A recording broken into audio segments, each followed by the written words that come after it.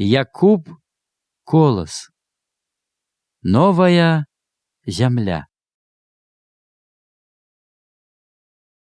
Мой родны кут, як ты мне милы, забыть цябе не маю силы. Не раз утомлены дорогой, жыццём вясны моей убогой, к табе я ў думках залятаю, і там душою спачываю. О, як бы я хацеў спачатку дарогу жыцця па парадку прайсці яшчэ раз, азірнуцца, сабраць з дарог каменні тыя, што губяць сілы маладыя. К вясне б маёй хацеў вярнуцца. Вясна, вясна, не для мяне ты, не я табою абагрэты. Прыход твой радасны спаткаю, цябе навек, вясна, хаваю. Назад не прыйдзе хваля тая, што з быстрай рэчкай уплывае.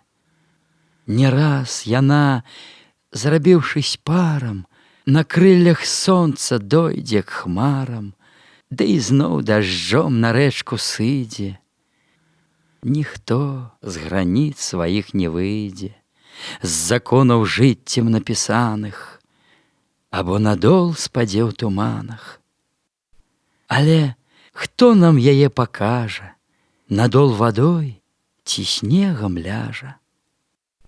Не вернешся, як хваля тая, ка мне вясна ты маладая.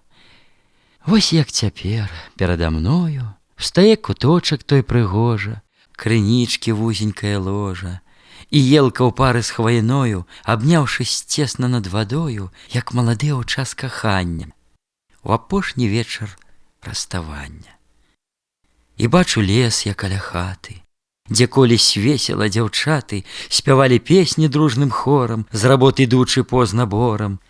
Нясліся зыкі песень здольных, у лясах распораз адбівались, і ім узгоркі адклікались, і радасць біла ў песнях вольных.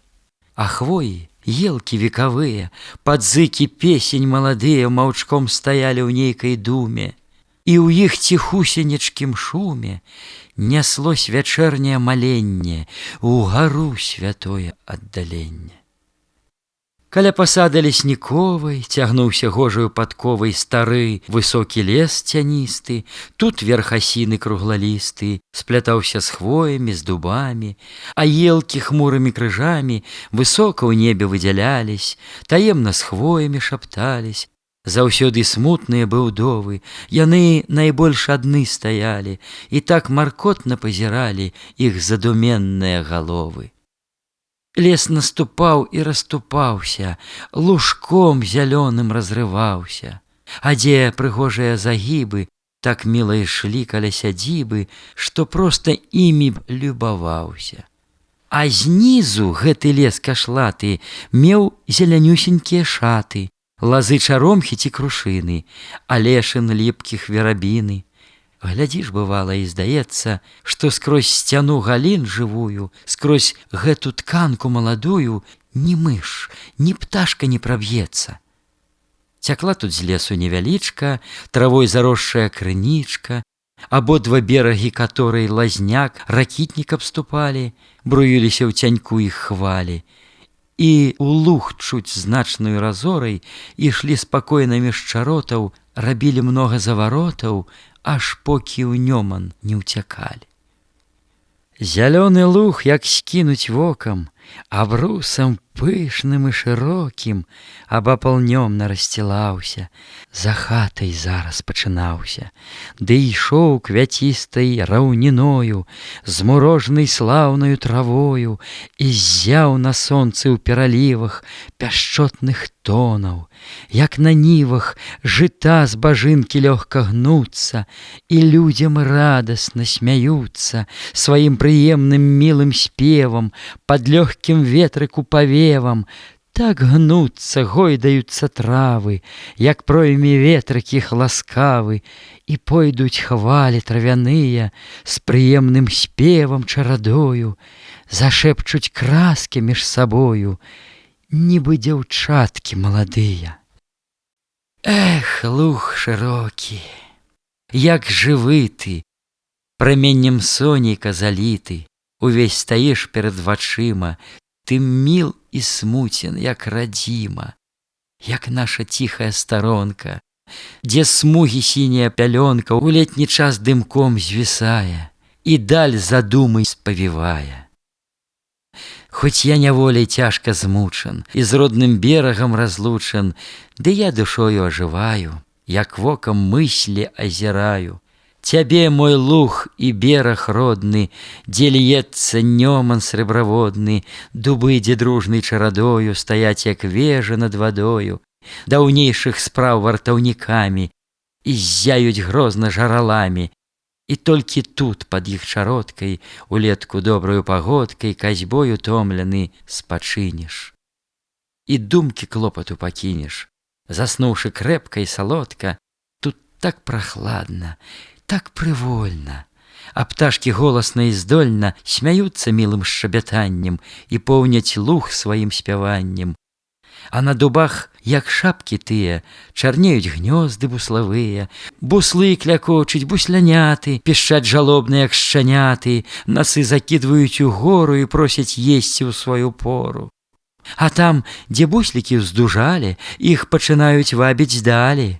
Яны пачулі ў сабе сілы, яны разводзяць ужо крылы, угару на локаць падлятаюць, паветра ловяць, заграбаюць і неўклюднымі нагамі танцуюць смешна над дубамі. Там у падсуседзях з бусламі і вераб'і, шпакі вядуцца, клапотны шчэбеты нясуцца і моўкнуць позна вечарамі. У дубах крычаць сіваваронкі, і свіст над лугам рэзкі, звонкі, каршун маркотна так раняе, і нейкі смутак закідае. Эх, луг шырокі, як жывы ты, травой мурожнаю закрыты, стаіш зялёны прада мною і зяеш дзіўнай красатою.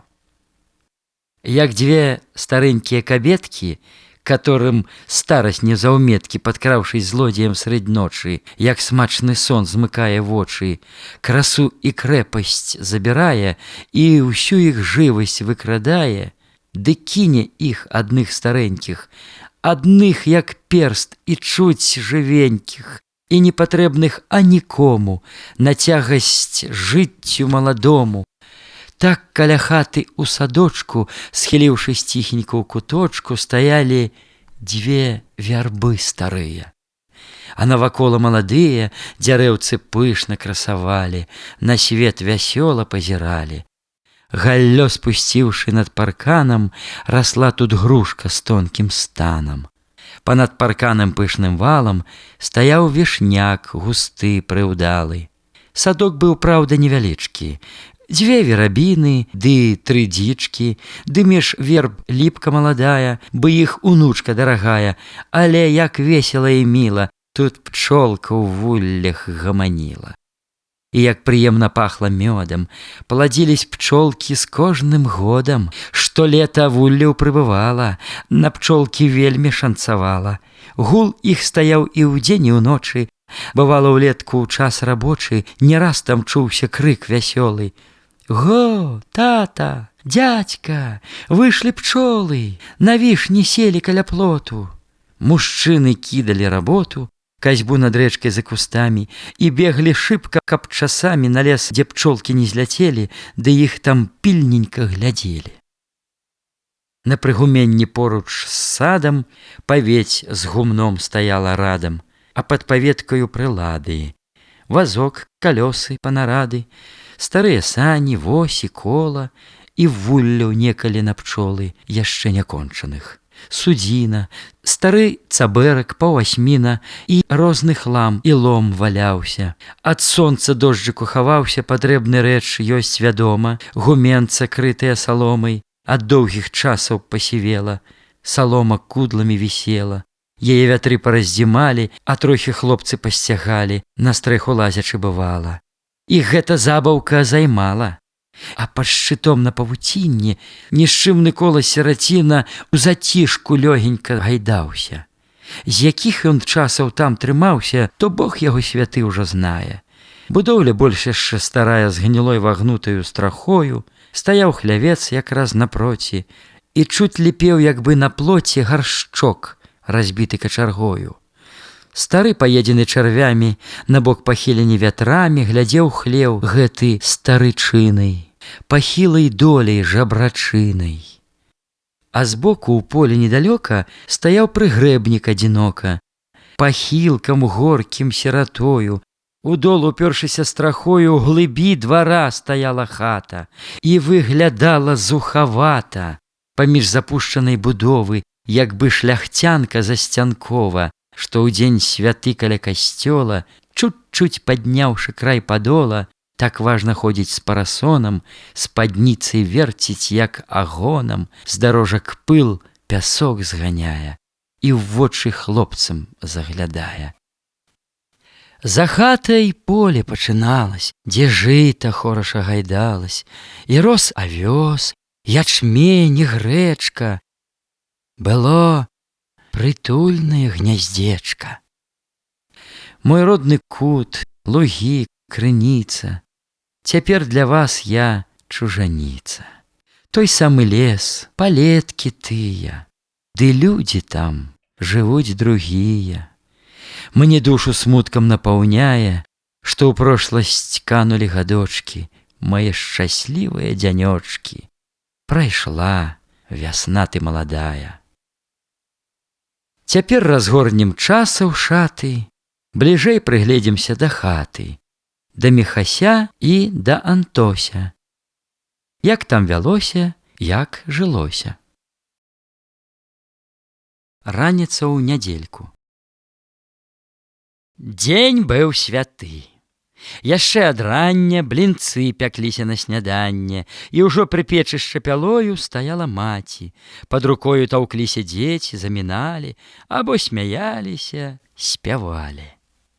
Услон заняў сваё ўжо месца. На ім стаяла дзежка цеста, і Апалонік то і дзела, па дзежцы боўтаў жвава, смела і кідаў цеста ў сковородкі. Давала піск яно кароткі, льючыся з шумам на патэльні, і ў жар стаўлялася пякельны, і там з яго ўжо ў вачавіткі пякліся гладзенькія пліткі блінцоў з-пад нізу наздраватых, угору пышна пухла ўзнятых, і ўжо адтуль рукою маткі наўслон шпурляліся аладкі. А дзеці іх даўно сачылі і на ляту блінцы лавілі, заядлам мазалі іх здорам. Стаяў асобна ў місцы з корам, сяго таго для верашчакі. Хоць невялікія прысмакі, цыбуля, перчык, ліст бабкоў, ды сальца некалькі брускоў, мука і квас, і ўся прыправа. Але ўсё ж снеданне цікава. А для дзяцей найбольшае свята, абы наесціся багата. І звон аб прыпек скавародны, так блізкі сэрцу, так ім родны, у нейкім радасным настроі спяваў ім песняю святою і лашчыў сэрца іх і вушы, і поўніў радасцю ім душы. Такі прыемны, мілагучны, у той прыемнасці выключны, ён разліваўся па ўсім целе і ў момант іх знімаў з пасцелі. Недарма ж дзядзька іх бывала, каб пабудзіць каго з іх жвава, пагнаць каровак ранічкою, у прыпек біў скаварадою. Цяпер, здаволіўшись ядою, дзяціны цешылись гульнёю. Хто бегаў з кіем каля хаты, ганяў курэй, як парасяты ў пяску капаліся сястрычкі. Алесь хадзіў каля крынічкі, што з лесу тужа выцякала, і душкай хату агібала. Хадзіў, свістаў пад голас птушак, збіраў ён ягадкі ў гарнушак. Усе парасходзіліся з хаты, і кожны дзелам быў заняты. Міхал у лес пайшоў ранютка, рабіць звычайныя абходы. Антось спаць доўга не меў моды. А як надарыцца мінутка, часінай вольнай ці святы дзень, ну хоць адзін разок на тыдзень хадзіў на нёман ці на тоні. Рыбак быў дзядзька наш Антоні, які работнік адмысловы. А ўладзік пасвіў дзесь каровы, травіў чужыя сенажаці. А дома з дзецьмі была маці. Яе жаночая работа і гэта вечная турбота то каля печы, то на полі, сказаць не зводзіцца ніколі. Адно прыпыніш, там другое, глядзіш, як бачыш набяжыць, і ручак некалі злажыць. Жыццё жаночае такое. Так і цяпер печ зачыніла, работу ў хаце прыпыніла, ідзі ў агарод ты па бацвінні, другі раз есці просяць свінні. А гэты юзік шаляніца, малы яшчэ, зусім дурніца, так пад нагамі і таўчэцца, або як хвост той валачэцца, і ад работы адрывае, і толькі сэрца ад'ядае. Ужо сонца ў гору падхадзіла, на лісце хроску асушыла, у небе хмарачкі дзянныя плылі, як гускі маладыя, чароткай белай над лугамі, над свежым лесам і палямі. А гэты ветрык дураслівы, траве зялёнай чэша грывы, у садку жартуе з верабінай, як голец хлопец той з дзяўчынай, і валасы зялёным стрэхам у лесе гойдае са смехам. А круглаверхія асіны разносяць нейкія навіны, і так гутораць, так смяюцца, што аж іх лісцікі трасуцца. Відаць, такая іх урода. Прыйшла і маці з агарода. Алесь, сынок, ідуць кароўкі. Бяжы хутчэй, рассунь засоўкі, каб не штаўхаліся дарма. Ну, я лепш збегаю сама. Куды ты, юзік безгаловы? З-за рэчкі ціснуцца каровы, ідзе паперадзе красуля. За ёю лысая рагуля, ды дзве пярэзімкі цялушкі, ідуць у згодзе, як дзве дружкі. А збоку чмыша бык Мікіта, хвастом матаючы сярдзіта. А авадні, як рой пчаліны, сляпіцы лезуць да скаціны, гудуць драпежна, тнуць балюча, бы крапіва тая пякуча. Дыхнуць каровам не даюць, каровы злосныя бягуць, адна другую б'юць рагамі і толькі тухкаюць нагамі. І сам пастух бяжыць, гукае, і гэту заедь праклінае. Няма за поганню парадку, сярдуе сам і злуе статка, баржджэй, як можа ў хлеў пражэцца, і горш у весніцах таўчэцца. Каля хлява рух суматоха. Куды ты, чортава панчоха? Крычыць уладдзе, свішча пушка. Панчоха лысая мянушка. Назло рагуля ўжо ў варотах, цялушку рогам капарнула, аж тая бедная раўнула. Тут галас выскачыў з-пад плота, і ўжо па ўласнаму пачыну знайшоў зачэпку і прычыну свае 3 грошыкі прыткнуць, за хвост Мікіту пацягнуць. Ну, словам, шум тут быў вялікі, і танцавалі без музыкі. Загнаўшы ў хлеў на месца статка, насеўся ўладдзя на аладкі, шпурнуўшы лапці анучы сярод двара ў пясок сыпучы. Іх маці зараз падабрала, нічога сыну не сказала, пайшла ў крыніцы, спаласнула, сушыцца ўскінула на шула. Унь, дядька ідзе, гукаюць дзеці, забылі ўсё яны на свеце, і як мага бягуць, смяюцца, аж іх валосікі трасуцца. А дядзечка, саколік, насып мне ягату прыполік. Дай мне дубец, а мне дай вуды, крычаць малыя шалапуды. Бягуць і скачуць, б'юць уладкі, а дядька мерна ідзе з закладкі, ідзе без шапкі, круціць носам, гаворыць пацеры з засосам. Для смешак твар яго зацяты, ды, моў, не лезьце, парасяты. І дзеці змоўклі, больш ні слова. Няхай канчаецца размова Антося дядькі са святымі. Тады пагутарыць і з імі. А покі кончыць ён маліцца, то можна ў свержне апыніцца. Псалмоў адкоціць з паўдзесятка, ды так выразна, ды так гладка, што дзяк і той не ўсякі зможа. Як рэпу грыз, даруй грэх Божа. Не гаварыў, а сек языкам. Маліўся дядька з тым разлікам, каб кончыць модлы каля дома, бо ў хаце нельга, ёсць, вядома, маліцца хораша як трэба. Тут глупства кожнае ад неба, ад Бога думкі адкідае, то тое сёе замінае. І не намолішся, нагрэшыш, ды чорта лысага пацешыш. І толькі дядька на двор ступіць, дык кулаком у грудзі лупіць, 3 разы хрысціцца, уздыхае, тады ўжо шапку накідае і ставіць вуды ўсе ў парадак. Ну што, наеліся аладак, жартуе дзядзька тут з малымі. Ды ідзе ўжо ў хату разам з імі. Яны замест таго адказу бубняць па пузу для паказу. Эх, брат Алесь, гаворыць дзядзька, вось быў шчупак, усім ім бацька. Век я такога не забуду, але парваў мне падла вуду і падчапіў быў нават спраўна.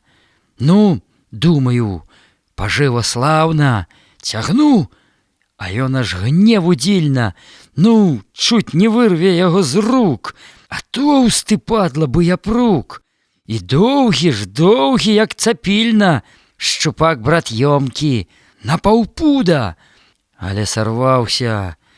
Эх, паскуда, і натаміў, як мае быць, і пастка ўжо з вады тырчыць, як змей варочае зянкамі. Ну, вось ён, вось, хватай рукамі. А потым, брат, калі рвануўся, усё к чорту, вуда і кручок. Пайшоў гуляць мой шчупачок. А я, брат, толькі аблізнуўся. Ах, вось шкада, з кручком і з дротам? Дык ён жа здохне. Ну чаго там, шчупак жывучая, брат Юха. Такі жывучы, дзяржы вуха. Ён 5 кручкоў глыне і не знайся. Ты ў янчура пра іх спытайся. Янчур іх лужа, як арэхі, іх знае прожары прарэхі. А мне ўсяе, брат, тыя ўцехі, што падчаплю зноў юху тую. Тады, брат, дудкі не спудлую. Ужо снедаць час і поўдзень скора. Ды з гэтым бацькам адно гора. Як пойдзе ён у лес той зрання, як цукар у вадзе растане. Няма і няма, чакаць абрыдне. Якога выхадзіш там злыдня, ці надта выслужышся ў пана. Усё роўна знойдзецца загана. Як ты не падай, не гайсай, не пападзеш да пана ў рай, сваёй патрэбай інтарэсам. А лес як быў, то і будзе лесам. Дык і дарэмна ўся турбота. Бяда з ім проста і згрызота. Няма яму нядзелькі, свята. Ідзе ды ідзе ён, як закляты. У шчэпку высах з той хады, ад сну адбіўся, ад яды, і хто ўжо служыць гэтак дбала. Антось і маці на Міхала ні разу злосці нападалі. Але таго яны не зналі, як лёгка хлеб той дастаецца. Не сцерпіць часам, адсячэцца Міхал ад гэтакіх нападак. Які ж быў толк быў і парадак, каб ён служыў, спусціўшы рукі. Свае ж сябры, майстры на штукі, так удадуць і так падкусяць, цягнуцца нехаця прымусяць. А вось папробуй на цікавасць, стрымай службовую рухавасць, служы, спусціўшы рукавы, і выкінь службу з галавы. Такія ў лесе выйдуць справы, пажар, парубкі і патравы. Не адкараскацца ад ліха, а хочаш ты, каб было ціха. На чым сядзіш, таго глядзі ты, казаў Міхал не раз сярдзіта. Маўчы, калі ёсць хлеб у роце. І што сказаць на гэта проці? А бацька з стрэльбай за плячамі ішоў дадому хвайнякамі, ішоў павольна, не спяшаўся, часамі стаўшы азіраўся і прыслухоўваўся да зыкаў, ляснога шуму, яго крыкаў. Ды нюхаў дух той поўны вару. Такая суш, крый Бог пажару. Скрозь лапкі хвоек і галінкі сінела неба гладзь, хмурынкі стаялі грудкамі на ўсходзе. Было так ціха ўсё ў прыродзе. У гары над хвойнікам зялёным снуюцца пчолкі з ціхім звонам. Кузуркі розныя і мушкі свае спраўляюць гулі гушкі. І так танюсенька гудуць, што ледзьве-ледзьве можна ўчуць, а на прагалінках на голых гулянне конікаў вясёлых, і толькі ступіш там нагою, так і заскачуць прад табою. Вось так і пырскнуць у надзем'е, як бы сявец той сыпне сем'е, а матылькі сваім убраннем касуюць тут усіх да звання і не лятаюць, танцы правяць. Ну, каго хочаш зацікавіць. А як прыгожы пуцявінкі, у шаўках зялёныя травінкі, якія мяккія іх рысы, і павароткі іх, абрысы, ідуць, звіваюцца, лучацца. Эх, Слаўна ў лесе, слаўна, братцы. Памалу, мерна, крок за кроком, сваім раздум'е адзінокім, дадыбаў бацька скора к дому, зачуўшы татаў ход знаёмы, малыя з хаты высыпалі, за брамай бацьку сустракалі.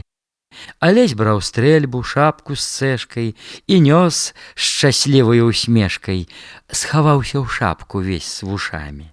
А Костусь торбу з кутасамі і знак блішчасты стражнікоўскі. «Баржджэй вы там, кірмаш такоўскі!» – гукае дядька з ноткай злосці. Ідуць, як тыя шляхты ў госці. За сталом. «Ну, небажаты, будзем снедаць. У людзей садзяцца ўжо абедаць. Цягні мачанку, маці, з печы. За стол, малы, за стол, старэчы!» – гаворыць дядька, сам сядае і стол абрусам засцілае.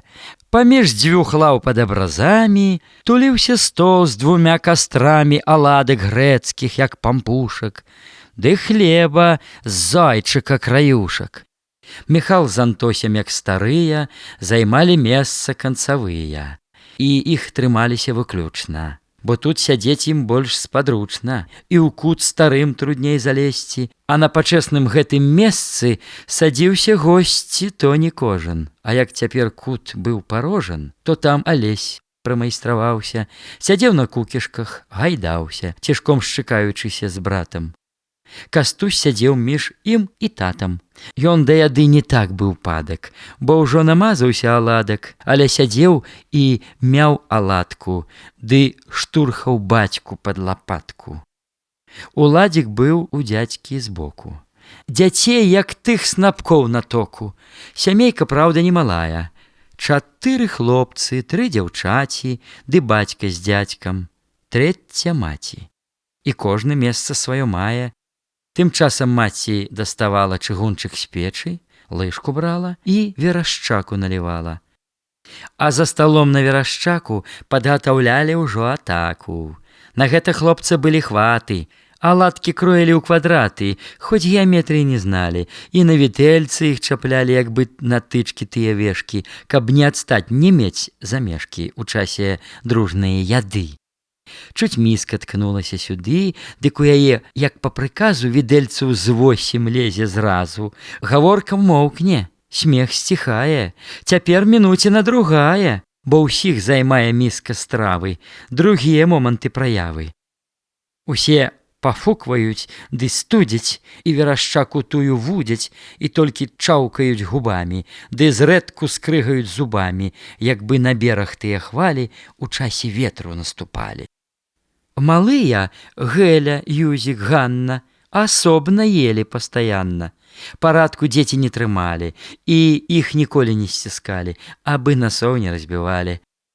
Так Юзік пальцам поркаў страву і верашчакай мазаў лаву.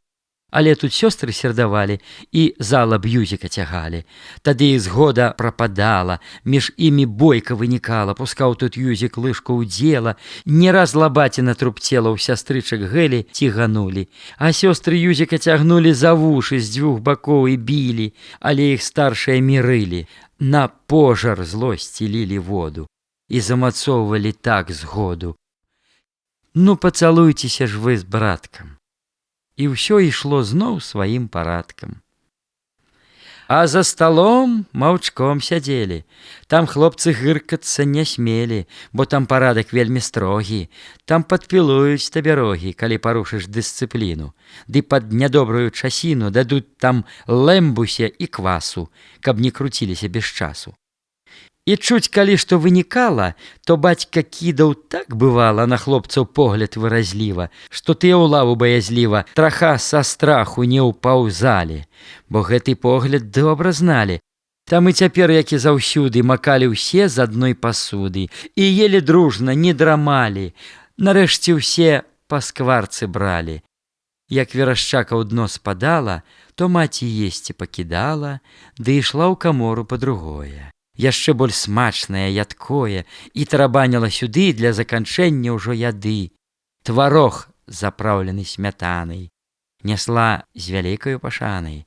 За ёю хлопцы адставалі, і бацьку з дзядзькам пакідалі над верашчакай завіхацца. Мужчыны бралі па аладцы і аж пацелі небаракі. З аладкі дзядзька рабіў трубку, каб лепш здаволіць сваю губку і больш зачэрпаць верашчакі. А бацька браў блінцом з павагу, бо на Антосе меў увагу. Антос жа правіў гаспадарку, рабіў за двух, на сваім карку цягнуў ярэмца хлебароба. Ну, словам, дзядзька наш асоба. А пападалася там скварка, была між імі чуць не сварка. Бяры, Антось, я намакаўся. Бяры, брат, ты больш цягаўся. І спрэчку тым яны канчалі, што гэту скварку разразалі. Другая міска яма, апаражнялася таксама, і ўжо к канцу таго снядання хлапцы здаволілі жаданне, і ад мужчын яны адсталі. Павольней сківіцы жавалі, крышылі страву як нарокам, і бацька кідае відэльцы, рукою гладзіць па камзэльцы, на абразы ўскідае вокам і шэптам хрысціцца набожна. Тым часам міска і парожна. І маці стол ужо прыбрала, пасуду, лыжкі паласкала. А дзядзька сеў курыць на ўслоне. Злажыўшы шчыльненька далоні, Міхал сядзеў, не варушыўся і ў мыслі нейкія ўглыбіўся. Ды маці з дзядзькам добра зналі, дзе тыя мыслі вандравалі, што іх гарнула, што туліла, і дзе было ім гэтак міла. Даўно ўжо бацька жыў думою разжыцца ўласнаю зямлёю і не належыць ні да кога, не знаць начальства ніякога. І калі бацька каго стрэне, не прапускае ўжо здарэння, спытаць праведаць аб зямельцы, дзе прадаецца, як багата, якія выгады і плата, як блізка рэчка ці крыніцы. І чым больш служба дакучала, тым болей бацьку прыцягала свая зямелька, свая хата. Няўжо яна яму заклята? Прытулак свой, куток уласны, такі ён мілы быў і красны, што наш Міхал там жыў душою. Не знаў улады над сабою, апроч зямельнай той улады. Завёў бы там сабе прылады, ды жыў бы панам і не гнуўся, шырока б там ён разгарнуўся. І бацька ў вольныя часіны расказваў дома ўсе навіны і чуткі ўсе наконт зямелькі. Так і цяпер у час нядзелькі аддаўся бацька светлым марам і вёў размову з такім жарам, што бацьку ў хаце ўсе дазвання, і як бы ксяндза таго казання, так шчыра слухалі, маўчалі, што і нос абцерці забывалі. Пытаўся я ў людзей, брат, сёння, наконт зямлі каля заблоння. Так бацька мову расчынае і вочы весела ўскідае на ўсіх, хто толькі быў у хаце. Там, брат, гароды, чуеш, маці? Ён гэтым жонку падкупляе. Так ураджайны, так багаты, і блізка тут жа каля хаты. Сама зямля без гною тлуста, і надта родзіцца капуста. З вядро галоўкі вырастаюць, з 3 коп кадушку накладаюць. А мак, а рэпа, морква, бручка, а буракі, гуркі, пятрушка. Усяго, ну, проста страх. Усё там расце, як на дражджах. І рэчка ёсць, а рыбы. Вось дзе, Антось, брат, пажыў ты бы. Пад дзядзьку бацька падвёў міну. Лаві ліны, еш саміну. Самы жывуць там, як цяляты. А дзядзька быў рыбак заўзяты. Рыбак у ім тут абудзіўся, як сонца твар яго свяціўся, і ад прыемных ціхіх смехаў чуць не да вуха вус заехаў. Ну, усе выгоды каля бока, Тае ж зямлі якраз валока, Міхал распісваў з жарам далей. А чорны грунт 12 цалей. Жыта там родзіцца на дзіва. Як едзеш між хлябоў вясною, у іх конь хаваецца з дугою, а з ячмянёў вары хоць піва. Грэчка, аўсы растуць, як лозы. Не то, што ў нас. Адны занозы пад кіпці ты панаганяеш, пакуль 2 жмені нажынаеш. І ўся зямля ў адным адрубу, і лес там ёсць, найболей дубу. А дуб расце на добрай глебе. Не клапаціўся б там о хлебе. Адкуль не глянь, усё падобна. Перш-наперш жыў бы там асобна, а не ў галдзе страшэнным сціску, і лбоў не білі б там за міску, як гэта водзіцца ў народзе. Там зможаш быць з суседзьмі ў згодзе. Другое дело, воласць блізка, і то не дробная братрыска. Там школка ёсць, а дзецям трэба даўно навука і вучэба, а то растуць на лес вось глядзя. Зерні унь, дуб, які ўжо ў ладзе. На зэдле ўладзік схісянуўся, а Лесю хітранька усміхнуўся. Ну, а я, тата, ці вялікі? Спытаў Алесь. Ты, салапяка, нос аботры, ідзі разявяка. Усё грае носам, бы музыкі ў гэтай кірпе завяліся. Вазьмі, анучу, аботрыся. Алесь не рад быў, што спытаўся, і ў кут ён борздзенька хаваўся. І бацька моўкне і чакае. Што скажа дзядзька або маці? І ціха стала ўраз у хаце, чутно, як муха пралятае. Пасады, кажаш, вельмі ўдатна, усяго там родзіцца аж надта. Чаму ж яе там не купляюць? На нас ці што людцы чакаюць? Пытае маці. Каб такая была зямля гэта прыўдала, яна б дагэтуль не гуляла. Або аб ёй ніхто не знае? Ці тыя людзі ўсе паснулі, якім зямелька трэба пільна? Ой, каб яна была прыхільна, яе б даўно ўжо прыгарнулі. Чакаць не будзе, ёсць вядома, калі сядзець ты будзеш дома, каля свайго збана карыта, сказаў Міхал крыху сярдзіта. Сама зямля не прыйдзе, чуеш, а сам за ёю павандруеш. Калі сядзець, ды так гадаці, не высидзіш нічога, маці. Не бойся. Людзі не сядзяць, зямля не будзе нас чакаць, не запустуе, не згуляе.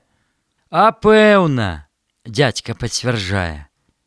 Ды як яно ўжо не было б там, зноў кажа бацька, а пад плотам зямлю купіўшы не валяўся б, ды як бы жыў яшчэ, не знаўся б ні з панскай ласкай, ні з панамі, жылі б сабе гаспадарамі. А што за шчасце тут, спытаем, які прыбытак мы тут маем? Вуглы падпёрты пірагамі, што грыб падымеш тут часамі, за ўсё іх голову з грыбамі. Яно б чаму, служыць бы можна, каб не валяўся так нязбожна у вочы гэты рак-вар'ят. Ці ж чалавек ён? Азіят, душа зацятая лихая, таких панов и свет не знае. Ды хоть бы пан, а то зараза. Так, шалахтун, байструк, пролаза, няшчасны вырадак, пастух. А колькі гонару і мух, ды як тут жыць? Няма ахвоты. І марны ўсе твае турботы. Жывеш, лепіш, як накалуты, і ногі і рукі ўдзеты ў путы. А подзьме вецер, і ўсё бухне, і ўсё старанне твоё рухне. А дзе дзявацца? Пакукуеш, а век на службе не звякуеш. І ўсе тужліва замаўкалі, і думкі кожнага займалі аб тым, што тут жывеш да часу, жывеш сяк так, пакуль жывецца. Калі-небудзь давядзецца шукаць свайго хлябка і квасу. На першай гаспадарцы. То як жа быць? Спытаў Антоні. Давай, брат, думаць хоць сягоння, ці так, ці сяк, каб даць параду, і к аднаму ўжо прыйсці ладу, раз назаўсёды, аканчальна. Вядома, служба рэч гадальна, а ў гэтым пекле і тым болей непэўна жыць пад панскай волей. Але з чаго пачаць, мой браце? Бо невялікае багацце, і як ты знойдзеш канцы тыя, калі кішэні ў нас пустыя? Ну, ты заглядваеш далёка. Дык трохі хібіць твоё вока вось гэта раз. А па-другое, у нас ужо ёсць сёе-тое. Ну, пляц зямлі на чвэрць надзела, лічы пад 1000 іх смела, а там зямельны банк паможа, быка, карову прадамо, чаго палохацца, дармо. Абы ахвоту меў, нябожа, а пры жаданні пры ахвоце сам чорт не страшен у балоце, сказаў Міхал на словы брата, сказаў рашуча і заўзята. А маці слухае маўкліва, аб чымся думае тужліва. Сказаць штось хоча і ўздыхае, штось за язык яе трымае. Вось як пачнеш так разважанне, а горкне ўсё табе да звання. Нарэшце маці не ўтрывала. Таго няма, другога мала, а як жывеш, ды не гадаеш, то і ліха тога не зважаеш. Так, хоць зямлі свае нямнога, але ўсё ж лепей, як нічога. А збудзь яе, пачуеш страту, бо дзе паставіш тую хату, калі няшчасце напаткае, бо гэта служба ўжо такая. А там за светам на чужыні ніхто цябе, ой, не прыхіне. І як там будзе з той зямлёю? Не хваціш голаю рукою. Няпэўна ўсё і невядома. Дык больш пільнуйцеся вы дому. Ну, вось кабеціна дзіўная. Міхал на жонку нападае. Ці ж мы зямлю сваю збываем? Мы на рахункі прыкідаем. Дык што? Скажы, ну, хоць бы і пляц. Падумаць, выстраіш палац. Па часе будзе развага, калі ў лоб стукне табе шляга. Вядома, бацькаўшчыны шкода, сказаў Антось у тоне згоды. Але ж і трэба меркавацца, і аднаго чаго трымацца, і не чужым, а сваім вокам, а гледзець трэба ненарокам. Як мае быць, заблонне тое. А можа выйдзе што якое. Рабіць тут трэба адно слова, не то што цуп-луп і гатова, бо гэта справа не пустая. Людскі ж язык касцей не мае. Я так бы раю. Выбраць час і аглядзець усё зараз. А там сама пакажа справа, ці варта шуму ўся аблава, бо мо ваўкі ўсе пасхадзілі. На том яны і парашылі. Я тут спыню апавяданне, каб значны крок ступіць назад, зрабіць уважлівы агляд прычын імкнення парывання, на новым грунце сесці стала, і чым жыла душа Міхала.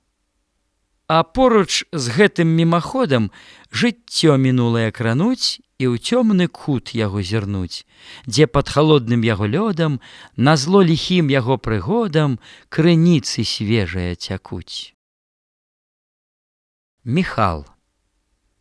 Вы лепш спытайце самі пра палясоўшчыка Міхала. Яго ўся воласць наша знала. Ён быў вядомы між панамі. Ды што паны, сам князь Антоній, я памятаю, як сягоння не раз з Міхалам меў размову, і знаў жа службу леснікову. Ён ведаў, як свае 5 пальцаў, ну, да мала ўсіх мікалаўцаў. Патрава здарыцца, пакража, як бачыш, вызнае, дакажа, і дойдзе ўжо да галубочка, як бы паніцы да клубочка. Дык і не дзіва, што Міхала у нас любілі вельмі мала. Міхал сам гэта чуў і ведаў, дык што ты зробіш? Так з прадзедаў было, вялося і вядзецца, і ўсё ўпустую люд таўчэцца. Ды будзе час паразумення, таўкне пад самае карэнне. І во што, братцы, дзіўна ў свеце, вы толькі добра паглядзеце. Той чалавек, што першы збоку, ўжо без таго не ступіць кроку, каб не ткнуць пальцам на другога, як на заклятага ліхога. Ён тое самае ўчыняе, за што другога бэсціць лае, як толькі скуру ў яго ўздзене. Ці чуць кранецца яго кія, такім яшчэ ваўком завые, і дзе ён добрасць толькі дзене.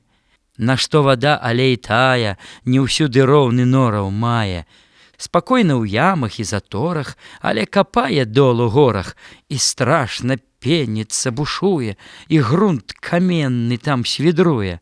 А сіла ў тым, на мой пагляд, які выконваеш загад.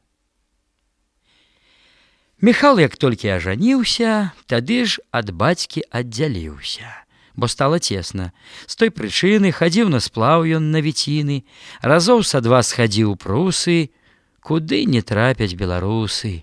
Але абрыдла гэта справа, і адвярнуўся ён ад сплава.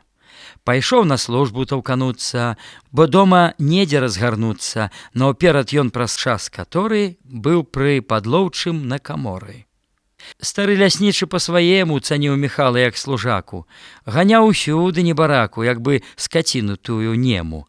Не раз на жалабы Міхала ляснічы так казаў бывала: «Што ж, добры коні цягне дужа», і не пускаў Міхала з гужа. Міхал яму рабочых ставіў, і сенакосы яго правіў, і догляд меў за панскім статкам, а службы нёс сваім парадкам.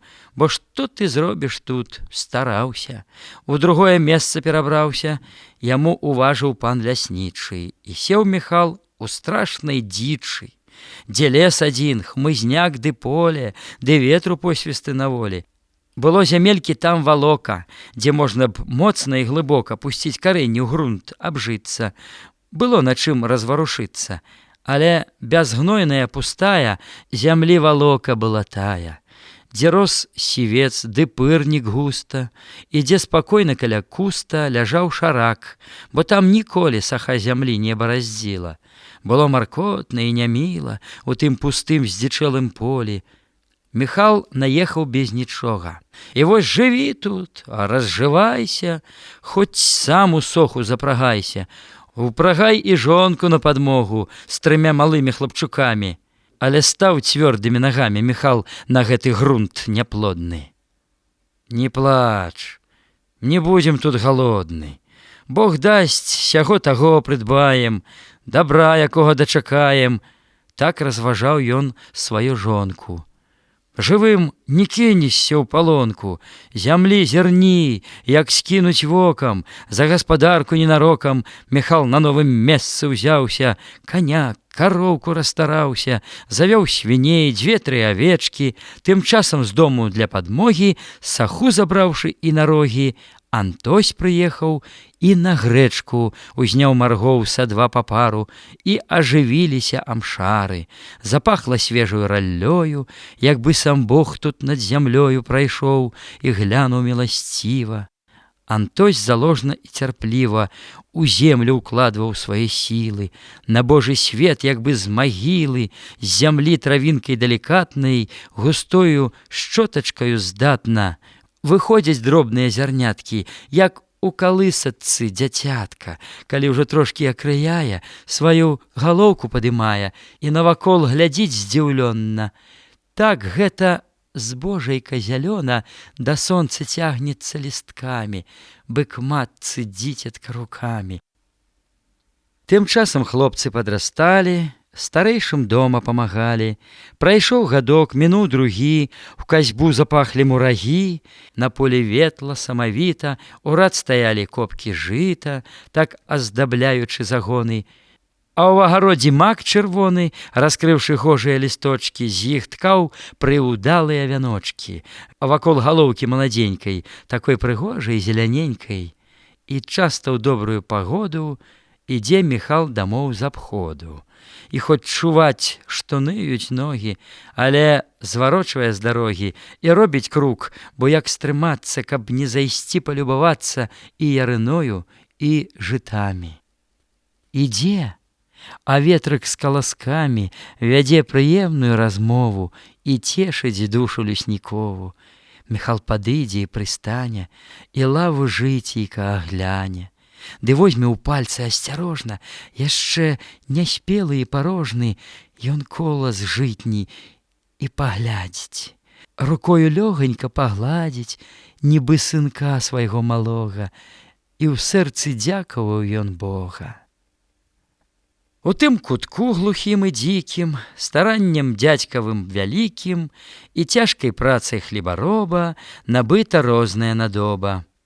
Усё зацвіло, загаманіла, бы жыватворчая тут сіла ад сну прыроду абудзіла, гумно паўнела з кожным годам, і багацеў хлявец прыплодам, і грош стаў лішні завадзіцца, было што есці, чым акрыцца, і быў парадак, лад у хаце. Ужо з тым кутком зжылася маці, даўно прывыкшы к адзіноце. І цэлы рад збаноў на плоце казаў аб тым, што гаспадыня была ўжо ў моцнай каляіне, і што яе таксама справа вялася добра і рухава. Бо тут збаны не так стаялі. Яны затое ўжо казалі, што малака было даволі. У пастаўніку пры самым полі свіння, як хворая, стагнала, хоць гэтай хворасці не знала. Яе такая ўжо натура, стагнаць і лыч трымаць панура, як бы ёй цяжка жыць на свеце. А парасяткі яе дзеці ўсяму дзівіліся несканчонна, бо надта рохкалі здзіўлённа. Другі гурток другой жывёлы, дзесятак кур, пявун вясёлы каля платоў чарвей шукалі, квактуха голасна квактала, а кураняткі чарадою паслушна ўсюды ішлі за ёю.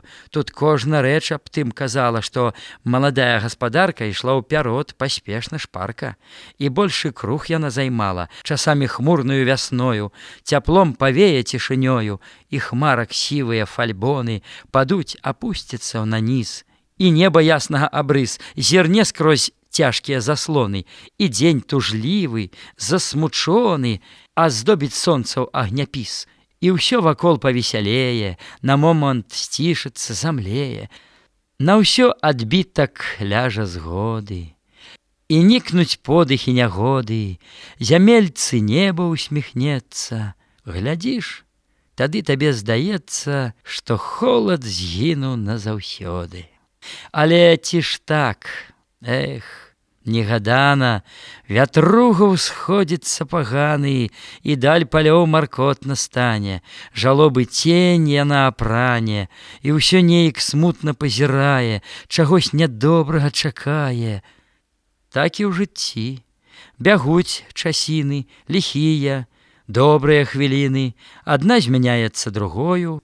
Не ўспеў Міхал сваёй сям'ёю і 5 гадкоў пазнаць спакою, як сталі чуткі пачувацца. Ляснічы сам даваў намёкі, праз час не вельмі так далёкі у другі куток перабірацца. І гэта вестка ўсіх смуціла, рабіць ахвоту ўсю адбіла. Рабі, працуй, кладі ты сілы, у гэты дол чужы пастылы, і горкім потам аблівайся, зрабіў парадак, выбірайся, ды ізноў ідзі адсюль у госці. Эх, вы паны, эх, ягамосці. Пярэбары. Вясны чакаў Міхал з сям'ёю, чакаў з трывогаю. Вясною ў лясніцтве ішла ператасоўка, служачых нізшых пераходы. Тут так вялося з году ў годы. І як не думае галоўка, нічога выдумаць не можа, ніяка просьба не паможа, калі на чым ляснічы ўпрэцца. А можа, дасць Бог ператрэцца, і тут гадок ці 2 пабудзем? Сабе не верачы і людзям Міхал так думаў, сумняваўся і тут астацца спадзяваўся. Ды раз у сесію Міхася к сабе ляснічы заклікае. Ну, гэта нешта азначае. У Міхала думка прыняслася, і ў канцылярыю ўваходзіць, вачэй з ляснічага не зводзіць, чагось-то важнага чакае. Ага, ты тут. Ну, чалавеча, збірай манаткі і ўпарэдча за добры час перабірайся. Перад Вялікаднем старайся туды на месца перабрацца. Жыві там, нечага баяцца. Панок, за што? Міхал пытае. Што за прычына ёсць такая? ці я па службе правініўся, ці на мяне пан угнявіўся. Я не прадаў, не ўкраў нічога. Скажы, панок, на літасць Бога, за што нас пан перамяшчае? Ляснічы строга пазірае. Мне чалавек там добры трэба, а не гультай, які не згрэба. Такі ляснік, як ты, который не будзе спаць п'яны ў разоры. Парэчча, месца неблагое, і поле там не так пустое, хоць менш яго, затое ж паша. Дык будзе хлеб табе і каша. Пакуль я жыў, і ты не згінеш, свае сям'і, нябось, не кінеш. Куды ты дзенешся? Трымайся, жыві і з Богам разжывайся. Пайшоў Міхал наш у задуме, а па дарозе к цётцы Хруме ён трапіў з гора выпіць чарку, каб галаве яго на карку было лягчэй крыху трымацца. І што за страх перабірацца? Міхал дарогай разважае. Мяне ляснічы паважае, а месца, праўда, не ліхое. І гэй ты, наше жыццё злое. Міхась у лесе песню цягне, і тахты стрэльбай выбівае, назад, наперад выкідае. Зайсці скарэй дадому прагне, навінай важнай падзяліцца, ідзе ён смела, не баіцца праборкі дома за гарэлку. Вяліка важнасць, што кватэрку ён з гора тога перакінуў. І на Міхася жаль нахлынуў, і нейкі смутак навязаўся. А ўрэшце ён усердаваўся. А на каго, за што, не знае.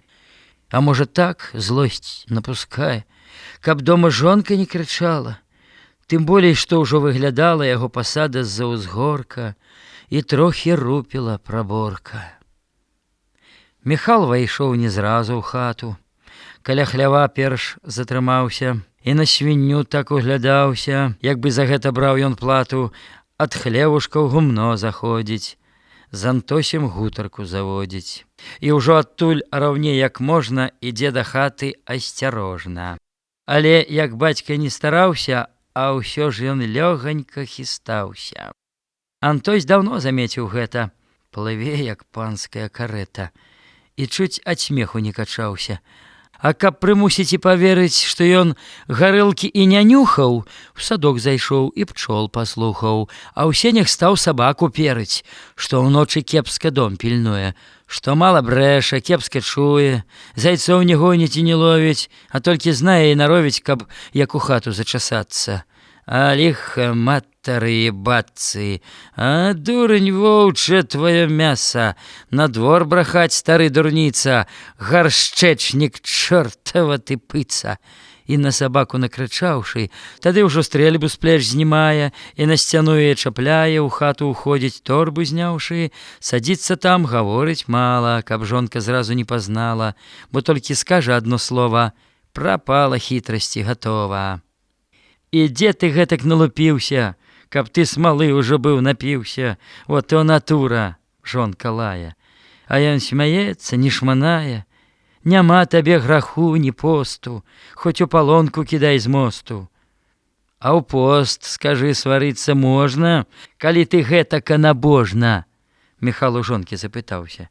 Або я п'яны ці валяўся? От не крычы ты і не лайся, лепш у дарогу ты збірайся. Куды ў дарогу? Што пляцеш ты? Прапіў свой розум ці што ўрэшты? З трывогай жонка ўжо пытае.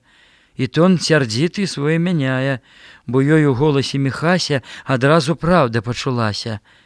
І дзеці бліжай селі к тату, якраз вайшоў і дзядзька ў хату. Дык так, Антось, пераязджаем, апошні час тут дажываем. Куды? У парэчча, у балота. Бадай ты спрахла, от брыдота. Цягніся зноў, а глуш такая. Антось парэчча праклінае. Вздыхнула цяжка-цяжка маці, і зразу стала смутна ў хаце, як бы з усіх куткоў і шчылін, з усіх чуть-чуть заметных звілін сюды бяда панапаўзала, і гэтак прыкра пазірала на ўсіх, ад мала да вяліка, безжаласна і без языка, зрабіўшы ў момант замяшання, і змоўклі ў хаце ўсе дазвання. Знячэўку маці аж прысела. Так пераборка ўжо дадзела, апроч таго тут абжыліся, на ногі трохі падняліся, яшчэ б гадочак пажыць ціха, але найгоршае тут ліха.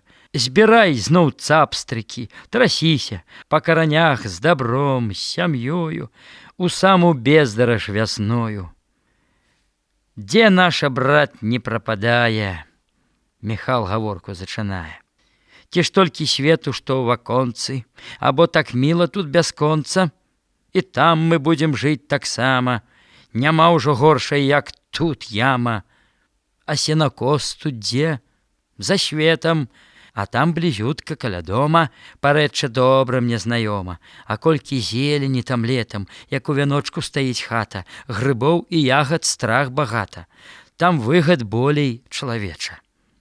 Поедем, татачка, ў парэчча, ось там грыбоў папазбіраю. Ой, іх збіраць ахвоту маю. Схапіўся Костуська і скача, а маці з гора чуць не плача. Згараць яны няхай з грыбамі, але ці будзе хлеб часамі? Антось пытае ўжо сярдзіта. А колькі там пасеем жытам, зямлі, як бабе старой сесці? Папробуй, сядзь на гэтым месцы. А дзе ты дзенешся? І сядзеш. Нічога, браце, не парадзіш. Яму як выпіў гора мала, на бацьку маці зноў напала. А мне ты думаеш салодка? Ды справа проста і каротка. Не будзеш ты з ляснічым спорыць, рабі вось тое, што гаворыць, а не ідзі вон. Варона з куста, апять на куст, бо хлеба луста нялёгка ўсім, брат, дастаецца, пустым той кут не астанецца. Не будзе нас, другі там сядзе, і не зважаючы не глядзя, якое месца і выгода, што так, то так, ды працы шкода, якую мы тут палажылі. Зямлю так добра ўгнаілі, а на каго мы працавалі, каму пасаду гатавалі? Так, чорту лысаму з балота. Прыпрэцца нейкая галота, тваёю працай карыстацца, тваім мазолем нажывацца, не толькі дзякую не скажа, а хвігу ў нос табе пакажа. Ну што паробіш, як такая ўжо нам доля выпадае. На трэці дзень прыйшлі падводы, і ўсе сваякі папрыязджалі, і двор вазамі паўстаўлялі, як бы прыехалі ў калоды, ці на кірмаш каля калядак. Тут быў страшэнны непарадак. На той час быў перабору. Была адчынена камора, і сені насцеж, як папала, надоба розная стаяла, было ўсё зрушана, сарвана. Крыжы з дзяжой каля паркана на час кароткі прыхіліліся, збаны, гаршкі між іх туліліся, і 3 цабэркі там стаялі, і чарады свае чакалі. І тут жа збоку, як той п'яны, ляжаў навой стары драўляны, вэрстат на часткі разабраны, на трэскі кінуты валяўся, а на вяроўцы мех гайдаўся, стары скараўлены ад гною, забыты ўсімі пад страхою. Пусцела хата, сцены, лавы, і мелі погляд нецікавы. Всё тут было параскідана, усё не на месцы, не прыбрана, як бы зусім не тая хата. Качэргі, вілы і лапата ў кутку адным цяпер стаялі, гвазды то тут, то там тырчалі па ўсіх сцянах, як бы шчаціна. Снавалі дзеці і мужчыны з сяней, з каморы скарб сцягалі, і на вазы яго складалі. А маці скрыню пакавала, і дробязь розную збірала. Усе варушыліся, снавалі, як бы мурашнік раскапалі. Такая тут была трывога. Вуглы счышчалі да нічога і забіралі ўсё да ніткі, падводы пухлі ў вачавіткі. А як закончылі складацца, зайшлі ўсе ў хату сілкавацца. Між голых сцен несамавітых, такіх панурых, абабітых, астаўся стол адзін на месцы, каб у апошні раз накрыцца і даць мужчынам прыпыніцца на час каротенькі прысесці і выпіць чарачку другую за жыцце, долю маладую. Тут быў Базыль, Антось Тацянін, Карусь дзівак. Ён між парканін схаваў трайню, рагач, 2 восі, тайком узяўшы ад Антося. Яшчэ Кастусь, Паўлюк куртаты, Сцяцок, Казюк скарабагаты, ды брат Міхася і Антося. Мужчын нямала набралося. Пайшла ў круг чарка і другая, гаворка ў хаце ажывая. Адзін Антось ужо смяецца сваім закатным дробным смехам, аж галава з шырокім плехам і сівым воласам трасецца. Дык ты, брат Ганка, не смуціся, вось выпі чарку, не журыся, няхай дае Бог спосаб новы. Ну, будьце ж крэпенькі здаровы. Выпі чыста, от кабета. Ды выпі, Ганна, ну што гэта? Мужчыны ўсе тут загудзелі, ды дружна так яны населі, што Ганна тройчы прыгубіла і чарку ўсю перакуліла. Ну, во, гэтак малайчына, хай будзеш добрая часіна. Ой, буду п'яна, ашаломіць, касцей гарэлка не паломіць, крычыць Базыль. Здароў будь, Павал.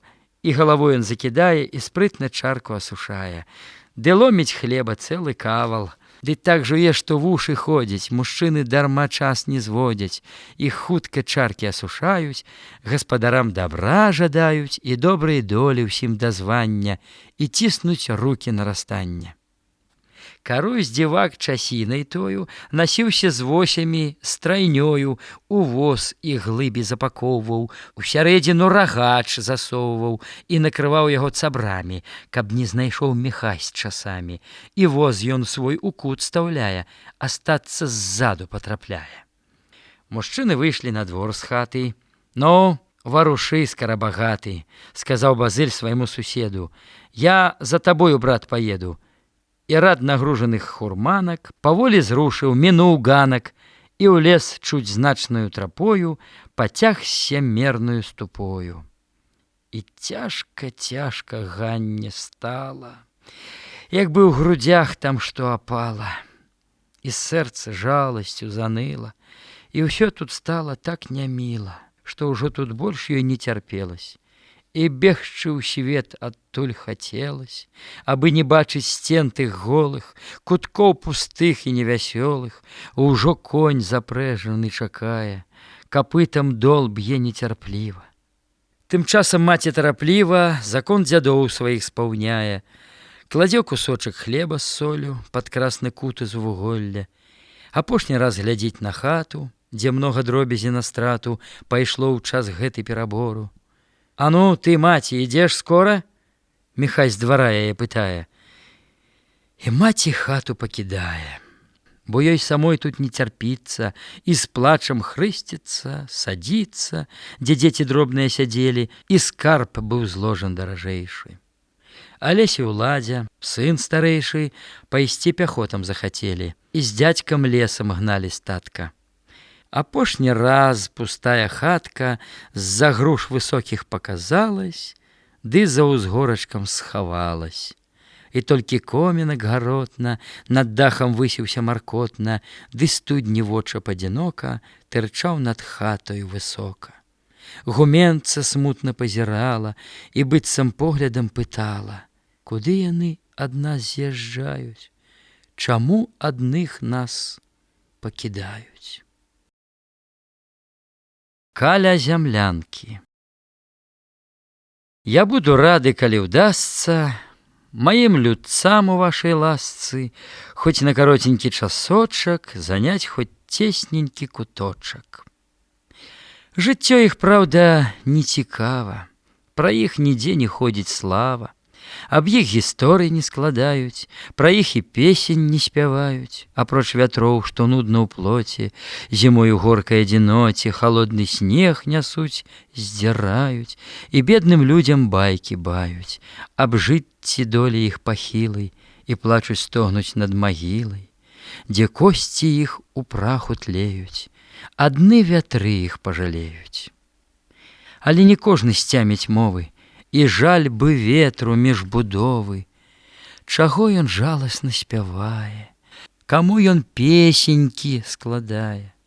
І бацьку скора сын забудзе, каротка памятка аб людзе. а простым людзе. І такая ўсім бедным доля выпадае прайсці свой круг, прамарнавацца і невядомымі астацца, ды быць забытымі тут усімі, і сваякамі, і чужымі. І мне заўсёды горка стане, калі я ўбачу на кургане пад шэрым прыкладам драўляным прыпынак вечны селяніна.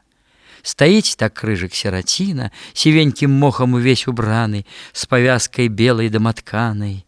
Пытаю, хто тут пачывае? Дзяўчына, можа, маладая, у поўным цвеце красы сілы, сышла без часу да магілы. Ці здатны хлопец малайчына? Маўчыць магіла селяніна. А хто пахован, я не знаю, і смутак моцны ў сэрцы маю. А тут закопаны навекі надзеі, радасць чалавека, і гора схована ліхое, жыццё бядачае людское. Мае знаёмыя няўзрачны, нічым не слаўны і незначны. Усё людзі простыя, малыя, хоць па-сваему і ўдалыя, але ўдалымі іх не лечуць, жывуць цярпліва, долю смычуць, і крыж нясуць мужычы ціха, дабра не бачачы з-за ліха. Ды што зрабіць? Я б сам быў рады не ведаць крыўды той здрады, што просты люд нясе вякамі, сваімі ўласнымі гарбамі. Ды горкай праўды не схаваеш, яе ніяк не ашукаеш. Ды і навошта? Крый нас, Божа, а праўда мне ўсяго дарожай, і бацька праўдзе вучыў з маля. Ды з гэтай праўды ступім далей. Дзень добры, новая мясціна.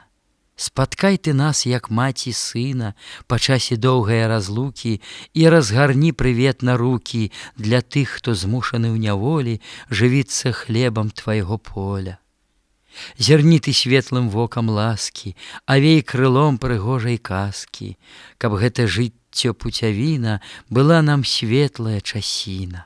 Узброй надзеямі нам грудзі, бо мы твае, зямелька, людзі.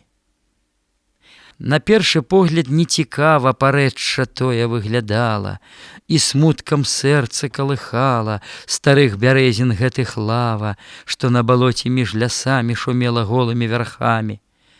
Было ўсё тут параскідана, і праслы нізкія паркана з трухлявых шул павыязджалі, і трэскі кучамі ляжалі па ўсім двары і на дрывотні. Стары хлявец без падваротні, гумно са стрэшкай пасівелай, абросшай мохам абапрэлай, прыгрэбнік, хата, усё дачыста казала ясна галасіста аб непарадку, запусценні, аб гаспадарскім нерадзенні. Слязьмі міхашча залілася, такою ямаю здалася старая хата ў тры аконцы. Парог яна пераступіла. О, Божа добры, як няміла, ці свеціць тут, калі хоць сонца. Было так цёмна, непрытульна, у гразі балоце, усё агульна. Як печ, як столі, сцены, лавы, і дух пракіслы, дух трухлявы, з усіх куткоў дыхнуў сярдзіта. Зямля на ямы ўся пабіта. Было відаць, што тут ліпелі да часу людзі і не дбалі. Гразі ніколі не знімалі, рабіць парадку не хацелі, жылі па-свінску кацьмакамі і ў добрай згодзе з прусакамі. Вясна была яшчэ ў пачатку, але снягі ўжо раставалі, і дружна ў полі балбаталі раўкі, рачулкі, і ў грамадку яны ваду сваю злівалі. Ад сну гаі, лясы будзілі, і людзям душу весялілі. І ўсё патрошку ажывала, на дрэве покаўка таўшчала ў сабе лісточак далікатны, пахучы свеженькі прыўдатны, на добрым сонцы гадавала. Старыя хвоі, яліны, далёка кінуўшы галіны, глядзелі хораша любоўна, як іх патомкі згодна роўна стаялі гожай чарадою, схіліўшыся к сонцу галавою. У лясах і гаях дразды спявалі, у балотах кнігаўкі крычалі, А ў небе ўдзень і вечарамі высока роўнымі шнурамі злятаўся вырай жураўліны, і амярцвелыя даліны будзілі звонкім сваім крыкам. Як бы прыветным гэтым зыкам віталі родныя балоты, густыя лозы і чароты. І на душы нейк весялела, і сэрца радасці хацела, а думкі ціхія і мары на душу клалі свае чары. Хацелось жыць ушыр разняцца, за долю лепшую змагацца, узнімались грудзі, чулись сілы, і Божий свет здаваўся мілы. Памалу, звольна і ўпарэчы, такая ўрода чалавеча. Зжывалі з месцам, прывыкалі, гняздо старое забывалі, і праз якіх 2-3 нядзелі ўжо весялей на свет глядзелі будынкі гэтыя старыя. Яны зрабілись, як не тыя. А глядзеў іх Антось, падправіў, і шулы новыя паставіў у гнілы паркан, і лом сабралі, ды шыбы ў вокны паўстаўлялі, бо не любілі непарадку і пачалі жыць зноў спачатку. Ды зноў бяда. Праз год вясною згарэла хата з варыўнёю, і ўвесь набытак, што быў у дому.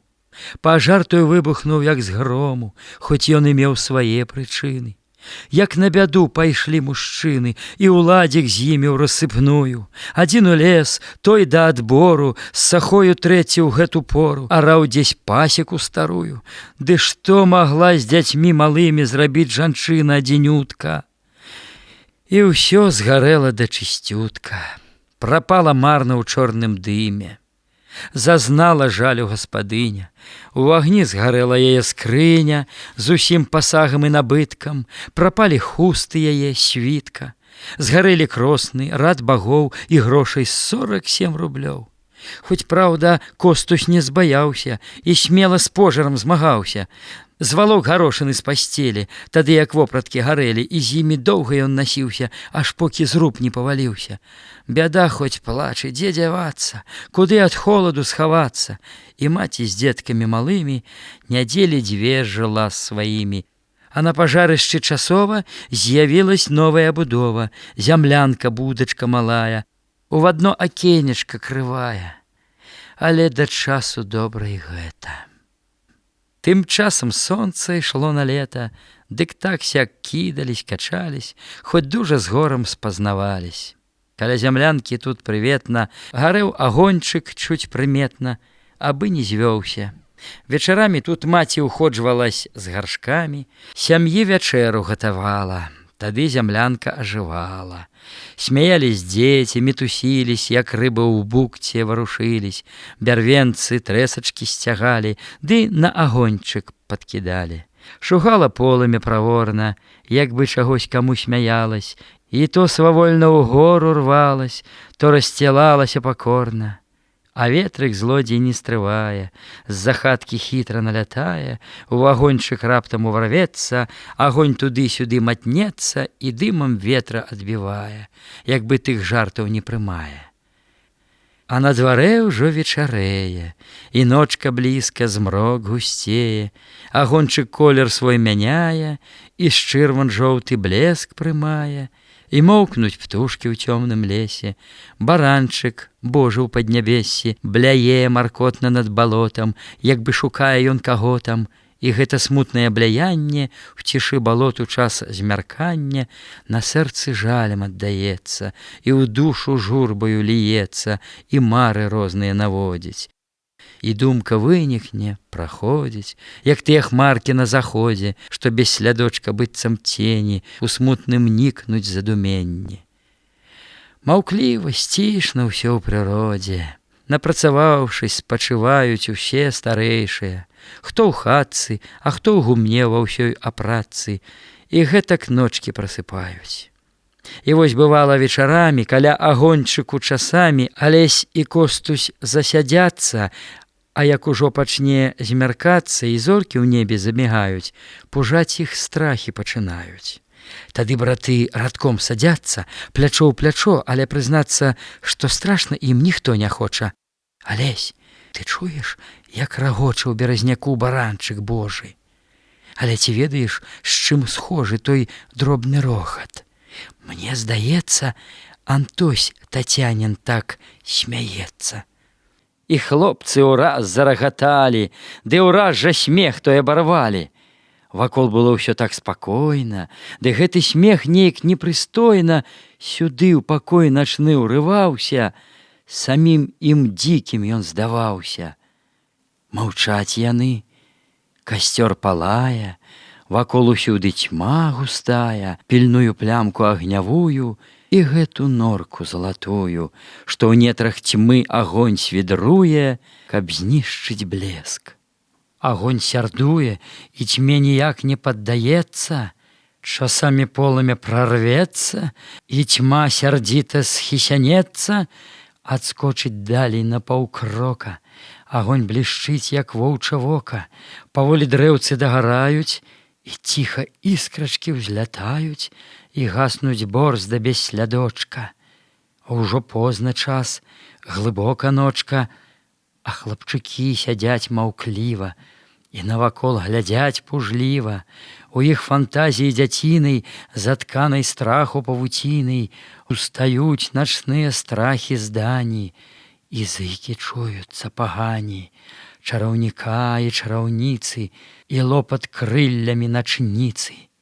А кожны куст ім дзеда родзіць, таго, што ўсюды лазіць, ходзіць з мяшком і мыліцай кульбою, і з доўгай сівай барадою.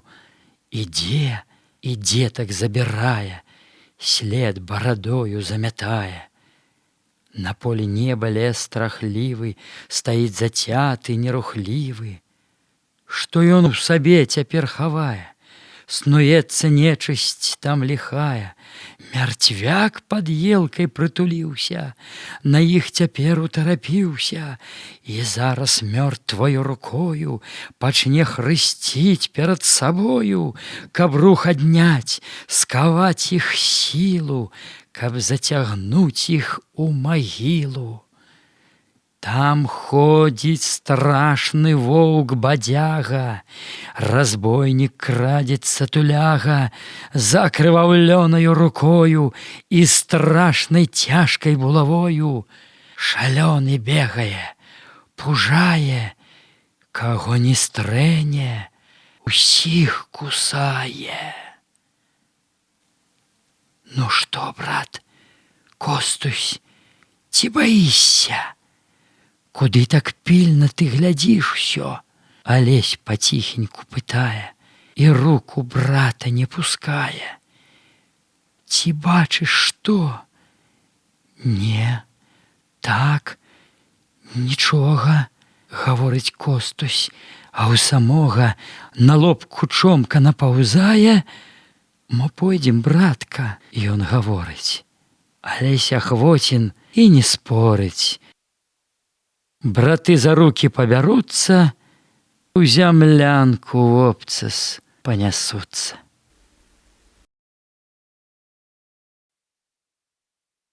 Дядька кухар. Наш дядька, мілы наш Антоні, у дзіцячым часта быў палоне. Вось так гуртом яго абсядуць, і час работы яго крадуць. Насі катла, кажы ім казкі, ідзі на поплаў з імі ў краскі, давай адказы на пытанні, тлумач ты ім усё да звання. Адкуль з чаго дзе што бярэцца? Вось гэта тое, як завецца, і чаму так, чаму не гэтак? Прыхілен дядька быў да дзетак. Ён быў настаўнікам, суддзёю. Калі бывала між сабою паспораць дзеткі ці паб'юцца, дык да каго тады звярнуцца, як не да дядькі, да Антося. Ох, слаўна з дядькам ім жылося. Яшчэ заметьце, што з малымі ён размаўляў як са старымі, і з імі радзіўся, спрачаўся, як роўны з роўнымі трымаўся. Калі ж хто часам з ім не зладзіць, то дядька толькі вус пагладзіць, але не скажа ён нічога, бо ведаў, чым даняць малога. Гаворыць з тым, з кім дядька ў згодзе. Калі такі ён, ну, то годзе. І дядька змоўкне, пачакае, кісет дастане і закурыць, і вочы чутачку прыжмурыць, як бы і ў памяці не мае таго, што з хлопцам пасварыўся. А як авёс наш урадзіўся, схадзіць бы ў Ліпава пабачыць. Ужо знаюць дзеці, што то значыць, гаворка дзядзькава такая, куды ён вуды закідае. У Ліпава пайсці з ім, Божа, і хто ўстаяць прад гэтым зможа, ды гэта ж свята, ягамосці. Набок тут норавы і злосці, і мяккім робіцца паганы, хоць ты яго кладзі да раны.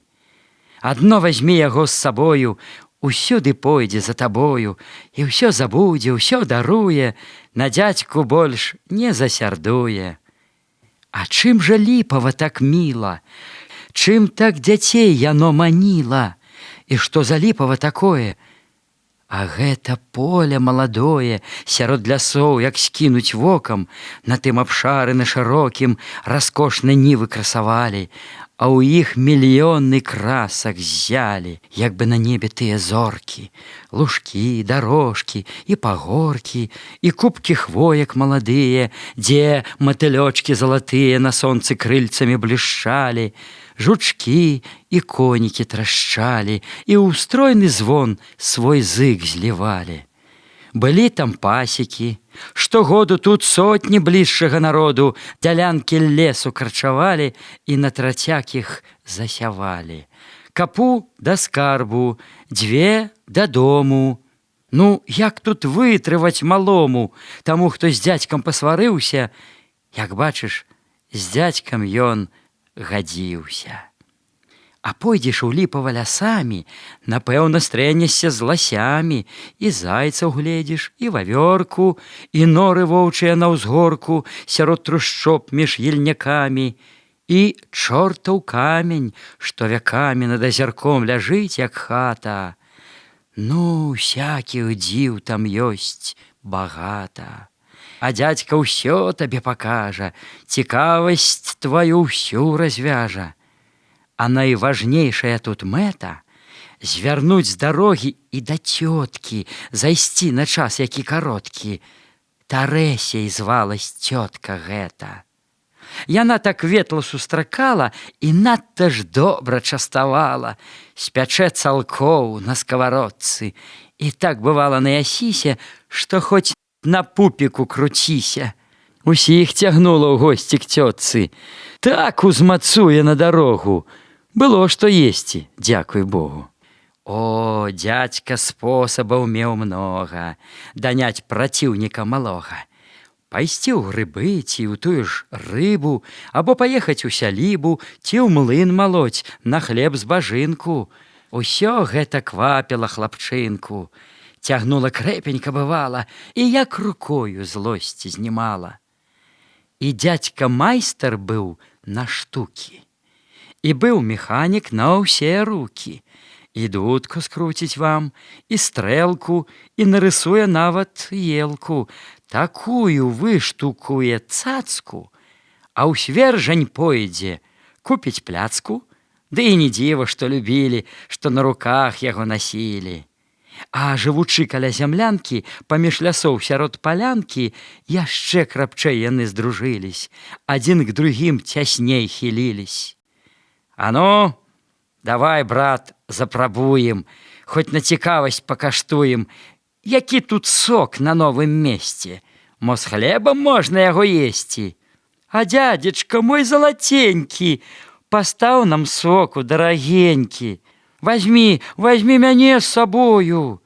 Тут каля дзядзькі чарадою, як чэрві, дзеці мітусяцца, а дзядзька моўчкі стаў збірацца, дастаў сякерку і свярдзёлак, пад паху сунуў ён аполак на латакі і на падстаўкі, ды вынуў 2 гаршкі з-пад лаўкі.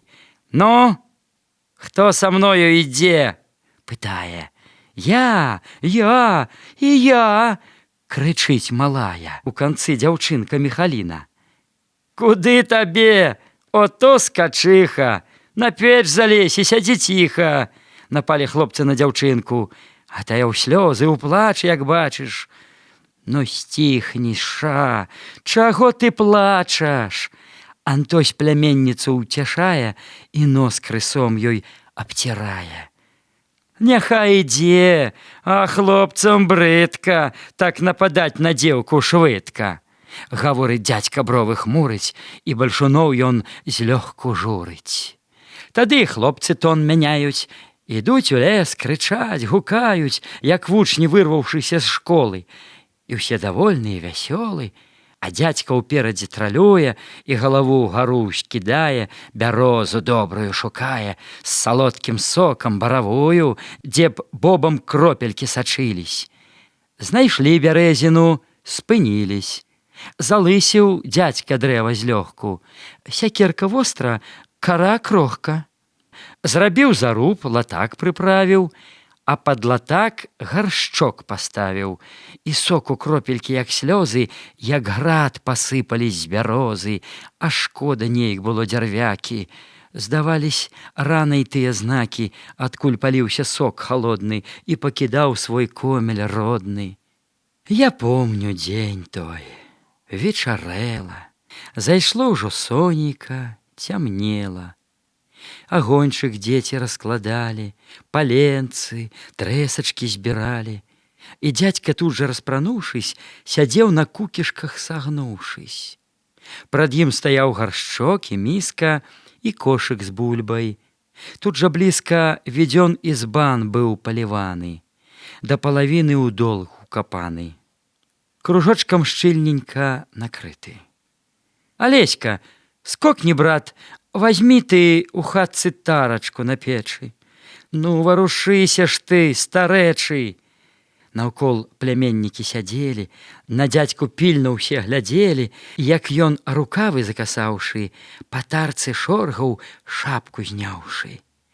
І кожны лёгка б дагадаўся, што тут сакрэт якісь хаваўся, памеркаваўшы, як цікава была для хлопцаў гэта справа і як іх дзядзька завіхаўся. А хто б яшчэ мог болей цяміць, таму б адразу прыйшло ў памяць, што дзядзька бульбу драў на клёцкі, каб згатаваць не па-жаноцку. Бо што жанкі, раз што панята, ноль слова нашага ім брата. Як іх на розум тут не ставяць, яны ж сваё ўсё права правяць і робяць так, як і рабілі, калі пяшком пад стол хадзілі. Але вось ён пакажа носа, стварэння вы доўгавалоса, калі ён тут пагаспадарыць і сам ды сокам клёцкі зварыць. Ось будзе штука вам дык штука, на тое ж спроба і навука. А сок быў свежы, такі хвацкі, такі салодкі, забіяцкі.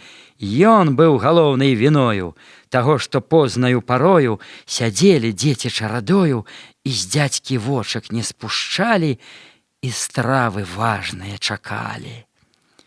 Эх, цмокаў дзядзька, наямося. Зірнулі хлопцы на Антося, і сліну ўсё яны глынулі, паветра носам зацягнулі. Ну, што ж вы рукі паскладалі? У агонь бы трэскі падкідалі, а то патухне зараз. Жыва! Глядзелі хлопцы, як на дзіва, як дзядзька цеста замяшаўшы, качаў галушкі, міску ўзяўшы. А чыгунок бы, пан пузаты, кіпіць, пыхціць, шуміць заўзята, бо не з вадою ён, а з сокам. Ідзе тут справа ненарокам. Дзяржыся, браце, і чуць толькі узнялося булбатачак колькі, дык дзядзька зараз стаў па крышку, у чыгунчык клёцкі кідаць з лыжкі, укіне лыжку памяшае, ды зноў другую набірае. А хлопцы нават паўставалі, а ў чыгунчык вочы паўстаўлялі, глядзяць, не моргнуць яны вокам. Эх, мусіць смачны клёцкі з сокам. Ну, дзядзька, можа, і гатовы? Не сцерпіў Костусь, мовіў слова. Які ты, хлопча, нецярпячка, няхай цябе затопча качка, гаворыць дзядзька на хлапчынку. Няхай паварацца часінку, каб сокам добра праняліся. Тады, брат, эх, адно дзяржыся. І дзядзька цмокнуў выразліва, і хлопцы зноў ждуць цярпяліва, а дзядзька, стоячы паволі, памешваў клёцкі. Ну, даволі, сказаў Антось, і ўсе уздыхнулі, як бы гару з плячэй сапхнулі, і бліжэй к дзядзьку падступілись. Глядзі, мо ўжо пераварылись, Алесь зазначыў палахліва. Ну, Костусь кажа, ото дзіва, не бойся, дзядзька лепей знае. Глядзі, брат, клёцка унь якая, а брат ты мой, як булавешка, як скула тая, што ў дзямешкі. І ха-ха-ха, зарагаталі. А каб вы, падлы, не даждалі, гаворыць дзядзька, сам смяецца, аж лыжка з клёцкамі трасецца.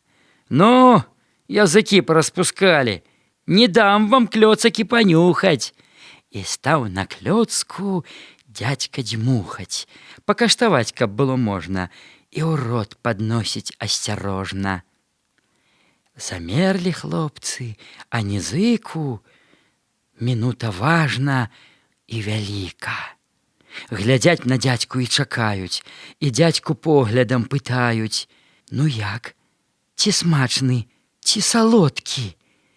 У зубы клёцку быў ляшчоткі, заціснуў дзядзька і губамі, варушыць борзда, як часамі трусок ці зайчык над капустай, каб лепш дазнацца смаку густу.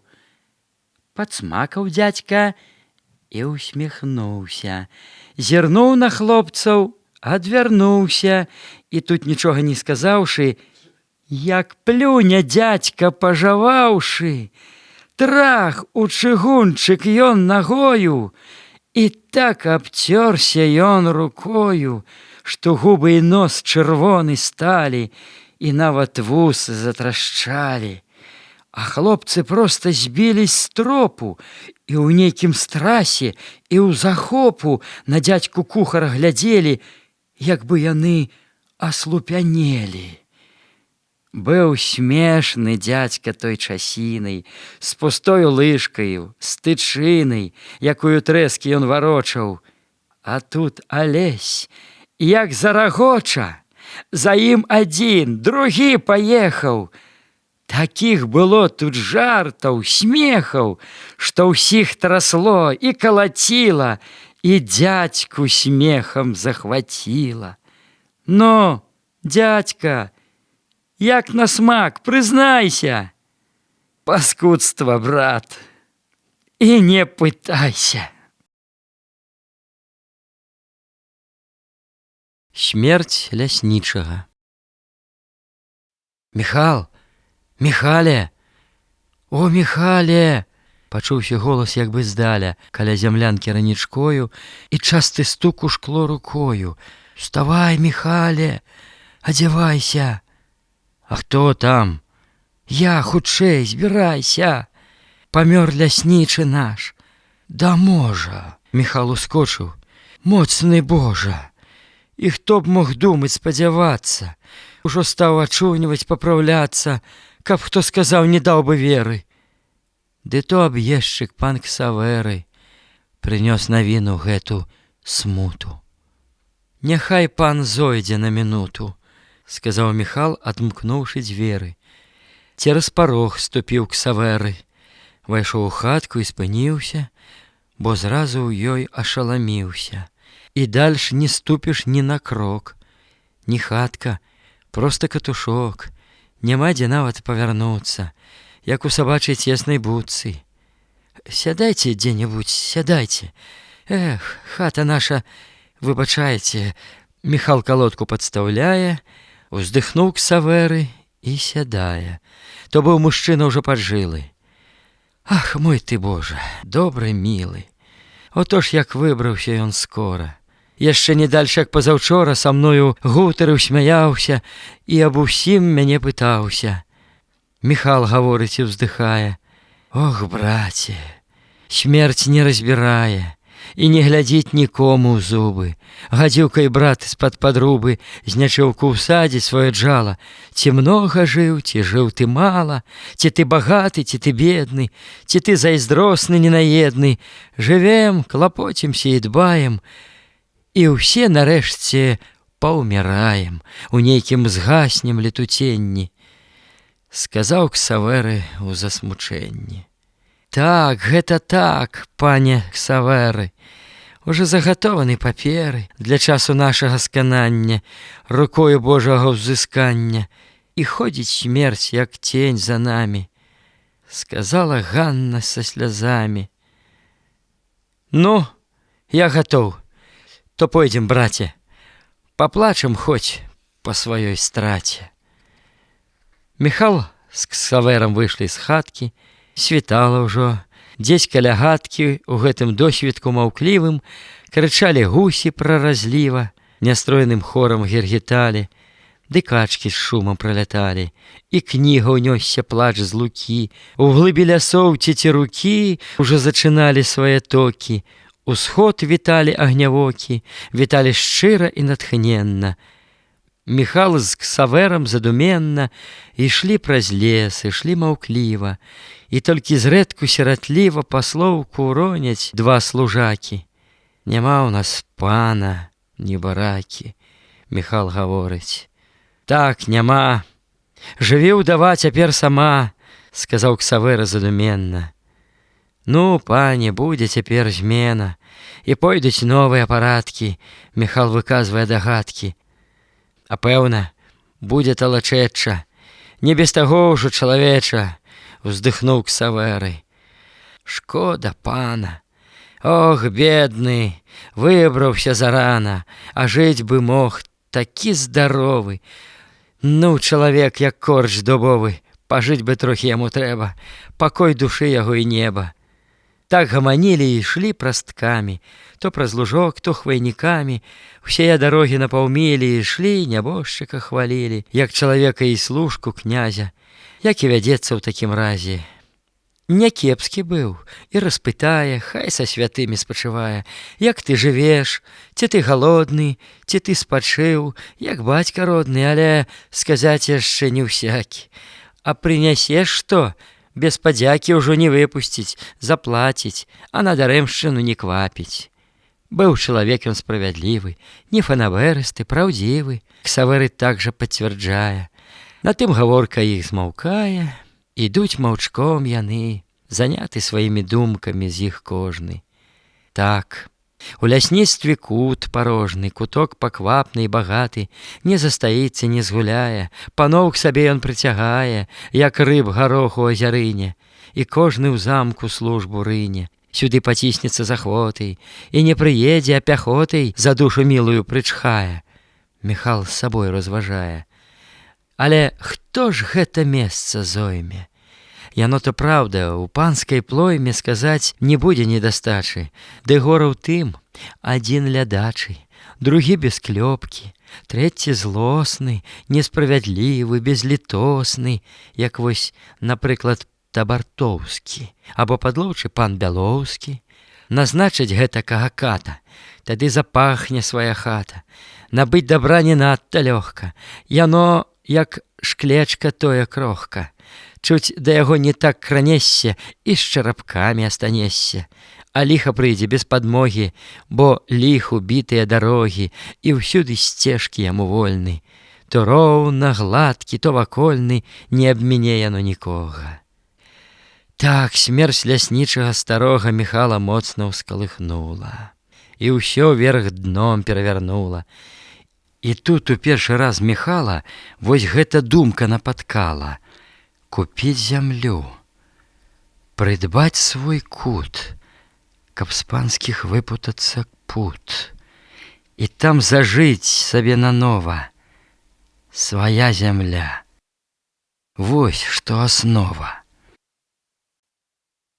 Уставала сонейка з-за лесу, скрозь тонкіх хмарачак завесу усюды косы раскідала, і ўсе жывенькая вітала усход яго на ясным небе, і клапатком апільным хлебе дзянёчак новы зачынала, калі Міхал і пан Ксавэры узышлі маўчком на двор кватэры.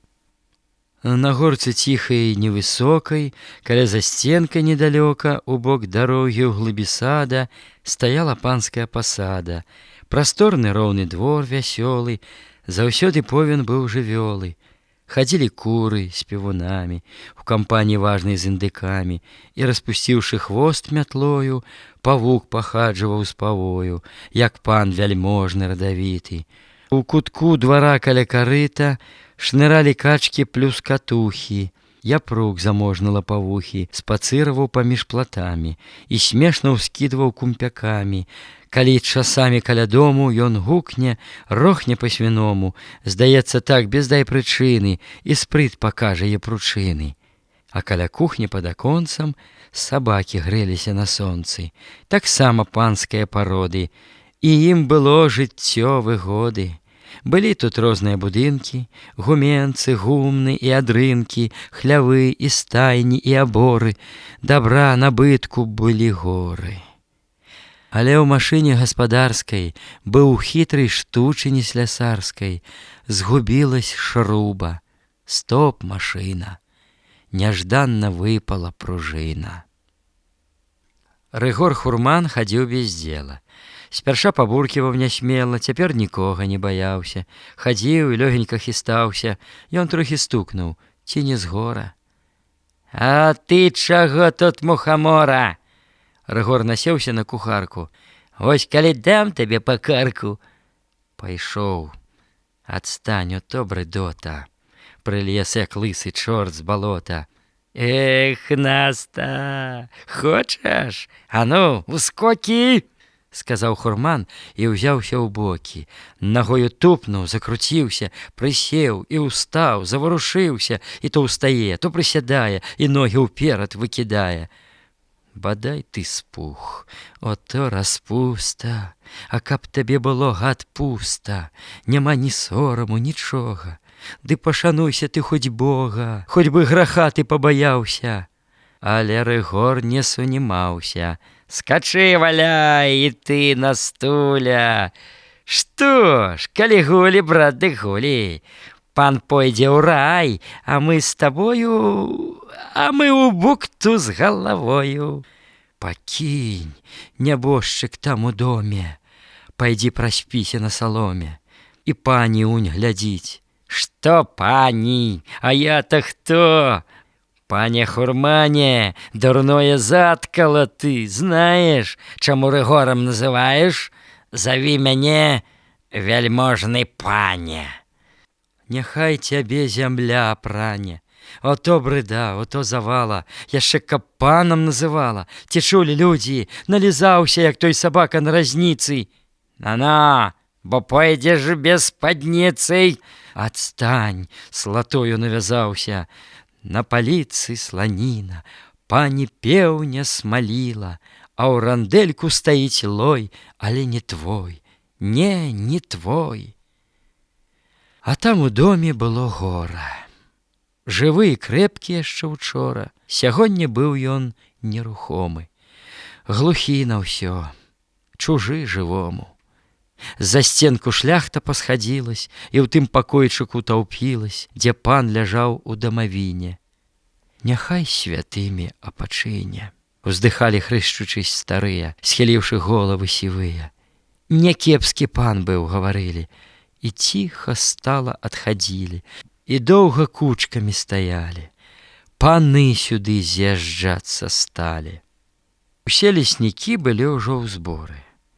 У лепшым стражніцкім уборы, у новых куртках са шнурамі, а на грудзінах са знакамі.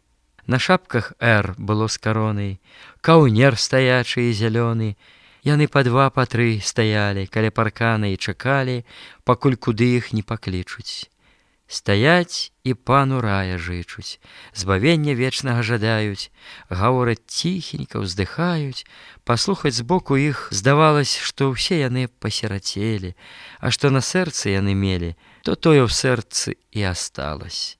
Ды толькі мушу я прызнацца, як пачынала ўжо змяркацца і пана з плачам пахавалі, усе леснікі пілі, гулялі, а потым сталі барукацца. Амброжик кубел разгуляўся, са ўсімі шчыра цалаваўся, і кварту трэцюю ўжо ставіў, і ўсё выпіўкаю правіў. «Браткі, гуляйма! Калі свята, дык трэба выпіць хоць багата!» — крычаў Амброжик. «Сцеражыся!» — кіўнуў ён носам на Міхася, і чарка ёмка паднялася. «Эй, тётка Хрума, ураз з'явіся!» Вайшла і Хрума ў старым чэпку. «Здарова, тётка, як ты крэпка?» «От!» — кажа Хрума і смяецца. Такою добраю здаецца, што наш Амброжик увесь тая, і Хруму маткай называе. «Ах, пан Амброжик, нашто жарты?» «Галубка, мама, стаў 2 кварты!» Усе ажылі і разышліся, такія мовы паліліся, і пахвальба пайшла такая. «Падаць мне тэша!» — лось гукае. «Я разарву яго вантробы, бо свет гарыць з яго хваробы! Падайце! Вырву яму вусы, за ўсе даносы, за падкусы!» А брыцкі тэш быў такі з нюхам, ад Хрумы зызнуў адным духам. Быў позны час, як тётку Хруму з вясёлым шоламам і ў тлуму лясная стража пакідала. У яе вачах зямля скакала, і месяца бліскучы крайчык па небе пстрыкаў, як той зайчык. Счакаўшы трохі, разышліся, і песні зараз панясліся, то тут, то там, і лес будзілі, як бы ваўкі там галасілі. «Ой, пайду дадому, не скажу нікому, ды зарэжу кота, бо наш кот сірата!» Спяваў Амброжик за балотам, а пальчык сыпаў як бы шротам. «Будзе мяне жонка біць, няма каму бараніць!» Міхал спяваў баском з павагу, як бы каваў ён словы шлягай. «Добра мера, хоць без грошай, абы празднічак харошы!» Новы ляснічы. Якраз на самым рассвітанні Міхал вярнуўся з пахавання. Вайшоў у хату, распрануўся, зяхнуў і смачна пацягнуўся, бо цэлы дзень праталачыўся і ноч не спаўшы ўтаміўся, і цела соладка нейк ныла, усё адпачыць яго хіліла. І жонка тут не прыставала, пра сёе-тое распытала, уздыхнула раз, другі па пану. «Ну, спі, а я хіба ўжо ўстану». І маці стала адзявацца, каб за работу тую брацца. Пайшла каровак падаіла і бульбу свінням перамыла. Тым часам сонейкай з-за лесу зняло цямраную завесу. Прамені стрэлы залатыя, макушы лесу прыбіваюць і блескам зянем высцілаюць нябёсаў багны патайныя. В чародах светаў незлічоных, нерасчытаных, неадмкнёных людскі наш лёс — былінка поля, пылок нязначны — наша доля. А нашы радасці і слёзы, надзеі, светлыя пагрозы і ўсё, чым жыцце нас вітае, яно адзначнасці не мае у звязку гэтых светаў Божых, таемных, страшных і прыгожых. І жыцце пэўнаю ступою ідзе, не ведае спакою, людскіх пакутаў не адзначыць, і страты іх яно не бачыць. Эй, хлопцы, хлопчыкі, вставайце, кароў на пашу выганяйце. Даўно пара ўжо пасвіць статка, Алеся уладзю будзець матка. А хлопцы толькі ўзварухнулись і на другі бок павярнулись. Тут маці трошкі пастаяла і галавою паківала. Шкада будзіць, ох, сон салодкі, няхай паспяць яшчэ блазноткі. Пагукваў дзядзька ўжо на полі і ткаў сахою кросны ролі. Ды пырнік так укараніўся, што дзядзька з конікам таміўся, і сошку часта ён спыняе, і пырнік дзікі вытрасае. Нож і балота, вось атрута, то не работа мне пакута. Ступіў 2 крокі і спыняйся, ды з гэтай пырніцай змагайся. І як яны тут ліха долі з сахой хадзілі ў гэтым полі. Як тут расло на міласць Бога, калі ў зямлю не ўб'еш нарога. 2 баразны прайшоў, конь змогся. Ну і народ, каб я напрохся. Так запусціць зямлю не дбала. Не гаспадар быў, а завала. Антось стаіць, штось разважае і хмурна поле аглядае.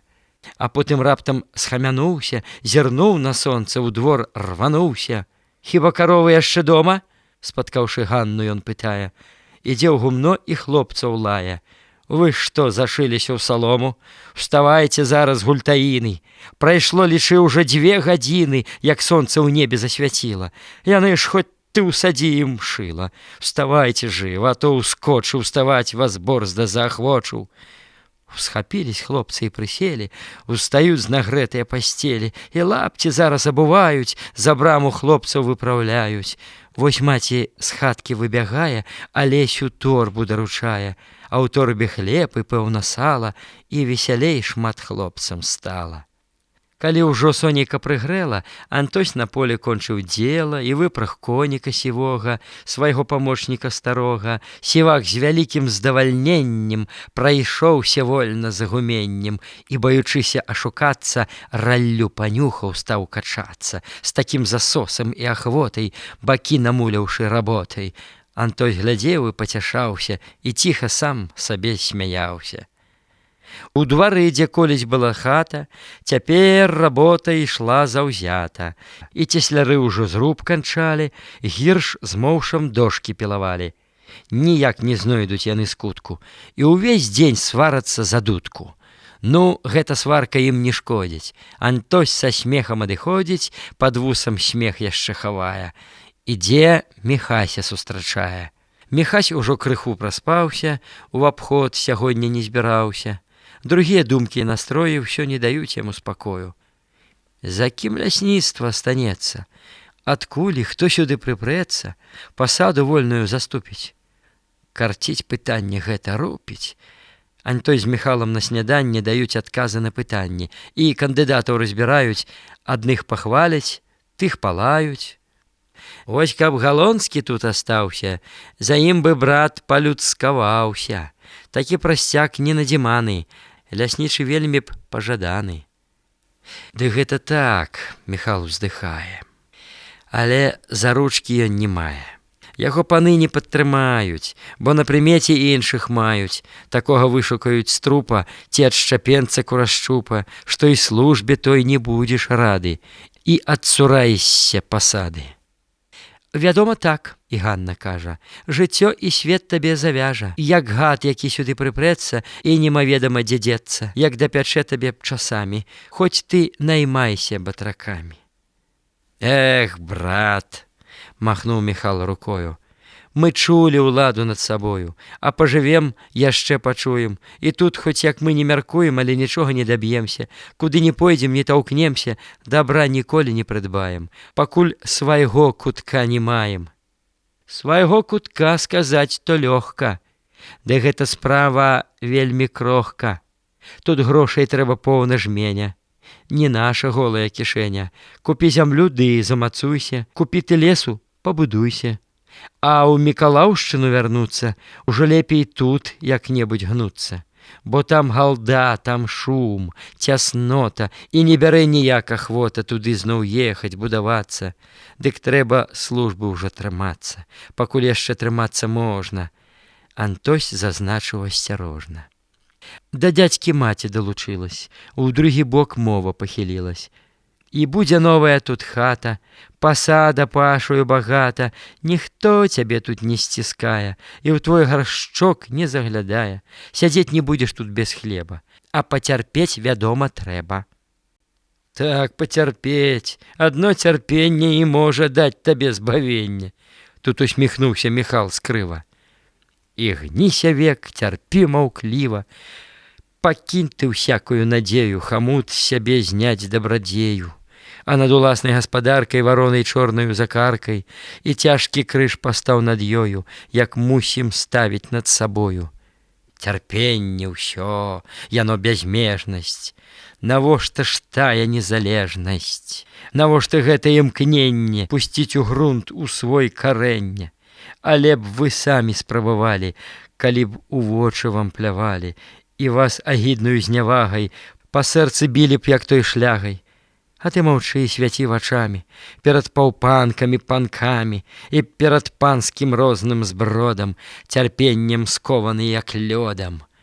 У Міхала губы дрыганулі, і вочы іскры сыпанулі. Ці мала ўжо цябе тут гнулі? Цярпі, маўчы, знасі пакорна, а кожная свіння на дворнах, свістун ці вырадак паганы, няшчасны лёкай надзіманы, ці так, нікчэмная басота, яна твайго не варта бота, цябе скубе, цябе ўшчувае. Маўчы, няхай жа бэсціць лая, за нос як хоча, няхай водзіць. Антось і Ганна не знаходзяць, што адказаць і што парадзіць, і як пытанне гэта ўладзіць. Прайшла нядзеля і другая, час не стаіць і не чакае. Ужо хата новая гатова, прыбраны трэскі ўжо і дровы, над белым дахам, як карона, красуе комінак чырвоны. Прыветна вокны пазіраюць, бо вас у госці запрашаюць. Ну, добры выгляд хата мае, яна і цешыць, здавальняе. Сюды сямейка перабралась, і гэта хата паказалась пасля зямлянкі проста раем. Хоць хату добрую, а маем, не тое цеснае скляпенне, казала маці ў здавальненні. Чысцютка, светла, быў пакоі. Прыемна пахла тут смалою і свежым дрэвам, хваіною. І ўсё здавалася бы гладка, каб так не скончылась загадка аб тым падлоўчым на кватэры. Аб'ездчык самы той Ксавэры прынёс навіну ў гэту хату. Не падвязло нашаму брату. Пякельны пан, Ксавэры кажа, як ноч на нас усіх ён ляжа. А хто такі? Міхал пытае. Бадай яго Міхал ці знае. То пан Ракоўскі з-пад татаркі. Як кажуць, пан занадта шпаркі. Пастой, пан прозвішча знаёма. Ну так, я чуў аб ім вядома. Дык пан Ракоўскі. Ну, віншую. Пакажа нам, дзе рак зімуе. І ха-ха-ха, Міхась рагоча, ён паказаць тым смехам хоча, што ашукались нечакана, прыдбаўшы гэтакага пана. А як жа, чуў я, што за пташка. Лядачы нораў лае цяжка, яшчэ і звычай такі мае, што з кулакамі налятае. Ляснічы новы не з'явіўся, а ўжо як трэба уявіўся. Усё падробна распісалі. Як бы яго даўно тут зналі, і як ён выглядзіць сабою, і што ён мае за душою, і чым выдатны і багаты, ці кавалер ён, ці жанаты, калі, дзе чым ён вызначаўся, як да людзей слатой чапляўся. Ну, адным словам адчыталі, усе косці пану перабралі, і праўда, пан быў злы і паганы, і звераваты, надзіманы, і мух немала меў у носе. І шмат цяжэй тут павялося. І вось, вярнуўшыся з абходу, як бы апушчаны ў воду, Міхал павёў апавяданне, як выйшла першае спатканне. Іду, а ён дарогай валіць, за ім вярхом абрыцкі смаліць. Пад'ехаў гэта і спыніўся. Дзень добры, пану, пакланіўся, а ён ах слупы не зважае. Глядзіць бы воўк той і пытае. А ты дзе служыш, чалавеча? Служу, паночку, я ў парэччы. Ага, чаму гэта ягомасць? Вядзеш вялікую знаёмасць. Чужых цялят бярэш на пашу. Наскрозь я бачу службу вашу, чаму аб'ездак, сцежак многа. Пільнуйся ты свайго парога, бо мне такіх служак не трэба. Для гультаёў не маю хлеба. Дык памятай, чаго наймаўся. Сказаў і далей паімчаўся. Ну, ўжо ўвялі цяляту вушы. Ох, да і людзі, што за душы, гаворыць маці абурліва. Чаму не скажуць: о, то дзіва, той самы тэш, каб падлізацца, гатоў хоць чорту запісацца, яшчэ прыбавіць і размажа, у гневе дзядзька Антось кажа. Апавяданае здарэнне на іх наводзіць засмучэнне. Ну што ж, цярпі, маўчы, зацята, бо так выходзіць небажаты.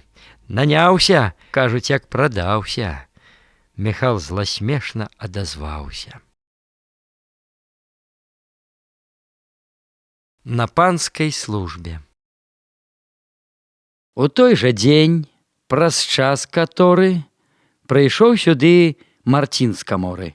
Ляснік таксама пры кватэры. Загады, розныя паперы яму ў лясніцтве даручалі, калі з наказам пасылалі. Яшчэ здалёк, аж каля кліна, Антось заўважыў тут Марціна. Ну, прэцца ўжо Марцін з наказам. Згарэў бы ты, панок, з ім разам. Дабра так пану пажадалі, але з цікавасцю чакалі, што ім Марцін тут заспявае. Ну, што нам вас пан сказаць мае? Наказ прынёс я да вас, пана. Наказ такі, каб заўтра зрана твой брат Антось шоў да адбору. А сам Міхал аб гэту пору настройваў лыжы да сялібы, падбаць панам на конта рыбы. Бяры там невад з рыбакамі, паноў парадуй з шчупакамі. Галодны, можа, небаракі, а мо абрыдлі ім прысмакі, вяндліны, мяса і катлеты, павысыхалі, як шкілеты, іх вецер з ног чуць не скідае. Марцін тут жарту падпускае. Ну, вось ужо і даў задачу. Ты нездаволены, як бачу? Але пастой, Міхал, даслухай, тады ты ўжо глуздом парухай. Пан прыказаў яшчэ вас пану, злавіўшы рыбы, каб тады жа сам вас пан вёз і да нясвіжа, таму другому калашману, што падпіраюць князю ў замак, для цёшчаў іх і розных мамак. Наказ нічога для пачатку. Што ж далей будзе, пане братку? Ге-ге-ге! Не мець спакою. Міхал затрос тут галавою. Ой, дасца гэта служба ў знакі. На карку сядзе д'ябал усякі. Хіба ён літасць сэрца мае? Ужо двух у службу запрагае. Адзін на рыбу, той у адборку. Няма на іх вужак паморку. Вось на такіх чартоў лазатых, на гэтых джинджыкаў праклятых. Быў чалавек, што можна бладзіць, ды вось няма, памёр. Не вадзіць на добрых нам паноў ніколі. А вось такі рак ліха долі не будзе мець табе і зносу. Так, брат, для нашага ён лёсу. І ёсць жа прыказка такая: кляні ты пана, пан сычае.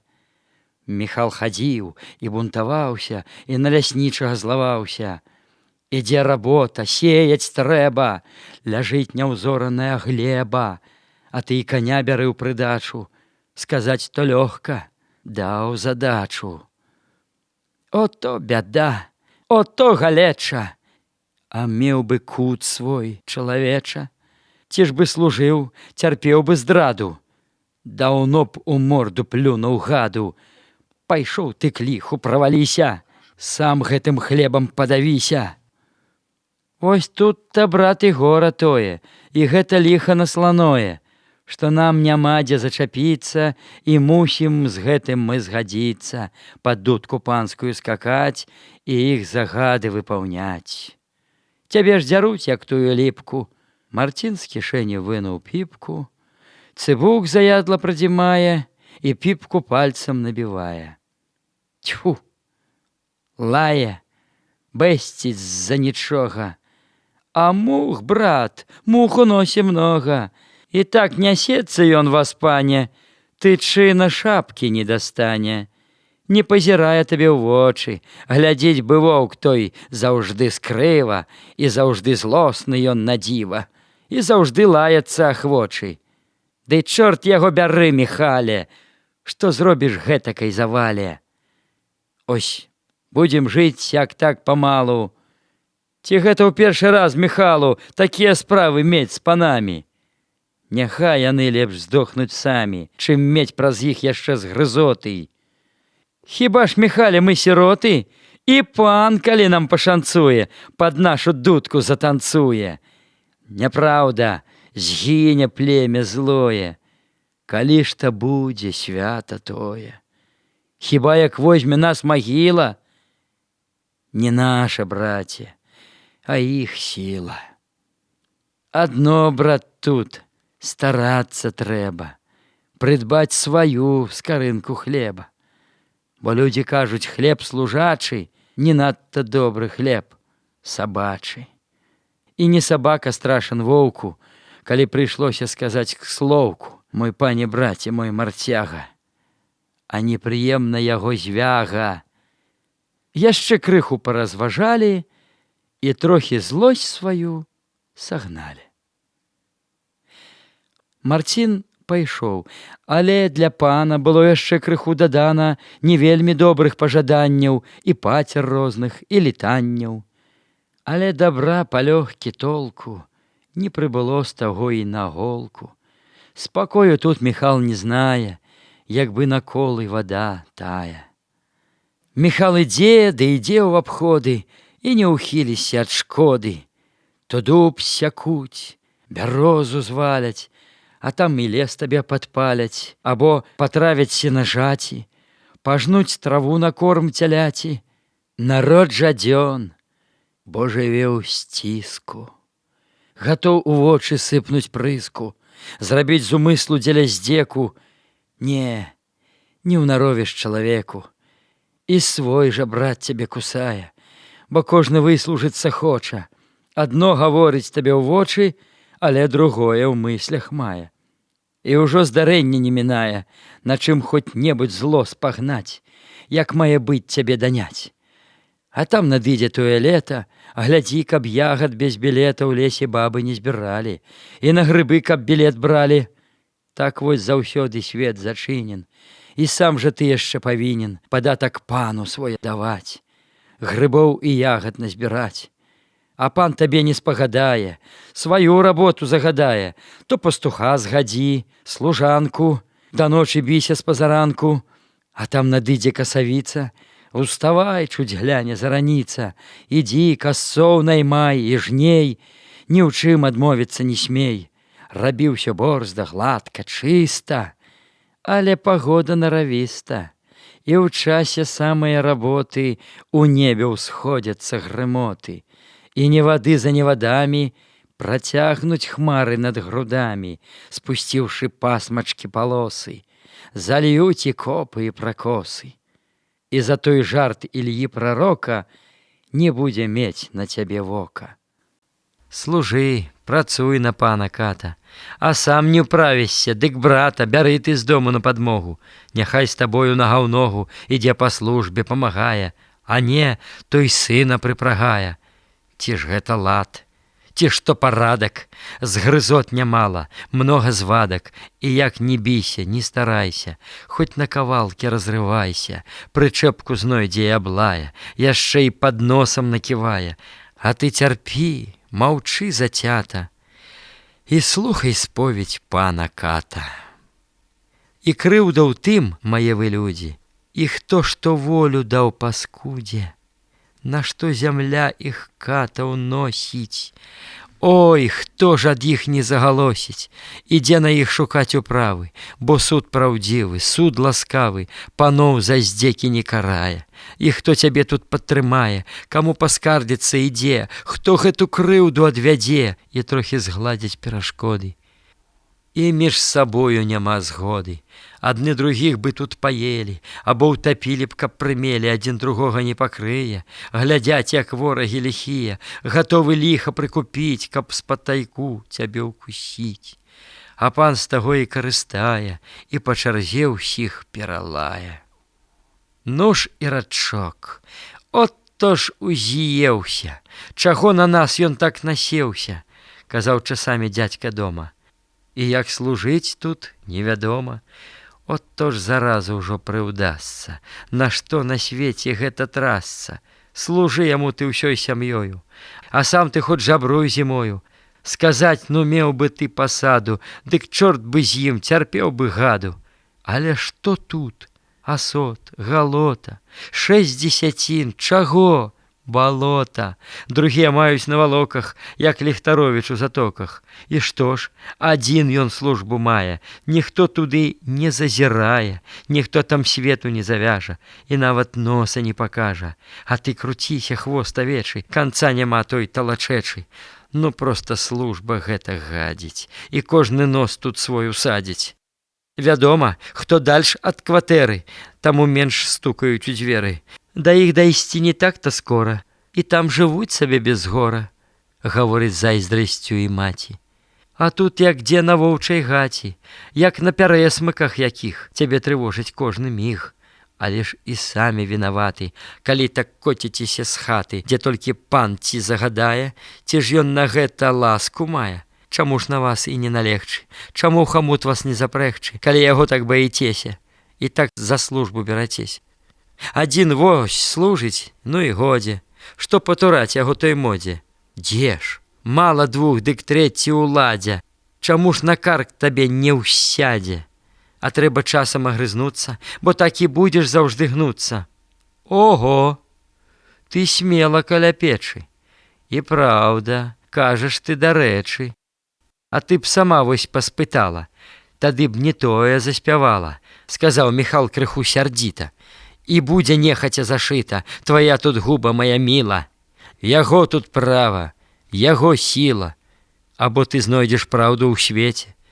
Каму пажаліцца, скажэце, судзіцца будзеш з ім? За што жа?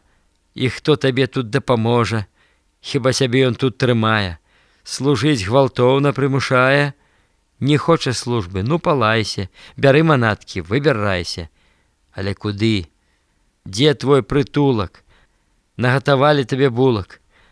Каму ты міл, скажы ў бядзе. Эх, не прыхіліся нідзе. Паскачеш, дроздзіка, выскочка, калі няма свайго куточка.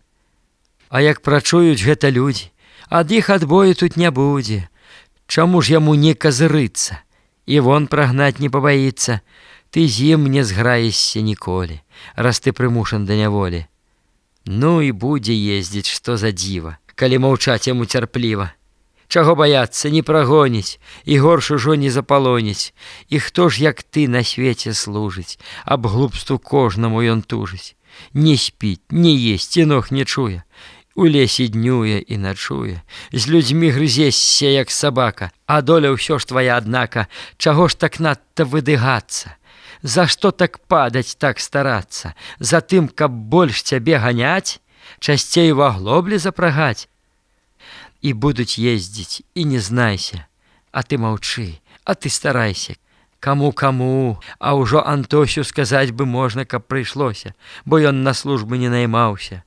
Або, я думаеш, збаяўся, гаворыць дзядзька ў хаце храбры.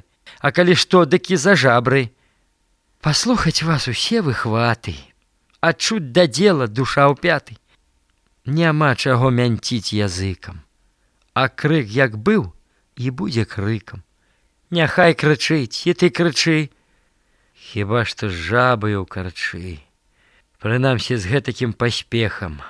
Міхал аклікнуўся зласмехам. Вось так пачнуць казаць бывала, ды з тых размоваў толку мала, і толькі горш удражніш раны, і свет заткнуць гушчэй туманы. А пан за службу шчыра браўся, па лесе лётаў прыглядаўся, каб дзе заўважыць непарадак. На гэта вельмі быў ён падак. Але ён злы быў асабліва, як граў у карты нешчасліва. Тады яго асцерагайся, як ад заразы ўжо хавайся. Раз ён віхрыўся, ды няўдала, для злосці стравы бракавала. Вось у парэчча пан шыбуе, крычыць, Міхала патрабуе. Каня спыніўшы каля брамы, Міхал у гэты момант самы прыходзіць з лесу, ідзе да пана. «Чаму на флянцах у вас, пана, сляды быдлячыя?» – пытае, а сам так скрыва паглядае, насупіў твар і зрушыў бровы. «Былі там панскія каровы. Ох, тут ляснічы як уз'есца, ну не знаходзіць сабе месца, ды як затупае нагамі, крычыць, махае кулакамі, а вочы тыя, як у змея, ад злосці больш яшчэ чарнее. З астатніх слоў Міхася лае, з пасады выгнаць пагражае». Міхал маўчаў, ды нечаканна, ён сам як рушыцца да пана. Ляснічы зразу ўзад падаўся. «Чаго пан гэтак раскрычаўся? Завошта пан мяне так лае? Згарыць яна няхай такая, і служба гэта, і пасада, і гэта крыўда, і гэта здрада, і гэта панская адплата, няхай яна будзе праклята». Міхал тут плюнуў, завярнуўся, хоць раз, ды добра агрызнуўся. Дзедаў човен. Міхал вайшоў у хату злосны. «Ах ты, вар'яце безлітосны! За што ты лаеш, за што хаеш? Што да мяне ты скажымаеш? Чаго чапляешся слатою? Каб ты не ведаў век спакою, а прападзі ты, гад шалёны!» І доўга сыпались праклёны, пакуль Міхал свой гнеў не выліў. Але ж і я яго зажыліў, і зразу змоўк сабача морда. Міхал прамовіў досыць горда. «Прагоніць вон? Хай праганяе, а служба знойдзецца такая. Мяне сам князь у замку знае». «І маладзец, — гаворыць жонка, — ды трэба больш было насыпаць, каб аж пайшло калоць падкіпіць, каб зелянеў ён, як зялёнка. Прагнаць? За што? Украў ці што ты? За лес спраўляеш сабе боты? Ці прапіваў дабро скарбова? Не будзе гнаць цябе за слова, няма прычын, а папусціся, тады ідзі, ды хоць тапіся. Ото ж зараза, от халера, от дачакалі сабе звера. Прыпільнаваць бы дзе брыду, загітал падлу ды ў ваду, парваць бы ноздры качарэшкай, або глузды адбіць даўбежкай, і не было б табе граху, забіў як вош або блыху». І дзядзька моцна абурыўся і разважаць яшчэ пусціўся. Ці быў бы грэх, ці грэх не быў, калі б падлоўчага забіў. Міхал сказаць крыху баяўся размовы з ім. Ён спадзяваўся, а што, як скажа, выбірацца. Такі пабаіваўся прызнацца. Бо што ж, няма дзе разгарнуцца, няма дзе, брат, табе прыткнуцца. Ды ў той жа дзень наказ быў даны ісці Міхалу пад буданы, сачыць ваўкоў. Ну, значыць, квіта. Прайшла гарачка і нябыта, і, праўда, усё сышло ні слова, і нават з ім была размова, і гаварыць з сабой даваўся. Не тым, зусім не тым здаваўся, і ўсе з грызоты нейк адселі, і ўсе тут зноў павесялелі, ды зноў рабілі свае справы і для карысці, і для славы. Цяпер дазвольце вы ўжо мне сказаць аб дзедавым чаўне. Калі казаць пра човен дзедаў, то трэба ўжо, каб кожны ведаў пра дзеда Юрку хоць бы змала. Перш-наперш Юрка – цесць Міхала, а стала быць яго сваяк. Затым дзед Юрка быў рыбак. Ды рыбакі не ўсе аднакі, свае ў іх густы і адзнакі. Дзед меў да сецей нахіленне, а вудзіць не меў цярпення і не любіў наогул вуды і гэтай вудавай маруды, бо вуды любяць больш паны і, выбачайце, свістуны. Хоць, праўда, хлеб ядуць і з воды, але не ўсе і не заўсёды. Вось невад, другая справа. Тут, брат, не вуда, тут аблава. І волак можа пахваліць, ім можна здорава лавіць. А лепш за ўсё, мае браткі, сказаць вам? Венцер, не радкі. Ды толькі трэба мець знароўку, каб не страляць у саракоўку, бо трэба ведаць, дзе паставіць, ды ўмець і венцер добры справіць. Мастак быў дзед на ўсё на гэта. Лавіў нямала ён за лета. Былі ліны, язі і плоткі, лузаў дзед добра сабе з лодкі.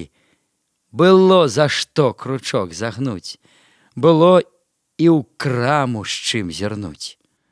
І любяць дзеда ў Юрку ўнукі, яны цалуюць яму рукі, а дзеду плечы іх цалуе і абаранкам патрактуе. Цукеркі дзеду не любы, няхай іх качкі псуюць зубы, дык лепш не знаць іх, ну іх кляду, гэту дзявочую прынаду. Звычайна дзед быў вельмі ціхі, не падымаў нідзе шуміхі, але быў сталы і разумны, такі разважлівы і ўдумны. Ну, чалавек старога складу, калі што скажа, то да ладу, але дзе крыўда і махлярства, тады дзед меў адно лякарства. Не паглядзіць ён, хто такі ты, хоць чорт, хоць д'ябал знамяніты, пляваць яму на тваю масць, але ўжо чапала судасць, адзін на ўсіх пайсці гатовы, без разважання, без размовы. Ну, а калі дзед падгуляе, тады ён зноў адменнасць мае.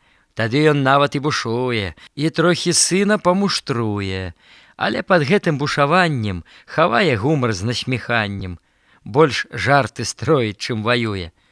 «Язэп, уставай!» — крычыць ён сыну. «Вставай у гэтую ж хвіліну!» Бярэ дзед ноты цінаровы, нібыта злосны яго бровы. «Чаго да хлопца прывязаўся? Лепш лёг бы каменем набраўся!» — гаворыць баба і сярдуе. А дзед яе як бы і не чуе. «Вставай, лайдак, маліся Богу!» Язэп варушыцца ў бярлогу, устае, пачухваецца, плача. Што то за доля, за бядача? Ці ён распуснік, ці ён збойца? Ну, кленч, хрысціся ў імя ойца. Язэпа трохі дзед павучыць, і памуштруе, і памучыць, бо трэба ж іх адукаваць і паслушэнству навучаць. Яшчэ на дзеда паглядзеце, калі дзед вып'е на банкеце.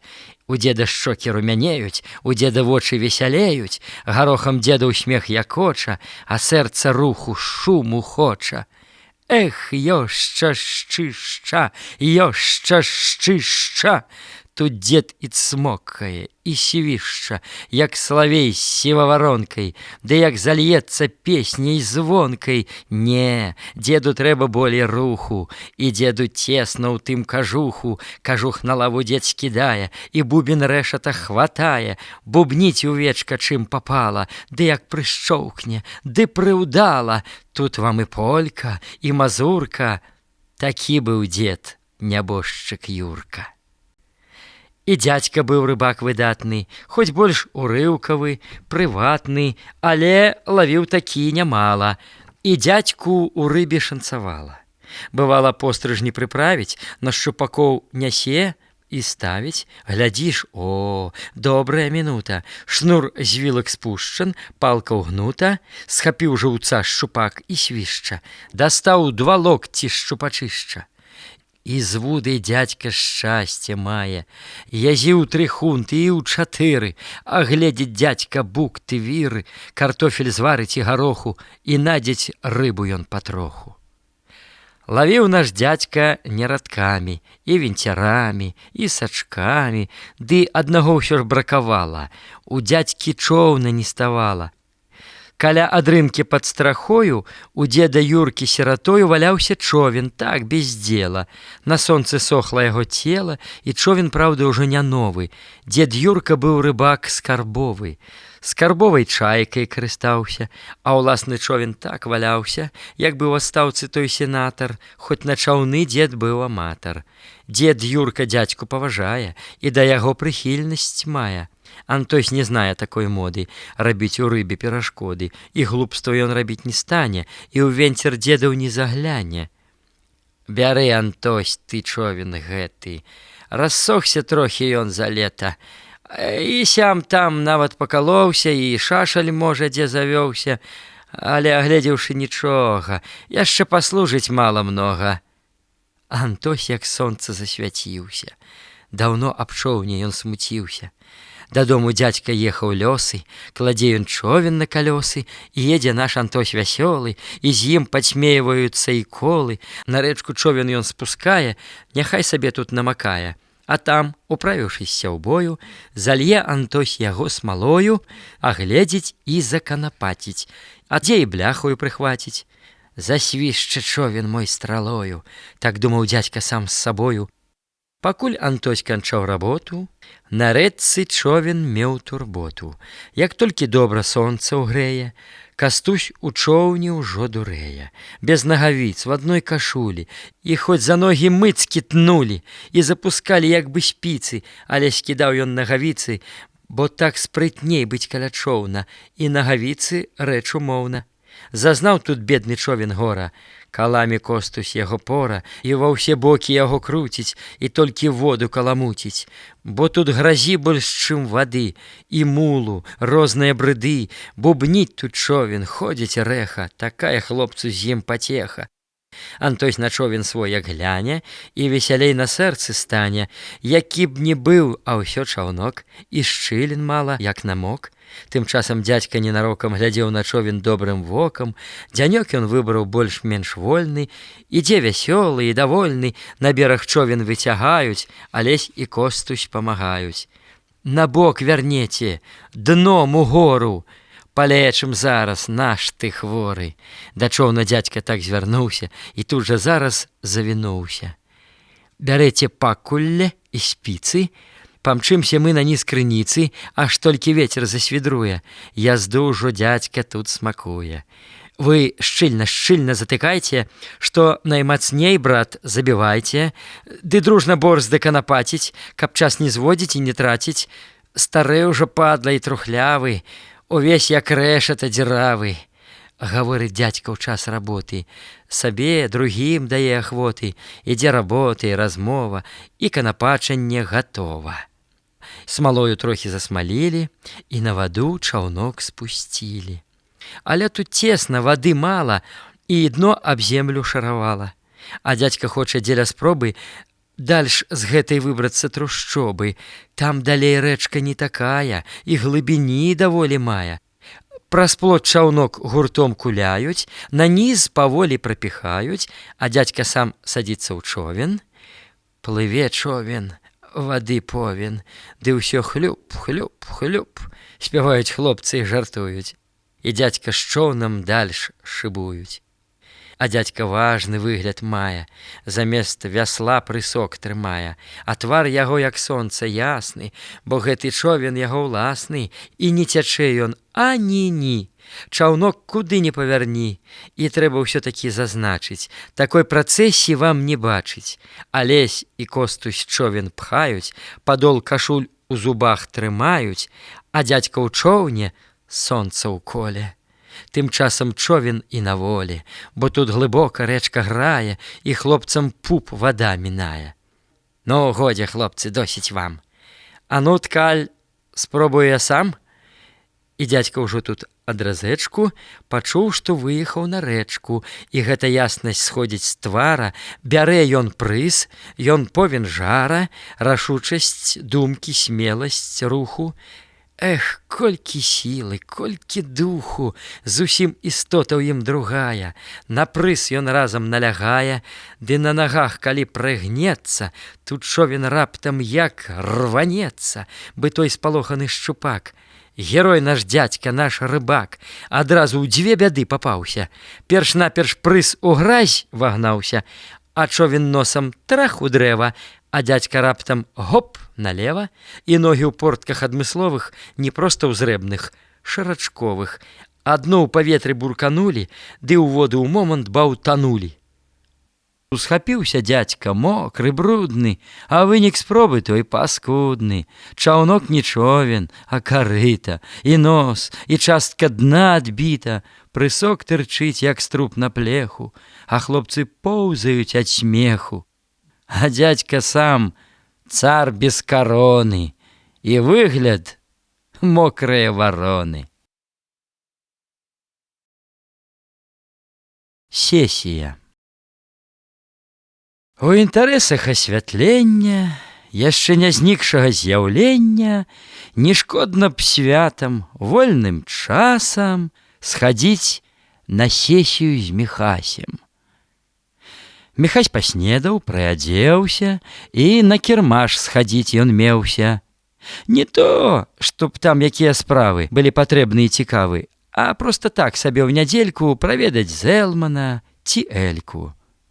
Міхал, навошта ўжо таіцца, любіў такі павесяліцца, зайсці да малкі ці ляйботы, каб збыць за чаркаю з грызоты. Ці так, ці не, ва ўсякім разе, другое мелася на ўвазе.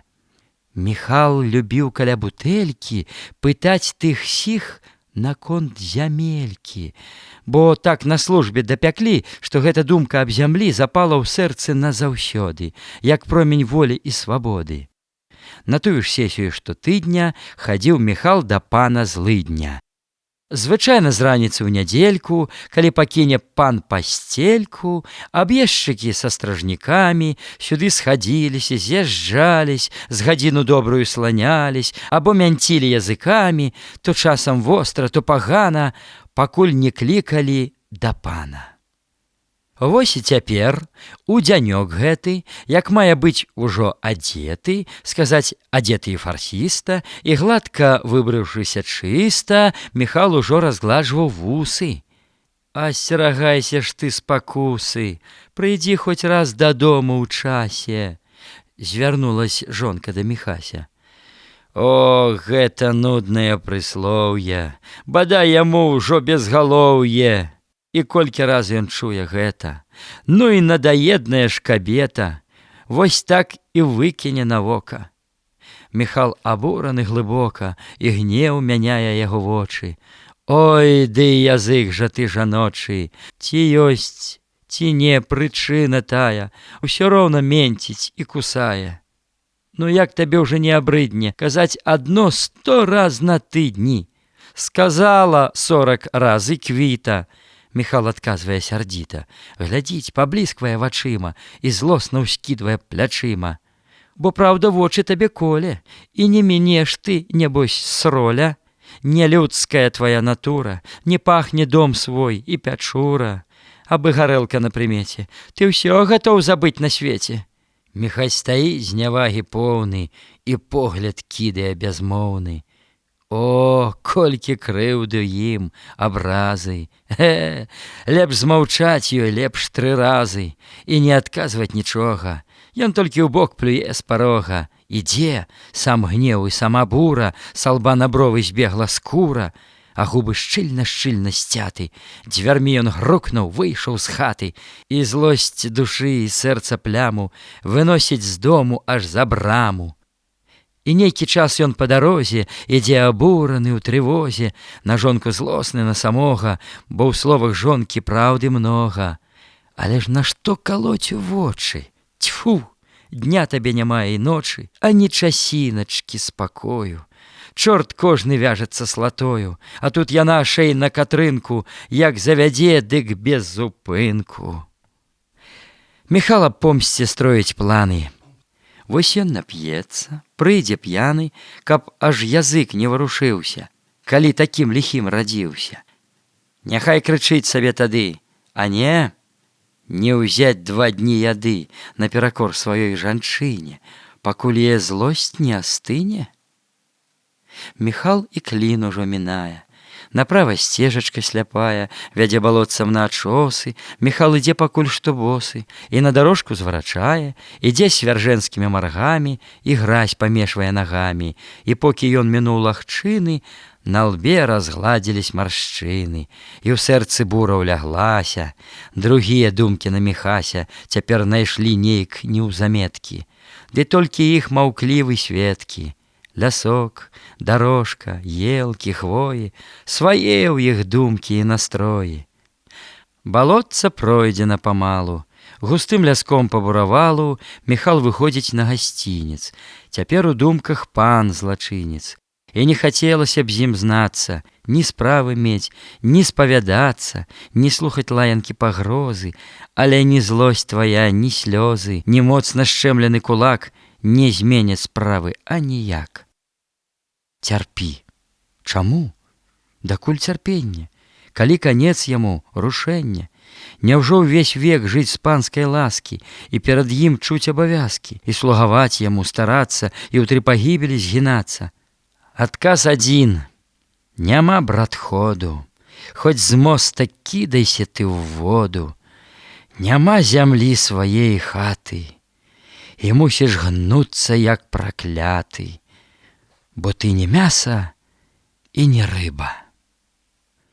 Ідзе Міхал, прад ім сяліба, за сценак добра так знаёмы, і хоць няважныя харомы тут гэта шляхта збудавала, але жыве і гора мала, хоць шляхціц цёмны, як саган, затое ж сам сабе ён пан.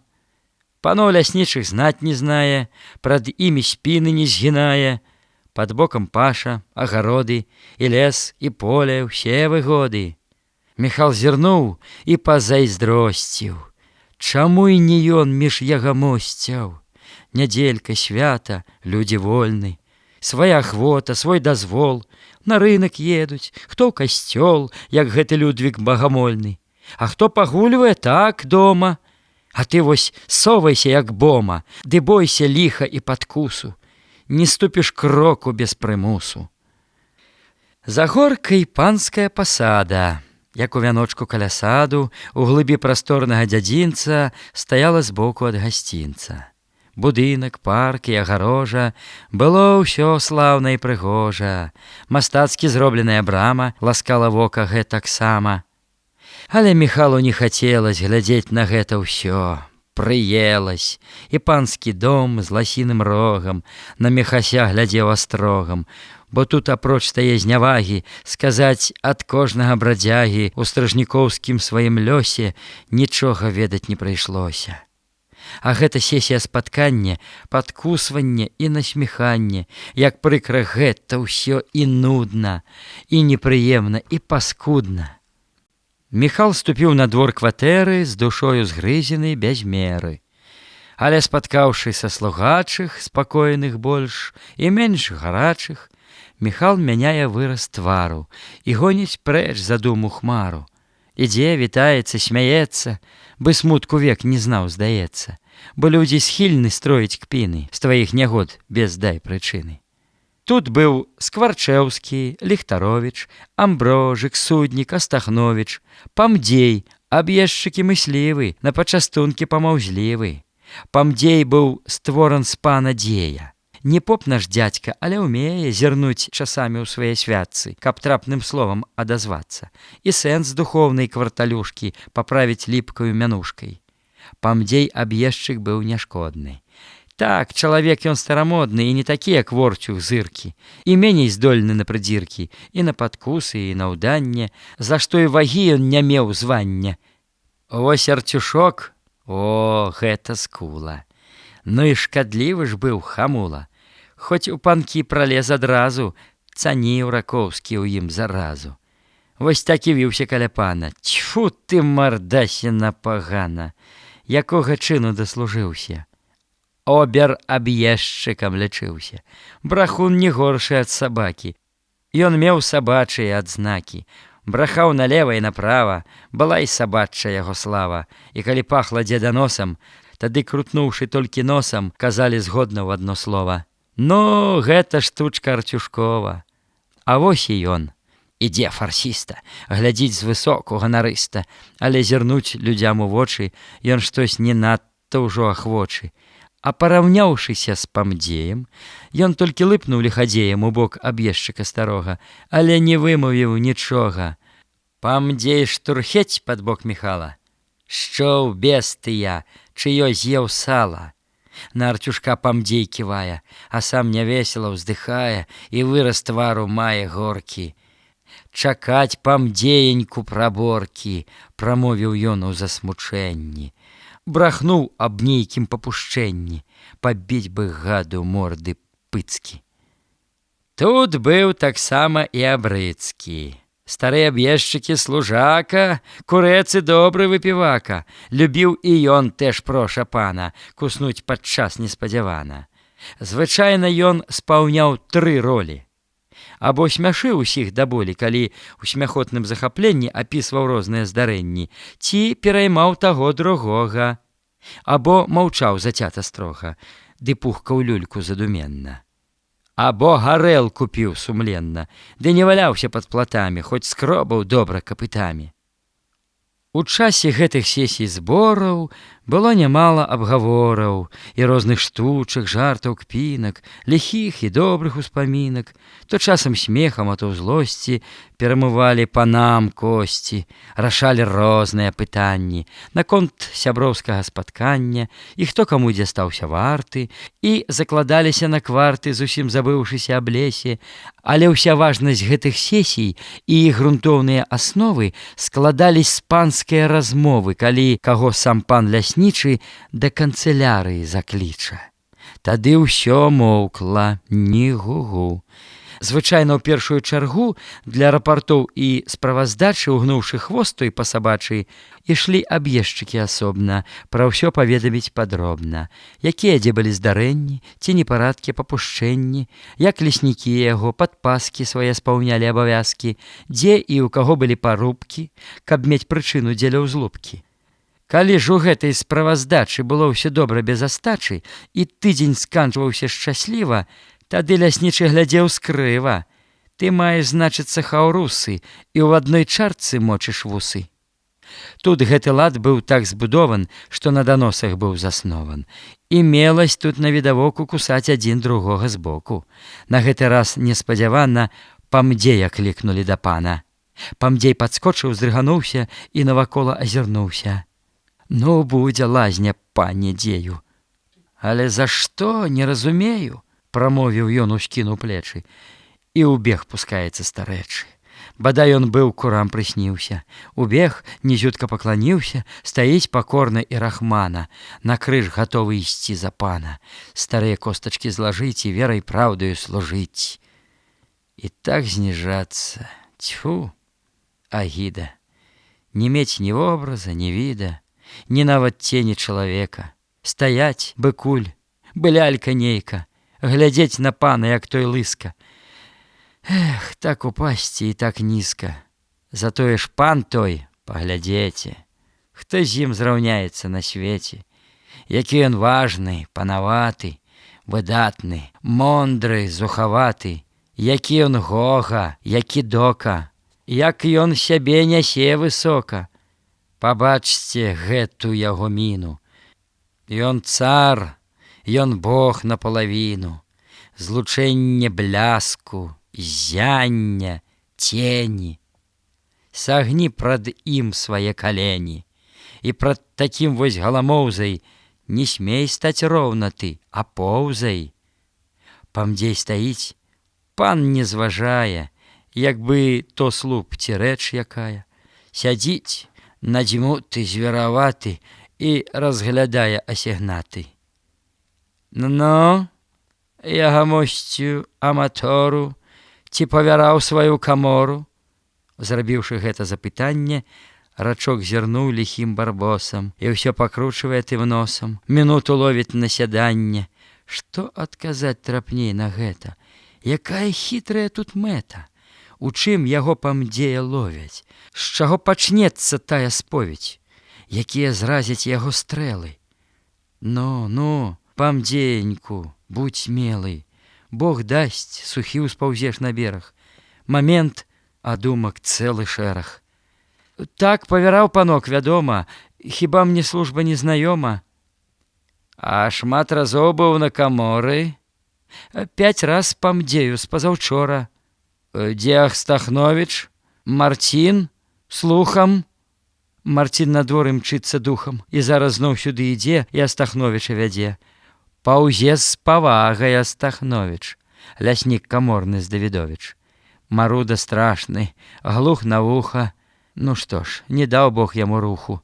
Прыйшоў сю тут, ён глянуў скоса і затрубіў разы два носам, бо трэба ведаць, хто і дзе ты. Быў у цябе вось дурань гэты? Адказвай праўду мне, Зыдоры. Як ён даўно быў на каморы? Аб'ездчык страчвае надзею. Вось ты ліха, пане дзею, цяпер папаўся дабрадзею. Вось так і цапне, калі не ў 5, не ў 10 ляпне. Каб не глухі, шапнуць бы можна. Галава твая порожна. Ну як тут быць, як падказаць, каб Ізыдоры сказаў 5? Ён раптам момант улучае, 5 пальцаў моўчкі падымае. Зыдоры згледзеў знак маўклівы. О 5 дзён, як быў там пан мыслевы, гукнуў Зыдоры вельмі рады, што гэтак выйшла без парады. Бадай жа ты прапаў, мой мілы, не знаць бы век цябе дурылы, усё сапсаваў, бадай ты знік. 5 дзён, 5 скул на твой язык. Лайдак, як скокне да памдзея ляснічы змей, ну аж шалее, жыўцом грызе сваю ахвяру. Пся крэў твая галганя лгару. Ты гэтак служыш, о лайдаку? Да д'ябла выганю сабаку, каб не было тут твайго смроду, я выведу такую моду. Павінен быць на сваім месцы, а князеў хлеб дарэмна есці. Не будзеш, псіна ты старая, з апошніх слоў памдзея лая, і доўга льецца гэта песня, як толькі з крыку ён не трэсне.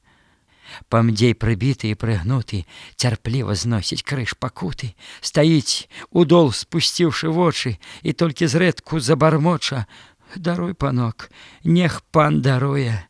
А пан нічога не шануе, і, расчыніўшы губы трубы, як непрытомны, злосны, грубы, шпурляе кнігі, рве паперы і брудна лаецца без меры, ды насядае на памдзее, і ўсё не мякне, не дабрэе, а мае дрэнныя намеры.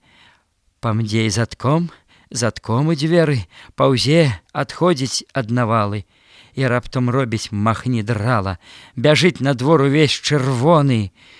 О ты халера, о шалёны, ото ж наскочыў пане дзею, папаўся ў лапы кату змею. Гаворыць ён, ды азірнецца, яшчэ пагонь яму здаецца. А ты, Зыдоры, пане дзею, ты куст ольховы, о зладзею, 5 раз паказваю тупіца, а ён 5 дзён. Тьфу, тьфу, дурніца. Падгляд пчол. Пакуль што досыць аб паног.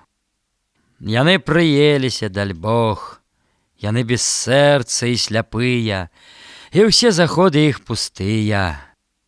І пусты іх усе імкненні, назад ход часу павярнуць, і дзіркі палкамі заткнуць, і перарваць жывыя звенні, якіх вякі не перарвалі ў гістарычным перавале. Ім цёмна, нема кніга лёсу, яны не бачаць далей носу і рубяжоў свае пасады.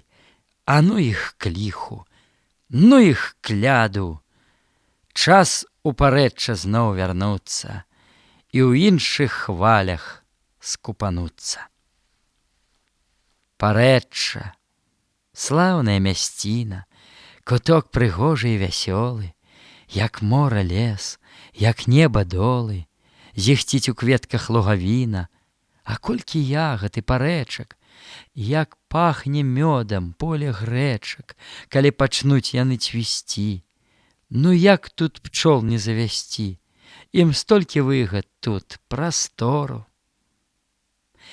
Яшчэ з вясны ў час перабору сюды прывезлі пчол калоду. Ну так, між іншым, для заводу. Але ручыцца сталі пчолкі. Знайшліся людзі для суполкі. Хто вуллем браў пустым, грашамі, а хто падмазваў барышамі. І як не прымеш чалавека, а не прымі, то небяспека. Памысліць ён табе, брат, зла, не любіць зайстрасці пчала. Антось у дзеле тым пчаліным вёў першы рэй. Галоўным чынам, хоць гэтая новая навука на першых часах была мука. І першы крок у новай ролі ён не забудзе ніколі. У летні поўдзень была спёка. Выходзіць рой, снуе высока, і на вярбе ў гары садзіцца, ніяк туды не даступіцца. Антось бярэ куродым сіта, глядзіць на гэты рой сярдзіта. Вось не было яшчэ бяды, загнаў жа чорт яго туды. Палез Антось перш па драбінах, з драбін цярэбіцца ў галінах. Сяк так прыладзіў сіта, крышку, абрус адсунуў, бярэ лыжку, і толькі чуць крануўся рою, гудзе пчала над галавою, другая ў вуха тыц з нячэўку. Схіснуўся дзядзька наш на дрэўку, і мімавольна хоп засук, тут сіта выехала з рук, а патрывожаныя пчолы спяваюць хорам, як анёлы, але кусаюць па-чартоўску. З гары ж ты лепей рой такоўскі, угнуўся дзядзька, няма рады, на землю падаюць прылады. За імі дзядзька наш з накропам, з вярбы на землю шуснуў снопам. Схапіўся дзядзька, ды наўцёкі, бяжыць, як бы шалёны нейкі, бяжыць дваром між хлевушкамі, ад пчол вароніцца рукамі, ды пад салаш бяжыць пад стрэху. Было бяды тут, было смеху. Ды потым дзядзька прывучыўся, да пчол зусім прызвычаіўся, і бортнік быў ён акуратны, хоць не такі, як Кандрат, здатны. Тым часам спас святы мінуўся, і лес у чырвань апрануўся. Дрыжаць у золаце асіны, і гнуцца кісці верабіны. Пчала аб мёду меней дбае, і спожыць ёй ужо не тая. Таксама жвуллі не пустыя. Раі ўздужалі маладыя, і мёду трохі нанасілі. Дык вось кумоў і запрасілі на гэты дзень падгледжваць пчолы. Дзянёк быў ціхі і вясёлы. Мужчыны зранку падгалілись, зусім такі падмаладзілись. У ночвах головы памылі і вусы спрытна падкруцілі. Ды мылам іх пашаравалі, каб выдатней яны стаялі. А для гасцей святой нядзелькі надзелі новыя камзэлькі, і боты так нашмаравалі, што проста шляхту касавалі. Зірніся, дзядзька, у люстэрку, хоць завярці вазьмі ў паперку, хоць у сваты едзь, хоць жаніся. Да дзядзькі жарты панясліся. А ты, ламук, не выскаляйся, лепш нос абцерці пастарайся. Сапляк, унь, губу ўжо мінае. Алеся дзядзька падцінае. Ламук Алесь спускае вочы. Сягодня дзядзька неахвочы прымаць яго такія жарты. Алесь жа хлопец і не ўпарты. Ён моўчкі Костусю ківае, пайсці на двор з ім заклікае. Разблутаць трэба ім пытанне, якое ўжо карціць ад рання. Калі, каму, дзе пасвіць статка? Скажу я вось як табе, братка. Мы ўдвух з двара пагонім разам і папасем пад тоўстым вязам. Калі кароўкі папаўнеюць, бакі іх трохі пакруглеюць, тады запусцім на балота. І закіпіць у нас работа. То ты, то я на перамену. І дзе я толькі мёд той дзену. Жывот зрабіць хіба ў 2 столкі, як мех баландзішын на зёлкі. І хлопцы ў згодзе жартавалі, ды ў лес за рэчку паглядалі. Пазбыўшы важнае пытанне, чакалі першага спаткання з гасцьмі, якіх сюды наедзе. Мо ўжо хто клыгае з іх недзе. Малыя дзеці і дзяўчаткі вярцеліся больш каля маткі, то часам ёй чым памагалі, а часам проста заміналі. У ўсіх была тут думка тая, што дзень сягоння незвычайны, а дзень асобны, разнастайны, які ў год толькі раз бывае. На гэты дзень і сама хата была прыбрана зухавата. Памыты лавы, стол, падлога, а каля покуця святога 2 сцены клёнамі ўбраны. Абрусам белым стол засланы, святых паперай агарнулі, яны лагодні нейк зірнулі, як бы ім вельмі падабалась, што ім увага аддавалась. Мужчыны зараз па сняданні пайшлі ў гумно на спачыванне, аддаць мінуту для дрымоты. Прыветна скрыпнулі вароты, з вясёлым шумам расчынілись, у гумне мужчыны прыпынілись. Усяго паўнютка, хвала Богу, збажынкі новыя яму рогу, здавалось, стрэхі і пярылы усяго трымаць не мелі сілы. Бо з двух бакоў над самым токам, калі на іх ты кінеш вокам, сянцо збажынка навісала, тут лугам, полем патыхала. А на гваздзі ў таўшчэрным шуле цапы віселі бы заснулі, а вілы, граблі і мяцёлкі, малазьбітовы прыяцёлкі каля варот адны стаялі. Таксама працы ўжо чакалі. У нас сяго лета свяціся. Так, дзякуй Богу, паджыліся. Эх, брат Міхась, была б то ўласнасць, зямля ўся гэта, сенажаці, чаго б жадаць тут болей, браце? І лес, і паша, неба яснасць, і чысты дух, і рэчка Нёман. Куток павабны тут захован. Каб гэта свая ўлада, нашто бы лепшая пасада? Міхал выразна замаўкае і торпы вокам акідае. Так, брат, падумаць моцна трэба.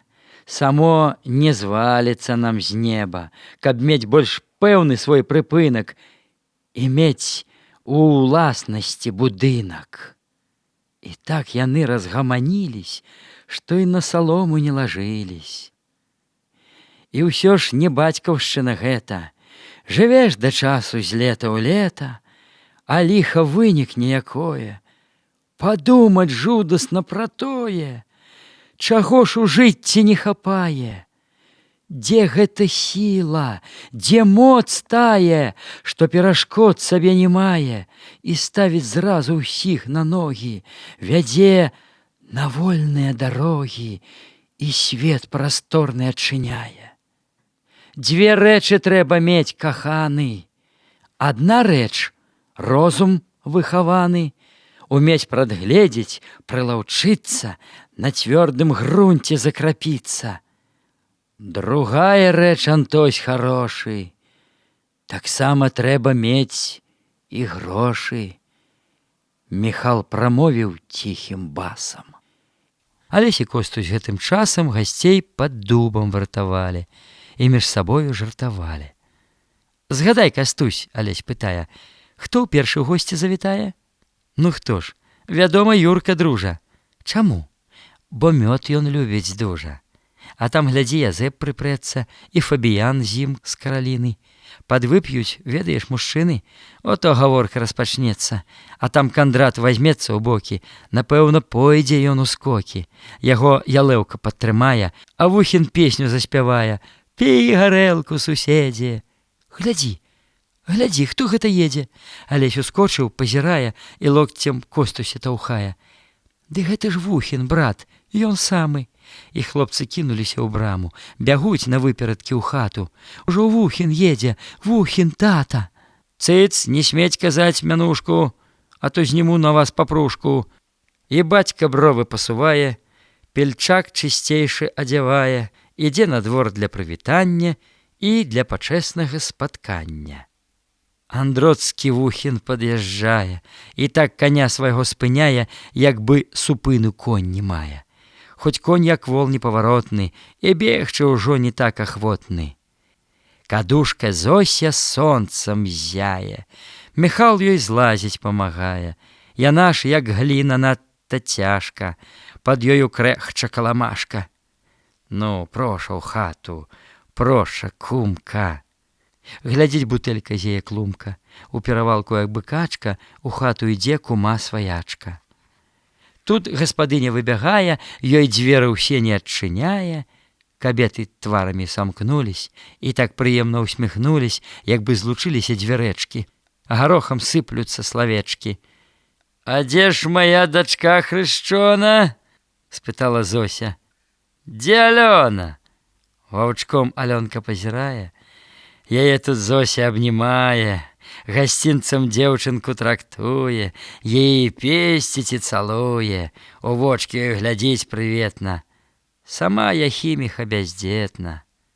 Алесь пад гэты шум вітання разгледзеў клумак увесь да звання і шэпча Костусю на вуха: там, брат, гарэлка весялуха, і каравай, і сыр, як плаха.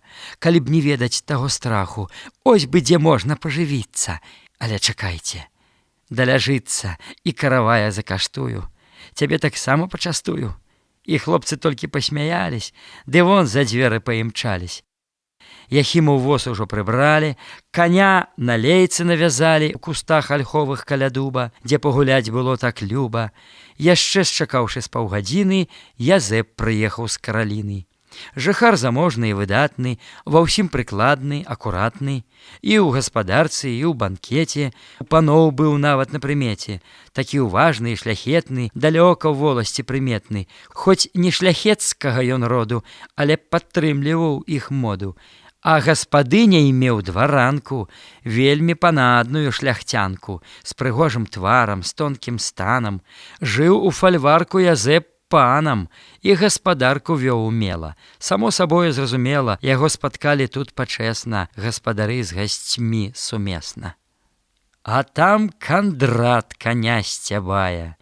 Гэ, смерць турэцкая, гукае.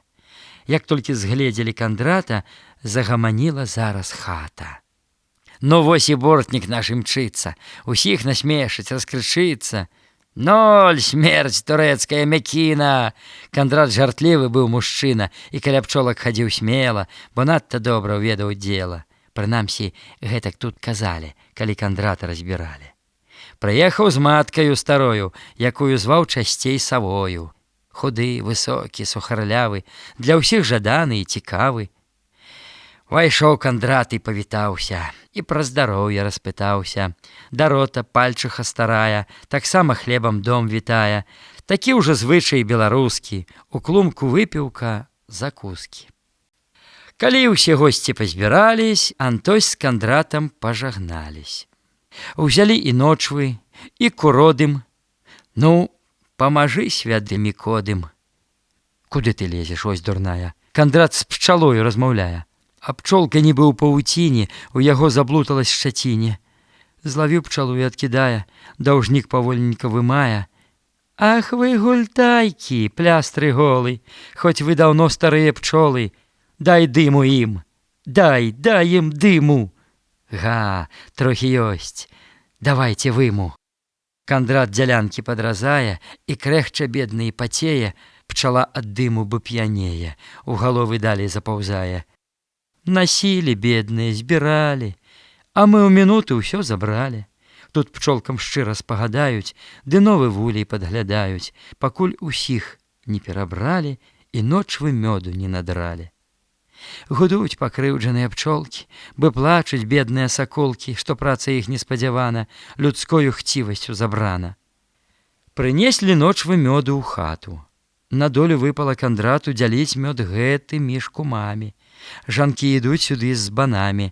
Тут смех і жарты, таўканіна, найцікавейшая часіна.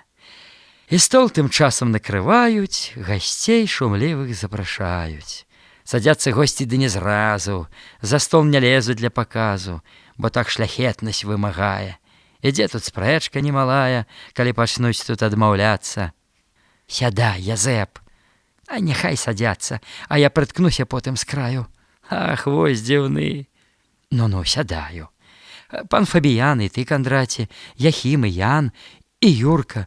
Браце, проша. Пасадзілі. Такім жа чынам упрасілі жанок прысесці на ўслоне. Антось у ход пусціў далоні і коркі спрытна выбівае, так што здзіўленне выклікае. Крыніцы бурнага натхнення, мінут вясёлых ажыўлення, стаяць як біскупы бутэлі, і ласа ўсе на іх глядзелі. Ляжыць гарамі ў іх падножжы, закуска — гэта міласць Божа. Тут сыр, як першы снег бялюткі, каўбас прыемнейшыя скруткі, што толькі ёсць у Беларусі. Мой мілы Янка, мой купала, у агульны вір нас доля ўгнала. Чаму часінай тою мы не спаткаліся з табою, каб стол сялянскага банкету развесяліў душу паэту. Міхал тут чарку наліває. Ну, да каго ж мне піць, пытае, гасцей абводзячы вачыма. Пускай з канца, пачні з Яхіма. Ну, кум Яхім, стары дружака, няхай мяне на згора ўсяка. Дай Божа добрую прыгоду, каб больш на лета было мёду, каб мы пілі, яшчэ прасілі, каб на галовах захадзілі. Дык будь здароў. Ну, дай жа Божа. За ваша госцікі здароўя. І пасля гэтага прыслоўя Міхал куляе чарку гожа. Глынуў і губы абцірае, Яхіму чарку налівае. І з рук у рукі ходзіць чарка, шаломіць головы ім шпарка. І госці штораз весялеюць, і больш іх твары чырванеюць, а голас крэпне і дужае, і смех гаворку аздабляе. Для ўсіх ласкава і пачціва, як бы пад ветрам тая ніва, гасцей частуе гаспадыня, і на ўсіх чыста вокам кіне, то сыр, то масла ім падносіць, і закусіць так шчыра просіць. Ну, закусеце ж, каля ласка, вось проша сыру, проша мяска, ці кумпячка або каўбаскі, ну, пірага хоць закаштуйце, бярыце масла, не шкадуйце. Бутэлька выпіта, другая, як бачыш, месца заступае, а госці вокрыкам здзіўлення яе вітаюць тут з'яўленне. Жанкі таксама балявалі і ад мужчын не адставалі, але ад іх адмежавались, сваёй гарэлкай частавались. Гарэлка ж іх тым адразнялась, што ў бутлі слодыч дадавалась. І вось зірнуць было цікава, як у жанок вялася бава, і колькі мілых было сварак, як адмаўляліся ад чарак. Ну, проша ж, пані Юзафова! Ой, не, кумка, даю слова, зусім я п'яна, бойся Бога. Ну, выпіш, кумачка, нічога. Кума на просьбу паддаецца, за чарку тройчы ўжо бярэцца, і толькі-толькі прыгубляе, і чарку зноў не дапівае, і руку цягне да бутэлькі. Не дам, кума, не дам, Анелька, бо ўжо так звычай вымагае, хто чарку п'е, той налівае. Ну, выпіш чысценька, чысцютка. Ой, я ж п'янею вельмі хутка, Язэп мой лысы унь сярдуе. Куму Анелька тут цалуе і адмаўленне тым канчае, што гэту чарку асушае. І вось жанчыны не стрывалі і песню кпіну заспявалі, каб пасмяяцца з нежанатых, з Антося, Яські і Кандрата. Сядзіць дома, як пужала, нізкім словам мовіць. Ой, жаніся, ж часу мала, старасць цябе зловіць. Пастарэеш, небарака, дзеўкі ўсе зракуцца, а ты будзеш, як сабака, туляцца і гнуцца, і падлізваць будзеш місы, не свае, чужыя. Дык жаніся, Кандрат лысы, жаніцесь, дурныя.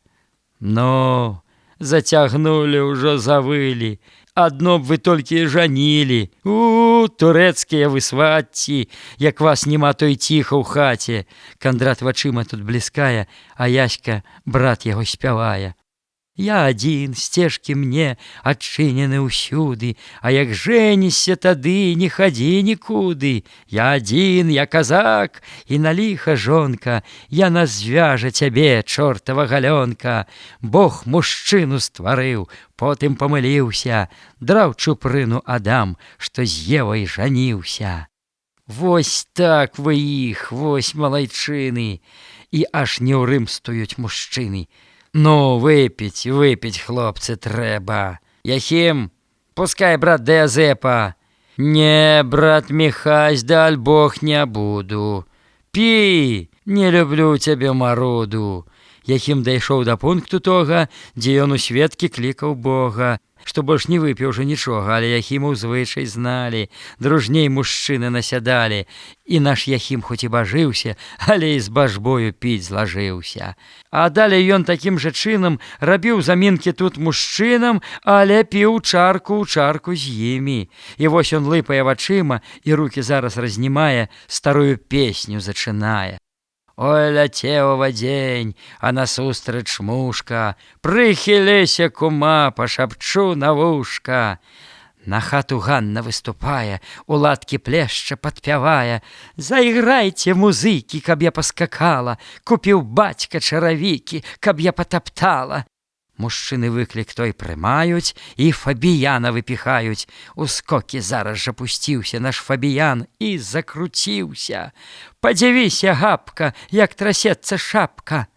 А замест шапкі валасамі трасе, як вецер каласамі, і размінае свае косці, і разышліся нашы госці. Тут грэбень пальчык Ян хапае, сюды паперку далучае, ды так жа грае спрытна, здольна, што ногі скачуць мімавольна. Без музыкі, без дуды, ходзяць ногі не туды, грай жа, дудка моя, куды дудка, туды я. Сам гаспадар з кумой Анелькай, руку прыгнуўшы над камзэлькай, на панскі лад мяце, вальцуе, усіх далікатнасцю касуе. Таксама Юсаф з Караліны не траціць добрыя часіны, і з гаспадыняй так кружыўся, аж покі потам лоб не змыўся. Андроцкі кінуў і бажыцца, сядзіць не можа варушыцца. Адзін з ім Юрка яшчэ бая, Яхім жа тоненька спявае: «Пі гарэлку, мой суседзе, покі п'ецца, конь дадому сам заедзе, не саб'ецца. Скакаць хачу, хто мне паграе? Музыку!» Пальчык Ян гукае, і, не чакаючы адказу, у танцы рынуўся адразу. Прысеў наш Яська, закруціўся, ды як пайшоў, ды як пусціўся. Адкуль ідзе і што бярэцца, з дарогі ўсё змяце, здаецца. Там, тарарам, там ці-та там, хадзі хата, хадзі печ, не шкадуй жа сваіх плеч, я найму дудара, дудары, как камара. Грай, дударыку, грай, а ты, муха, выцінай, грай на скрыпцы сляпень, на басетле авадзень, чмель у бубен бубні, шэршань песню утні. Я хачу паскакаць, усіх на баль пасклікаць, а разгарніся ж, душа, сцеражыся, тамаша. Бо тады толькі пан, калі добрая п'ян, тады веселы рад, і сам чорт мне не брат.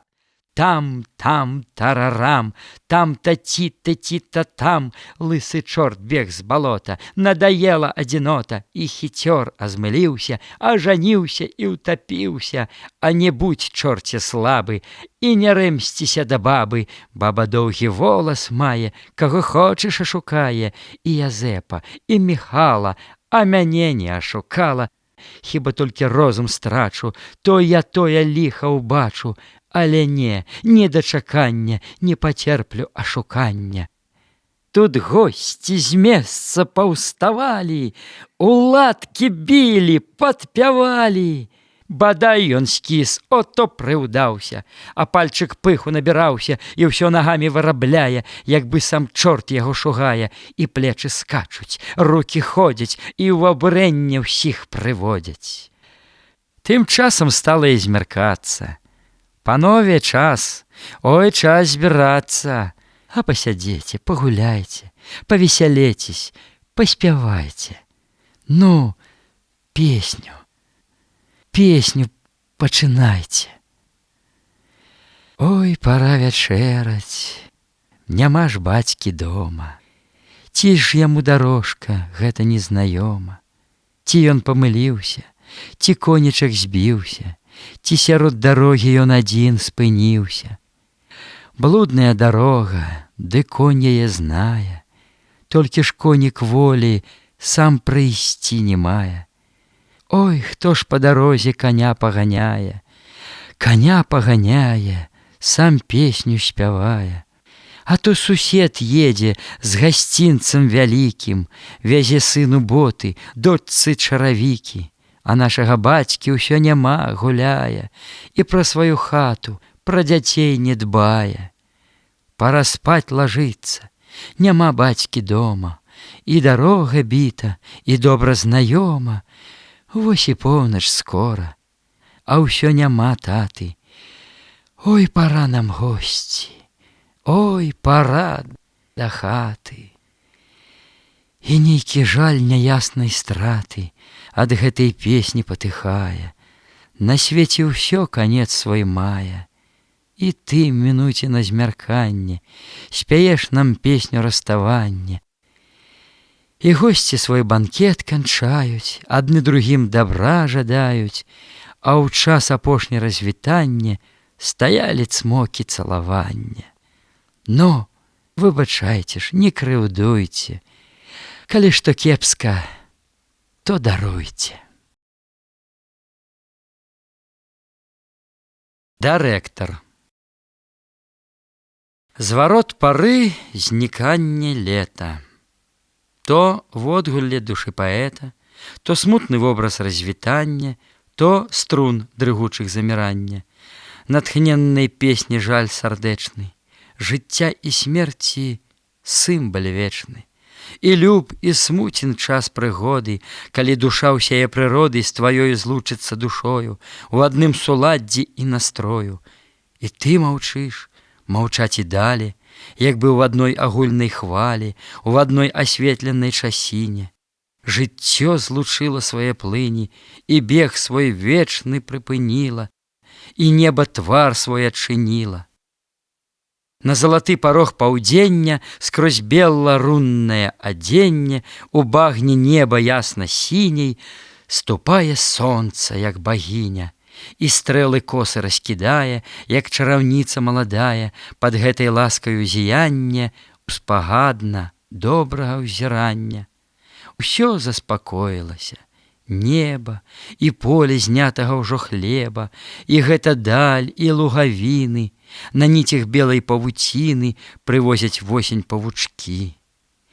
Яе красёнцы чаўначкі у моры лесу мільгатнулі, і лісце ў багру апранулі, і з кожнай лісцевай галоўкі глядзіць твар восені свякроўкі.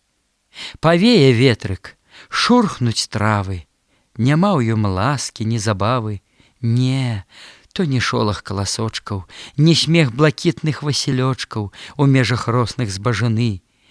Не, то не музыка вясны, а ціхі жаль і нараканне, з жыццём і з сонцам развітанне. Шыбуюць гусі ў край далёкі, і жураўлі ў той самы край. Бывай, жалецейка, бывай, бывайце, родныя валокі. Ну, кажа раз Міхал, як будзе? Ужо вучаць дзеці ў школцы людзі. Пара бы нашым за навуку аддаць у школку іх, не ў руку. Давай харчы, наймі кватэру. І бацька тут, як на паперу, стаў вылічаць расходы, страту і кончыў тым, лепш к сабе ў хату не трэба і кланяцца Яхіму, наняць дырэктара на зіму. Ну, хоць бы Яську Базылёва. Дамо рублёў 3 і гатова, а хлопец спрытны да навукі. Ну, Яська майстар на ўсе рукі, як да сярпа, так і да кнігі, але ці будуць хлопцы слухаць, каб не прыйшлося часам нюхаць яму ад вучняў сваіх хвігі, Антось заўважыў. Як то хвігі? Няхай асмеляцца псялыгі, скіпеў Міхал. А гэта што? Як ад свянцаю разоў 100, як адлуплю, 3 дні не сядзе. Тут вочы ўніз спускае ўладзя, ды словы ўставіць смеласць мае. Я больш забыўся, як ён знае. О, ты разумны, ты ўсё ўмееш, а 5 ды 2 не зразумееш. Дурны ў задачах, як дубіна, спыняе бацька грозна сына. Але вучыцца мне без дуру, а не, як з гада спушчу скуру, ўсё разумець павінны самі. І бацька ўсіх абвёў вачамі, кіўнуў выразна на аборку, на тым і кончылі гаворку. Яшчэ дырэктар не з'явіўся, а ўладзе хлопцам пабажыўся, што ён за вуха ўзяць не дасца, няхай лепш возьме яго трасца. У 2 нядзелькі па пакровах прывезлі Яську ў лапцях новых. За ім 2 боты без абцасаў, насіў іх Яська з даўніх часаў. Ад брата кіксы дасталіся, на всякі выпадак нясліся. Ну вось, дырэктар вам, глядзеце. Міхал ківае тут на Яську. За кнігі заўтра і за ўказку, бо грошы бацькавы не смецце, каб мне вучыліся старанна. Не патураць ім ані звання. Міхал звярнуўся к дырэктору. А не паслухае, каторы, цягні за вуха на калені, знайду лякарства я ад лені. А будзе ісці навука туга, падгоніць бацькава папруга. Стаялі хлопцы і маўчалі, на Яську зрэдку паглядалі, а сам дырэктар звузіл ростам, у сваім уборы бедным, простым, у зрэбных портках і кашулі, стаяў, як бы яго прыгнулі, такім мізэрным і маўклівым, у халаце суконным, сівым. Шчакаўшы трошкі, ён ачнуўся, прыйшоў у памяць, азірнуўся. Ён знаў усіх, і яго зналі. З Уладзем колісь сябравалі, але цяпер не тыя часы. Рабіць нязручна выкрунтасы, бо цвёрда помніць, ведаць трэба. На ім ляжыць цяпер вучэба. Ён толькі летась скончыў школку і веды меў у адну столку. Ды і тых патраціў з палавіну ў поле, гонячы скаціну. Таксама хлопцы разважалі і як трымацца з ім не зналі. Ці мець яго за панібрата, ці лепш з ім быць далекавата. Уладзік зараз шмых у дзверы, такія меў ужо манеры. Ды ішоў пыніць ён гаспадарку, з навукай хлопец штось не ладзіў. А Еўтушэўскі яго гадзіў, ярэмцам клаўся ён на карку, а лесь за комінак схаваўся. Адтуль на Яську прыглядаўся і думаў там сабе без шуму, якую смешную знаць думу, бо зрэдку ў голас усміхаўся. Яшчэ раз Яська азірнуўся, павесіў шапку, распрануўся. Як вузел хлопец невялічкі, крыху маркотна з непрывычкі, бо тут так ціха, глухавата, лясы, кусты і адна хата. Тут жыць сапраўды страшнавата, лагчыны, яміны, раўкі, тут, пэўна, шворацца ваўкі, і злыдні ходзяць з ваўкалакі. Папаўся ён тут небарака.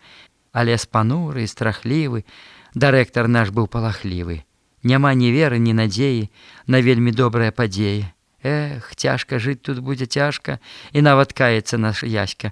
Нашто даваў ён сваю згоду, каб знаў, не ехаў бы ён з роду, бо прападзе ён тут як мыш, але ўжо выпілі барыш. І сам ён чарку выпіў. Шкода. У запек Яська ідзе садзіцца, да дзела ж трэба прыступіцца. Хоць і папаў ён у няволю, але выконваў сваю ролю, бо так і гонар ты свой згубіш. Ну ты, Костусь, чытаць любіш? Дырэктар Костуся пытае, абы хоць гутарка якая. Люблю, але яшчэ не ўмею. Складоў ніяк я не здалею. Ну гэта, брат ты мой, паўгора. Склады чытаць ты пойдзеш скора. Абы каб літары нам знаць. А на склады ўжо напляваць. Паслебізуеш і нічога. Не трэба розуму тут многа. А як Алесь? Алесь вучыўся. Пісаць ён нават налажыўся, гаворыць Костусь пра Алеся. Што ўжо з мяне вы смеяцеся? Алесь аклікнуўся ім з печы. Хоць і пішу, ды і недарэчы. Калі што і ведаў, то забыўся, бо ўжо даўно пісаць вучыўся. Цябе ж, нябось, вучыў Лапата, вступіўся Костусь зноў за брата. Ты ў школе быў, Алесь, паўгода. Пісаў на досцы кучка, мода. Пісаў і конь, і вецер вее. Не, наш Алесь пісаць умее. Ну, гэта я то трохі знаю, хоць часам сам не расчытаю, што напішу, такі пісака, не расчытае і сабака. Алесь за бэльку сунуў руку, расправа ходзіць пра навуку, дастаў сваю цятрадзь старую. Вось паглядзі, як я малюю, якіх я тут наставіў птушак, каракуль розных завітушак. Вось гэта кучка, гэта мода, а гэта конь, а тут калода, а тут пісаў дзядзька Антось. Ён піша хораша, нябось. Няправда? Можна падзівіцца. Ён штось пісаў тут яшчэ ўлетку, як браў кабылу на заметку, калі ёй трэба жарабіцца. Глядзелі ўтрох на гэты сшытак, і ўсё разгледзелі да нітак, і хлопцы тут пасябравалі, язык і Яську развязалі, сышлі з навукі на другое. Зайшла іх гутарка аб тое, чым гэты кут багаты, слаўны, сярод звяроў тут лось быў глаўны, і вучням нават тут прыйшлося сказаць дырэктару пра лося, які вялікі ён, рагаты, паджары і стрынгаляваты, калі глядзець на яго ззаду, а з галавы раголь грамада. За ім шоў воўк, зайцы, куніцы і многае ўсякае драбніцы, барсук, каза, лісы, вавёркі, тхары і ласіцы і норкі. Дырэктар слухаў з захапленнем, дзівіўся розным тут здарэннем, як барсука ў парэччы білі, як тут куніц, тхароў лавілі, які характар нораў звера, якая воўчая манера. Таго не чуў наш ясь ніколі, хоць быў 4 гады ў школе. А на канцы, як пра гасцінец, сказалі яську пра звярынец. Каб скончыць тым усе навіны, звярынец загарад казіны. Усё гэта панскія забавы, а сам звярынец быў цікавы. Высокі, зложаны з бярвення і такі моцны на здзіўленне, каб воўк да кос не мог дабрацца, ні праз той верх, ні падкапацца, не ўсунеш пальцы там нідзе ты. Адным крылом звярынец гэты сюды выходзіў на дарогу. Займаў ён цэлую разлогу, і лес, і луг, і часць крыніцы, улетку ў ім растуць суніцы, іх хлопцы бралі колькі шапак. У ельняку з яловых лапак стаіць салаш, як тая хата. Раней тут коз было багата, крыху наўперад не ў іх часе, ды тая плойма ўся звялася. Так перадохла яна марна, цяпер жа ёсць тут толькі сарна, ды Даніэль, казёл адзіны, а рогі тыя, як галіны. Адно здарэнне аб казле тым, што мела месца прошлым летам, апавядалі хлопцы яську, як найцікавейшую казку. А гэта справа так была. Каня ў кампанію казла пускалі на ноч у звярынец. І вось які казёл злачынец. З канём знаёміцца, сябруе, так след у след і спацыруе, і разам ходзяць і гуляюць, і разам ночы каратаюць, ну, словам, сталі дружакамі. Ад дружбы к гульням пераходзяць, ды тыя гульні часта шкодзяць. Казёл каня штурхець рагамі, штурхель быў нагла, нечаканны, і ў жываце каня 3 раны. Ідзе, цячэ ў хлапцоў размова, і яська зрэдка ўставіць слова. Пра сёе тое распытае, размова ладная, жывая. Страхоў такіх тут наказалі, што ў яські коленкі дрыжалі. І нізавошта па вячэры не смеў ён выйсці вон за дзверы. А перад тым, як спаць лажыцца, ён мусіў к хлопцам паддабрыцца. І хлопцы цёмную парою ішлі на двор з ім грамадою. І там стаялі, не ішлі ў хату, пакуль з натуры меў расплату. Затым у запек шлі і спалі. Туды ж і яську яны бралі. Ён усярэдзіне лажыўся, ляжаў маўчком, не варушыўся, абы не легчы толькі з краю. Бо я з вас коўдру пасцягаю, якое ж будзе вам тут спанне, казаў наш яська в апраўданне. Начаткі. Мінула ночка. Дзень праз вокны знішчае цёмныя валокны. На печ у запек зазірае і ночку з хаты выціскае. У печы ўжо палаюць дровы, і іх астатнія размовы так гучна бойка застралялі, як бы паны запалявалі. Хлапцы памыліся рупліва, і ўсе з дырэктарам пачціва пасталі ў рад прад абразамі. Маліцеся ж вы са слязамі, каб даў Бог здольнасці, ахвоты да вашай новай работы, панятнасць добрую і памяць, усё браць на розум вам і цяміць, і каб да кнігі вас гарнула, сказаў Міхал сынам прачула. І хлопцы ў нейкім захапленні пасталі раптам на калені і так набожненька маліліся, што аб падлогу лбамі біліся. А па сняданні за навуку, і не чакаць мне на пануку, і самі знайце свой парадак, кабы да кніг, як да аладак, таксама дружна наляталі. Дырэктар, хлопцы ўсе маўчалі, схіліўшы ў думныя галовы, пакуль цягнуліся прамовы. А ты, дырэктар, ведай дзела, прыпры іх добра, як вужакаў, каб аж заенчыў і заплакаў, каб у галовах іх кіпела.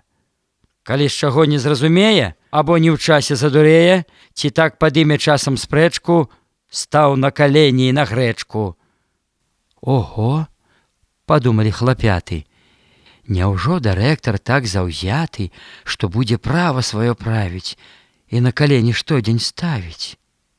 Ну што ж, пабачым, памяркуем, а здзеку кпін не падаруем.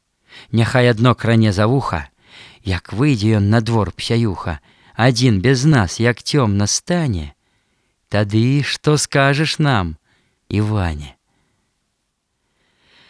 Але навука аказалась не гэтак страшна, як здавалась. Дырэктар выдаўся мяркоўны і лепшы нават, як свой кроўны. Умей з ім толькі пагадзіцца, раменным вушкам паддабрыцца ці падшыванку звіць налапаць. За вуха ён не будзе цапаць. Наадварот, тады ты дока, у навуцы пойдзеш ты далёка. І толькі ўладзе хібіў часта. Задач ніяк не браў, і баста. Як з ім дырэктар наш не біўся, не з месца, раз ужо спыніўся. А не на злосць яму гаворыць, а то часамі з ім і спорыць, ці проста дражніцца, смяецца і ўзяць за вуха не даецца. Тады дырэктар адступаўся і да другога зварачаўся. Ды толькі вось чым скутак дрэнны. Міхал быў сам крыху пісьменны, і падлавіў ён раз Алеся. У законе Божым, як у лесе, не цяміў хлопец нічагутка.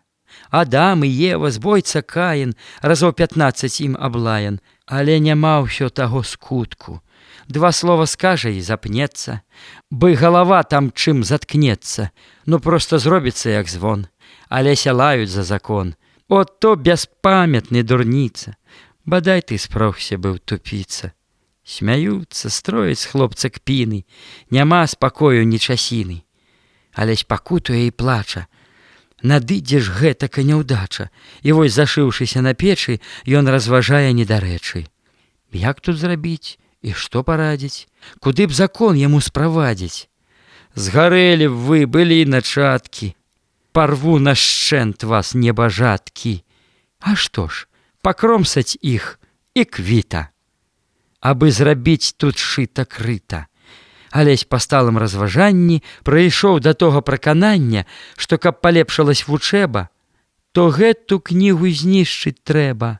І вось уночы наш дабродзей устае і крадзецца, як злодзей, і кнігі скрынкі выкідае, і пад сталом іх растрасае, а ненавісныя начаткі парваў па самыя акладкі.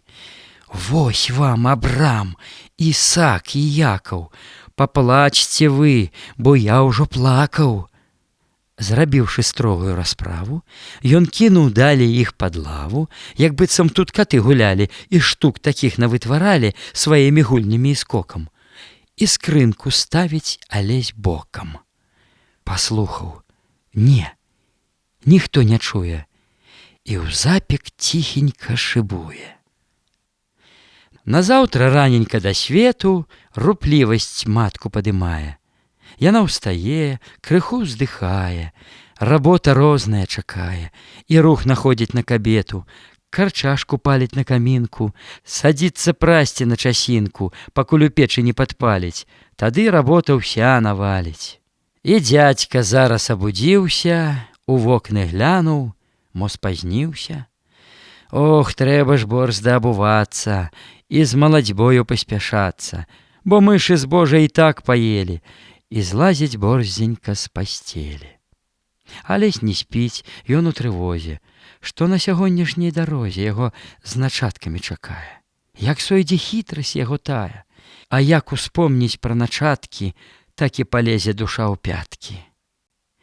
Абуўся дзядзька, штось шукае, і раптам голасна пытае: «А во, хто ж кнігі так раскідаў?»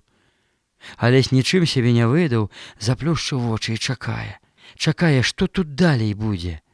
«Скажэце, міленькія людзі, мае ж вы родненькія маткі, як расчвартованы начаткі!» Пад лавай дзядзька вядзе следства. Якое зроблена калецтва! І маці прасці перастала, глядзіце, дзівіцца нямала. «Каты, напэўна, — кажа маці, — бо гэта бегаюць па хаце, калі разыдуцца часамі». Алесь падзячан добрай маме, бо маці ў тон яму трапляе і на катоў віну ўскладае.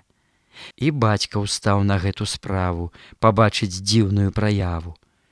Усё будзе добра, калі тата не надта возьмецца заўзята, Алесь пад коўдрай разважае, і страх мацней яго шугае.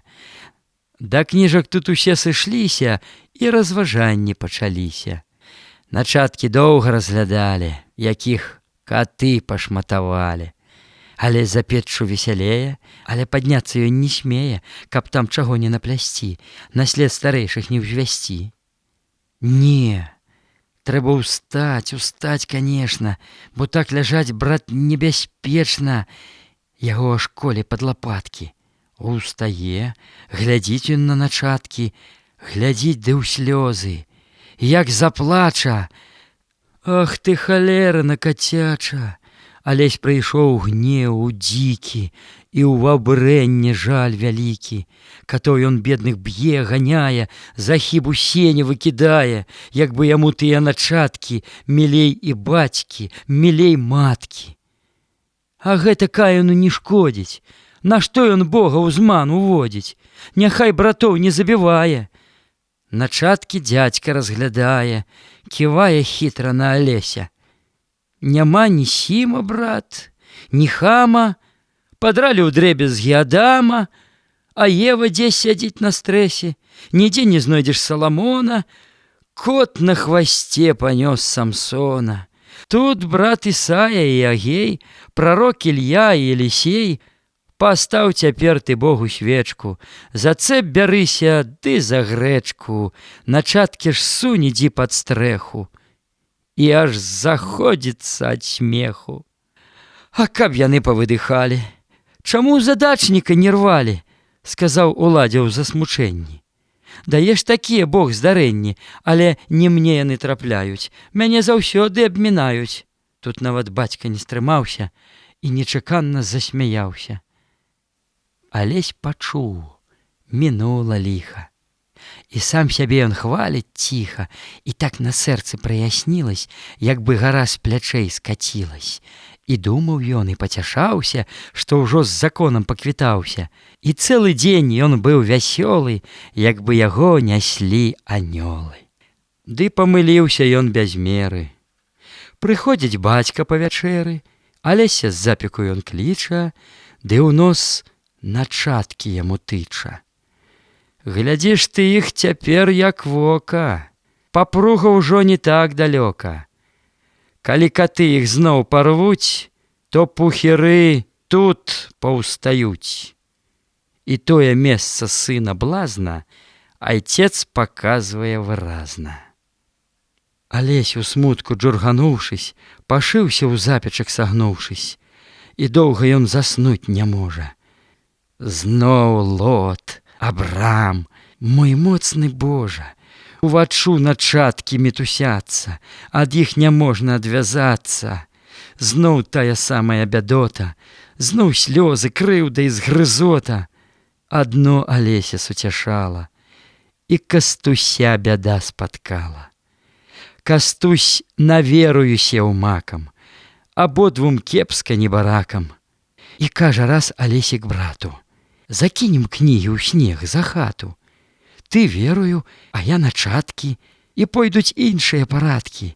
А будуць біць, то што? Паплачам, затое ж потым мы паскачам. А тата кніжак зноў дастане. Ну і што? І тым дамо мы рады.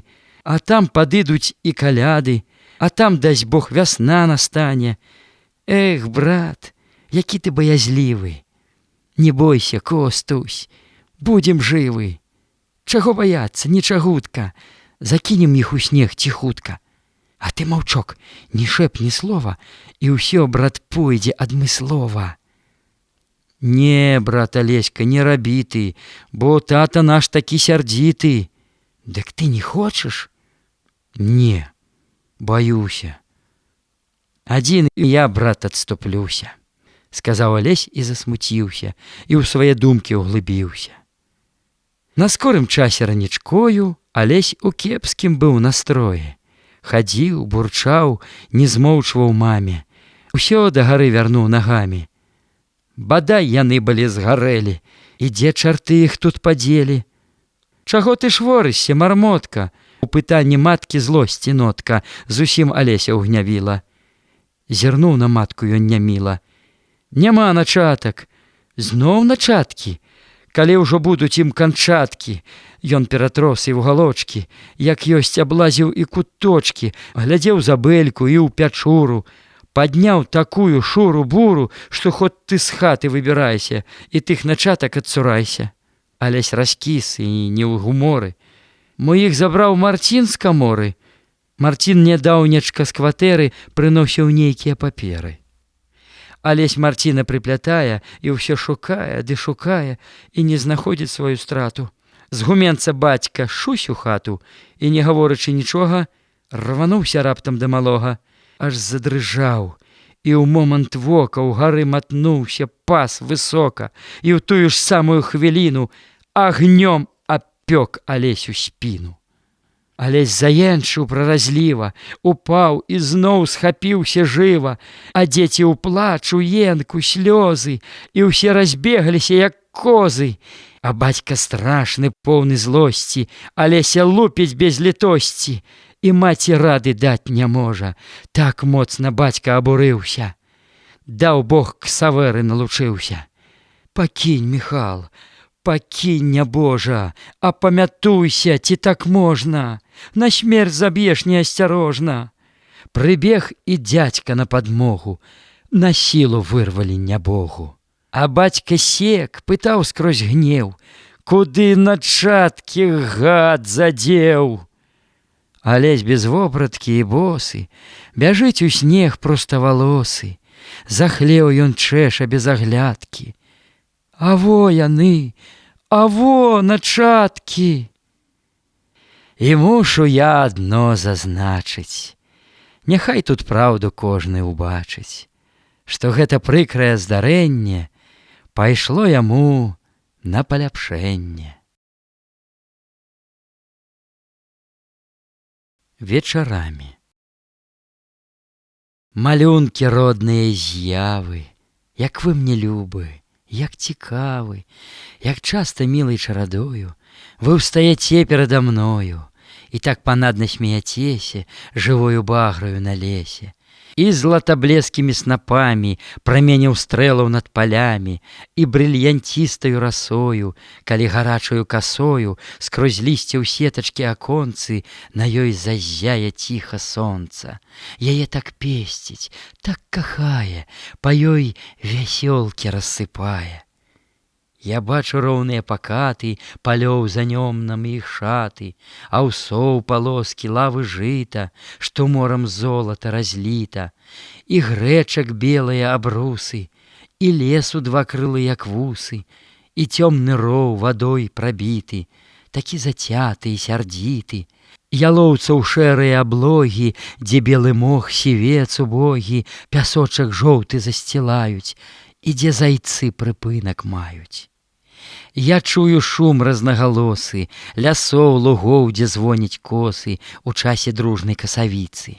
Я чую громы навальніцы і шум глухі буйных дажджоў, і песні звонкія палёў, і ціхі плач з край магілы.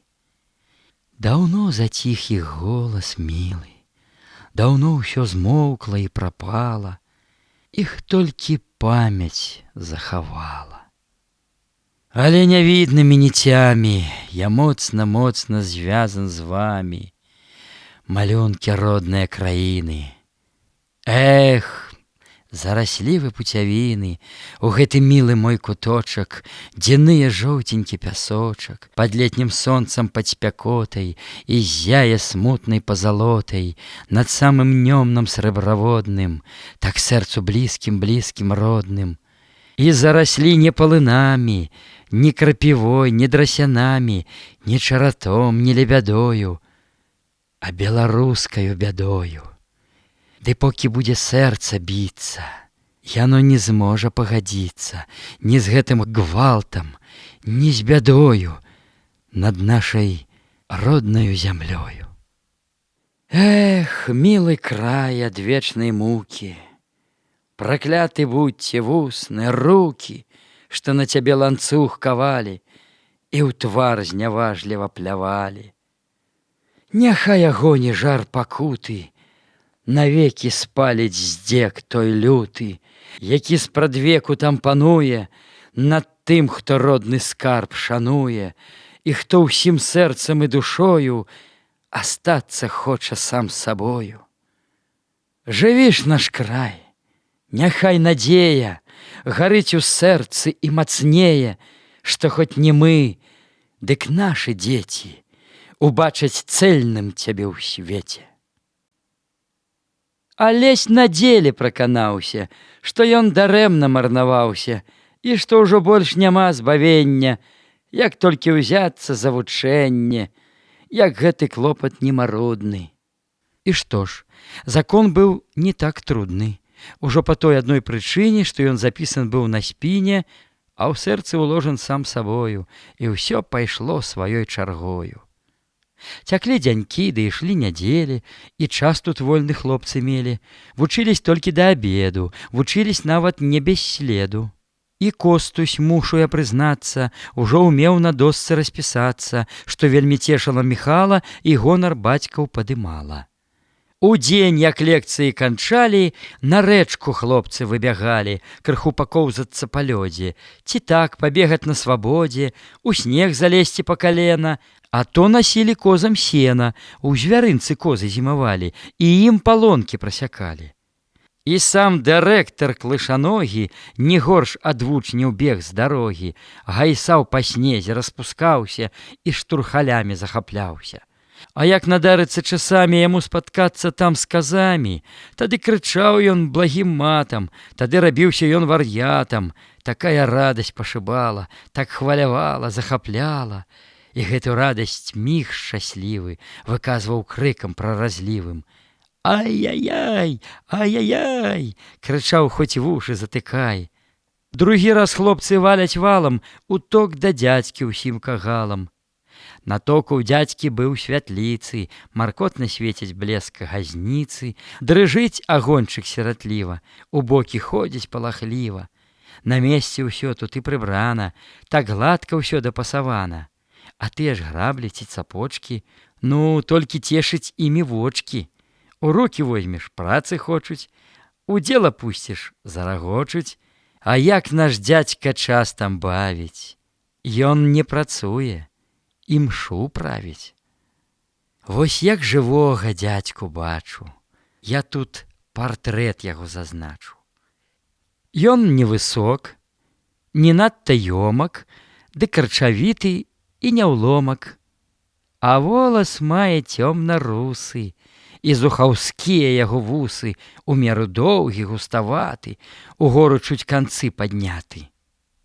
А вочы шэры, невялічкі, глядзяць прыветна, як сунічкі.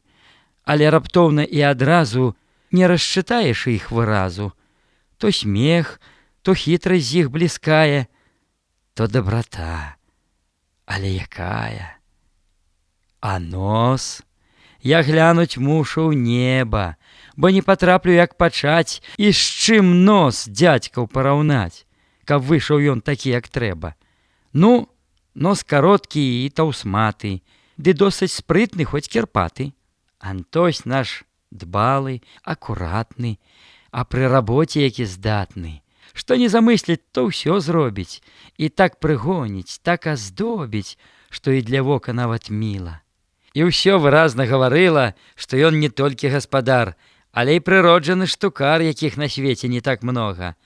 За дзядзьку людзі просяць Бога. Каму ён толькі не спрыяе, каго з бяды не вызваляе. У дзядзькі цэлы спрат запасаў, не любіць дзядзька пустаплясаў. Вось вы зірніце ў хлеў на вышкі, там многа яблынін на лыжкі, там ёсць і груша, і кляніна, якая хочаш дравяніна. Грабільны, коссі, клёпкі, восі, няма трайні, ідзі да Антося. І людзі дзядзьку шанавалі, а на кірмашы частавалі. Каса чыя нядобра косіць, няхай Антося ён папросіць, Антось наладзіць, так дагоніць, тады пабач, як загамоніць. Каса не косіць, каса брые, і шчытнякі бярэ сухія, бо ў дзядзькі рукі залатыя. Каб дапісаць партрэт Антося, скажу, на свеце не знайшлося ні ўдоўкі любкі, ні дзяўчыны, каб палучыць дзве палавіны, каб разам шчасце здабываць і поруч долю падзяляць. І я тут сам за дядьку мушу назад старонку адгарнуць і аб вясне яго ўздыхнуць, і добрым словам яго душу яшчэ раз шчыра памянуць. Была вясна, было імкненне, і сэрца ведала тамленне, і сэрца водгук сэрца чула, і сэрца к сэрцайку гарнула. Ды толькі ж доля не судзіла. І любка Наста яго міла, што так клялася, цалавала, і к сэрцу з жарам прыхіляла, што так суліла шчасця многа, яго змяняла на другога. Антось, ды што, цяпер забыта, даўно пажалі тое жыта, і тыя межы зааралі, што дзядзька ў смутак калыхалі. Ну, хлопцы, зараз дамо жару, саб'ем пасадаў яшчэ з пару. Снапы ў радочкі палажылі, так і дзяды яшчэ вучылі, каб каласы ды з каласамі, а да пярылаў гузырамі. Ну, грымнем, хлопцы, каб звенела, і 5 цапоў ідуць у дзела. Не маладзьба, а бубнаў хоры, здаецца б, цэпам вадзіў хворы. Бичы кладуцца так рытмічна, само гудзенне іх музычна. Снапы не ўлежаць, скачуць самі і сыплюць жыта пад бичамі, а дзядзька Рэй вядзе, гукае і адным крыкам памагае. Дай, дай яму, брат, дай з-за вуха, гэх, гэх, скачы, баба псяюха. Гудуць цапы ўгары праворна, ідзе работа дружна, спорна, аж падшыбае ўсіх ахвота, бо мае свой захоп работа. Вось так адно другім мянялась, затым яно і не прыядалась, калі было ўсё ў меру, у пору, і гладка ішло ўсё тут угору. Таксама вечар свае бавы нясе з сабой не менш цікавы. І асабліва перад святам, калі бывала дзядзька з татам, а з імі часам гэтаксама язык развяжа свой мама, пачнуць казаць свае ўспамінкі, весці размовы пра старынкі, пра незвычайныя здарэнні, і ім даваць тут тлумачэнні. Цяпер камінак спачывае, а хату лямпа асвятляе, але маркотна і тужліва, а цені страшна і маўкліва то затрасуцца, затанцуюць, як бы каго яны пільнуюць, то заспакоіцца зацята, калі замрэ і сама хата. Тады, здаецца, цені тыя, не проста цені, а жывыя, і нібы ў іх ёсць нейка справа, і таямніча, і цікава. Дырэктар к печы прытуліўся, на дзядзькаў твар утарапіўся. Мне сам казаў Пятрусь Грыхінін, і лгаць жа ён не быў павінен. Дадому ехаў ён з княжога.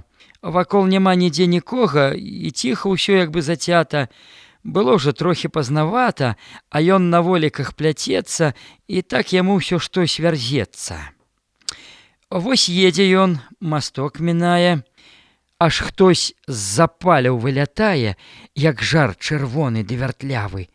І хвошча пугае ўлева, ўправа, і па валах, і па Пятрусю. Вось, кажа, я табе спазнюся, калі ты так запрацаваўся, і аж данёмна займанаўся. Дырэктар, бедны, увесь жахнуўся, ад страху нават аж прыгнуўся. Мабыць, штось ёсць такі на свеце, на матку тут зірнулі дзеці. Свякроў нябожчыца Анета сама казала мне пра гэта. Яна была і цётка Рузя. Збіралі шчаўе дзесь на лузе, да ішлі дадому калянёмна. Было зусім яшчэ не цёмна, вось толькі сонца напалову зайшло за горку дземянову, і нікагусенька нідзе. Аж зірк, на саменькай вадзе сядзіць хтось, выцягнуўшы ногі, над самай бухтай такі строгі, як мае быць ва ўсім адзенні, і курыць люльку ў задуменні. А хто ж то быў? Цьфу, праваліся, спытаў дырэктар, трасучыся. Яго той страх нашчэнт занудзіў. Ці не янчур там рыбу водзіў, азваўся дзядзька не без жарта. А ўсе маўчаць, глядзяць упарта. Да дзядзькі бліжэй хлопец жмецца. Яму чорт знае, што здаецца. У хаце стала больш страхліва. З-за вокон ноч глядзіць маўкліва. І гэта ноч як бы жывая, і быццам нешта яна знае, але аб тым казаць не хоча, бо на размовы неахвоча. А на дварэ дзесь каля будкі чагось брахнуў сабака чуткі. Брахнуў і змоўк, бы страшна стала, і ноч брахаць не пазваляла. Аслаблі ў яське ўсе тут гайкі. Глупства ўсё, не больш як байкі, Міхася зваўся. Хто баіцца, таму ўсё можа налучыцца. Нашто вам лепш? Тут жыў пшавара. Вось раз уночы чуе гукі, в акно малоцяць чыясь рукі. Малоцяць так, быў час пажару. Хто там? Пусці, брат, то я Сёмка. Ну, брат, і б'юцца ж чэрці ёмка. Не верыў я, даль Бог паверу, на ўласным карку чуў халеру. На грэблю я, брат, як уз'ехаў, так і засыпаў мне арэхаў. Я па кані, ён мне па карку, пасек мне спіну праз браварку. І толькі тут вось адступіўся, калі ў дварэ ўжо я спыніўся. Пшавары з хаты выйшаў босы, а гледзець Сёмкавы калёсы. І што ж? Вось вам і таямніцы. Ялова лапка влезла ў спіцы. Яшчэ пра страхі вялі мову, і іх тлумачылі аснову, і іх істоту разбіралі, і трохі з яські жартавалі. Усяго было тут вечарамі, калі разыдуцца часамі. На ўсё была свая прычына і адпаведная часіна. Зайшла размова аб навуках, старых, даўнейшых і іх штуках, аб кнігах з чорнаю пячаццю, аб чараўніцтве, аб закляцці, аб розных хітрасцях і зману. Вось пусціць нейкага туману, і чалавек хоць і жывы, але стаіць без галавы. Гаворыць дзядзька хлопцам дзіва, усё іх цікавіць моцна жыва. Я сам такую штучку знаю, што без памылкі адгадаю, як хто стаіць, ну хоць бы ў сенях, ці на нагах, ці на каленях, ці ён там стане, ці ён ляжа. Вось гэта штука, бацька кажа. І няўжо дзядзька адгадае? Цікавасць яську забірае, і не дае ніяк ён веры, і погляд кідае на дзверы, бо хоча ён сваю асобу у сені вынесці на спробу. Ну, Костусь, пойдзем мы з табою. Ідуць у сенях між сабою, вядуць параду, як пастаць, каб бацька ўжо не мог згадаць. Мяркуюць хлопцы так і гэтак, бывулей ставяць пад паветак. Урэшце ўсё абмеркавалі, хітрэй не трэба, як пасталі. Адзін прыгнуўся ракушком, другі ў падлогу ўпёрся лбом. Ну, дзядзька, як мы тут стаіма? А так, як цюцькі за дзвярыма. Ім бацька з хаты дзесь азваўся, і раптам дружны смех падняўся. Воўк.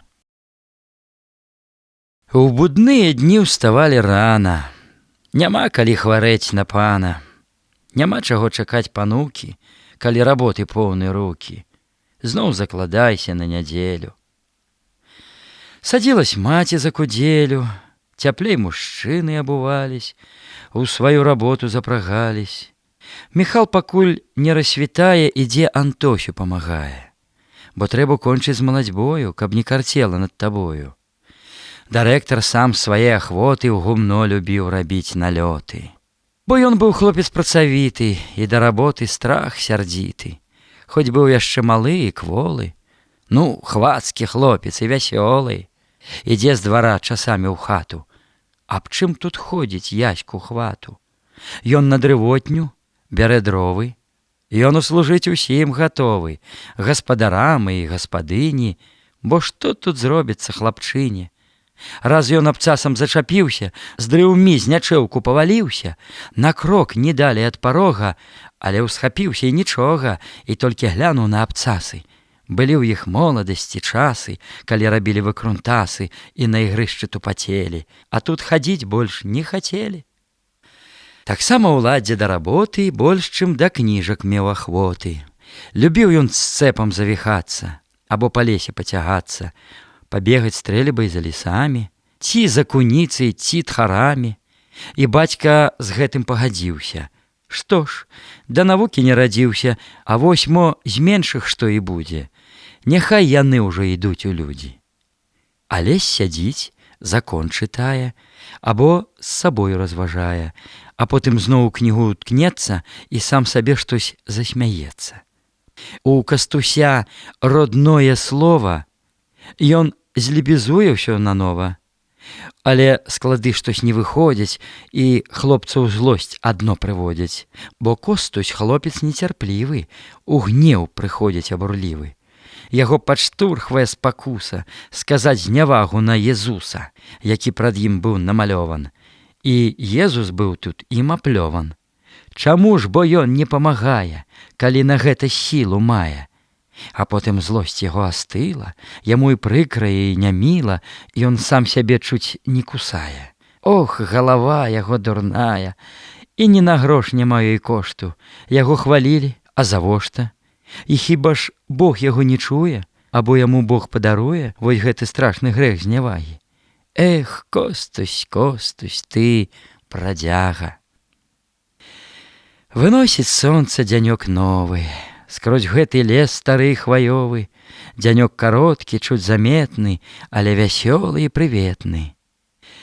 Мароз бярэцца, паціскае, па лесе лускае, гуляе, і хусты тчэ на верашку. За ноч падкінула сняжку.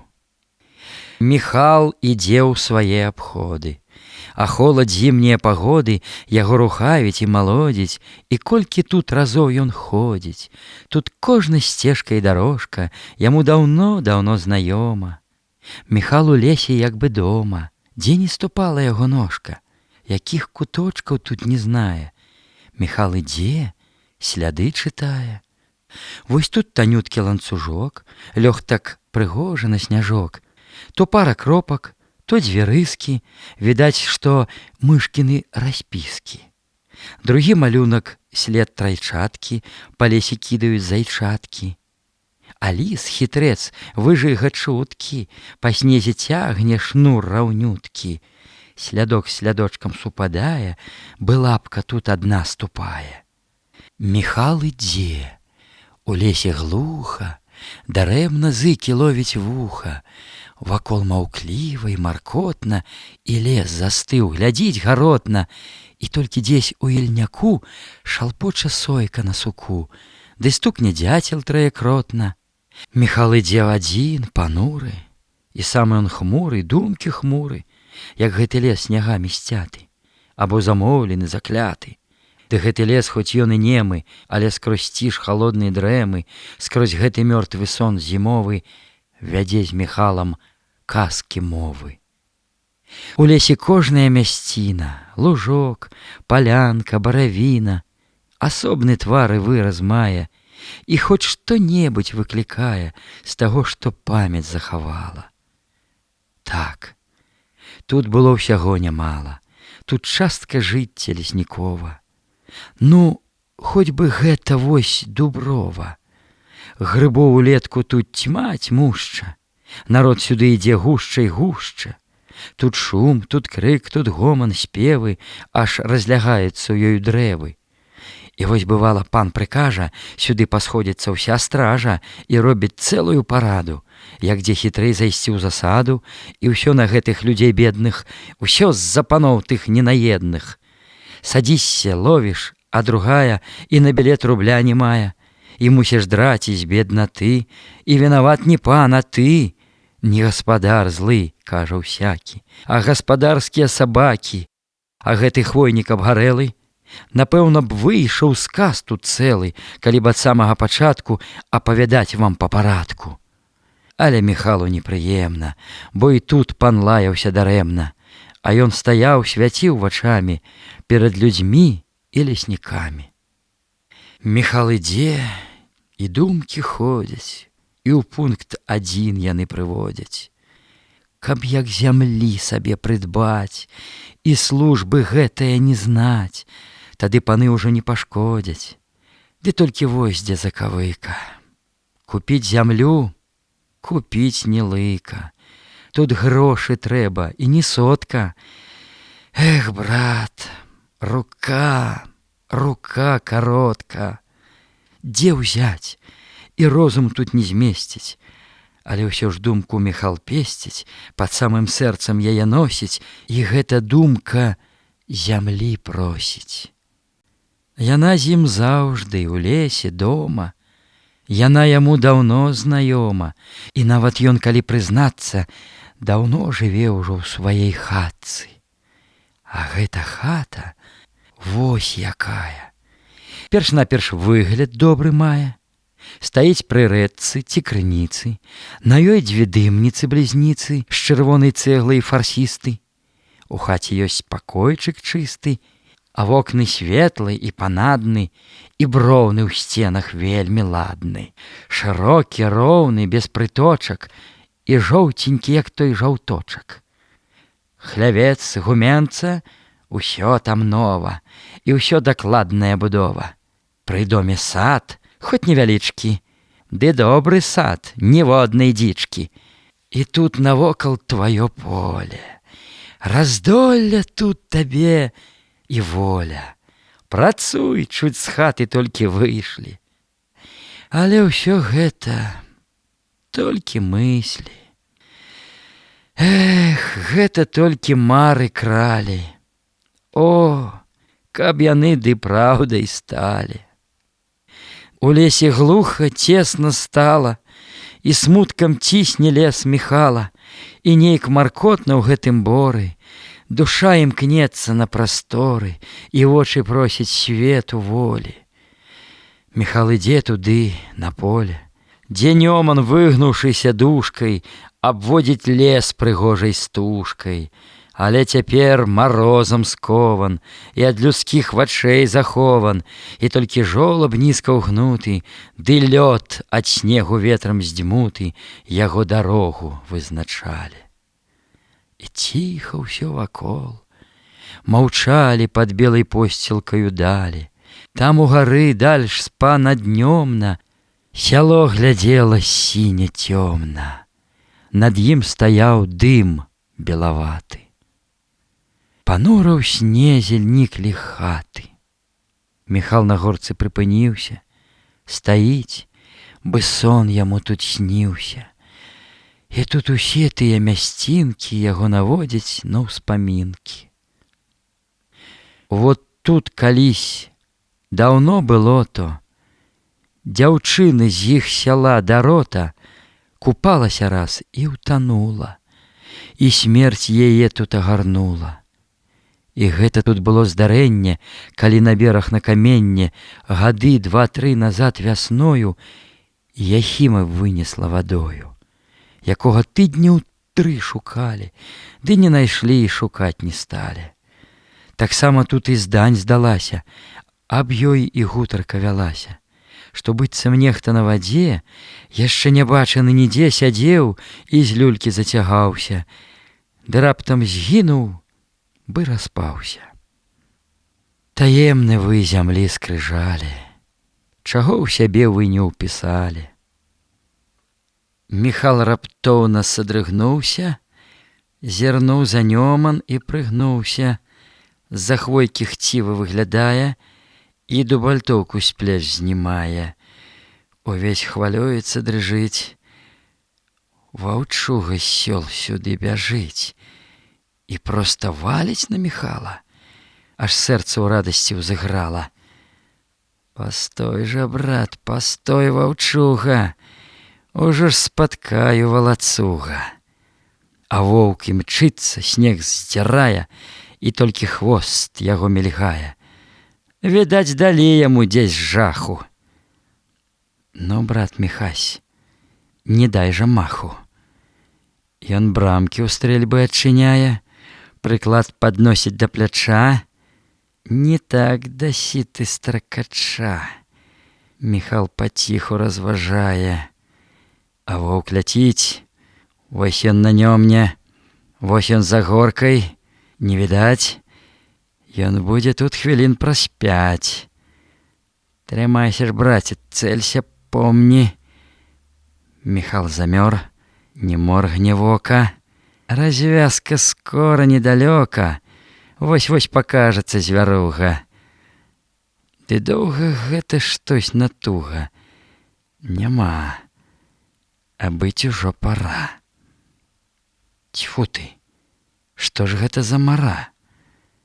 Встае Міхал, глядзіць вакола, як бы што страціў невясёла, а рукі ўсё яшчэ дрыжаць. Ну хоць бы гада напужаць. І дзе ён дзеўся, дзе пракляты? Міхала рух бярэ заўзяты, не возьме тропу ён ніяк. Бяжыць управа наўскасяк, а можа там яго спаткае. А не, дык снег хоць запытае, але і туды прабег дарма. Там і слядоў яго няма. Бяжыць назад. Няма. Прапала. Аж нейкі пот праняў Міхала. Міхал на нёман тут рвануўся, і як зірнуў, аж здрыгануўся. І ўсё ў ім раптам задрыжала, аж нават шапка чуць не спала, калі прычын Міхал дазнаўся. У стрыжаню воўк шалпатаўся. Міхала згледзеў, лясь з зубамі і злосна бліскае вачамі. Міхал хватае дубальтоўку і хоча выстраліць у воўка, а потым стрэльбу апускае. І воўка зблізку разглядае. А ён вось тут, бяры рукамі, завіс на лапах, як у яме. Стрыжэнь глыбокі, лёд пакаты, а бедны воўк вадой падцяты. Скрабе па лёдзе кіпцюрамі і носам рые, як зубамі, і ўвесь пружыніцца і рвецца, але нічога не ўдаецца. І ўсё слабее у воўка сіла, ды страшна смерць, усім жыць міла. Ён рэшту сілы зноў збірае, мацней на лапы налягае, ды іх няма за што зацяць. Яны слабеюць, слізгацяць, і толькі скробаюць па лёдзе, перабіраюць край стрыжэню. Няма надзеі нават ценю у той яго бядзе прыгодзе. Няма, ваўчок, табе збавення. Дарэмны ўсе твае імкненні, і ненадоўга сілы стане весці з вадою тут змаганне. Слабее воўк і абмярзае, а плынь усё больш падбірае, і, барукаючись з вадою, ён павярнуўся галавою і ўскінуў погляд на Міхала. Вачамі злосна ўжо не косіць, глядзіць, як бы ратунку просіць. Тьфу ты, а шкода яго стала. Так вочы жаласна глядзяць. Ну вось, даль Бог, шкада страляць. Яшчэ раз бедны воўк рвануўся, на спіну раптам павярнуўся, завыў жалобна і каротка, і шух пад лёд той, як калодка. І знікла ўсё. Жыццё, змаганне і прагавітасць палявання. Міхал стаіць і разважае, а потым голову ўскідае, як бы ён хоча запытаць, хоць тут нікога не відаць. Ну, што ты скажаш, брат, на гэта? Зіма ў парэччы. О, добры час дзянькоў прыгожых, ты знік у хвалях часоў божых, і толькі ў думках і ўспамінах жывеш, гарыш у днях дзяціных. Далёка я ад межаў родных, і дзён галодных і халодных пражыў нямала. Я гадаю, я родны край успамінаю, я ў ім жыву, я ў ім душою і сэрцам кожнаю парою. Як той нявольнік прагне волі, так прагну я ступіць на ролі сваіх палеткаў ніў благенькіх, дарог і сцежачак крывенькіх, што гожа ўюцца з-поміж жыта або сред лесу самавіта. І ўстануць з'явы, як жывыя, малюнкі сэрцу дарагія і моцна душу парываюць. Ідзі да нас, ідзі, гукаюць. Благаславённы час той будзе, калі я ў родным сваім людзі куточак бацькаў прывітаю і радасць жыцця там пазнаю. О, родны край, о, край пакуты, нягодай цяжкаю прыгнуты, калі ж ты збудзеш тое гора, што і цяпер там, як і учора, як і даўней цябе знішчае і горкім смуткам авявае.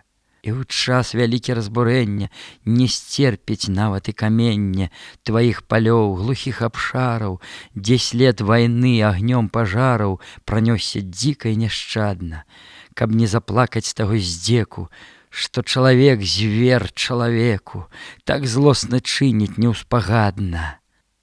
О, край мой мілы, усёй душою хачу злучыцца я з табою, у тваіх палях пазычыць сілу, у тваёй зямлі сысці ў магілу. Дзяціны час, я памятаю зімы прыход у нашым краю. Стаіць над лесам шум маркотны, па небе хмары, як палотны, паўночны вецер рассцілае, і бель над далямі звісае, і ціха стане на падворку, і лес жалобную гаворку, свой гоман восені канчае, і моўчкі зіму сустракае. А сетка белая гусцее, і бліжай снегам сее. І вось над хатай над гуменцам сняжынкі жвавыя гуляюць, садок і дворык засцілаюць бялюткім чыстым палаценцам. І тут у хаце не ўтрываеш, кажух на плечы накідаеш, бяжыш на двор, як той шалёны, крычыш, гукаеш здавалёны, зямлі не чуеш пад сабою і ловіш белы пух рукою. Угару зірнеш, як рой пчаліны, снуюцца ціхія пушыны, у гарызн нячэўку штурхануцца, глядзіш, і ў пары павяруцца. Ого-го, брат, дзядзька кажа, цяпер зіма, напэўна, ляжа. За санкі, Костусь, трэба брацца. Эх, будзеш мець дзе разгуляцца. І Костусь рады і давольны. Цяпер гулянак свет раздольны, адкрыты новыя пуціны, у круг забаў яго дзяціны. І ён ад радасці трасецца, ды ў мяккім снезе скачанецца, а снег станоўкай заложна так і шуфлюе. Лес набожна стаіць, маўчыць, і ўсё святлее, як бы, здаецца, весялее. Назаўтра ўстанеш, свет змянёны, у новых хутрах вербы, клёны, і ўсюды чыста, бель такая, што проста вочы адбірае. У парканах шулы, як салдаты, стаяць у струнку зухаваты, башлык высокі, шапкі новы, ура! Гукнуць табе гатовы. Ідзе з лапатай дзядзька з хаты і адграбае снег заўзята. У гумно і ў хлеў праводзіць сцежкі. Не хоча мець удзень замешкі, бо ўдзень на рэчку і на тоні схадзіць рыхтуецца Антоні. Мы знаем, ён рыбак з уроды, і ўсякіх рыбы ён знае ходы.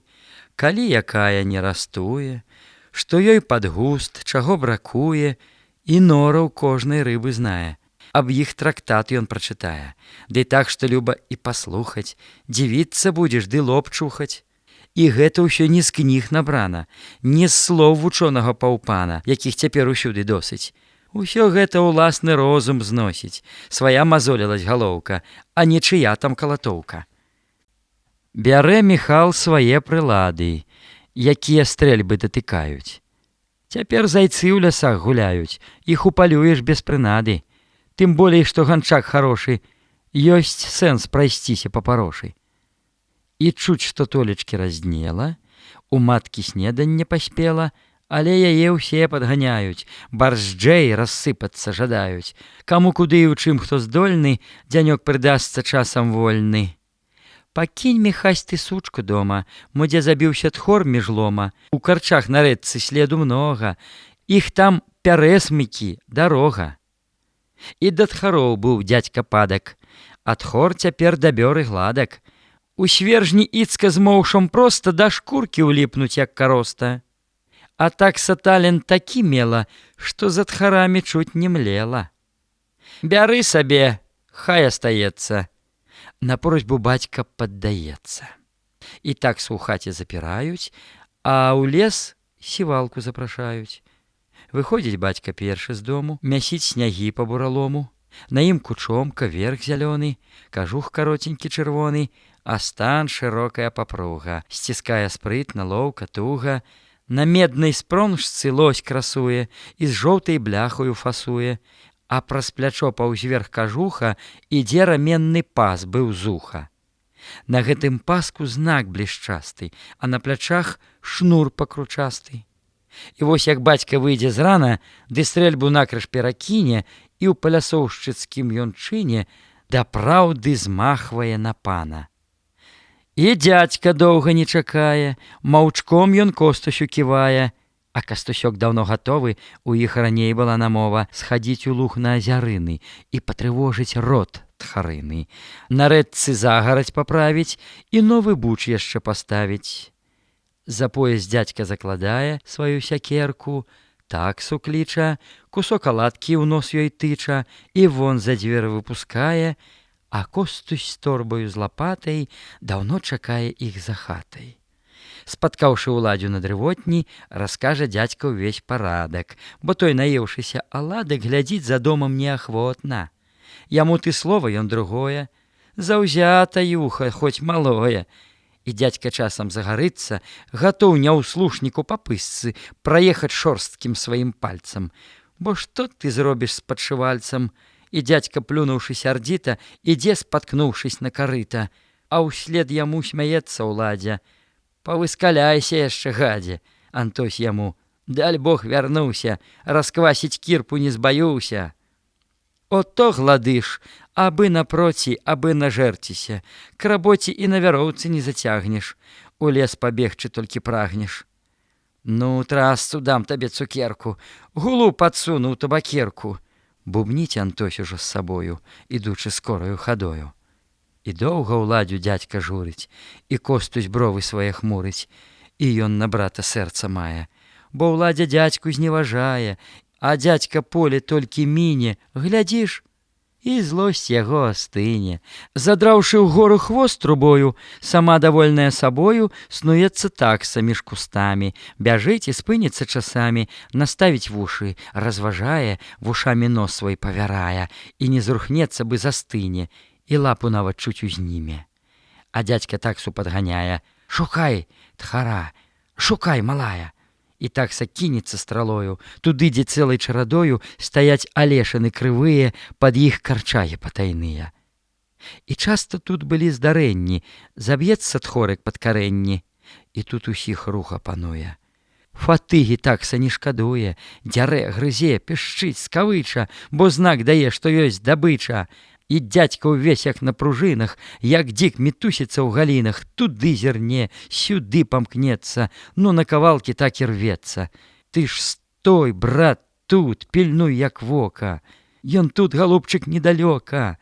І не пудлуй, не дай, брат, маху, валі рыдлёўкаю без страху.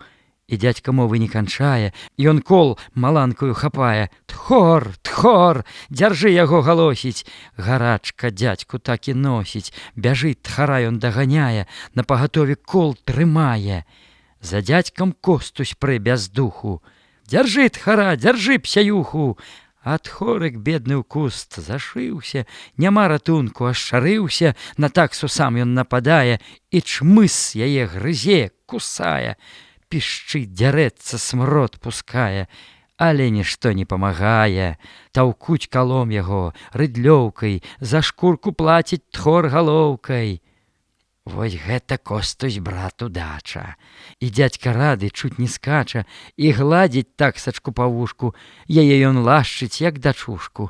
Яна ж за гэта ласкі слова на смерць на ўсё пайсці гатова, вачамі ў вочы так і зорыць, віхлястым хвосцікам гаворыць. Хоць дзядзька наш не паляўнічы, ды меў ахвоту і да дзічы. І часам, праўда, вельмі рэдка, я сам у гэтым буду сведка, у лес надумае пайсці, зайцоў крыху там патрасці. Зайцоў жа там было багата. Вось у нядзельку раз ці ў свята Антось рыхтуе паляванне. Дае ён хлопцам прыказанне, хоць тыя самі па прыказу ахвотна годзяцца адразу, а наш дырэктар асабліва.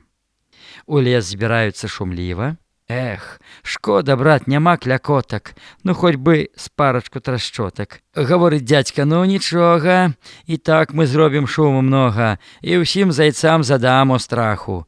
Дае дырэктару ён бляху. Званіў яе бі, чым папала, абы мацней яна гучала на ўсю свяржэнскую граду. Алесю даў скавараду, перагарэлую старую, ды незвычайна галасную. Бяры напільнік з рукаяткай, бубніў яе наском і пяткай. А Кастусю я дам званок, а ты, бальшун, трубі ў ражок. Такое справім мы ігрышча, што лес застогне і засвішча. Ну, не жывы і тое чнецца, калі аблава ў нас пачнецца. Ідуць у лес. Антось зарання размеркаваў усё да звання, адкуль якую зоймуць лаву і як весці самую справу, куды як зайцоў зганяць і дзе ён будзе сам стаяць. Антось пазіцыю займае, шчаслівых вынікаў чакае, калі зайцоў пужнуць няжданна, і трохі чуе ў сабе пана. Прачнуўся лес ад бразгатання, ад таго шуму палявання, і крык, і лямант, захапленне, гудзе лес зверху да карэння. Дырэктар рвецца на кавалкі, зламаў на блясе ўжо 2 палкі, дзярэцца нема, лямантуе. Такі там гвалт, хай Бог ратуе. За пень ён лапцем зачапіўся і змоўк тады, як паваліўся. Алесь грыміць скаварадою і пацяшаецца гудою, на ёй вызвонівае ён штучкі, але напільнік выпаў з ручкі, зляцеў у снег і будь здароў. Нідзе не бачылі зайцоў, і дзядзьку стрэліць не прыйшлося, але пачулі ад Антося. Забілі зайца, не забілі, але ж, брат, гуку нарабілі. На рэчцы. Ніхто з дамашніх не згадае, чым рэчка Костуся займае, якая іх звязала сіла і чым яна так хлопцу міла. Бывала толькі чуць разднее, чуць трошкі ў лесе пасвятлее, глядзіш, на рэчку ён шыбуе і лёд сякеркаю мацуе. То падбяжыць і скаўзанецца, і сам сабе ён засмяецца. То спыніць крок, замрэ, застыне. Такая радасць тут хлапчыне. Лядок закохкае, угнецца, і вось-вось зломіцца, здаецца. Але не страшны і знаёмы для хлопца гэтыя надломы, палоскі стрэлы гаваркія і моцны скрэпы ледзяныя. Марозік крэпіць, лёд таўшчэе, і рэчка вольная нямее, да дна вадзіца вымярзае, і ходу бедная не мае, і цесна там ёй няміла яе халодная магіла. Але дарма, жывую сілу не запраторыш ты ў магілу. Мароз бязжаласны і люты, хоць ты звязаў і крэпка путы, скаваў і рэчкі, і азёры, і ўсё заціснуў пад запоры, разлёгшись лёдам і снягамі над чыстым полем і лугамі. Ды ты жыцця, брат, не здалееш, як ты не дурыш, не шалееш. Глядзі, скрозь ковы ледзяныя сачацца кропелькі жывыя, дарогу новую шукаюць і лёд вадою заліваюць. І праўда, рэчачка-крынічка, хаця і мелка невялічка, але такую сілу мае, што лёд угору падымае і ломіць глызу, як націну. Гэ, брэшаш ты, мароз, не згіну я пад карою ледзяною, пабарукаемся з табою, як бы гаворыць смела гулка марозу бойкая рачулка. І між марозам і вадою на гэтай рэчачцы зімою такія справы вынікаюць, што надта Костуся займаюць.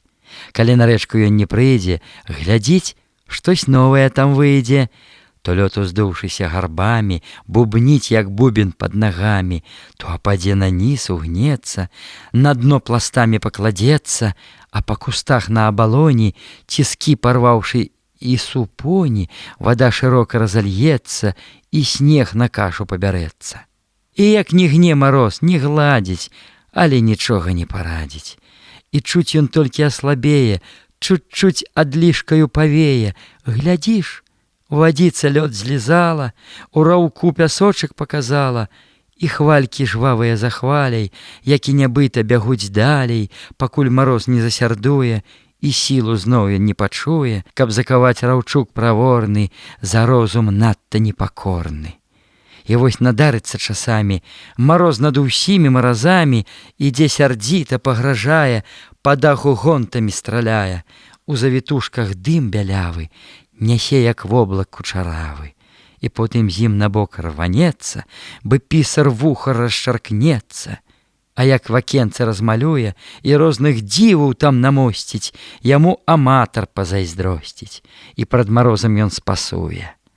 Мароз штукар і жарты любіць, не раз штукаючы загубіць таго, хто ў рукі пападзецца. Яшчэ над бедным насмяецца. Прыляж, бядача ты з дарогі, няблізкі хатнія парогі. Мароз дарожным падпявае: ложись, пасцелька пухавая, і ўся агеньчыкамі ззяе. Засні, сагрэйся, мой пахілы, пакуль табе прыбудуць сілы, а я салодкі сон навею і гожай казкаю сагрэю.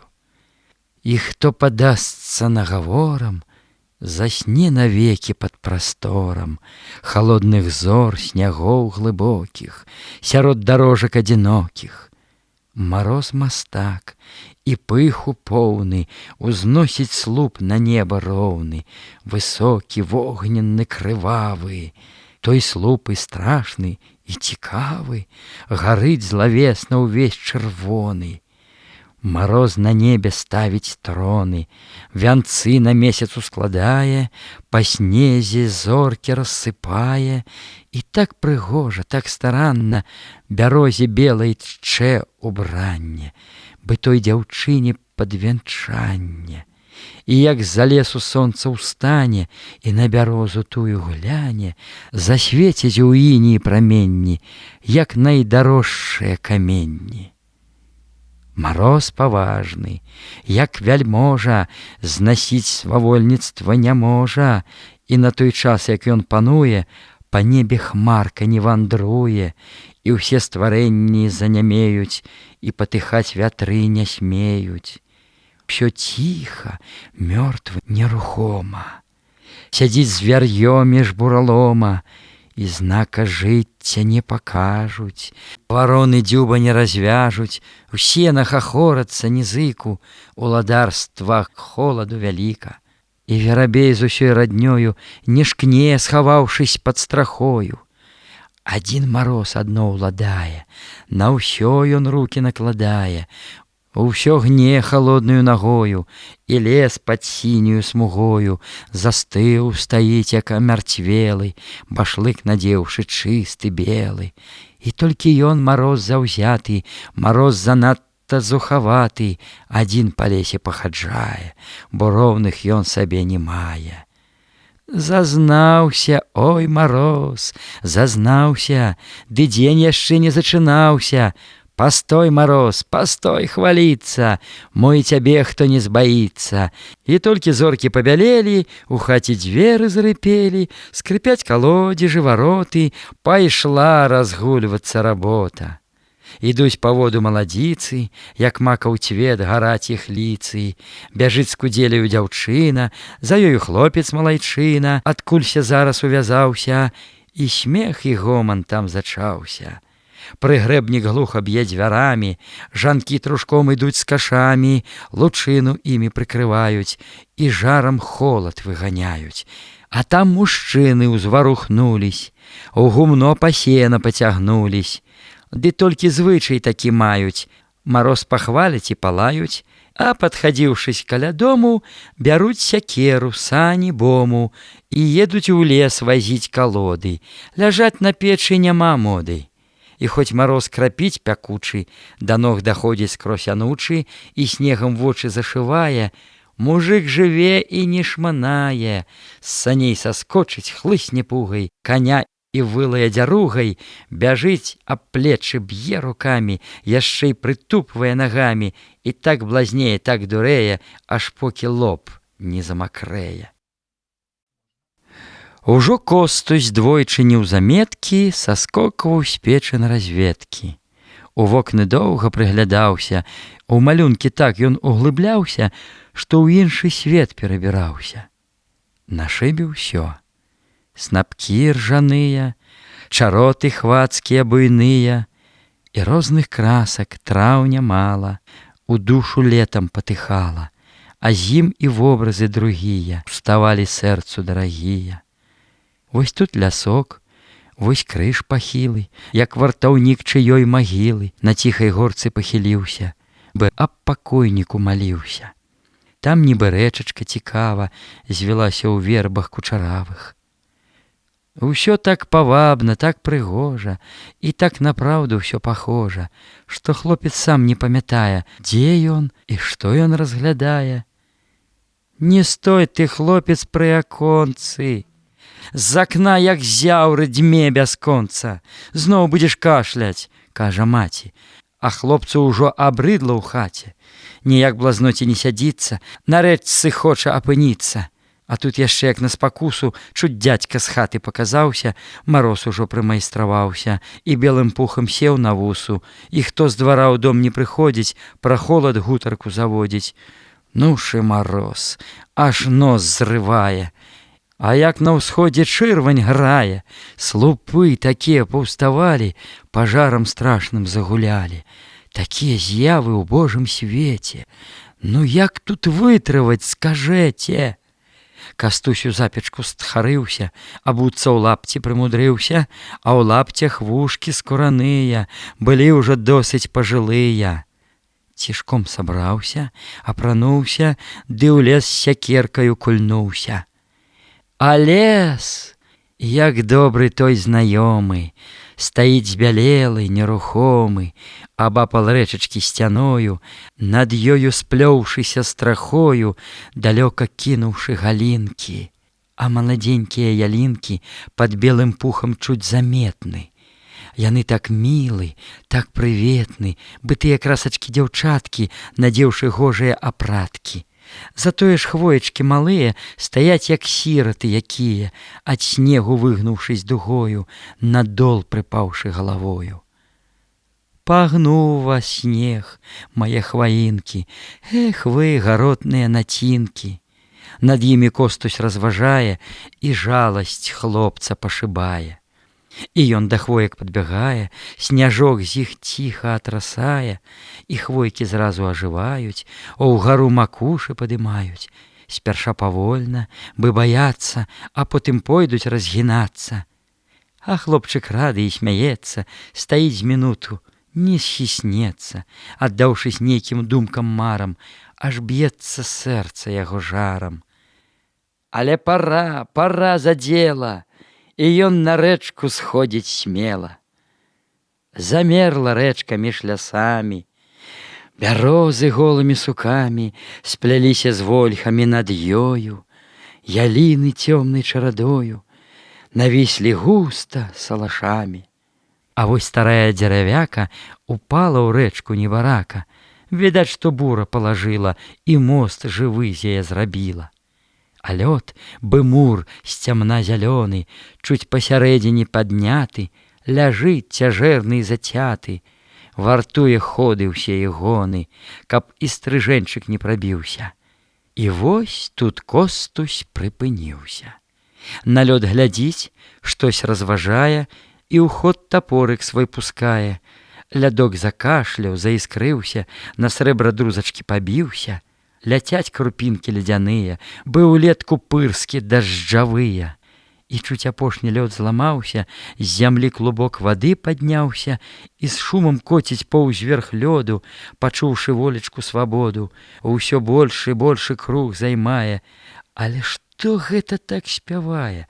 Адкуль тут музыка нясецца? Чыя тут песня ў душу льецца? Такога спеву сугалосся, што тут над рэчкаю панёсся, ніхто не зложыць, не зайграе. Ці гэта казку лес складае? Ці даль ачнулася нямая і немасць песні парушыла, што спакон века ўтварыла? Ці то нябёсы адамкнулись і ціха-ціха адгукнулись зямлі ўсяму яе стварэнню? Ці то вясна ідзе ў аддаленні? Вось звоны звоняць, Ціха, гожа, спявае жаваранка Божа, а ёй утораць пташак хоры на безгранічнай дзесь прасторы. Між мора гэтых зыкаў дзіўных нясецца ў хвалях пераліўных здалёку песня салаўіна.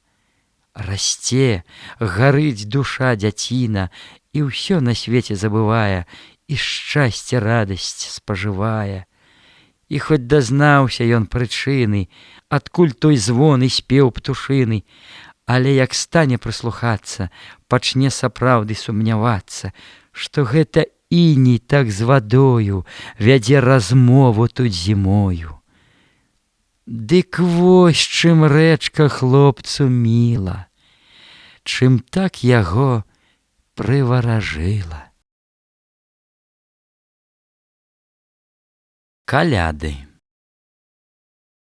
Прыйшлі піліпаўкі, Мікола. Дзянькі праходзяць больш вясёла, бо хоць зіма і крэпіць дужа, і хоць бушуе яе сцюжа, бытое дзікае ігрышча, і вецер жудасна засвішча, як на дудзе ці на кларнеце, на нейкім злыдневым банкеце. Ды ўсё ж святлеюць даля ў вочкі і іх бялюткія сарочкі.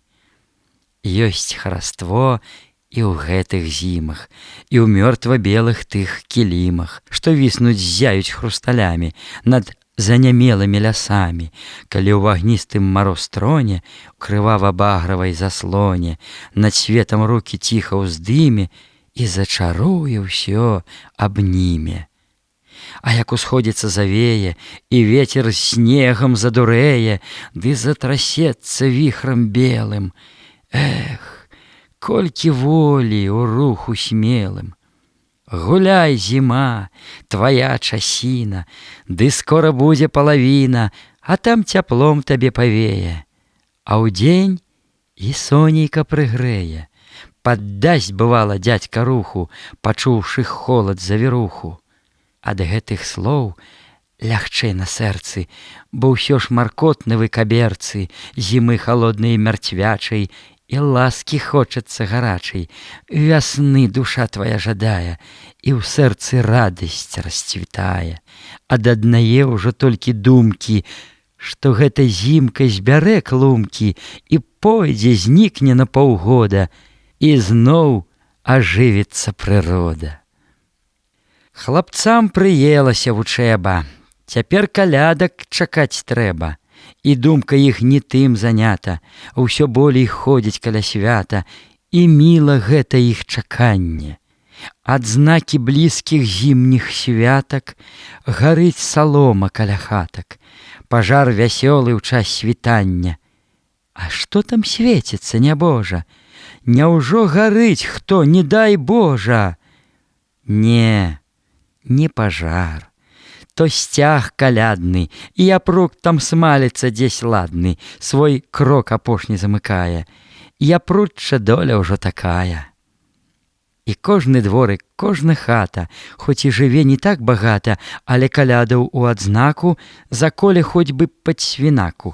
І дворык свой ці прыгумень асвеціць раніцай ці ўдзень. Бо хто ж, скажыце, хто не ласы на тое сальца і кілбасы? Другі каляд не дачакае, цішком свяжынкі паспытае. А ўжо на свята? Што казаці? Паходзіць так каля свінчаці, што ўжо на ночку разоў 10 табе жывот закуралесіць. І гэта, братцы, не загана, даўно не знаю, кім казана. Калі заколеш япрука ты, ды не пабегаеш за хаты, то гэта гонар невялікі. Гэта вяселле без музыкі, як кажа мудрасць чалавеча. Але зірнем мы на парэчча, чым там у лесе жыве хата, як там рыхтуюцца да свята і як калядкі сустракаюць. Навуку хлопцы прыпыняюць, у іх развязаныя рукі, да правадоў няма навукі, дырэктар з радасцю спявае, дадому едзе, спачывае. І летні збор цяжэрнай працы, хлябоў высокі торп палацы, праслухаў цэпаў голас ёмкі. І дзе быў торп, там стог саломкі, а цэп замоўк, хоць не навекі, і зерне ссыпалі ў засекі. Антось таксама цяпер вольны, яму бы празднічак прастольны. Сюд тут, глядзіш, ён ухадзіўся, ці з'еў, ці не, на луг пашыўся. Цягнуў луг дзядзьку, ім валодаў. Сябра майстэрства і паходаў, сякерку вострую падругу, засуне спрытне за папругу. І Косту з дзядзькам, як вядома, хіба ты ўседзеш цяпер дома? А з дзядзькам пойдзеш, так цікава, яны ідуць бойка і рухава, бо зімны холад падганяе. Любота, братцы, снег лятае, ды так спакойна, так ціхутка, куды не глянь, усё бялютка, а тыя лёгкія пушынкі з дальнейшых ручак кружавінкі сухіх чаротаў чуць крануцца, то так жа люба засмяюцца, то ціха-ціха загамоніць, то штось шушукнуць, то зазвоніць, а там, між лесам і табою, сам Бог паводзіць барадою. Трасецца сетачка сняжынак, як смех прыгожанькіх дзяўчынак, што звоніць песняй маладою. Антось на рэчцы прыпыніўся. Тут першы загарад таіўся, пад гэтым снегам і пад лёдам, з адным аднюткім толькі ходам. І той бучом быў перахвачан, яшчэ ўвосень час тут страчан, палонка лёдам моцна скута, ды працы тут адна мінута. Палонку дзядзька прасякае, а Костусь радасна чакае, і зорыць пільна ён вачыма, калі той бучык дзядзька ўзніме. А дзядзька, ён акуратны, работнік дзядзька наш выдатны, ва ўсім парадак і лад любіць, і часу дарма ён не губіць, прасек палонку, крыгу выняў, тады на бучык вока кінуў, бярэ запалку, падымае, і буч на бераг выкідае. І дзядзька ў твар крыху святлее, была слабая тут надзея, а вось глядзі, там штось шалпоча, відаць, іх доля не сіроча, і буч кулём угору ставяць, і часу доўга тут не бавяць. Развязан куль, тут гоман, смех, і рыбу вытраслі на снег. Акунчык спрытна страпянуўся, мянёк завала ўзварухнуўся, яшчэ мянёк ды пара плотак. Ну, вось табе і заработак, а там яшчэ ёсць загародкі, недармы не іх пераходкі. Ідуць дадому, разважаюць, чаго на святы накупляюць. Антось часамі, як дзіця, тым часам заўтра і куцця. Міхал ужо нейк увайшло ў моду, ўнясвіш прад святамі штогоду вазіў для замкавых паноў грыбы і рыбу і зайцоў. Куцця. Марозна, хмурнавата, сняжок падкідвае заўзята. Снег на куццю, грыбы на лета. Такая матчына прымета. А сцежкі чорны, ягад многа. Ну і за гэта хвала Богу. А бегаў уладзяў раўчавіну, і клін, і пасечку, лагчыну. Па жменьцы ў снег аўса стаўляе. Зайцоў ён гэтым прывабляе, каб праз акенечка з каморы, калі прынадзіцца каторы, у ночку цёмную хадзіць, навесці стрэльбу і забіць. Бо тут зайцоў было даволі. І дроў на свята накалолі, трасянкі загадзя натрэслі, сянца пахучага прынеслі. Куцці гаршчок ужо ў калена, стаяў на лаве, чакаў сена. І вось цяпер гаршчок з куццёю, як цар даўнейшаю парою, у пачэсны кут на свой прастол стаўляўся з гонарам за стол, на гэта сена пад багамі. Уладар над хлебам і блінамі, бо ён у гэты дзень персона. Яго вянчаў абрус карона. Гаршчок агорнуты пашанай, хоць ён фаміліі глінянай. Якія ж матчыны намеры наконт куцці, наконт вячэры? Ох, гэта дзецям знаць цікава, калі, якая будзе страва, у якім ліку, у якім парадку, што на канцы і што ў пачатку. А ў маткі ўсё абмеркавана, і ўсё прадумана ад рана. Там на гары пад шчытам дзета быў мак павешан яшчэ з лета. Цяпер уцёрлі ён пацёрты. У патайным куце каморы, як смерць кашчэя пад запоры, мядок быў хітра дзесь запёрты. Цяпер яго насталі часы, бо ён патрэбен для закрасы. І што кісель той бессыты у вечарок гэты святы. Маўчком Антось часінай шэрай у ельнячок шмыгнуў з сякерай. Ці ж ён звярэдзіцца, сагрэшыць, калі малых дзяцей пацешыць, і іх ялінкай пад куццю хоць раз забавіць у жыццю, калі забавіць толькі зможа. Ялінка ў хаце так прыгожа, і колькі радасці і ўцехі, на ёй валоскія арэхі, а з пазалочанай паперкі глядзяць панадныя цукеркі. І больш на ёй няма нічога, ды хіба ж дзецям трэба многа, даволі з іх і той прынады, яны давольны і яны рады. У хаце добры лад і згода, як патрабуе і прыгода, паважнасць вечара святога. Не ўчуеш слова ты благога, і ўсе прыбрались і памылись, Міхал з Антосем падгалілись і парасчэсвалі чупрыны. Ну, засцілайце стол, мужчыны.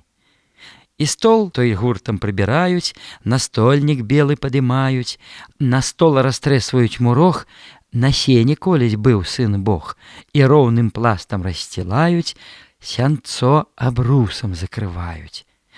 За стол садзяцца ўсе ў парадку і прад сабой кладуць аладку, відэльцы, лыжкі разбіраюць і стравы першыя чакаюць. Ты, брат, глядзі, не ашукайся, не надта зразу накідайся, бо потым шчыра пашкадуеш, калі жывот свой напіцуеш. Чым дальш, смачнейшыя патравы, і многа іх, і ўсе цікавы. Я знаю хітрасць гэту ўсю, а ледзь гаворыць Кастусю.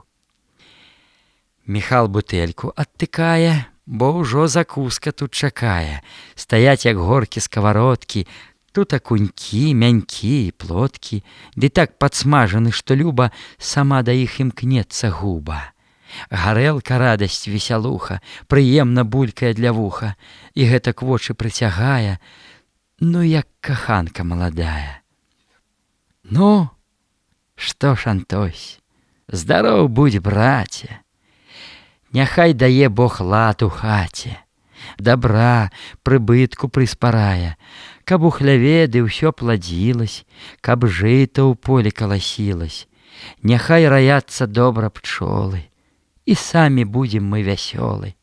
За год, дай Божа, дачакаць, здаровым Новы год спаткаць.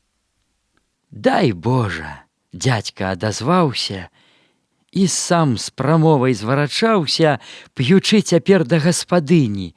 Падатак кожнай дай часіні, на ўсё гатовы ў кожным часе. І вось вячэра зачалася. Спыніцца мушу я на квасе. Ён колер меў чырванаваты. Тут быў таран, мянёк пузаты, шчупак, лінок, акунь, карась, кялбок і ялец, плотка, язь, яшчэ засушаныя з лета. Але не ўсё яшчэ і гэта. Аздоблен квас быў і грыбамі, выключна ўсё баравічкамі. Цыбуля, перчык, ліст бабковы. Ну, не ўясісь, каб я здаровы. Пільнуй цішком, скажу, між намі, каб і язык не ўцёк часамі.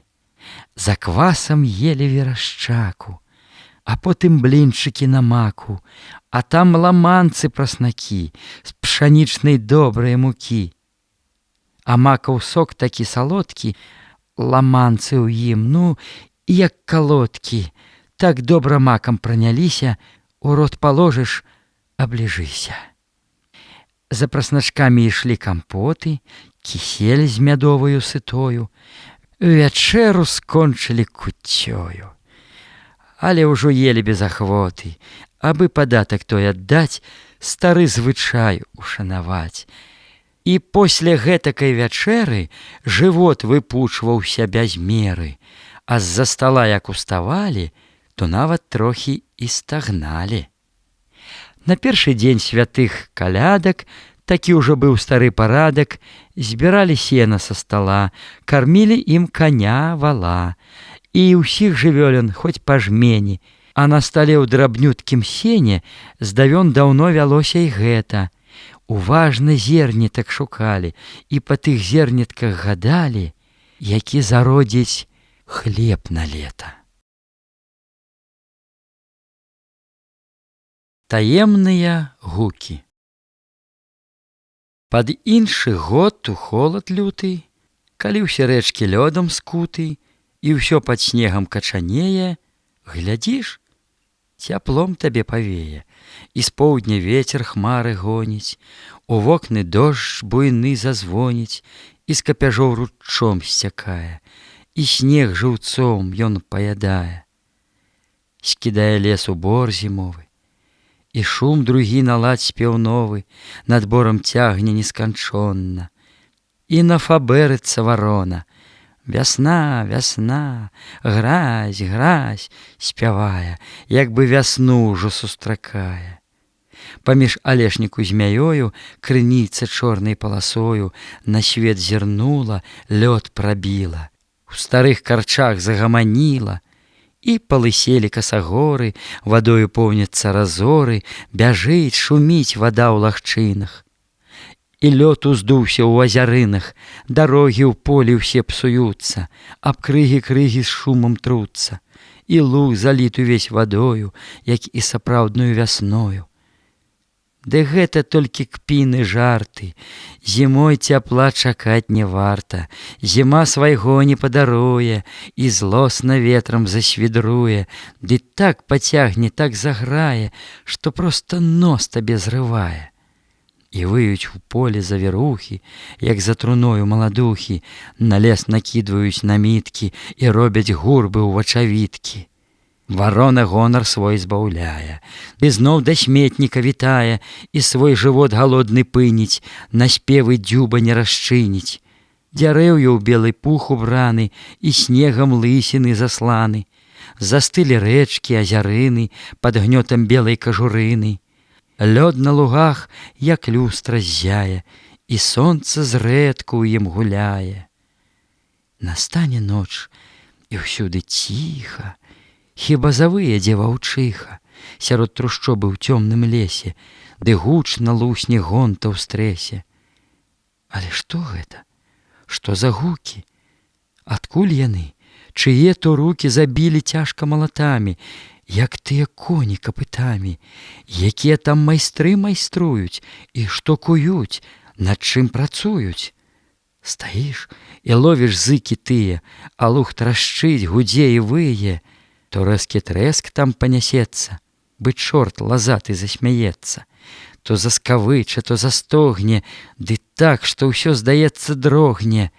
Не то сякера мерна чэша, не то хтось кашляе ці брэша. Гу-гу, штось гукне, садрыгнецца, бах, бах, на гук той адзавецца, і аж па лесе пойдзе рэхам, ды зарагоча дробным смехам, то тут, то там, ды як засвішча, як бы там чортава ігрышча. Всю ноч ад рэчкі і панёман, у шыру ўздоўж нясецца гоман, няўцямны, сцішны і таемны, і разам страшны і прыемны. А ноч ціхутка ў багне цёмнай, пустэлі страшнай і бязмоўнай, гараць дрыготна ззяюць зоркі, як найдарожшыя пацёркі, то паасобку, то гуртамі, то брыльянцістымі радкамі, і іх пучочкі златаблёсткі наўкола кідаюць пялёсткі. Яны гараць, жывуць і граюць, бы вочкі там чыесь міргаюць. Ды зрэдку ў небе дзе здалёка, над лесам тым у момант вока мігнецца стужка агнявая, то знічка згасне залатая. Вось выйдуць хлопцы гуртам з хаты, на гэты час, як неба шаты, раскіне гожа над зямлёю і вее згодаю святою. Ша! Ціха вы! Не гаманеце! О, што ж то дзеецца на свеце? І хлопцы разам заціхаюць і на алесе пазіраюць. Алесь замёр, здзіўлення поўны, глядзіць у луг, стаіць бязмоўны, у бок лугоў руку трымае. Во, во! Што, чуеце? Страляе. Што гэта, хлопцы? Вось дык дзіва! Дырэктар шэпча палахліва. Няўжо з нясвіжа б'юць гарматы? І Яська кінуўся да хаты. Ой, дзядзька, цётка, ён галосіць, і нейкі рух яго аж носіць.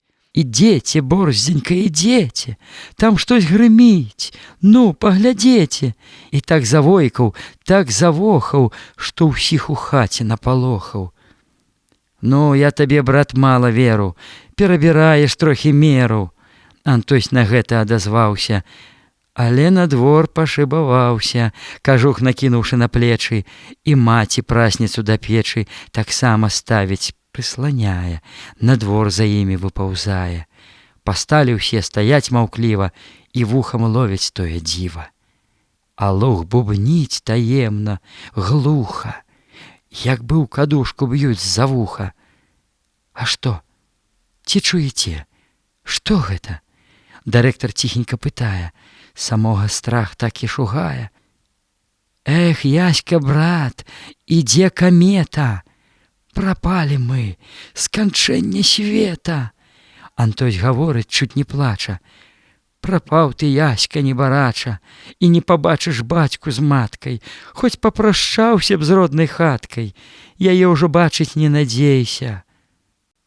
Не, дзядзька, што гэта? Не смейся! Антося хлопцы абступілі і разам тут загаманілі. Ідзеце ў хату, кажа маці. Калі ўжо гінуць, гінь у хаце. Адразу хлопцы схамянулись, што ў нечым моцна абманулись. І стала болей ім цікава, у чым тут сіла тая справа. Антось у хату ідзе, рагоча, тлумачыць зразу ён не хоча.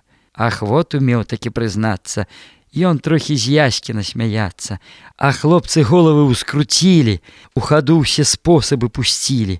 Знайсці прычыну тую квапяць, але на след ніяк не трапяць. Ну, дзядзька, годзе ўжо смяяцца, самім нам трудна дагадацца, адкуль з чаго такія гукі? А ты ж выкладваеш навукі, і імі розум твой начынен. Ты гэта ведаць сам павінен. Які ж сябе настаўнік, браце? Немнога ж гэтага багацця у тваёй галоўцы, мой нябожа. Ну, хто дырэктару паможа? Тут дзядзька вучняў аглядае, напэўна, Костусь адгадае. Ну, Костусь, брат, зрабі ім брыдка, тут штука проста вачавітка. І ўсе на Костуся зірнулі, але адказу не пачулі.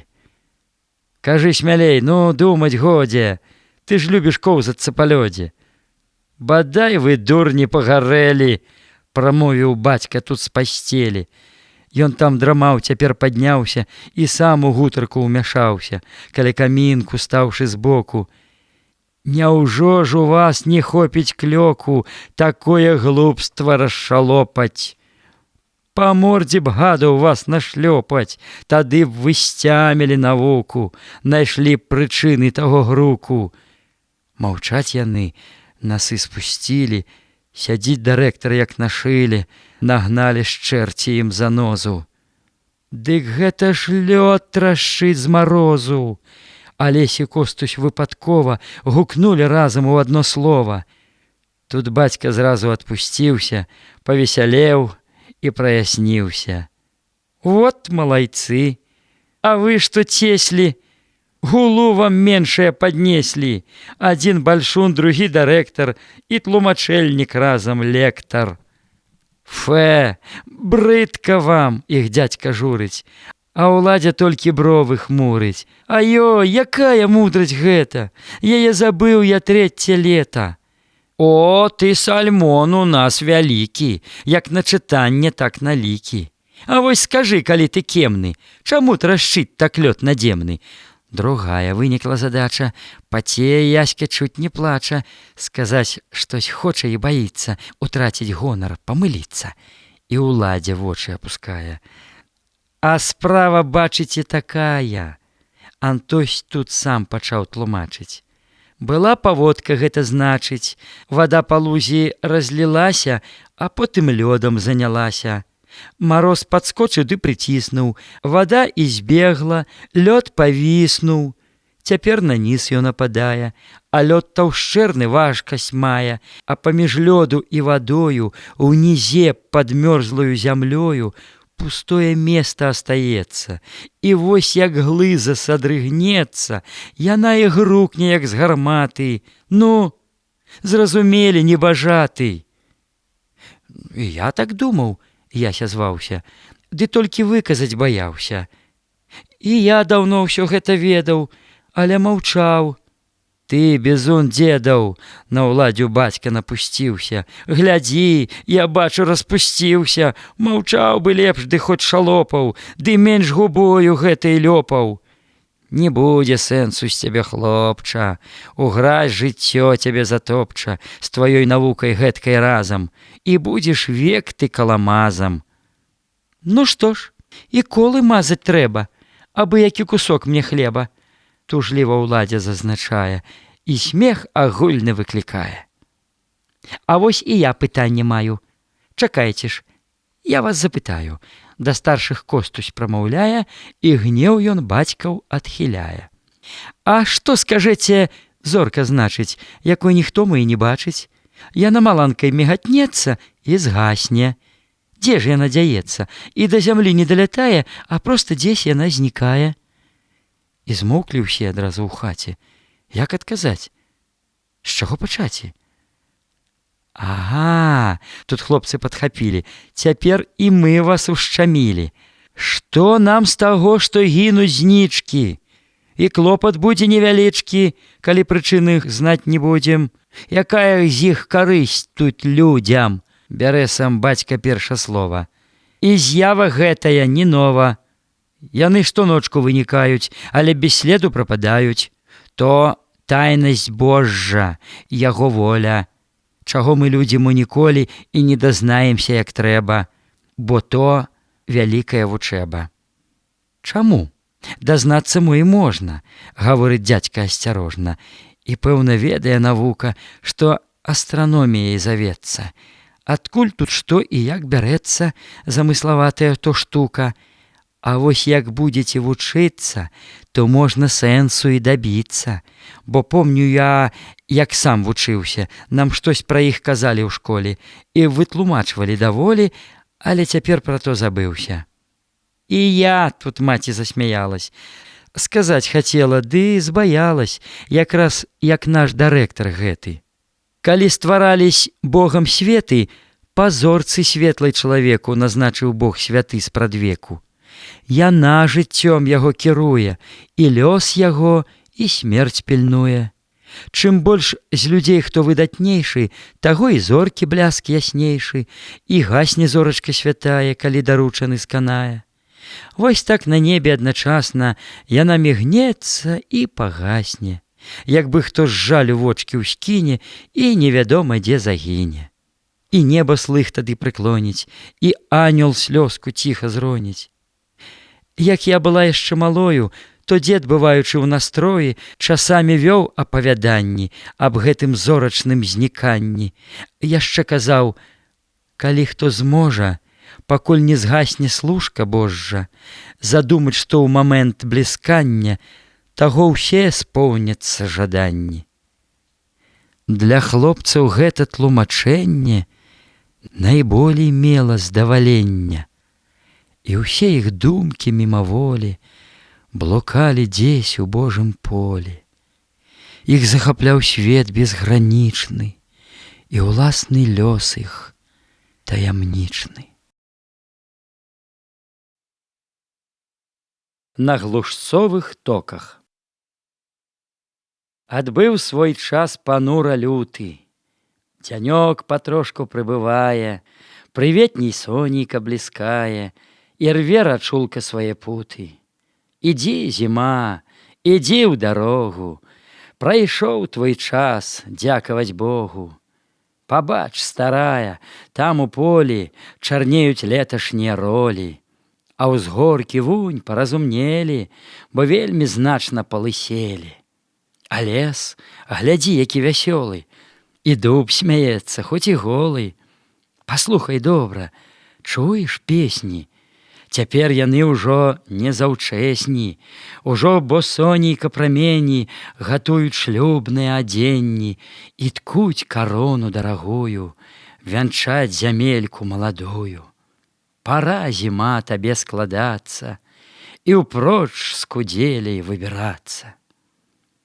І вось у дзень адзін прыўдалы загаманілі перавалы. І гоман, спеў, і шум усюды, як бы ў цымбалікі і ў дуды зайгралі тысячы музыкаў, бо іх на баль тут хто заклікаў. Ідзе вясна з цудоўнай лірай, на звон яе зляцеўся вырай, і жыцце ўсюды вынікае, і пташка песню зачынае. Вясна павінна быць раджайна, вада шуміць штось незвычайна, як гром далёкі, густа, глуха, і так прыятна неяк для вуха. Міхась, вярнуўшыся з абходу, адзначваў добрую прыгоду. А костуй з дома не ўтрывае, паслухаць шум той выбягае. І праўда, гук такі цікавы, як мілы гэтыя праявы. Аб чым гудзе вада так важна, так мілагучна, так працяжна? Напэўна, гэтая вадзіца, мабыць, якая чараўніца, калі наўперад многа знае і пра раджайнасць нешта бае. І нават тата даў ёй веры. Праз дзень прыйшоў наказ з кватэры, якога бацька спадзяваўся, каб у камлішчы ён збіраўся, бо ўжо глушцы затакавалі, а іх прад святам палявалі. Але ў пярод да палявання, у змрок вячэрні і ў світанне, туды на подслухі хадзілі, глушцоў шукалі і сачылі, пакуль паны не прыязджалі. Два буданы ў бары стаялі. Адзін салаш яловы просты, другі драўляны і з памостам. І вось як панства наязджала, то тут яно і начавала. Ляснік у будцы сваёй гнуўся, хоць да агню ён больш гарнуўся, але і тут было няміла. Адзін бок мёрз, другі смаліла. Міхал сабраўся, апрануўся і ў лес павольна пацягнуўся. У лясах снягі яшчэ ляжалі, ды ўжо з узгоркаў саступалі і больш туліліся ў лагчынах ды па цяністых раўчавінах. Зіма і тут збірала клумкі. Міхал ішоў, зімы ішлі і думкі, а з імі вобразы ўставалі і ў сэрцы водгук выклікалі. І часта хваля абурэння, глухі пратэст нездавалення яго ахваціць і ўскалыша, і гневу знак у душы напіша. Панам пацеха і забава, і ў іхнім гусце гэта справа. А ты, як Каін, валачыся, у будане па тыднях гніся, ды часам пану не ўнаровіш, і псякрэў, дурня часта зловіш. З апошніх слоў цябе аблая, а то і горш яшчэ трапляе. Была б свая зямля і хата, ды будь ты 3 разы праклята, і служба панская, і ласка, і доля вечная падпаска. І многа розных дум устане, пакуль будан той з лесу гляне. Між буданоў агонь палае, Міхала пальчык там чакае. З другога боку ідзе гавака, стары аб'ездчыкі служака. Сядзіць абрыцкі на калодзе і грэе ногі, люльку курыць, зачаў гаворку балагурыць аб рознай рознасці прыгодзе. Чаго ён толькі не ўспамяне, каму ў душу ён не загляне, і абгаворыць, пасмяецца. Панам таксама дастаецца, бо пан Абрыцкі, сказаць смела, між імі цёрся жыццё цэла. Быў на Палессе, на Валыні, дзе толькі доля не закіне. Сядзеў з ім поруч Дземідовіч, з другога боку Астахновіч. Ужо леснікі немаладыя, і хлопцы сталыя такія, з якімі можна выпіць чарку, таксама ездзіць іх па карку. Чаго Абрыцкі не цураўся. Па службе выйдзе папушчэнне, ці так няважнае здарэнне, Абрыцкі, пэўна, ўжо падкусіць, данесці пану аб тым мусіць, ды ад сябе яшчэ прыбавіць, каб чалавека абясславіць. дык на яго не мелі вока, і з ім трымаліся далёка, хоць гэта ў вочы не казалі. Ды леснікі здарэння зналі, калі Абрыцкі абмахнуўся і пад пшавару падвярнуўся.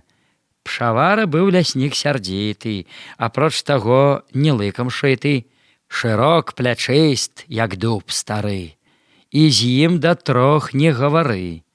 І дужы быў ён непамеры. Ён быў з Абрыцкім на кватэры, і вось які быў тут учынак. Пшавараў конь каля драбінак стаяў і хрумстаў сабе сена. Сянцом урожная бы пена. Вярхом Абрыцкі прыязджае, сюды свайго коня стаўляе. Пшавара гэта заўважыў. О, каб яго пярун распляжыў! Які то гад, які вужака, які то кручаны сабака пусціў коня да майго воза. Якая страшная пагроза! І што за тон такі мужыцкі, азваўся з гонарам Абрыцкі. Ну, я пусціў, то што тут будзе, табе што з гэтага прыбудзе? Скіпеў пшавара ў момант вока. Дуга была тут недалёка, ляжала тут жа пад рукою, і за Абрыцкім ён з дугою. Абрыцкі прываўся лапаткі, бяжыць, як можа без аглядкі, але пшавара даганяе, у ход дугу сваю пускае. Абрыцкі, некуды дзявацца, спыніўся, кінуўся кусацца. Пшавара і гэты бок прымае, схапіў Абрыцкага, трымае, зубамі сам дае ён здачы і нават гыркнуў па-сабачы. Калі кусацца, дык кусацца. Было з чаго тут пасмяяцца. Тут сам падлоўчы паказаўся, ад смеху ён чуць не качаўся. На ўсіх пазіцыях пабіты, Абрыцкі збавіў тон сярдзіты і просіць грознага пшавару: «Пусці, братко, панёс я кару!» Міхал з усімі завітаўся. Таму другому засмяяўся, іх жарты жартам адбівае і стражнікаў развесяляе. «А што, Міхаля, мілы браце?» Абрыцкі кажа: «Пэўна, у хаце было б тэж лепш, як у будане. Няхай іх тут зямля апране, паноў глушцоў і інша ліха. Тады б на свеце было ціха», — сказаў Міхал нібы гняўліва. «Ось возьмем стрэльбы, пойдзем жыва, ды хоць у смак папастраляем і ўсіх глушцоў паразганяем. А ты забыўся тэж, каханы, выпадак быў неспадзяваны. Як наш вярыга Свяржаноўскі вёў на глушца па Стражнікоўску, якраз ляснічага самога. 3 крокі скокне ён нябога, ды спыніцца і спыніць пана. Глушца ж таго і не чувана. І вось да хвоі даскакалі, але глушца там не засталі. Стаіць вярыга і ляснічы: «А дзе ж глушэц, пан паляўнічы?» «Вось тут спяваў панок учора, ды перастаў на маё гора». Вярыга вочы апускае, ляснічы воўкам пазірае і плясь у морду нечаканна. Вось як вярыга падвёў пана. Ну, што ж, натрапіў на такога, а каб наскочыў на другога, сказаць хоць бы і на пшавару. Задаў бы ён там пану жару. Гавака важна адазваўся. Абрыцкі толькі аблізаўся, а леснікі зарагаталі і тым гаваку падтрымалі. Ну, што, панове ягамосці, а ці не час ужо і ў госці? Абрыцкі погляд ускідае і шчыльна люльку накладае. Што ж, трэба рушыцца, цямнее, якраз злятаюцца зладзеі. Эх, брат, наняўся, як прадаўся, сказаў Міхал і сам падняўся. За ім другія паўставалі і ў цёмны лес павандравалі. І разышліся ва ўсе бокі, сачыць глушцоў, шукаць іх токі. Міхал з дарогі зварачае і далей глыбей забірае. Вось ён разважліва спыніўся, прыслухаўся і прытаіўся. Яшчэ павольненька праходзіць, дазорчым вокам лес абводзіць, стаяць вакол маўкліва хвоі, бы служкі ў панскім дзесь пакоі, і дрэмлюць чорныя яліны, і моўкне ў лесе спеў птушыны, і толькі дрозд высвістаў штучна, як на кларнеце мілагучна. Ды змоўкі ён, і ўсё знямела. У небе зорачка нясмела над гэтым лесам цемраністым зірнула вокам прамяністым. А лес маўчыць, глухі, таемны. Міхал сам слых, але дарэмны вушэй чуллівых натужэнні. Нідзе ні зыку шарасцення, і толькі шум, быкім насланы, бытыя гулкі арганы, увушу стаіць, грыміць і звоніць, і штось няўцямнае гамоніць. Чусь-сю, чух, гі, дзесь зык падаўся. Міхал як бы чаго спужаўся, і сэрца ў ім мацней забілась, і радасць нейкая з'явілась. Глушэц, чым далей, то ўсё болей, дзесь на суку за тоўстай хвояй рассеўся важна і балбоча. А як спявае, плюшчыць вочы, тады нічога ён не чуе. Але не цягам ён такуе, а робіць часта перарывы. Тады ўжо чутак ён на дзіва, тады замры і стой зацяты, пачне спяваць, хоць біз гарматы. Міхал стаіць, штось разважае, відаць, ён месца прымячае, а кашаль, падла, так і душыць. Міхал наш стокаў хоча зрушыць, ісці ў будан той, ды ўнікае. Другі глушэц ток зачынае. Перачакаўшы з паўгадзіны, Міхал павольненька, як можна, пакінуў токі, асцярожна выходзіць зноў на пуцявіны. Цяпер на збор і ён шыбуе, чагось вясёлы, ног не чуе, а леснікі ўжо ўсе ў зборы.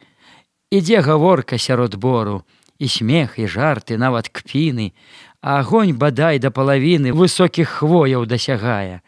А брыцкі рапарты прымае, хто чуў глушца, якія токі, адлегласць мерае на крокі, а Демідовіч люльку смаліць, ніяк глушцоў сваіх не хваліць. Няма нідзе папрападалі, а мо за зіму паздыхалі, гаворыць ён, рукой махае. Яму Міхал напамінае, як летась ён усім на дзіва упаляваў зайца шчасліва, калі той з дуру памыліўся, і сам у яму заваліўся. І ўсе смяялись, рагаталі, і з таго зайца жартавалі. А што ж тут вельмі выпірацца? З-за чаго ўжо так старацца? Брашы ўсю ноч, хоць як сабака, адна і ласка, і падзяка. Міхал занадта ўжо служака, а медалёў не начапілі, за глупства ў лыжцы б утапілі. Ты праўду кажаш, пан Амброжа, ды іначай наш Міхал не можа. Натура ўжо яго такая, і Астахновіч зазначае. Вясёлы смех і жарты, спорка, вядзецца доўгая гаворка. Будан жыве, будан гуторыць, аж покі сон усіх не зморыць. Панская пацеха. Якраз пад вербніцу ў суботу, у самы снег і гразь і слоту, у будан Міхал за лесем пхаўся, конь ножык клыгаў, аступаўся, вада пад коламі плюхцела. Бадай тут іх нуда паела. Вязі з гумна для іх салому і стол цягні апошні з дому, каб мелі дзе на чым пажэрці, Бога не нашага вы чэрці. Міхал паноў кляне і лае, а ён загад з кватэры мае, сюды ў будан, каб смачна спалі, і гора бы паны не зналі, завесці стол, услон, саломы. Будуй ты ўсюды ім харомы. Завошта ж ім спытаць пашана, навошта Бог трымае пана? Дзеля таго, каб панавалі і нашым братам папіхалі, ці ласку ў Бога заслужылі, каб іх тут песцілі, тулілі. Эх, брат, усё то ашуканства, калі-небудзь ім згіне панства. І чуў Міхал нутром душою, не мае грунту пад сабою. Вось лад такі на гэтым свеце. Адны ў пашане, тыя ў смецці, і век жывуць пад нейкім страхам. Усе выйшлі ў жыцці адным шляхам. І што ты зробіш?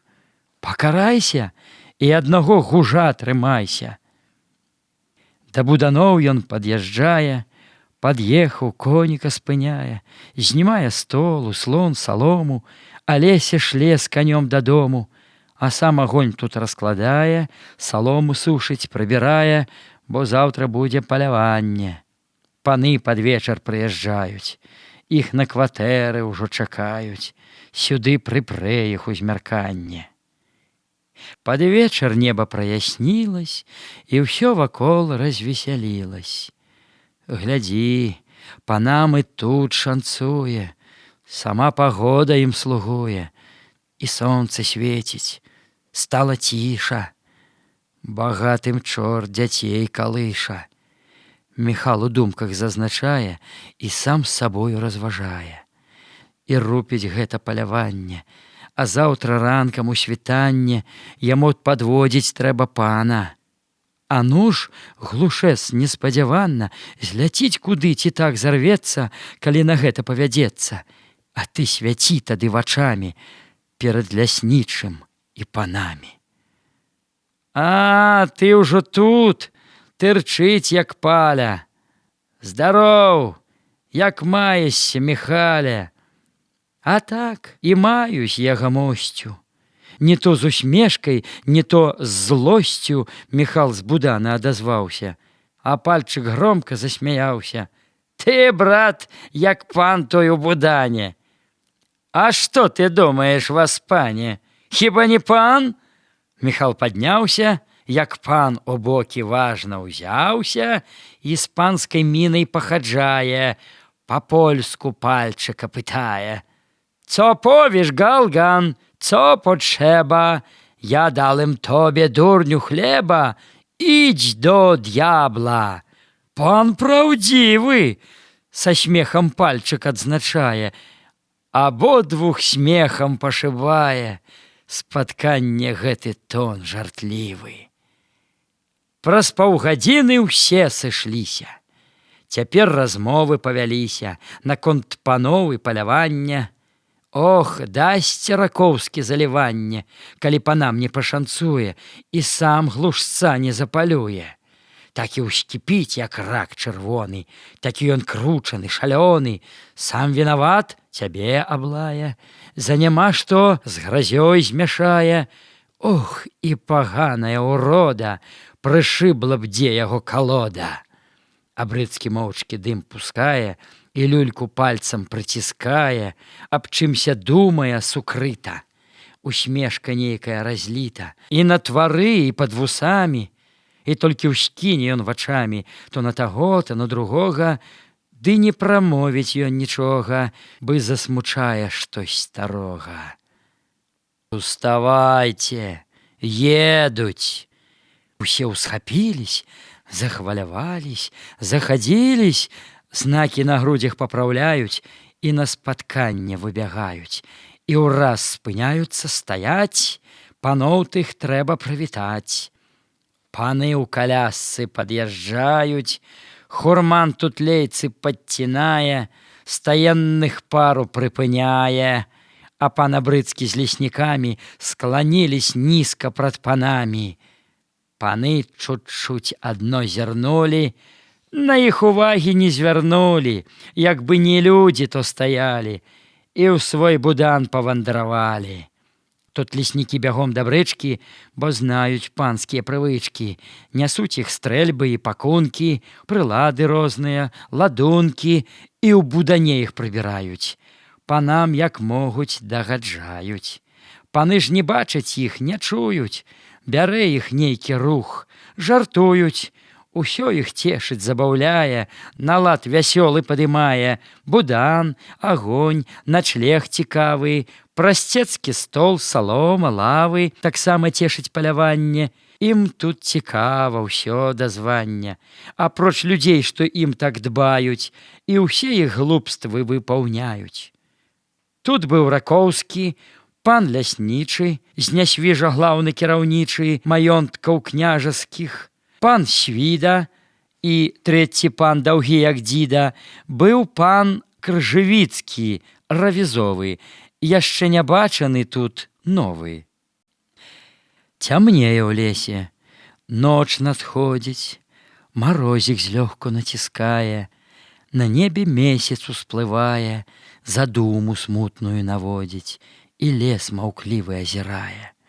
Гарыць, дрыжыць агонь шумлівы, а залатыя пералівы, вуглёў міганне дрыгаценне, ім ткуць чароўнае адзенне, шчыты агнёвыя кароны, то ярка-светлы, то чырвоны. Шугае полымя бурліва, а іскры зорачка шчасліва бягуць, плывуць бліскучым роем, угору ў голькі к тоўстым хвоям, і ў верхавінах прападаюць, бы вочкі плюшчыць, уміраюць. Тут светла, весела, ўсё жыва, а ў лесе цьма ляжыць маўкліва, глядзіць панура, неласкава, што не ў свой час ідзе забава. Дрыгучы блеск вакол гуляе, і цьму адгэтуль адганяе, і піша здольныя малюнкі, і фарбаў розныя гатункі па тоўстых хвоях раскідае, дзівоты чараў выяўляе. Сядзяць паны, як страхі тыя, а міны важныя такія, усе непрыступныя і ўсе горды, рашучы погляды і цвёрды, а ў кожным слове, ў кожным руху відна знявага да псяюху. Псяюхі ж ім усяк слугуюць і для вячэры стол гатуюць. У агонь бярвенні падкідаюць і прад панамі выдыгаюць. І вось за стол паны садзяцца, ім заманулась частавацца, кілішкі вудкай наліваюць, і чаркі з чаркамі стыкаюць, жуюць смажэнне і вяндліну, і хваляць добрую часіну. А вудка больш развесяляе, пан равізовы зачынае: «Яшчэ Польска не згінэла, покі мы жыемы». Паны адны перад другімі шыкуюць, жартамі сваімі свой розум, гонар выстаўляюць і дубальтоўкі выслаўляюць. А Ракоўскі злосны з леснікамі зусім не той цяпер з панамі. Паны ў хвальбе не зналі меры, самім сабе не мелі веры, ды пра лганнё сваё маўчалі, не падсяваючы, усе лгалі. А я... Тут Свіда выступае, ён вус угору падымае і панству кідае з запалам: «Седм вількув забів єдним стршалем». Паны на момант слупянеюць, жаваць іх сківіцы не смеюць. Загнаў пан Свіда ім за гвоздку, як бы у горла сунуў костку. «Дальбух цікаве, даен слово», – сказаў нарэшце равізовы. Як жа гэта, проша пана, усіх зрэзаў Свіда нечаканна, і верх цяпер над імі мае. Паноў аж зайздрасць разбірае. То пан жартуе? Як то можна? Паны развагу вядуць розна. Сказаць «салгаў» не выпадае, паверыць веры не хапае, а паўнамоцны ў здаваленні, як бы агорнуты ў праменні, навокал горда пазірае і важна шчокі надзімае, як бы паноў ён і не бачыць. Няхай жа пан то растлумачыць. А так, панове, єдним стршалем. Зноў ткнуў іх Свіда як бы джалам, у канцы дае ім тлумачэнне. забіў ваўчыцу на шчаненні. Паны, ляснічыя і равізовы, як па камандзе б'юць галовы, і як то мы не дагадались, і доўга ўсе яны смяялись. Назаўтра рана чуць разднела, чуть-чуть на ўсходзе пасвятлела, была кароткая нарада, каму вясці якога пана. Абы не гэтага шатана, хоць бы не мне ўсучылі гада, Міхал падумаў аб ляснічым. Абы не з гэтым паляўнічым, так і другія разважалі, пераглядаліся, чакалі. Але як Свіда быў тут глаўны, а з леснікоў найболей слаўны Міхал даўно ўжо тут лічыўся, то ён Міхалу даручыўся. Крыжавіцкі пальчыку застаўся, а ў трэцяй пары аказаўся ніхто другі, як наш Гавака. Аж уздыхнуў ён небарака. Размеркаваўшыся такім чынам, паны па розных пуцявінах ідуць на токі з леснікамі. Міхал здалёк пайшоў цянькамі. Гатовы план даўно ён мае. Ідзе і Свіду навучае. Гаворыць з прыціскам, хоць ціха, каб не ўстрывожыць тое ліха. Вось тут, паночку, такавіска. Глушэц асочаны ўжо блізка. Няхай жа пан ідзе ціхутка, бо гэта штучка вельмі чутка. Не асцярогся і прапала. І Свіда слухае Міхала, што толькі той не загадае. Міхал над панам волю мае, цяпер ён пан хоць на мінутку. Скачэш, браток, пад маю дудку, прызнай жа мне і ты пашану. Міхал у думках кажа пану. Як скокну я, і пан хай скача, спынюся я, і пан спыніся. Глядзіш, панок, не памыліся, каб тут не вынікла няўдача.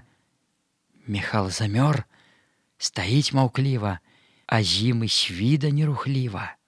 У лесе значна пасвятлела, і вось дзесь блізка, перш нясмела, заграў глушэц і абарваўся, ды зноў зачаў, разбалбатаўся.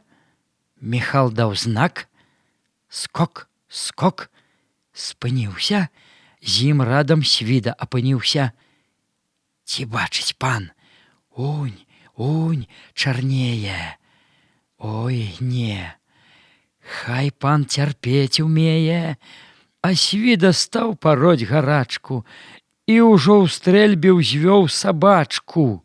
Не руш, пан, о, крый Божа, пан папсаваць і справу можа.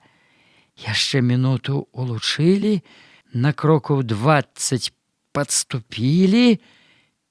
Цяпер глушэц, як на далоні, сядзіць бышула ў заслоне хваёвых лапак, хвост мятлою, як бы любуецца сабою, балбоча, крэхкае і свішча. Глушэц склікае на ігрышча, а мохваленне жыццю правіць, і гэты бор спрадвечны славіць. Міхал і Свіда той часінай стаялі моўчкі пад ялінай. Пан Свіда стрэльбу падымае і доўга цэліцца, страляе. Бух! Грукнуў стрэл, лес узбудзіўся, дымок раўнюткаю стралою жахнуў старую гэту хвою, з якой глушэц даўно зрадніўся. І раптам з ёю разлучыўся, у момант звяў і страціў сілы, і не паспеў разняць ён крылы, на мяккі дол, на мох зялёны, упаў на смерць акрываўлёны. Узнялась галоўка і апала, 2 разы лапка задрыжала, навек застыла нерухома. А Свіда рад быў, рад, вядома, рублём Міхала ён трактуе, цыгарай хвацкаю частуе. Вялікдзень. У хаце вучням не сядзіцца. Прайшла ахвота ў іх вучыцца, і сам дырэктар уздыхае, на Мікалаўшчыну ківае. У смутку нейкім часта ходзіць, аб доме гутарку заводзіць. Пускае жарты міма вуха, яго не цешыць саладуха, якая хлопцу падабалась, бо вельмі добра ўдавалась. Сказаць, не кепска тут хлапчыне, прамовіць часам гаспадыня, а ўсё ж дамок свой моцна цягне, і кожны к матцы сваёй прагне. Прыйшлося ўважыць тут малому і адвязці яго дадому.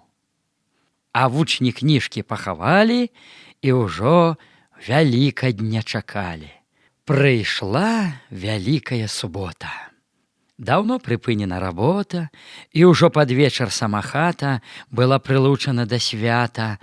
Лагоднасць, згода і павага, і вельмі сталая развага увесь гэты дзень тут панавалі.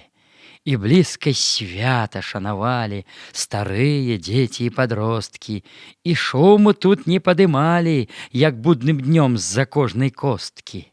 Алесь, Кастусь і Міхаліна сама найшла на іх часіна, на працу зранку выйшлі самі і падмялі двор дзеркачамі. Пясочку потым накапалі, і сцежкі ім панасыпалі.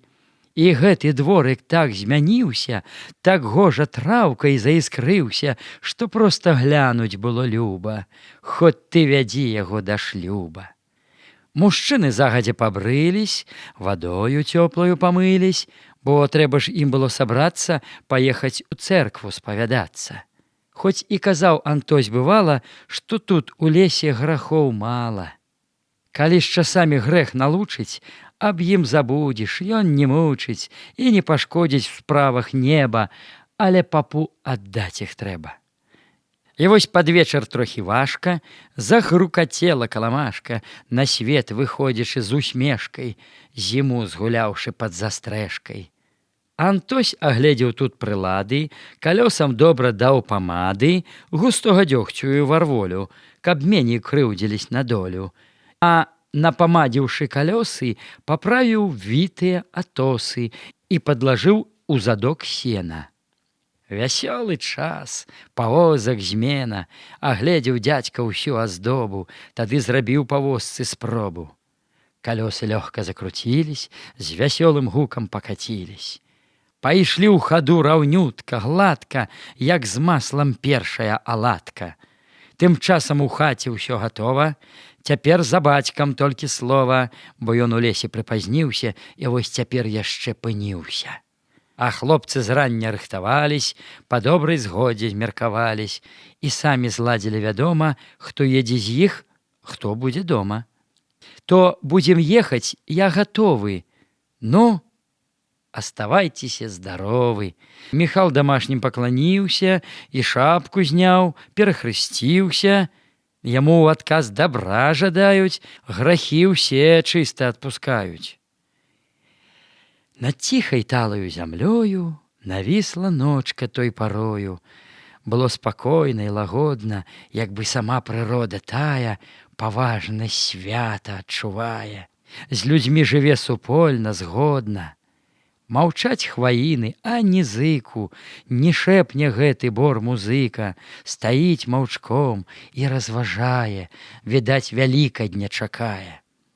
Цяпер і страхі пазнікалі, на вуха Костусю шапталі, якіясь думкі весялушкі. Звяры вялікдзень чуюць, птушкі і хвоі гэтыя, і елі, ліхія людзі падабрэлі, бо святам Божым усюды вее.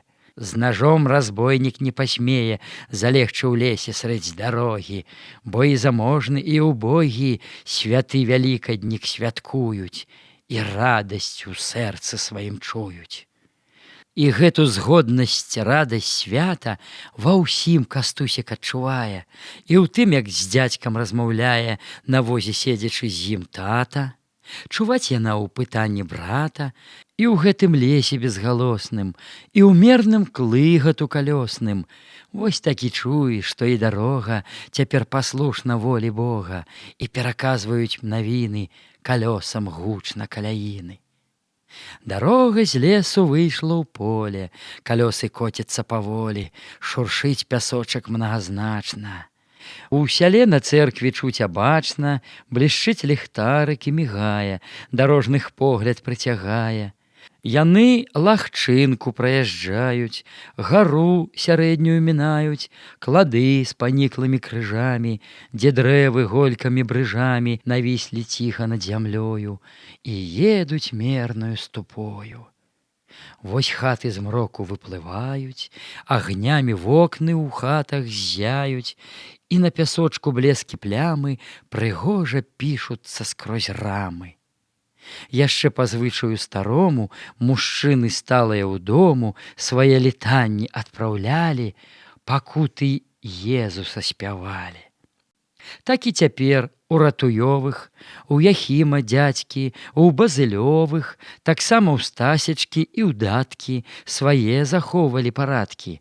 Сядзелі згодна і набожна, і спеў святы вялі заложна, вачэй не зводзячы з кантычкі. Часамі тут былі і стычкі, калі спеў новы зачыналі, ды ў тон агульны не траплялі. Не так, Андрэй, ты пачынаеш. Не, гэта ты сальвэй збіваеш. Не так, мужчыны, вось як трэба. Пры гэтым чуўся бас Язэпа. Другія голас далучалі, і гуртам зноў яны спявалі, занакіроўваючым басам. А падарожныя тым часам на двор да швагра заязджаюць, ідуць у хату, усіх вітаюць. Карусь-дзівак у сваім кажусе ляжаў на печы ў цёплым дусе, як заўжды ў вольную часіну ляжаў, курыў і цыркаў сліну з-за белай коміны на хату. І ён таксама рады святу, але ніяк не мог стрымацца, каб з печы жартам не азвацца, абы хто ў хаце паказаўся, і сам ён смехам заліваўся. А цётка Магда не стрывае і дзівака свайго палае. Чаго кацьмак там заваліўся? Пайшоў бы ў цэркву, памаліўся, зусім ты Бога адцураўся. 15 год, як спавядаўся. А што папу казаць я маю? Я печ на рай не памяняю. Тьфу, млын пусты, ото завала, бадай табе было зарвала. І злосна дзядзьку лае цётка, а ён хіхікае каротка. Што, дзядзька, пойдзем у цэркву, можа? А пойдзем, голубе нябожа. Антось і Костусь ідуць з хаты. Цянююць вуліцы дзяўчаты, шчабечуць весела, смяюцца, і хлопцы дзесь перагукнуцца. І ўсе вясёлы, усе рухлівы, і святам заўтрашнім шчаслівы. А цэрква, макаўка святая, народу поўна, блескам ззяе. Сярод царкоўкі плашчаніца стаіць між елачак зялёных. Кабеты, дзеўкі, маладзіцы ідуць, плывуць да плашчаніцы у хустках белых і чырвоных, набожна хрысцяцца, уздыхаюць і лбом данізу прыпадаюць. Направа сталыя мужчыны стаяць, разгладзіўшы маршчыны. А Чыліноў Алесь надзьмуўся, у святыя дзеянні уткнуўся, і там, дзе слоў не расчытае, на сажань голас працягае. Вось Чыліны як дацінаюць. Чытанне людзі адзначаюць.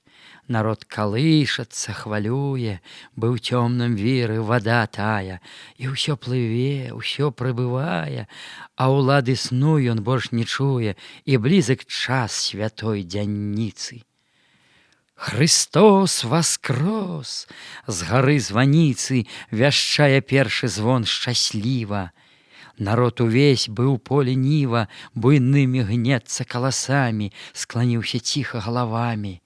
А пачакаўшы з паўгадзіны, нясуць жанкі, нясуць мужчыны, кашы, каробкі, паўасьміны і ставяць у рад на цвінтары ўсе велікодныя дары. Маленне бацька поп канчае, ідзе з крапідлам і махае. Заварушыліся каробкі, кашы, рашэты, паўасьміны чакалі доўга той часіны. Дзямян, Шабас, Казімір, Сцёпка. Паперлі полем русакоўцы, бягуць да коней свяржаноўцы, гудуць, склікаюцца, віншуюць, адны другіх у галдзе не чуюць, і ўсе спяшаюцца, бягуць, каб рот свой з корамам заткнуць. Антой з Міхалам тож гатовы. Святкуйце ж веселы, здаровы, усім дабра яны жадаюць і за вароты выязджаюць. А людзі ў хатах не драмалі, ужо алялуя адспявалі і за сталамі ўсёй сям'ёю сядзелі, цешылись ядою. Панукі конік не чакае, і сам ён рыссю запускае, як бы спяшаецца дамоў замчаць сваіх гаспадароў. А новы дзень даўно жаданы, ужо сыпле багру на курганы, і стрэлы косы залатыя на ўзгоркі падаюць крутыя. А хмаркі ў фарбах златалітых, у шаўках агністых, аксамітах, то паасобку, то гурткамі, то залатымі ланцужкамі, як бы спыніўшись нерухліва, усмешкі кідаюць шчасліва, і ім хацелася, відаць, святы вялікаднік вітаць. Ну, едуць, едуць, Алесь з хаты бяжыць да дзядзькі і да таты, і дзеці кінулись к парогу. Ну, вось і дома, дзякуй Богу. Прыйшлі ў хату, ўсіх цалуюць, з святым вялікаднем віншуюць. Памылись борздзенька, садзяцца, бо час даўно ім разгаўляцца. Абрусам белым стол накрыты, усё мае выгляд самавіты. Мужчыны добры і прыветны, ніякай цені незаметна. На бэльку кінуў бацька вочы, бярэ кантычку і гартае. Весолы нам дзісь дзень шукае. Хоць спевы слухаць неахвочы, але трымаюць дзеці згоду, бо ўжо вялось так год ад году. Высолы ў ксёнжцы дзесь прапалі, на сілу ўдвух іх адшукалі, і раптам дружна зацягнулі, як бы іх пугай сцібанулі. І маці голас далучае, і так танютка вырабляе, а гаспадар усё болей з баса утне такога выкрунтаса, аж сам падзівіцца сабе, і стане горача табе. Антой бярэ больш танкавата і не адстае ніяк ад брата. А хлопцы толькі усміхнуцца, але сядзяць, не зварухнуцца. Канцу падходзіць алялюя. У камору маці тут тралюе, нясе прынадную бутэльку. Кантычка зноў ідзе на бэльку. Відэльцы дружна разбіраюць і гуртам яйкі ачышчаюць, і па кусочку іх бяруць, крыху падсольваюць, ядуць. Вось бацька чарку налівае і вочы ўгору падымае. Дай Божа за год дачакаць, здаровым, вясёлым, жывым, і новы вялікдзень таксама спаткаць. У добрым здаровіку ўсім, каб гора і смутку не зналі. Дай Божа, разам адказалі. І пайшла чарка з рук у рукі. Пілі ўсе гладка, без прынукі. Малым папрабаваць далі, каб весялейшыя былі. А на стале тым рай ды і годзе, што рэдка трапіцца ў народзе.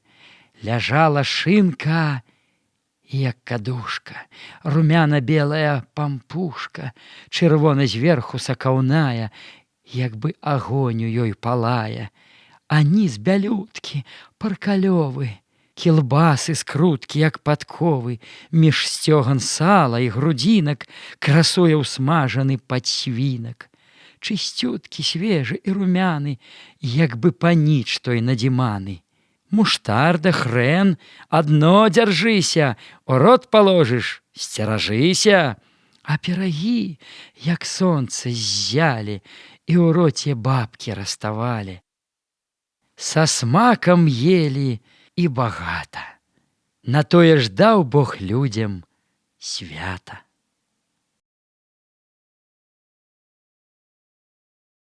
Летнім часам. Прайшоў вялікадніх свяценькі.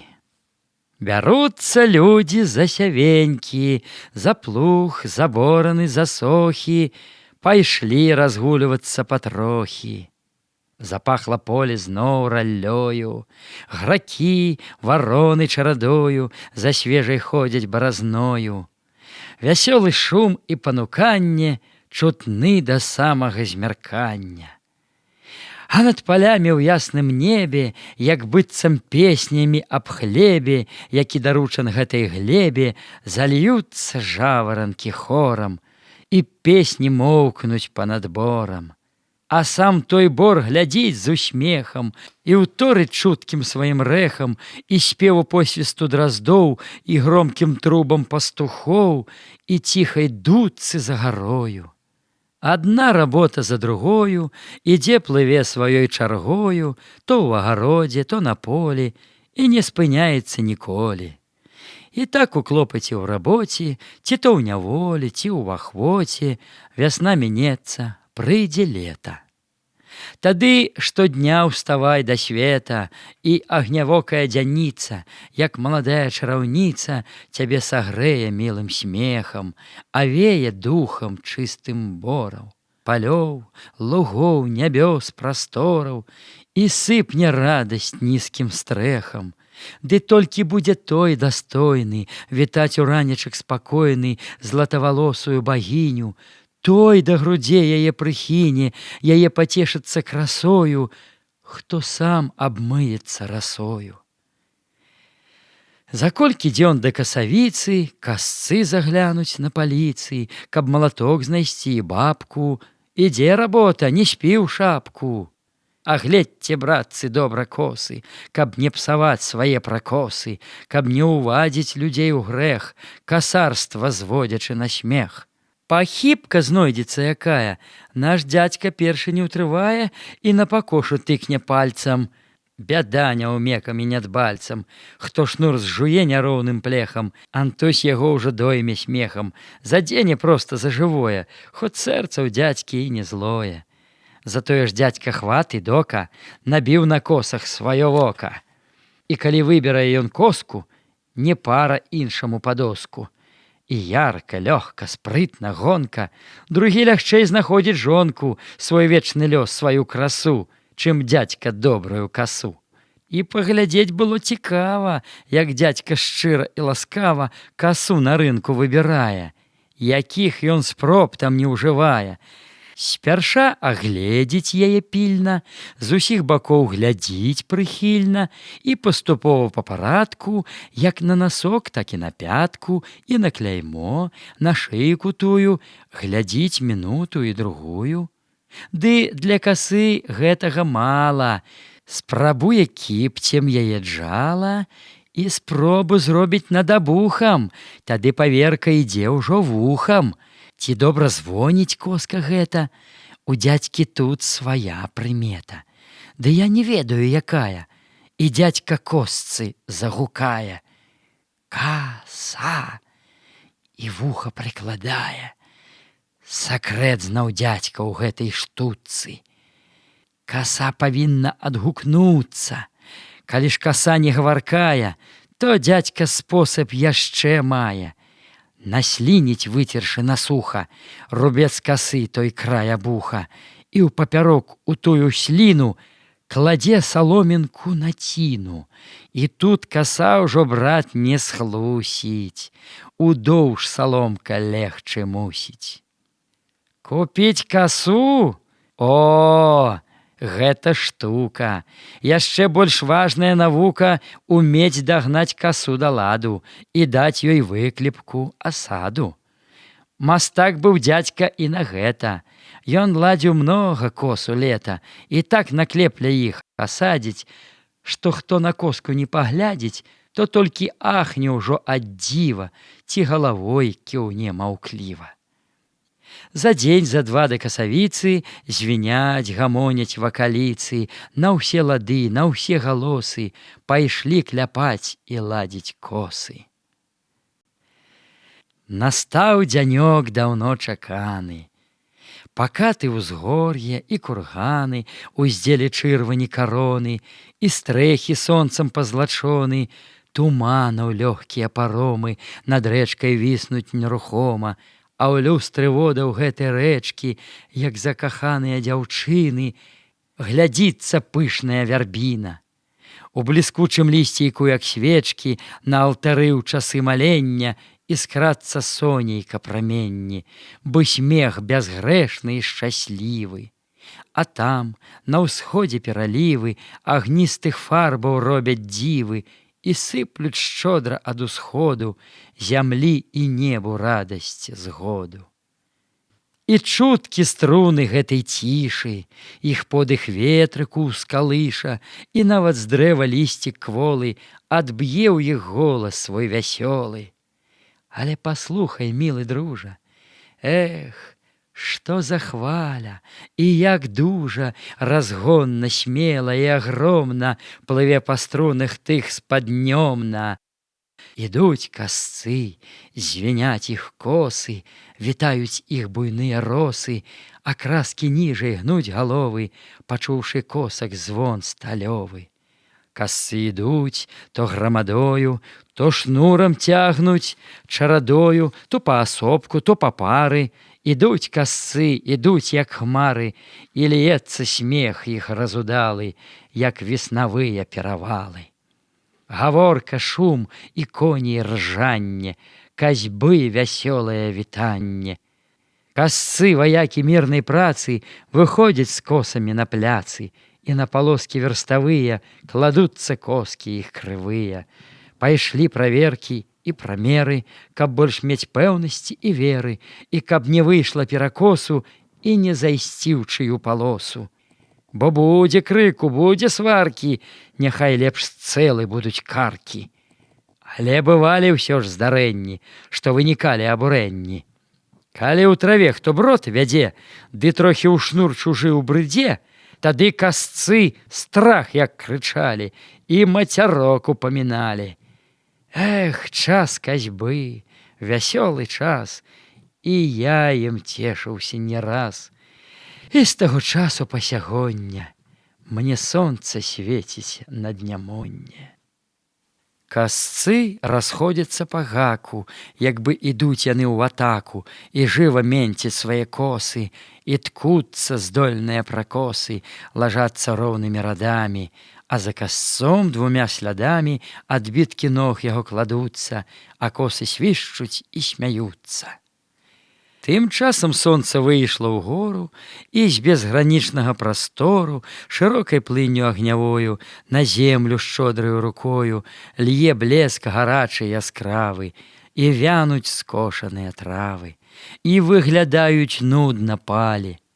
На луг другая коціць хваля, ідуць грабцы, жанкі, дзяўчаты, убраны хораша быў святы, чырвоны колер, белы, усякі, быў у агародзе тыя макі.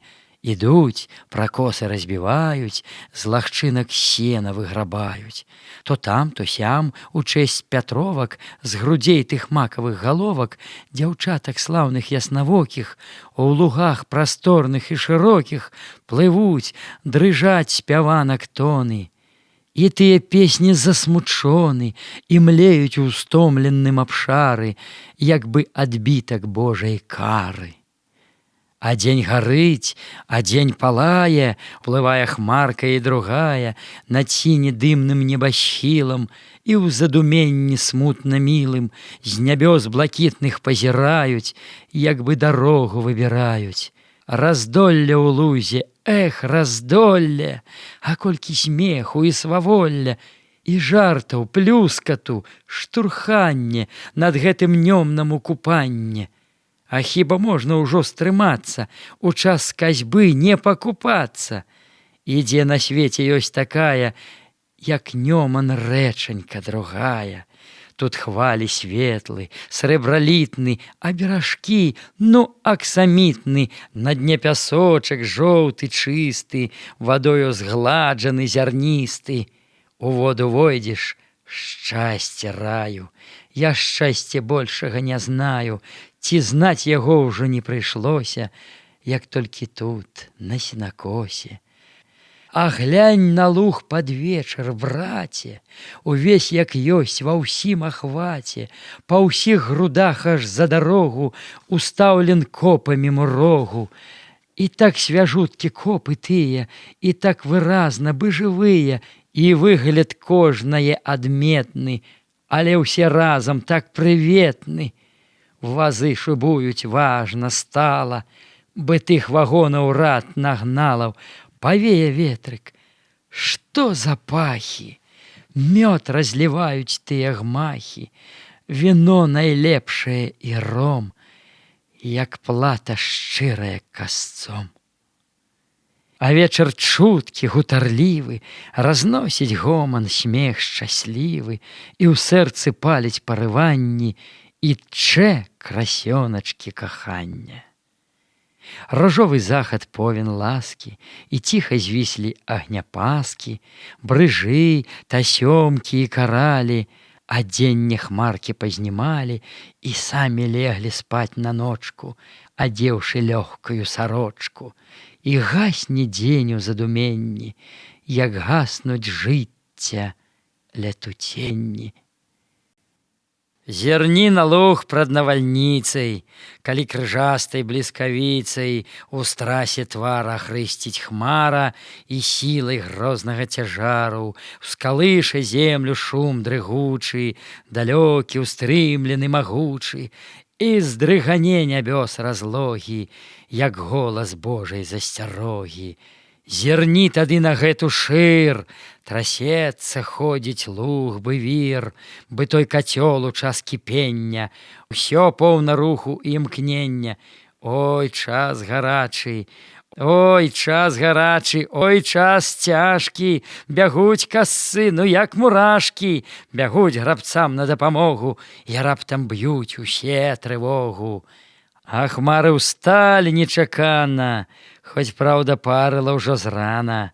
Бела-ружовыя іх шаты вісяць маўклівы і зацяты, а кучаравыя клубішчы, як на ўсесветным пажарышчы, растуць, расквечваюць на сонцы свае клубочкі валаконцы і ткуць сярэбраны масток, дзе гром застукаў, як чаўнок. Пад шум, пад грукат навальніцы, як бы па знаку чараўніцы, устаюць, растуць на лузе копкі, і луг пабраўся ўвесь у бобкі. А пад хваінаю на грудзе вакол стажка аж кішаць людзі. Гарачка ўсіх бярэ такая, што пот ім вочы залівае, бо хмара сіваю градою ўжо звісла нізка над зямлёю, ідзе гняўліва, пасмы сцеле, блішчыць, гарыць яе кудзеля, і пакручастымі жмутамі стрыжэ, глядзіць, як змей вачамі, і сучыць срэбраныя ніткі у шнур дажджаны ў вачавіткі. А дождж шуміць, а дождж гудзе, і бліжай, бліжай ён ідзе, і даль туманам засцілае. Упала кропля, і другая, за імі цэлым вадаспадам, буйныя капкі, як бы градам, па лісцях дуба секанулі, ды далей сетку пацягнулі. І вось жахнула бліскавіца, як вогнягменная крыніца, і гром пярун сталёвым бичам, бы нейкі звер страшэнным лычам арэ, трасе, калоціць хмары, зямлю надземныя абшары, бушуе доўга, абурліва, над лесам коціцца гняўліва. І гэты гоман, гнеў дрыгучы, злучае зноў устрэл магучы, густы, злавешчы, віхрабежны, і нестрыманы, і драпежны, і так цяжэрна націскае, як бы зямлю дзесь угінае. І шугнуў дождж налётам смелым, павіс абрусам густа белым над гэтым лугам, над палямі, і ліецца коса ручаямі, бы нева цягнецца грымотны, і б'юцца кроплі ў пыл вільготны. Зірнеш вакол адна любота. На лузе спынена работа. Жанкі, дзяўчаты і мужчыны бягуць пад копы, пад драбіны, каб менш быць змочаным дажджом. А хто, накрыўшыся халатом, ці так, накінуўшы дзяругу, сядзіць квактухаю срэдь лугу. Давай, давай, дожджык на кропу, сюды, дзяўчаткі, лезьце ў копу. Дасць Бог на нашым гэтым грудзе, на другі год касцоў прыбудзе. Пад гэты гром, пад дождж упарты, то там, то тут пачуеш жарты і смех вясёлы, піск дзявочы, бо хто ж крануць іх неахвочы. Але дзяўчаты язык маюць і востра хлопцаў падсякаюць, не робяць жартам перашкоды. За тыдзень добрыя пагоды праходзіць, глухне касавіца, і толькі дзе-нідзе капіца, стуліўшись ціха над вадою, глядзіць забытую ўдавою, бы нейкі жаль яна хавае і сэрца смуткам авявае. Ды стогі сведкі цяжкай працы стаяць, як панскія палацы. А пышны луг так абяздолен, стаіць пакошан і аголен, і выгляд мае засмучоны. Гракі і галкі і вароны даўно дзяцей павывадзілі, над гэтым лугам закружылі, ляцяць сюды на раздабыткі, цяпер тут добрыя спажыткі. Эх, скошан луг, і зніклі краскі, бытыя чары мілай казкі, якую ў часе вандравання ці адзінокага блукання табе складаюць думкі самі, і залатымі паясамі твае прыгоды спавіваюць, і лёсы жыцця аздабляюць. Глядзіць пакоша луг гаротна, на сэрцы робіцца маркотна. Эх, лето, летейка любое, ты отцветаешь золотое. И так поволі, неўзаметкі, і нашы звянуць жыцця кветкі. Але касьба пачатак лету. О, колькі ў ім яшчэ прывету! Прыгод усякіх так багата, тужыць аб леце ранавата. Яшчэ не раз у часе жніва дзянніца зоймецца шчасліва, і ў ясным блеску, і ў красе адб'юцца хораша ў расе яе кароны агнявыя, і пасмы косы залатыя скрозь шоўк нябёс ружова-белы рассыплюць радасныя стрэлы, бы ліры Божай тыя стрункі, бы тыя чары пацалункі на вуснах шчырага кахання у патайны часок спаткання. Яшчэ нямала дзён цікавых і раніць светлых і ласкавых, калі туманам белаватым лясок атуліць свае шаты, а на палях у белі жыта смех заблукае самавіта, ружова-бледны чырвань ззянне, дзяніцы ціхае вітанне. Дык не гаруй жа, брат нябога, дзянькоў вясёлых яшчэ многа. І так заціхлі сенажаці. Пайшла каса адпачываці, да часу звісшы пад страхою, каб быць заўсёды пад рукою, на всякі выпадак патрэбу.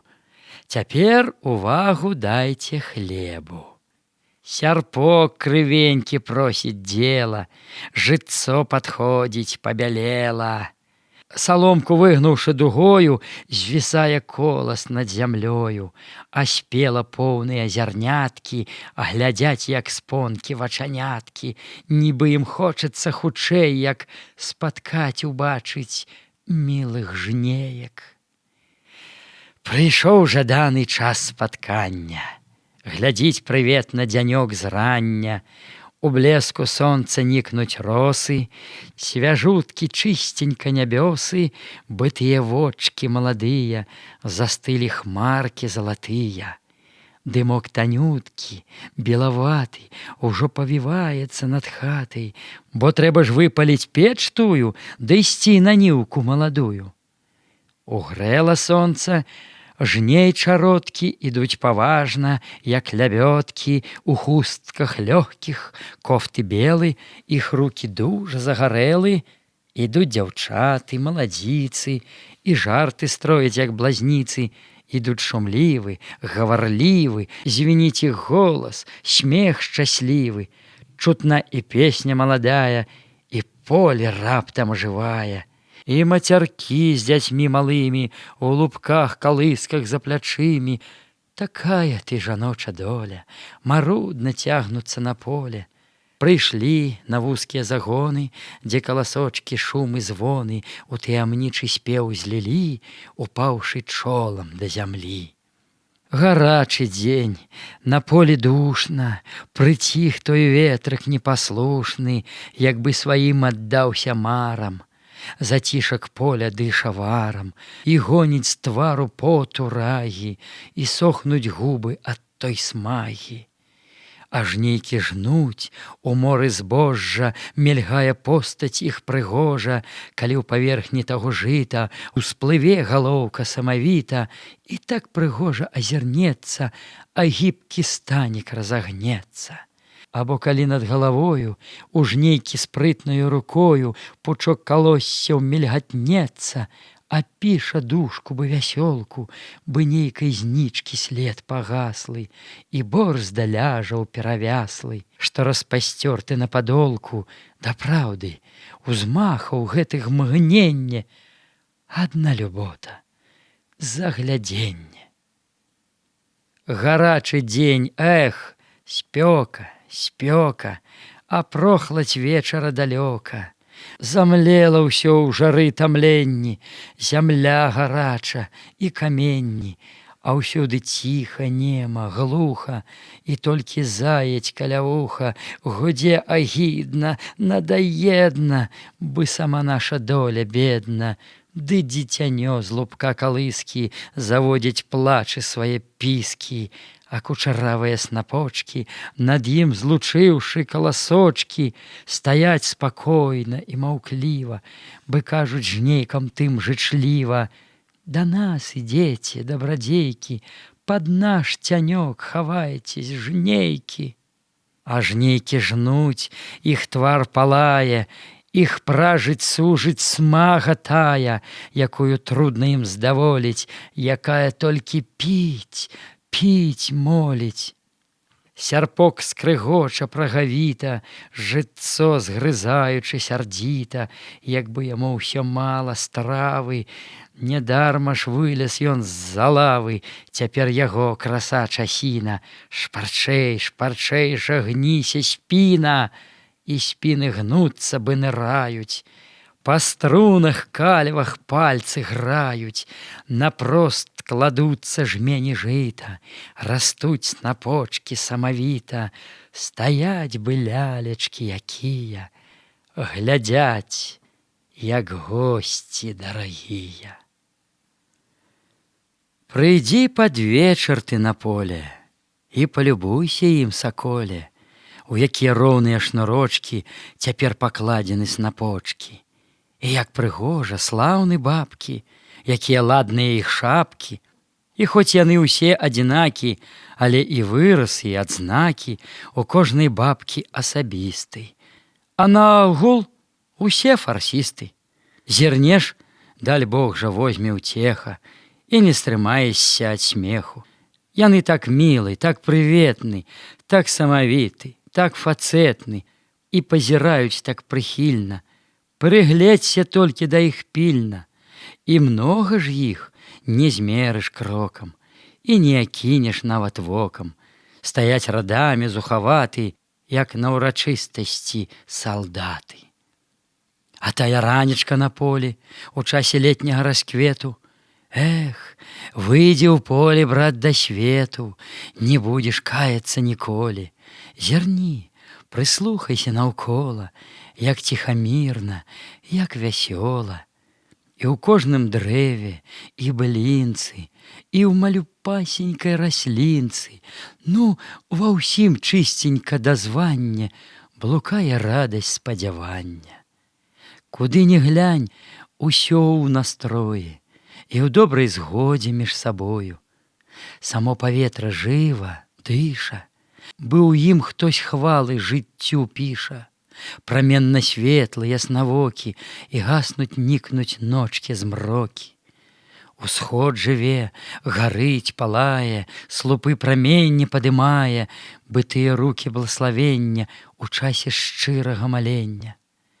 І вось яна, жыцця крыніца, сама багіня-чараўніца, узышла на небе і міргнула, расу брыльянты абярнула. Глядзіць прыветна, усіх кахае, па свеце стрэлы рассыпае і песціць шчыра ўсіх, як матка. Хіба забудзеш міг той, братка? Каб завяршыць малюнак лета, каб песня ўся была дапета на мой манер і на мой лад, і апісаць усё падрад, я, адчуваючы патрэбу, аддаць падзяку зямлі, небу, хачу ў парэчанскі лясок зайсці яшчэ, ну хоць разок, узяўшы кошык ці каробку, і ўжо тады паставіць кропку і кончыць з летняю парою. Мне не даюць грыбы спакою, баравікі мне часта сняцца, мне з імі трэба паквітацца.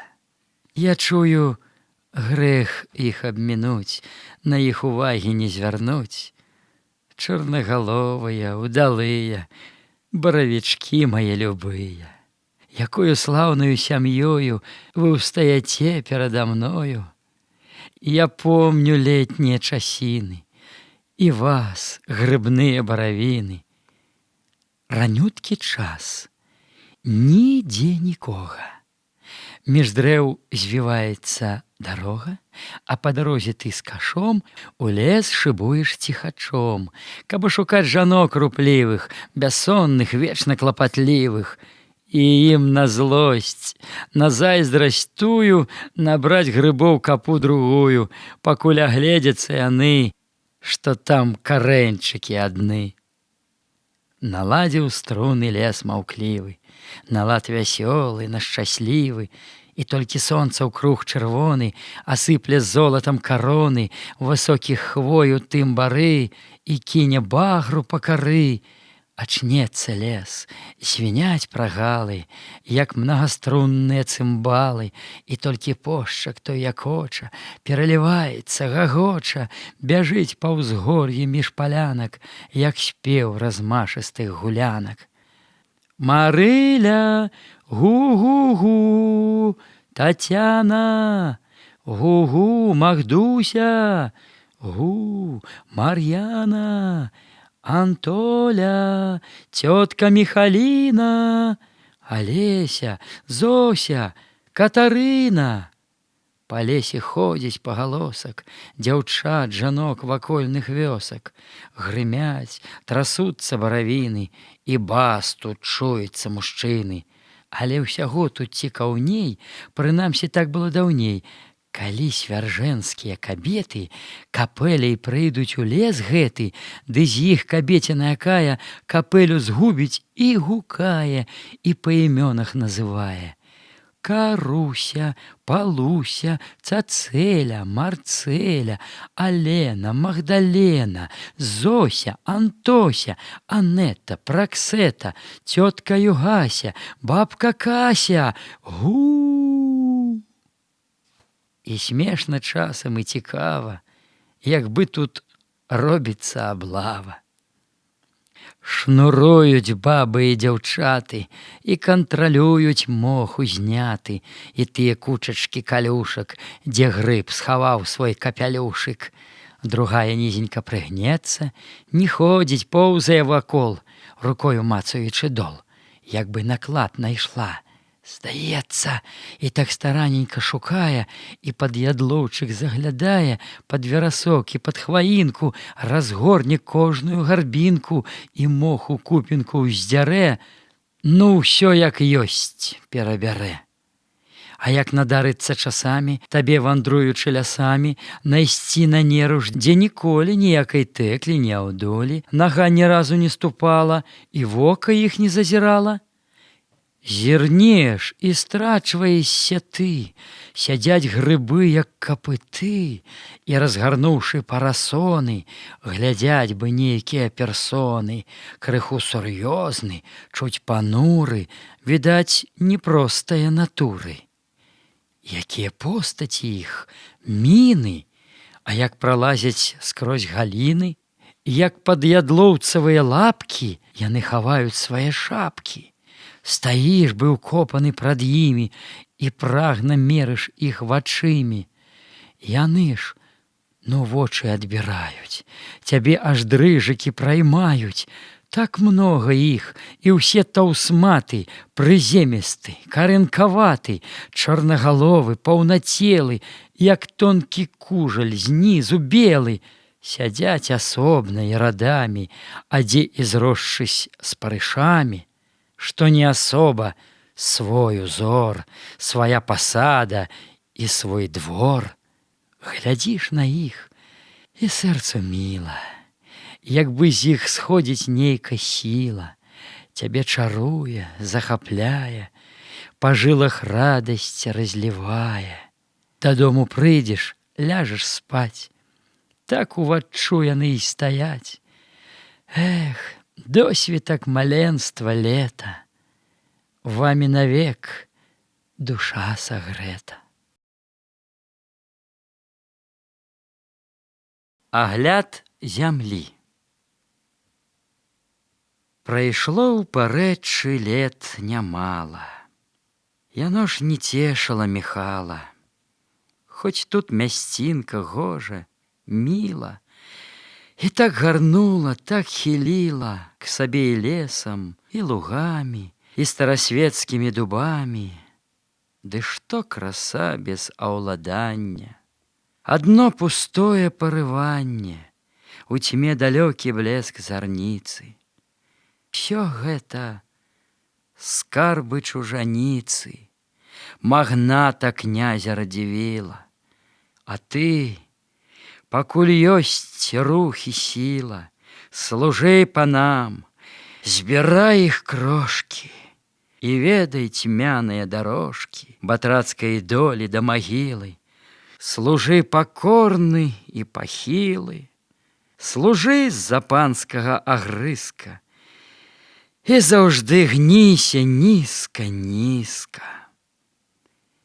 Няўжо ж і век прабыць слугою і чуць пагрозу над сабою, што пану кожную хвіліну цябе пагоніць, як скаціну, пагоніць вон без разважання, бо пан не мае спагадання, што трэба жыць сям'ёй на свеце, што ты, як рыба тая ў сеці, не маеш волі, ні разгону, што ты не чуеш жыцця звону, што гэты свет табе завязан, і шлях прасторны твой заказан.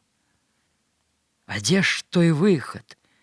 Дзе збавенне з няволі цяжкай, з паланення?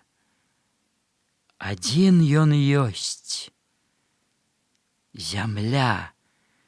Зямля, свой пэўны кут, свая ралля, то наймацнейшая аснова і жыцця першая умова.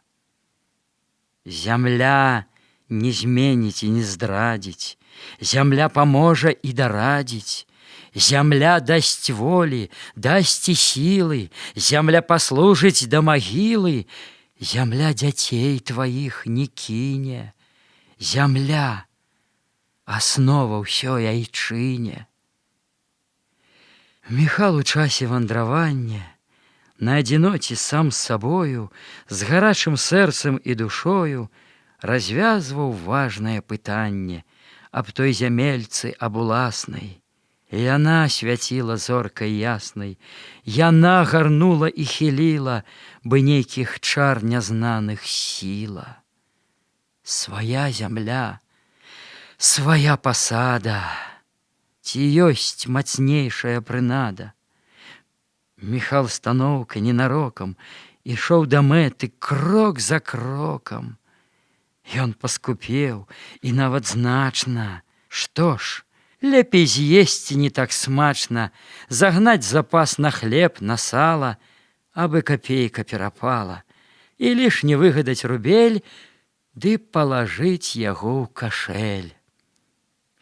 Наогул трэба жыць больш змысла і больш мяркоўна, болей сцісла, трымаць зачыненымі губкі і меней траціць на пакупкі.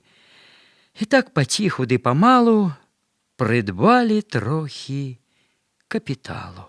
Каб хоць пачатачак зрабіць і першы камень залажыць на грунце вольныя зямелькі адной адынай збавіцелькі ад панскай ласкі і апекі і плюнуць ім за тыя здзекі, што так уеліся ўжо ў косці, калом зямля вам, ягамосці.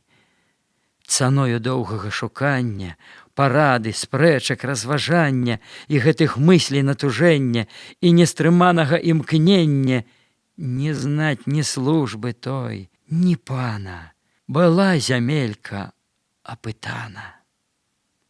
Яе Міхал, прыпомнім гэта, апісваў фарбамі паэта, апісваў шчыра, усё зазначыў, хоць ён зямлі тае не бачыў, ды мала што, ніхто ніколі не бачыў светлай райскай долі, але той рай мы так малюем, што асалоды яго чуем. Ды тут замецім стараною, ці не з'яўляецца маною, прашу прабачыць мне за слова, уся гэта райская размова. Але пара. Пара ў дарогу, бо час прыстаць к свайму парогу, пакуль жаданне не астыла, пакуль ахвота ёсць і сіла. Агледзець трэба землю тую, каб не гадаць, не ісці ўсляпую, аб чым была ўжо пастанова.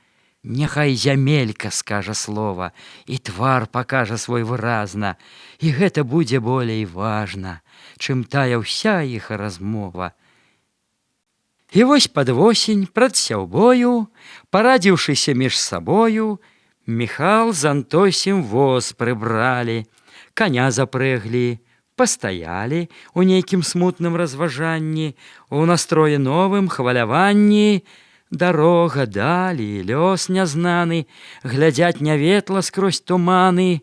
Эх, ты жыццё, жыццё людское, няма табе, няма спакою, ты суматоха, вір бурлівы, у табе загіне баязлівы, як парахно, як зерне тое. Ну, будзем ехаць, едзьма, браце. На момант ціха стала ў хаце, куды мужчыны завіталі, спынілись, шапкі пазнімалі, прад абразамі гнуць галовы. Бывайце ж, мілыя, здаровы. Ну, час вам добры, едьце з Богам, ім кажа маці за парогам, жадае шчасця і добра. Мужчыны рушылі з двара, на воз паселі і ўздыхнулі, ды ўлева к дубу павярнулі. Ускінуў жвавы конік грывай, два разы пырхнуў выразліва, відаць, далёкую дарогу пачуў сівак, забіў трывогу і шыю выгнуўшы дугою, пабег вясёлаю трусцою па гладдзі мяккага дзірвана. Алесь і Костусь з-за паркана глядзелі ім услед маўкліва, і думка нейкая тужліва на смутных тварыках блукала і ценем вочы засцілала. І ім здавалася, што з імі дзялілись жальбамі сваімі і дуб стары, і той будынак, і лазнячок ускрай лагчынак, і гэты лес, і само неба. Чаго людцам, чаго ім трэба? Нашто шукаць зямлі далёка? Зайздросна ты, людское вока. Хіба тут цесна? Свету мала? Няма работы для арала ці для сярпа, або для коскі, ці непрыгожа ў кроплях роскі гарыць, ірдзіцца дрыгаценне, як нейкі вобраз летуцення, адбітак вечнае красы, ці небагаты тут лясы і рознай пташкай і звярамі, арэхам, ягадай, грыбамі. Эх вы, нявіннасць і прастэча, цямны вам лёсы чалавечы. Але, напэўна, і мужчыны паважнасць гэтыя хвіліны не менш ад хлопцаў адчувалі, і нейкі час яны маўчалі, і кожны ў думках сам з сабою размову меў часінай тою. Ды што гадаць аб гэтых словах, што не адбіліся ў размовах, мінем дарогі іх малюнкі, ім не падведзены рахункі. Яны заўсёды свежы, новы і мнагадумны, настраёвы, іх не прайсці, ні азірнуць, яны сваім жыццём жывуць. Ды ўсё ж зазначыць я тут мушу, Міхал з Антосем сваю душу дарогай цешылі нямала. Прад імі случчына ляжала, старонка міла і багата. Народ, відаць, жыў панавата, прынамсі добра і заможна. Па ўсім аб гэтым судзіць можна па ветраках такіх удумных і па абэржах гэтых, гумных, па старасветскіх азяродах, па гарбузах на агародах, па тытуню і па садочках, дзе хаты ніклі бы ў вяночках. А тыя ліпы ці таполі, такіх не бачылі ніколі.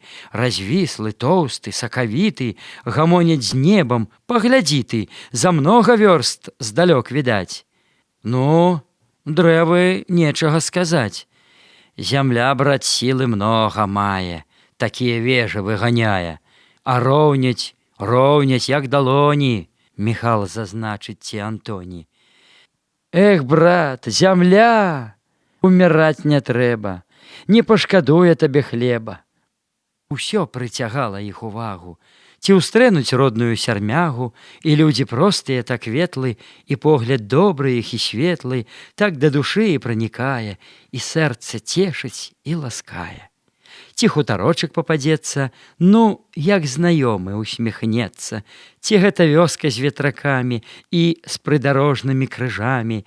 Усё так павабна, так адметна, і ўсё вітала іх прыветна, бы тая блізкая радня. На трэцю ранечку да дня мужчыны трохі і блудзілі. Дарога ж мералась на мілі. Яны прыклыгались да мэты, каб аглядзець куточак гэты. Міхал злез з воза, кінуў вокам, у двор шыбуе мерным крокам, ідзе, гасподу разглядае. Яна не досыць маладая, і на двары не вельмі ладна. Усё нейк раскідана, няскладна, як бы будынкі між сабою жылі не ў згодзе. Бралі з бою мясцінкі тыя, дзе стаялі, адна другую адпіхалі або ляпіліся няўклюдна. І каля хаты было брудна, і нават гэта сама хата была залішне праставата. Абрэз страхі ішоў коса, крыва, і гэта стрэшка шалудзіва, то голы плех, то кучка моху, і ўся дзіравілась патроху, і нават коміна шчарбата. Ну, адным словам, гора хата сваім прыгоствам не хіліла. Але не ў хаце сэнс і сіла, бо хаце можна раду даць і на свой густ пабудаваць, і хата стане больш вясёла, і не такая вось стадола. Наогул хата справа дробна, абы зямля была ўпадобна. Міхал яшчэ раз кінуў вокам. Хата глупства, лес пад бокам. З такой думкаю ў вакенца Міхал пастукаў пужаленцам. На гэты стук у яме хаце наўперад рыпнулі палаці, і зварухнуўся край бярлогі, а потым шлопнулі ўжо ногі. Сам гаспадар, кудлач заспаны, ідзе на стук неспадзяваны, хадою важнаю індыка. Ці тут жыве Фядос Хадыка? Міхал пытае жджэ адказу. Адказ здаецца, ды не зразу, як падабае ў такім стане. Тут, А скуль вы, мой васпане? І хто такі сам, яго мосцю? Фядос пытанне ставіць госцю, вачэй не зводзіць з яго твару. Здалёк мы, пане гаспадару, 4 мілі за Нясвіжам. Міхал лічыў Нясвіж Парыжам усім вядомым на ўсім свеце. І мы вас маем на прымеце, даведаліся ад людзей, што пан Хадыка Дабрадзей сваю пасаду спродаць мае. Так, справа, значыцца, такая. То пачакайце ж, калі ласка. І знікла ўраз яго апаска. Не шкодзіць быць і асцярожным прад незнаёмым падарожным. Хадыка зараз захадзіўся і аканчальна абудзіўся, кажух накінуў, ды ідзе ў сені. І таго страху няма і цені, глядзець прыветна, як на брата. Заходзьце ж, браціку, да хаты. Ды вы з канём? Дык заязджайце. Вось тут пад клуняю стаўляйце. Сюды, за гэты сток саломы. Гамоняць бы даўно знаёмы, адны другім так моцна рады, няма ні хітракаў, ні здрады, ні гэтай фальшы, ні падкусы. Ідзе гаворка без прымусы. Хвілінак першых палі путы, і душы насцеж разамкнуты. Сюды, сюды кіруйся, браце, і месца будзе, і корму хваце. Там, за аўсянымі снапамі, ядзяць ціх мухі з камарамі. Ляжыце кашанінай, віка, не галеў яшчэ Хадыка. Коня адпрэглі, воз прыбралі, на прыгуменні пастаялі. Ніяк не скончыш той размовы, бо людзі свежы тут і новы. Кранеш адно, усплыве другое. Такі ж і трэба сёе-тое абмеркаваць, як мае быць, аб тым, аб сім пагаманіць, і з той размовы асцярожна што-небудзь вывудзіць і можна. Ці слоўка, рысачка якая, усё гэта часам памагае. Зірнуць на справу іншым вокам і падысці да яе бокам. І стала ясна з той размовы, якія цяжкія ўмовы, няхай іх людзі лепш не знаюць, прадаць зямельку прымушаюць. Пакрыўдзіў Бог мяне сынамі, ядзяць іх мухі з камарамі. Няма сыноў, няма падмогі, а сам я стаў слабы на ногі. Бракуе сілы мне, браточкі, няма. Мінуліся гадочкі, калі зямлю вярнуў Хадыка, не горш вала таго ці быка. Зямля ж тут, братцы, залатая, цаны яна сабе не мае. Але вядома, браце мілы, тут рукі трэба, сілы, а іх няма. Заўважце самі, ядзяць ціх мухі з камарамі. І я скажу вам па сумленню, больш к гандлю маю нахіленне, дык вось чаму я яго мосці, мае вы міленькія госці, і прадаю сваю пасаду. Казаў Хадыка ўсё да ладу і так праконана, праўдзіва, што нашы купчыкі маўкліва ківалі толькі галавамі, ды усміхаліся часамі.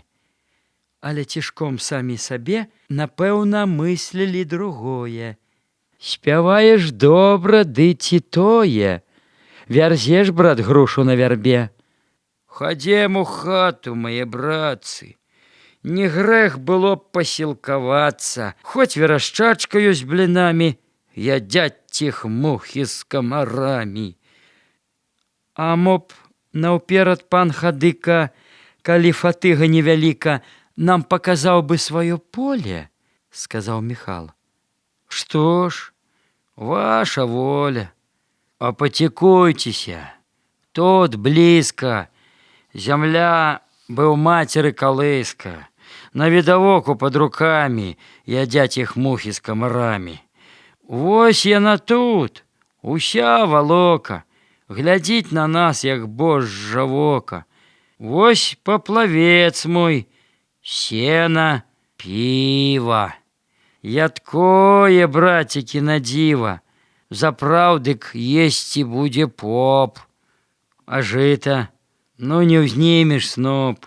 Глядзеце, ржышча, чараціны, не вашы мінскія націны, бо вашы мінскія пясочки знаёмы добра мне, браточки.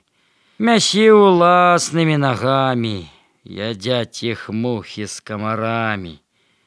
Зямля раджайна, ох, раджайна.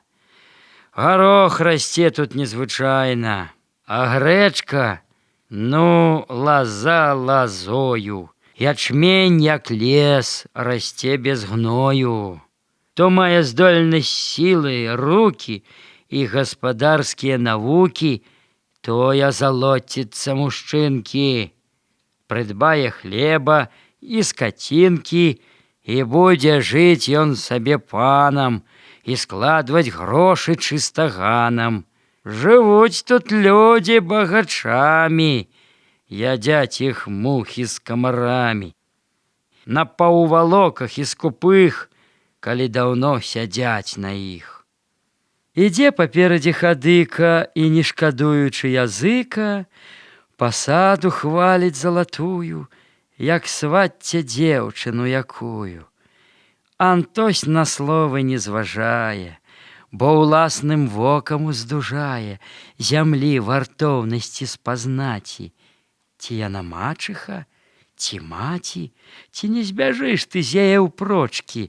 Малыя шэранькія вочки з-пад цёмных броў сачаць, як мышкі, як вучні дбалыя на кніжкі, на тыя польныя адзнакі, на іх вартоўнасці і бракі, якіх не кожны прымячае, ці не набыў таго звычаю. Глядзіць унікліва і ўдумна, праверыць там, дзе справа сумна, зямельку ботам капарне, у руки возьме, азірне і расцірае ў пальцах грудку, каб лепш дазнацца таго скутку. Зямля сапраўды неблагая, гаспадара ж яна не мае. Каб пахадзіць за ёю дбала, тады б не гэтак выглядала.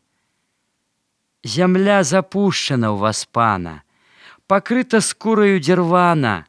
Глядзеце, пырніца якая, зямлі вартоўнасць ён зніжае. Чартапалох буяе дзікі, Антось звярнуўся да хадыкі. А дзе ўжо пырнік завядзецца, змаганне трудна з ім даецца, хібеюць доўга тыя гоні. Плюнь, браток мой, плюнь, Антоні, гадок, ну, 2 таго змагання, і пырніку не будзе звання. Кажу ж я вам, браток мой милы, няўпраўка мне бракуе сілы. Зямля ж, ох, многа патрабуе, і догляду, і той увагі, і калі хочаце павагі, тады вас хлебам ушануе, і малаком, і пірагамі, ядзяць іх мухі з камарамі. Так, гэта так, Міхал згадзіўся. Яшчэ той брат наш не радзіўся, каб на ўзве вецер жыць багата і ў дні будныя спраўляць свята. Але дзе поле адзічала, то і там вас, пані, смаку мала. Зрабі зямлю з такой аблогі. Праз год не станеш тут на ногі. Браты, наколькі было можна, вялі падходы асцярожна, каб збіць цану, хоць той цаны яшчэ не ведалі яны.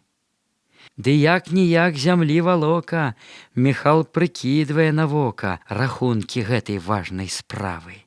У яго ваччу ставалі лавы, жытоў, што ўласнаю рукою засея восенню другою, на ўласнай гэтай на зямельцы, а ўсё відаць, як на талерцы.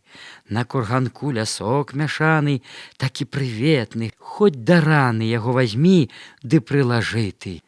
Далок паўз рэчку самавіты, і гэтай рэчкі віду сцешан, блішчыць бы срэбра спадалешан.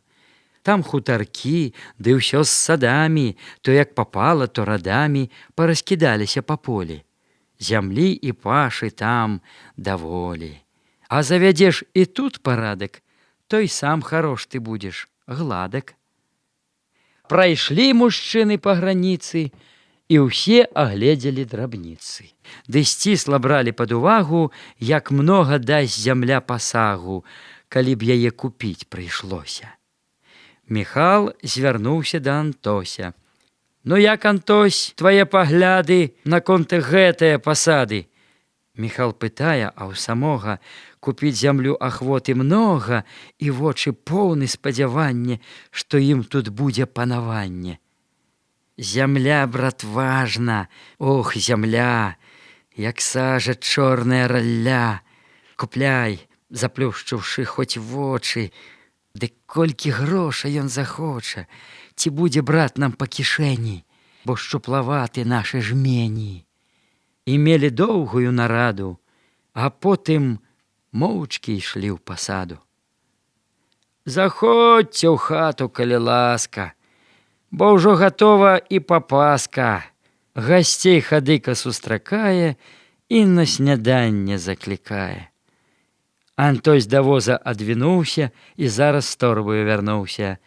Міхал з Антосем вайшлі ў хату. З двара зусім падслепавату, з заметна сніжаную столлю і з павыццём па-за вуголлю. Паўздоўж сцяны стаялі лавы, і печ, і сцены, ўсё куравы. Зямля няроўна, ўся на ямах, на падваконні і на рамах след чарвяточыны замецен. Не, выгляд хаты непрыветен. «Сядайце ж, людзі, які нябогі, ды пасілкуйцеся з дарогі», да госцяў кажа гаспадыня, сама Фядосіха Аксіння. Яна абрусам стол накрыла, гасцей уважна папрасіла, а на стале скаварадзішча, і скваркі правяць там ігрышча, звычай спраўляючы свінячы, і скрозь яешню пар гарачы, клубкамі коціцца і смыча, і нос прыемненька казыча. Для завяршэння ладнай справы хадыка вынуў штось пад лавы, і ставіць ён на стол бутэльку, каб акрапіць сваю зямельку. І вось як чарка разоў пару прайшла ад госцяў гаспадару, тады ўсе разам зашумелі і праканаліся на дзеле, якія людзі яны просты, што ашуканства, як каросты, цярпець не могуць і не зносяць, ідуць на чыстую і досыць. Што з першых слоў адны ў другіх пачулі блізкіх і сваіх, а як падводзілі рахункі, то іх скраплялі пацалункі. «Я вас люблю», – казаў хадыка, – «і сам я мінскі гарамыка, пасябраваць хачу я з вамі, ядяць вас мухі з камарамі. І толькі вам, мае браточкі, каб не дажыў я гэтай ночкі, хачу прадаць сваю пасаду, а сам за гандаль я засяду. Мае вы родненькія братцы, хачу я сальнікам заняцца». «Браток, Фядос, – Міхал гаворыць, – не будзем доўга мы гуторыць, вось вам рука». Фядос даў руку, і ў тым агульным шуму гуку зачаўся торг, пайшлі бажыцца, у жаданні шчырым падружыцца, каб потым далі пры спатканні не мець ніякіх нараканняў. «Дык так, 3000, Фядося». Той пальцам шоргае па носе, мінуту мысліць, разважае, мінута важная, цяжкая, і ціха-ціха стала ў хаце. «Няхай так будзе, пане браце», – гукнуў хадыка канчаткова. Яны рукамі крэпяць слова, Антось ім рукі разнімае. «Няхай жа Бог нам памагае. Панамі будзеце, панамі, ядяць вас мухі з камарамі». Па дарозе ў Вільню. Дарогі, вечныя дарогі, знаць вам спрадвеку самі богі, калі красёнцы жыцця ткалі і вашы лёсы вызначалі. Няма канца вам ні супыну, вы жывы кожную часіну, то задуменны, смутна строгі, як след захованай трывогі, то поўны чараў спадзявання, то страхаў цёмнага знікання, калі душа свой лёс прачуе і ноч нябыту зацянюе. Дарогі, цёмныя дарогі, вы так маўклівы, вы так строгі, хто вас аблічыць, хто вас змерыць, хто вашы звівы ўсе праверыць, хто вашы ходы абшукае, бо ўсё сваю дарогу мае. Я не зайздрошчу тым з вас, брацці, каго спрадвечныя закляцці не парушалі, не тамілі і цяжкім каменем не білі, і для каго ўвесь гэты свет ёсць аднае цялежкі след. Пытанне толькі дабрабыту, дзе ўсё прыводзіцца к карыту, і гэта ёсць адна дарога, апроч яе няма нічога. Не, дух у волі плынь жывая, такога ладу не прымае і не прыхіліцца ніколі да гэтай лішні простай долі, бо свет і жыцце мнагалучны і мнагавобразны выключны, таемна схованы цікавы і разнастайны іх праявы, дзе кожны момант хвалі новай нам штось гуторыць сваёй мовай для сэрца і для разумення, дзе поўна ўсё свайго значэння, прыгоства, чары, глыбіні, дзе граюць вечныя агні, дзе патаемныя крыніцы звіняць, як струны за раніцы. І толькі шкода, абмяжован ты круг жыцця, і ў путы скован, варожым поясам спавіты, сатканным злыднямі ўтрыніты, з прыбітай цёмнаю пячаццю, як падзалежная закляццю. Я знаю, скончыцца дарога, бо ноч нябыту, ноч аблога сачыць наш час ад дня раджэння, сляпымі зрэнкамі зацьмення, як дух закляцця, дух праклёну. Ды покі круг мой не замкнёны, я зноў хачу зірнуць назад пад тыя стрэхі родных хат, дзе зачалася пуцявіна, дзяцінства светлая часіна. Дарогі, вечныя дарогі, не вечна ж ходзяць па вас ногі. Ды так, зрабілі і пачатак, 3 соткі дадзены ў задатак. Няўжо то праўда, не вяроза, няўжо канец табе пагроза і вечны ціск пад панскім ботам і страх знайсці канец пад плотам? Няўжо то праўда, а не сненне і мара ідзе ў вас жыццяўленне? Цяпер няма назад адходу, скідай з дарогі перашкоду, ні перад чым не запыняйся і з гэтай спадчынай сквітайся, што асталося ад бацькоў, зямелькі некалькі шматкоў. І толькі трэба ісці станоўка, адно хай думае галоўка, як абярнуцца тут лаўчэй, каб справу выканаць хутчэй.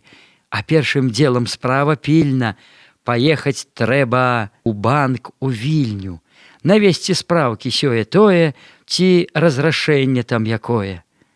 Аб гэтым шмат тут гаварылі і ехаць дзядзьку прысудзілі.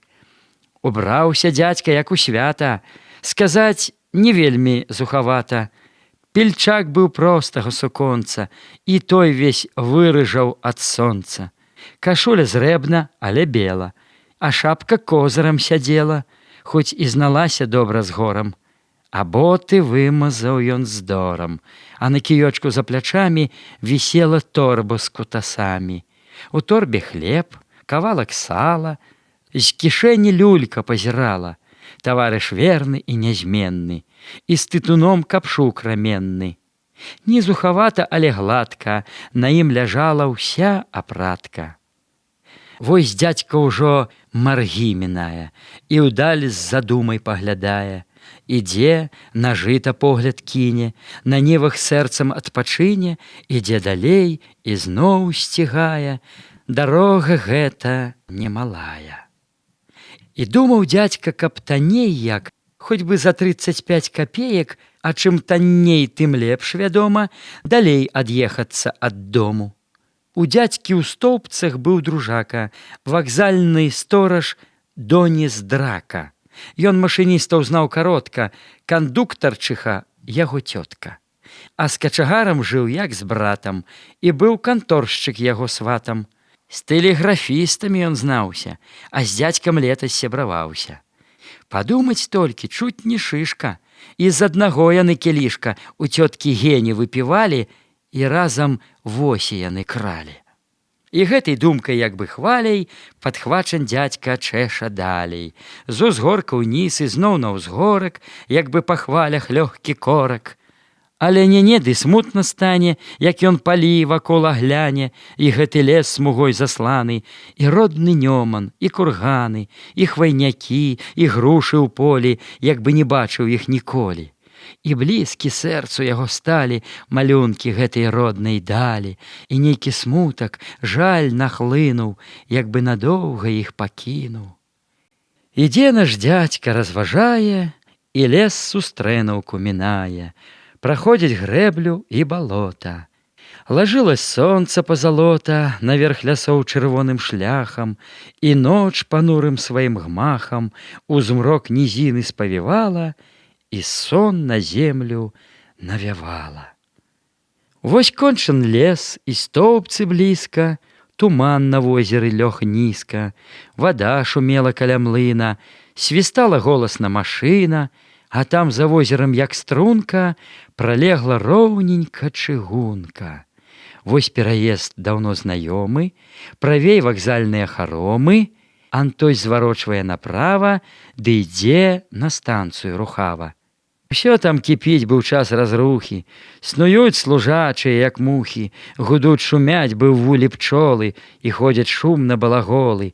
Каменяцёсы з малатамі, гандляркі бегаюць з кашамі. У ліхтарах агні трапечуць, а гандляры крычаць, шчабечуць і б'юць у грудзі кулакамі, як бы забіць хацелі шмульку. А дзядзька паліць сваю люльку, сядзіць, другую накладае і свайго сябра выглядае.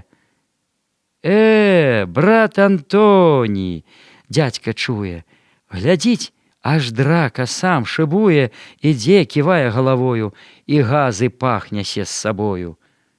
Здароў, брат Доніс, дзядзька рады, сябру ківае для нарады. Скажы мне, браце, ці няможна? Пры гэтым дзядзька асцярожна прыгнуўся к Донісу, замяўся, ды Доніс зразу дагадаўся, што за патрэбу мае сябар. Дык ці не можна б мне за хабар крыху паехаць на машыне? А вось пастой, хай люд адхлыне, кур'ерскі пройдзе, а тым часам мы перамовімся з уласам. Спакойны будзь, мы ўсё абладзім, хоць на таварны, а пасадзім. Дык ты, брат Доніс, пастарайся. Будь пэўны, брат, не сумнявайся. З казамі мы на торг паспеем. У гэты момант лютым змеем ляціць кур'ерскі, задрыжалі усе шыбы ў вокнах на вакзале, і ўвесь народ ураз мятнуўся, і дзядзька наш не аглянуўся, як і яго людская хваля нясла бы шчэпку ў перавале, як бы хто іх тут страшна спудзіў. Плячук тут дзядзька прынапрудзіў, крутнуўся моцна навакола, чуць з ног не збіўшы балагола, ды наступіў на бот пад панку, зато між цел прабіў палянку ён гэтым моцным паваротам, у цвёрды грунт упёршысь ботам. Званок другі і зараз трэці, і дрыгнуў поезд быццам чэрці, яго сярдзіта скаланулі, дождж цэлы іскар сыпанулі і страшным рогатам заржалі, ды з дымам далей паімчалі. Вакзал пусцеў, люта распаўзаўся, Антой сядзеў або сланяўся, балелі ногі, ўнікла сіла, а спаць так моцненька кланіла. Ну што, Антоні, рыбу вудзіш? Заснеш, брат, потым і не ўзбудзіш. Хадзем, брат, вып'ем, пагаворым. Сябры выходзяць крокам скорым, сядзяць за півам, выпіваюць, аб розных справах разважаюць, а піва ім вяселіць душы і чырванеюць у іх вушы. А праз кароткую хвіліну Антось садзіўся на машыну. На паравозе без білета Чхаў да Баранавіч да света. Відаць, у добрую часіну збіраўся дзядзька ў пуцявіну. У Баранавічах налучыўся кандуктар добры. Ён згадзіўся давесці ў Вільню дзядзьку сходна.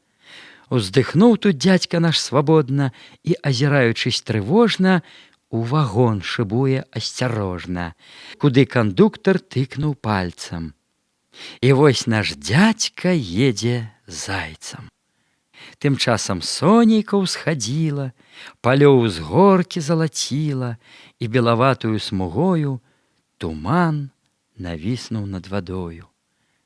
Вагон бітком набіт народам, і мчыцца поезд поўным ходам, і толькі пыл ён падымае, як ад табакі дзядзька чхае. Пайшоў кандуктар і вачамі шукае торбу з кутасамі. Стхарыўся дзядзька ў куточку, і торба з ім на тым кіёчку, з якім наш дзядзька пехатою учора ішоў адзін душою. Не спаў ён праве цэлай ночы, на свет глядзець не хочуць вочы, а галава сама гуляе, машыне тахты выбівае. На ніз падзе, назад рванецца, туды-сюды яна качнецца і грукне ў сцену, як дурная, як толькі карк яе трымае. Так на вяселле маладуха, калі датне яе сівуха, забудзе ўсё, ды пойдзе ў скокі, і чэша дробна рукі ў бокі, не чуе долу пад нагамі, і плешча ў тахт яна рукамі. Лягаш у дзядзьку ўцікаваўся, і як з ім толькі параўняўся, пад бок штурхнуў яго рукою, маргнуў, паклікаў галавою. Схапіўся дзядзька наш праворна, і за кандуктарам пакорна ідзе ён стомлены, заспаны, не раз хінуўшыся, як п'яны. Прывёў ён дзядзьку ў карыдорчык, абодвух іх трымае ворчык. «Ідзі сюды!» – кандуктар кажа. «Я буду сам стаяць на стражы. Ідзе кантроль, дык ты схавайся. Сядзі цішком, не адзывайся. Не кашляй моцна і не грукай». І з гэтай мудраю навукай кандуктар дзверы адчыняе, і хітра пломбы ён знімае, засадзіць гвост, ключом пакруціць, а страх аж вочы дзядзьку муціць, і губа ходзіць бы ў жаробкі.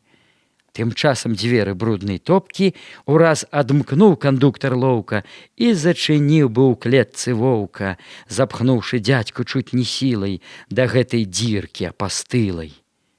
Ступіў наш дзядзька крок, спыніўся, і свет яму тут зачыніўся. Стаіць, як дурань небарака. «Куды ж ты ўпхнуў мяне, вужака? Бадай ты спрах сваёй нарою!» Гамоніць дзядзька сам з сабою. Ну ж удружыў гад, вось усунуў, і ў цёмны кут ён злосна плюнуў. «Ах, вэй! Што гэта? Ці сляпы ты? То ж тут жа мы!» З кутка сярдзіты пачуўся голас чалавечы. Аж узняліся ў дзядзькі плечы. Ды каб схаваць, што ён спужаўся, спакойна дзядзька адазваўся. «А, гэта вы! Нашто ж пад сліну было вам ставіць абразіну?» Тут толькі стаў ён прыглядацца. Зайцы сярдзіта мітусяцца. Яны даўно ўжо там стаялі, як мышы з норак выглядалі. Пярэдні з іх, такі вяртлявы, яшчэ ўсё цёрся аб рукавы. Было ўсё чорна тут ад сажы, насілась густа пылу пража. Адно акенечка і тое глядзела цьмяна на сляпое. А цесната не стаць, не сесці, тырчы, як пень на адным месці. Але сяк так прымайстраваўся наш падарожны каля печы, размяў крыху грудзіну, плечы і закурыць нарыхтаваўся, у кут паставіўшы крывульку.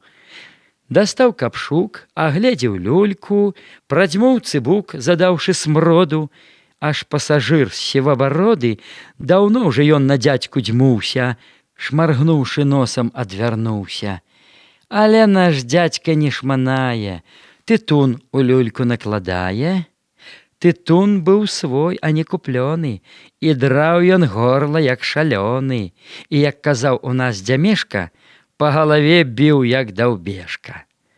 Тытун быў хвацкі, адмысловы, і не адзін курэт здаровы, хваціўшы дыму галд з нячэўку, як бы спірытысу кватэрку, і чхаў, і пырхаў з паўгадзіны, і выціраў з вачэй слязіны, аж пуп яго трашчаў і рваўся.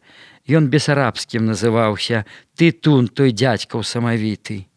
І як чорт быў дым яго сярдзіты, наклаўшы люльку, выняў скалку, адкалупіў ён цыру галку і гасіць крэсівам. Іскрынкі, як залаценькія пылінкі, з нягромкім трэскам узвіліся, на цыр багата паліліся.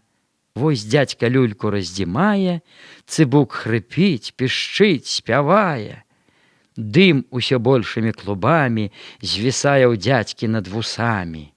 І вось як люлька разгарэлась, курыць даўно яму хацелась, набраў ён дым у рот паўнюткі, цягнуў не меней паўмінуткі. І клуб як з коміна пускае. Нясецца дым, насы зрывае, зайцам духі ён забівае. І мух тым дымам даняло, гудуць жалобна, б'юцца ў шкло. Падняўся кашаль між зайцамі, і ўсе зашморгалі насамі. Ой, фе, не вытрываць, ратуйце, хоць нашу старасць пашкадуйце! Крычаць зайцы ўсе ў адзін голас, і на бародах скубуць волас, а дзядзька пыхкае клубамі і смех хавае пад вусамі.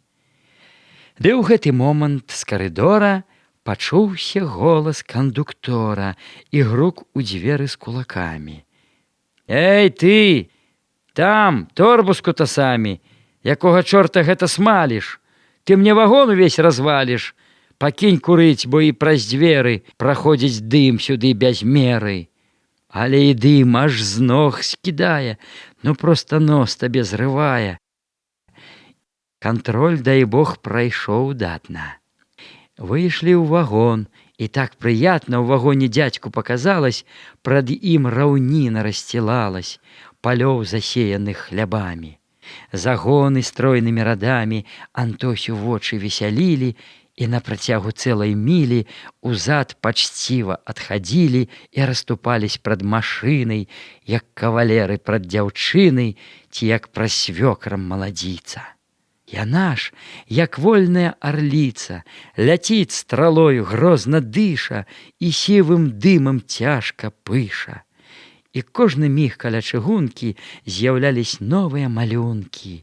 Слупы мільгалі верставыя, дарожкі, сцежачкі крывыя, што чуць заметна з-паміж збожжа, віліся істужкаю прыгожа. Лясы, гаёчкі вынікалі, і цэрквы вежамі блішчалі, у жывых вянках бяроз і клёнаў, і па кручастых рэчак гоны, і мігацелі сёлы, дворы, сады, курганы, касагоры. О, то разгон, і шыр якая, з сабою дзядзька разважае. Зірнеш, не згледзіш канца краю, і гэта ўся зямля армада гаспадара цара аблада.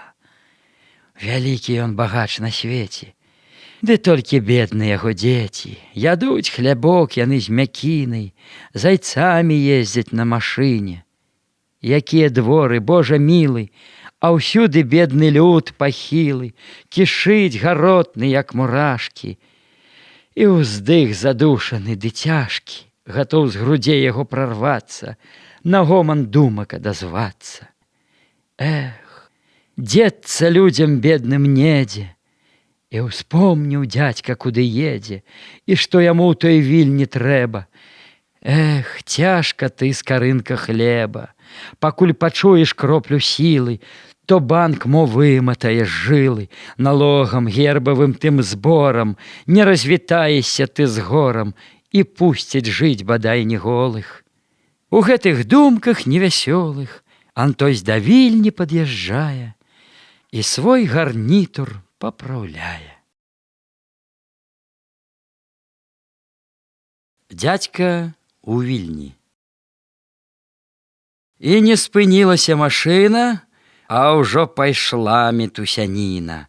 Хватаюць клумкі пасажыры, пад рукі б'юць зайцы-праныры, паны складаюць чамаданы, лупкі, коробкі, дзе схаваны паненак розныя прыпасы, для завівання, для падкрасы, каб трохі зменшыць перашкоды, пахіпкі матухны прыроды. Средь люду рознага і панства, і між усякага убранства відна і дзядзькава апратка, пельчак і шапачка-аладка. Машына стала. Валіць валам люд у тунэлі пад вакзалам, а з ім і дзядзька цісне збоку, ад шэрых світ непадалёку. Яшчэ ніколі дзядзька з роду не бачыў гэтулькі народу, паноў, чыноўнікаў багатых, такіх таўшчэразных, пузатых, што можна б смела з'есці булку, каб абысці гэту качулку. І выступаюць такім тузам, ідуць, не бачаць ног за пузам, аж дол каменны чуць не гнецца, як студзень карк яго трасецца. О, то паноў! О, Божа мілы, якія гладкія іх рылы, якія вусы і бароды! Паставіць бы іх у гароды, не вераб'і і не вароны не смелі б сесці на загоны. І процьма та ж іх тут якая. У мыслях дзядзька разважае, а морды зяюць, як пад лакам. Відаць, жывуць яны са смакам, а ўзяць паненак, ажно зяюць і ходзяць, долу не чапаюць, так лёгка, плытка, далікатна, як бы матыль той акуратна. Ды што рабіць дачушкам бруку, у гэтым іх уся навука. Растуць, як краскі ў добрай долі, не трэба ісці сярпом на поле, дзе праца ўсю красу знімае, а ржышча ногі прабівае. Ідзе наш дзядзька і баіцца, каб часам як не памыліцца і не ступіць каму на ногі, і каб не збіць каго з дарогі. А боты, падлы, ну, відочна, не так, як людзі ідуць нарочна, на ўвесь вакзал грымяць насамі, як конь патоку капытамі. Дзівіўся дзядзька тут нямала, ідучы тунелем да вакзала. Як хітра, мудра збудавана, як чыста, хораша прыбрана, а колькі вулачак і ходаў, палітурованых усходаў, там, у гары над галавою, ідуць вагоны чарадою. О, хітры свет на штукі здаўся, тунель тым часам раздзяляўся, і вал сярмяжнага народу ідзе да правага праходу. Паны налева важна садзяць, дзе іх сярмяжнікі не здрадзяць ні пахам дзёгцю, ні карчагі, ні відам латанай сярмягі. Як выйшаў дзядзька наш з вакзала, яму аж моташна нейк стала. Такое пекла, шум страшэнны, застой паветра і дух дрэнны. Народ таўчэцца каля конкі, па бруку б'юць падковы звонка, грымяць павозкі, буды, колы, аж проста глушаць балаголы. І гэта процьма усякіх зыкаў злілася ў гул адзін вялікі, дзе з непрывычкі вуху цяжка, дзе б'юць па сэрцы яны важка. Снуе народ, як на пажары, пад ім аж гнуцца тратуары. Эй, Божы люд, якая сіла цябе віхрамі закруціла, куды ты ідзеш, чаго шукаеш, які ты ў сэрцы смутак маеш, куды вядзе твая дарога, чаму задума і трывога пячаць на твар твой палажыла. Чаго глядзіш ты так няміла, няма ў тваіх вачах прывету, як бы не рады сонцу свету. Ідзе народ, як хвалі мора, як хмары ў небе на прасторы, адны другім усе чужыя. Ідуць старыя і малыя, ідуць, шнуруюць чарадою, заняты кожны сам сабою. І дзядзька з гэтым людам зліўся, як зерне ў зернях загубіўся. Быў дзядзька ў пушчах, у барог, і расчытаць іх голас мог, і з старасветскімі дубамі каротка знаўся, як з сябрамі. А тут адзін, бо ўсе чужыя, не знаеш, хто яны такія, і сам для іх ты чужаніца.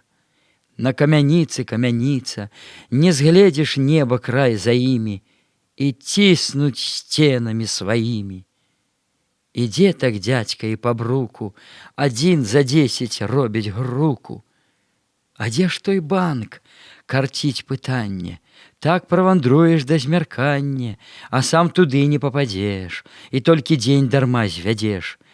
Ды дзядзьку страшна прыступіцца, спытаць людзей ён тут баіцца, бо ўсе такія надзіманы, і хоць бы твар адзін рахманы, або свой брат, мужык трудзяга, нідзе не свеціцца сярмяга. І дзядзька наш стаў прыглядацца, у каго б дарогі запытацца, бо ён зрабіў адну ўжо спробу, спытаў чумазую асобу, дык тая так яму сказала, што лепш бы ёй няхай зарвала. Тут дзядзька кроку падбаўляе і пана з цэшкай наганяе. Ступіў яшчэ ён колькі крокаў, да пана коціцца ён бокам, а пан не бачыць ці не хоча глядзець, як дзядзька наш клапоча, і ў ім патрэбу дужа мае, ідзе і палачкай махае. Тут дзядзька трошачкі прыгнуўся, рукою пана дакрануўся. Скажы, паночку, як далёка зямельны банк? Пан кінуў вока на дзядзьку скрыва так і строга. Спытай аб тым гарадавога, сказаў, і кроку пан прыбавіў, як бы пытаннем абяславіў яго наш дзядзька прад панамі, прад тымі вось капелюшамі. От то завіў, настроіў лыжы, як бы чарцяка той ад крыжа. Антось сабе сам усміхнуўся і на ўсе бокі азірнуўся, як бы хацеў сказаць: глядзеце, якая цаца зяе ў смецці. Памалу стаў ён разглядацца. Што? Няма чаго баяцца. Ідзе вальней, глядзіць смялей, на сэрцы стала весялей, і трохі карк ён падымае, на крамах вывескі чытае. Нядарма ж дзядзька быў у школе, навуку ведаў ён даволі. Ды перабраў тут дзядзька меру, на слуп узбіўся на халеру, ды так аб падлу штурхануўся, што свет яму перавярнуўся. На брук зляцеў ён з тратуару, перакруціўся разоў пару, і так у брук бядак загасіў, траха манеркі не расквасіў. Ды дзядзька борздзенька схваціўся, з нячэўку ён ашаламіўся, як той шчупак, папаўшы ў нерад. Не знае ён, дзе зад, дзе перад. Бадай цябе агні спалілі, на які чорт слупоў набілі, гаворыць дзядзька сам з сабою, пыл абіваючы рукою. І тут ён толькі азірнуўся, глядзіць, у кут глухі ўпхнуўся, сцяна прад ім, і сцены збоку, уперод не ступіш ані кроку, прапала вуліца ды годзе. Таўчэцца дзядзька, як у бродзе, той сом прыціснуты плытамі, што ў букце век жыў пад карчамі. Бадай ты спрахла, дзе ж дарога? На гвалт крычы гарадавога, куды нялёгкая загнала. Аж проста дзядзьку страшна стала, і з перавулачка глухога ідзе шукаць гарадавога. Ідзе і горад праклінае. Падшыбла злосць яго такая, што каб прымеў бы, узяў саломы, ды падпаліў бы ўсе харомы, бо ўсе дарогі загрузілі, і свет яму тут зачынілі. Мінут праз колькі з перавулка на свет ён выбіўся, дзе гулка, нясліся зноў страшэнна зыкі, дзе горад гуў многаязыкі. Цяпер наш дзядзька не чытае, а больш пад ногі паглядае, ды кіне вока ці не блісне жаданы шнур, ды далей цісне. Шукае дзядзька наш, як Бога, у людской галдзе гарадавога. А вось і ён. Стаіць плячысты, і погляд кідае празрысты. Стаіць, як той пастух над статкам, і наглядае за парадкам. На тое ж горад і губерня. Тут з тратуара дзядзька верня. Ідзе, за брыль здалёк бярэцца. Дзень добры, кажа, як вядзецца, яшчэ крок бліжэй падступае, аладку шапку падымае. Скажыце, як мне ў банк папасці? Мне па зямельнай трэба часці. А вось як пойдзеш, чалавеча, таму касцёлу насустрэчу, там будзе вуліца направа, пачаў казаць служака бравы. Ты правай вуліцы трымайся, а там другога запытайся, і скора банк той будзе блізка. Скланіўся дзядзька яму нізка, бо надта ж добрым паказаўся, і так ён дзядзьку спадабаўся, што калі будзе ўсё шчасліва, то вып'е з ім хоць пару піва і з'есць з ім разам кусок сала. І весялей зноў дзядзьку стала. Зрабіўшы 2-3 павароты, людзей спытаўшы раз, моў соты, спыніўся дзядзька каля банка, дзе ўсходы чыстыя, як шклянка, шырокі крок яго стрымалі і ў душу страх яму нагналі. Стаіць наш дзядзька ў задуменні, не смее ўзняцца на ступені. Баіцца ён мужычым ботам, прапахлым дзёгцем, здорам, потам тут наслядзіць або напляміць.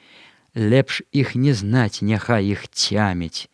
Ступі не так, падымуць сварку, ды на барыш дадуць пакарку. І гэта іх, як здань ліхая, спакой ад дзядзькі адганяе. Іх, нешта злое, цемень сіла, што душу дзядзькаву муціла. Іх, гэта тое, што варожа, і ў рог баранні сагнуць можа. Ды дзядзька страх перамагае, ён шапку загадзя знімае, па ўсходах чыстых, як мурашка, паўзе ўгару, ступае цяжка.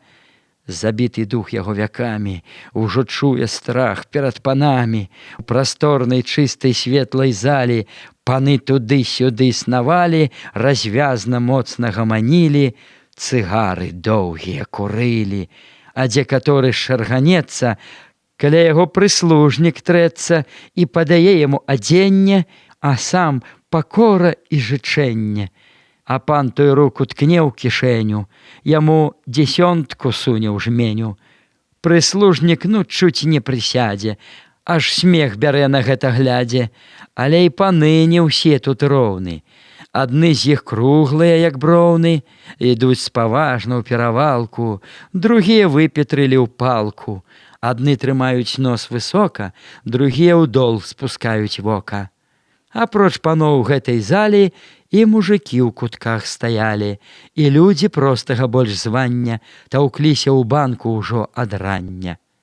Між імі гоман ціха вісне, туды і дзядзька Анто сцісне. Прайшоў, суседзяў змерыў вокам і да сцяны прыпёрся бокам. «Сядай, мой милый, мой хороший, бо за пастой не плацяць грошы», — сказаў сярмяжнік добрадушна. На лаўку дзядзька сеў паслушна, уздыхнуў, падзякаваў суседу, ужо пажылому чуць не дзеду. Пайшлі пытаць адзін другога, хто ён, адкуль, сяла якога, губерні, воласці, павету. «Прыехаў я сюды з-за свету, з-пад самых стоўбцаў, чулі, можа?» «Не, не здаралася, нябожа». «А самі скуль вы?» «Я з-пад Ліды, з сяла Вялікія Дзяміды». Ён Грышкам Верасам назваўся. «Яшчэ саўчора затрымаўся. Пустая справа, ды тую не давядзеш да ладу. Гадоў са 2 яе вяду, як тут не ладжу, не мяркую. Эх, мілы мой ты, за панамі няма прадыху. Хто з грашамі і мажа збоку, той і едзе. Так вось і робіцца, суседзе». Ён знаў чыноўніцкія сеці, недарма ж соўваўся па свеце, зямлі шукаючы з сябрамі, і добра знаўся з пісарамі. «Вам трэба з банка разрашэнне. Пішэце, мілы мой, прашэнне, і калі хочаце параю, Пісарчука такога знаю, што вам прашэннейка за злоты напіша з мілаю ахвотай». «Ах, калі ласка, Пані Верас, скажу вам дзякую яшчэ раз, бо покі сам чаго даб'ешся, то і жыцця свайго зрачэшся. Ну, то хадзі. Устаюць, выходзяць і па панах вачамі водзяць. І каля століка пустога там не было цяпер нікога, апроч бутэлечкі чарніла з шырокім донечкам без рыла. Сябры спыніліся маўкліва. «Вам што?» – пытае іх пачціва сам Пісарчук. Ён стараваты і росту нізкага кашлаты, і вынік ён перад сябрамі, як тая порхаўка часамі па цёплым дожджычку з зямлі. «А вось да вас якраз прыйшлі». Тут дзядзька ўперад выступае і просьбу ціха выкладае. «Пастойце ж трошкі, пачакайце. А вось вам крэселца, сядайце». З стала ён выняў ліст паперу, і ўсю пісарскую манеру ён перад дзядзькам выяўляе. З-за вуха ручку выцягае, рукою водзіць, нібы піша, і трэ свой лоб ды носам чмыша. Паразважаўшы для прыкрасы, пайшоў выводзіць выкрунтасы. Уважна дзядзька пазірае, у жменні злот даўно трымае. «Ну, вось прашэнне і гатова. Прашэнне рэхт. Ну, адно слова. Вы, можа, граматны часамі? А так, распішемся і самі». І дзядзька пальцы разгібае, бярэ ён ручку і мачае, ды граблі пальцы, як чужыя, ці як калочкі дзервяныя, пяро трымаюць бокам крыва і водзіць ручку баязліва. І покі дзядзька распісаўся, на лбе буйны пот паказаўся, бы дзядзька летнюю парою прайшоў па купінах з касою. «Цяпер ідзіце ў тыя дзверы зрабіць адметку на паперы», – ківае пісар галавою. І дзядзька дробнаю ступою падходзіць к дзверам, адчыняе, прашэнне ў скрутачку трымае. А там, за доўгімі сталамі, у стол, уткнуўшыся насамі, сядзяць пісцы, як гною кучкі, скрыпяць іх пёрцы, ходзяць ручкі, трашчаць, як конікі на сене, ці тыя шашалі ў палене, заняты кожны сваім дзелам. Ступіў наш дзядзька крокам смелым, ідзе к сталу, што быў пабліжэй, да барады з чырвона-рыжай, і перад тою барадою схіліўся нізка галавою. Чыноўнік буркнуў, што сярдзіта, як той япрук каля карыта, але прашэнне ён прымае, насупіў бровы і чытае. «Ідзі ў той стол налева трэці», – махнуў чыноўнік барадою, як саламяную мятлою. «Адкуль яны бяруцца, чэрці?» – прамармытаў руды пісака. Пайшоў наш дзядзька небарака, на стол паказаны трапляе, ды зноў там галаву скланяе і перад новым палупанкам стаіць, прыгнуўся абаранкам. Чыноўнік толькі лыпнуў вокам і павярнуўся к дзядзьку бокам, ды водзіць пёркам па бумазе. Ужо такі пачот сярмязе. Стаіць наш дзядзька, не адходзіць. Ну што ж, няхай пяром паводзіць. Не на дажджы я, часу маю. Не пан я, трохі пачакаю». Чыноўнік лыпнуў зноў вачыма, як бы на цёшчу ці айчыма, зноў у паперы ён уткнуўся, а дзядзька наш не зварухнуўся. Злаваць чыноўнік пачынае, што дзядзька вытрыманасць мае. Чыноўнік злосны не стрымаўся. «Табе чаго тут?» – запытаўся. Сярдзіты, поўны нецярпення. «Наконт зямлі, вось і прашэнне», – гаворыць дзядзька так салодка, як толькі можна, ды і каротка. Яго чыноўнік злы спыняе. «Неважна справа, пачакае. Прыйдзі сюды праз 3 гадзіны». Уздыхнуў Антось ад той навіны. «Ось дзе вы, жыга, ось бізун, бадай цябе забіў пярун. Чакай дабра ты ад хамулы, няхай табе дасць Бог 3 скулы, няхай цябе водзяць сляпога, як водзіш ты за нос другога». І як не кляў ён гэту п'яўку, ды мусіў даць рубля за спраўку. На замкавай гары. Ну што ж, пытае дзядзька Грышку, хіба дзе выпіць па кілішку, ды падкрапіцца б мала-мала. Я з дому ўзяў кавалак сала, і хлеба ёсць крышан са мною. Чаго ён сохне сіратою? Падмацавацца б не мяшала, бо ў жываце штось заспявала. А нашча чарачку кульнуць, усё адно, што ў рай зірнуць.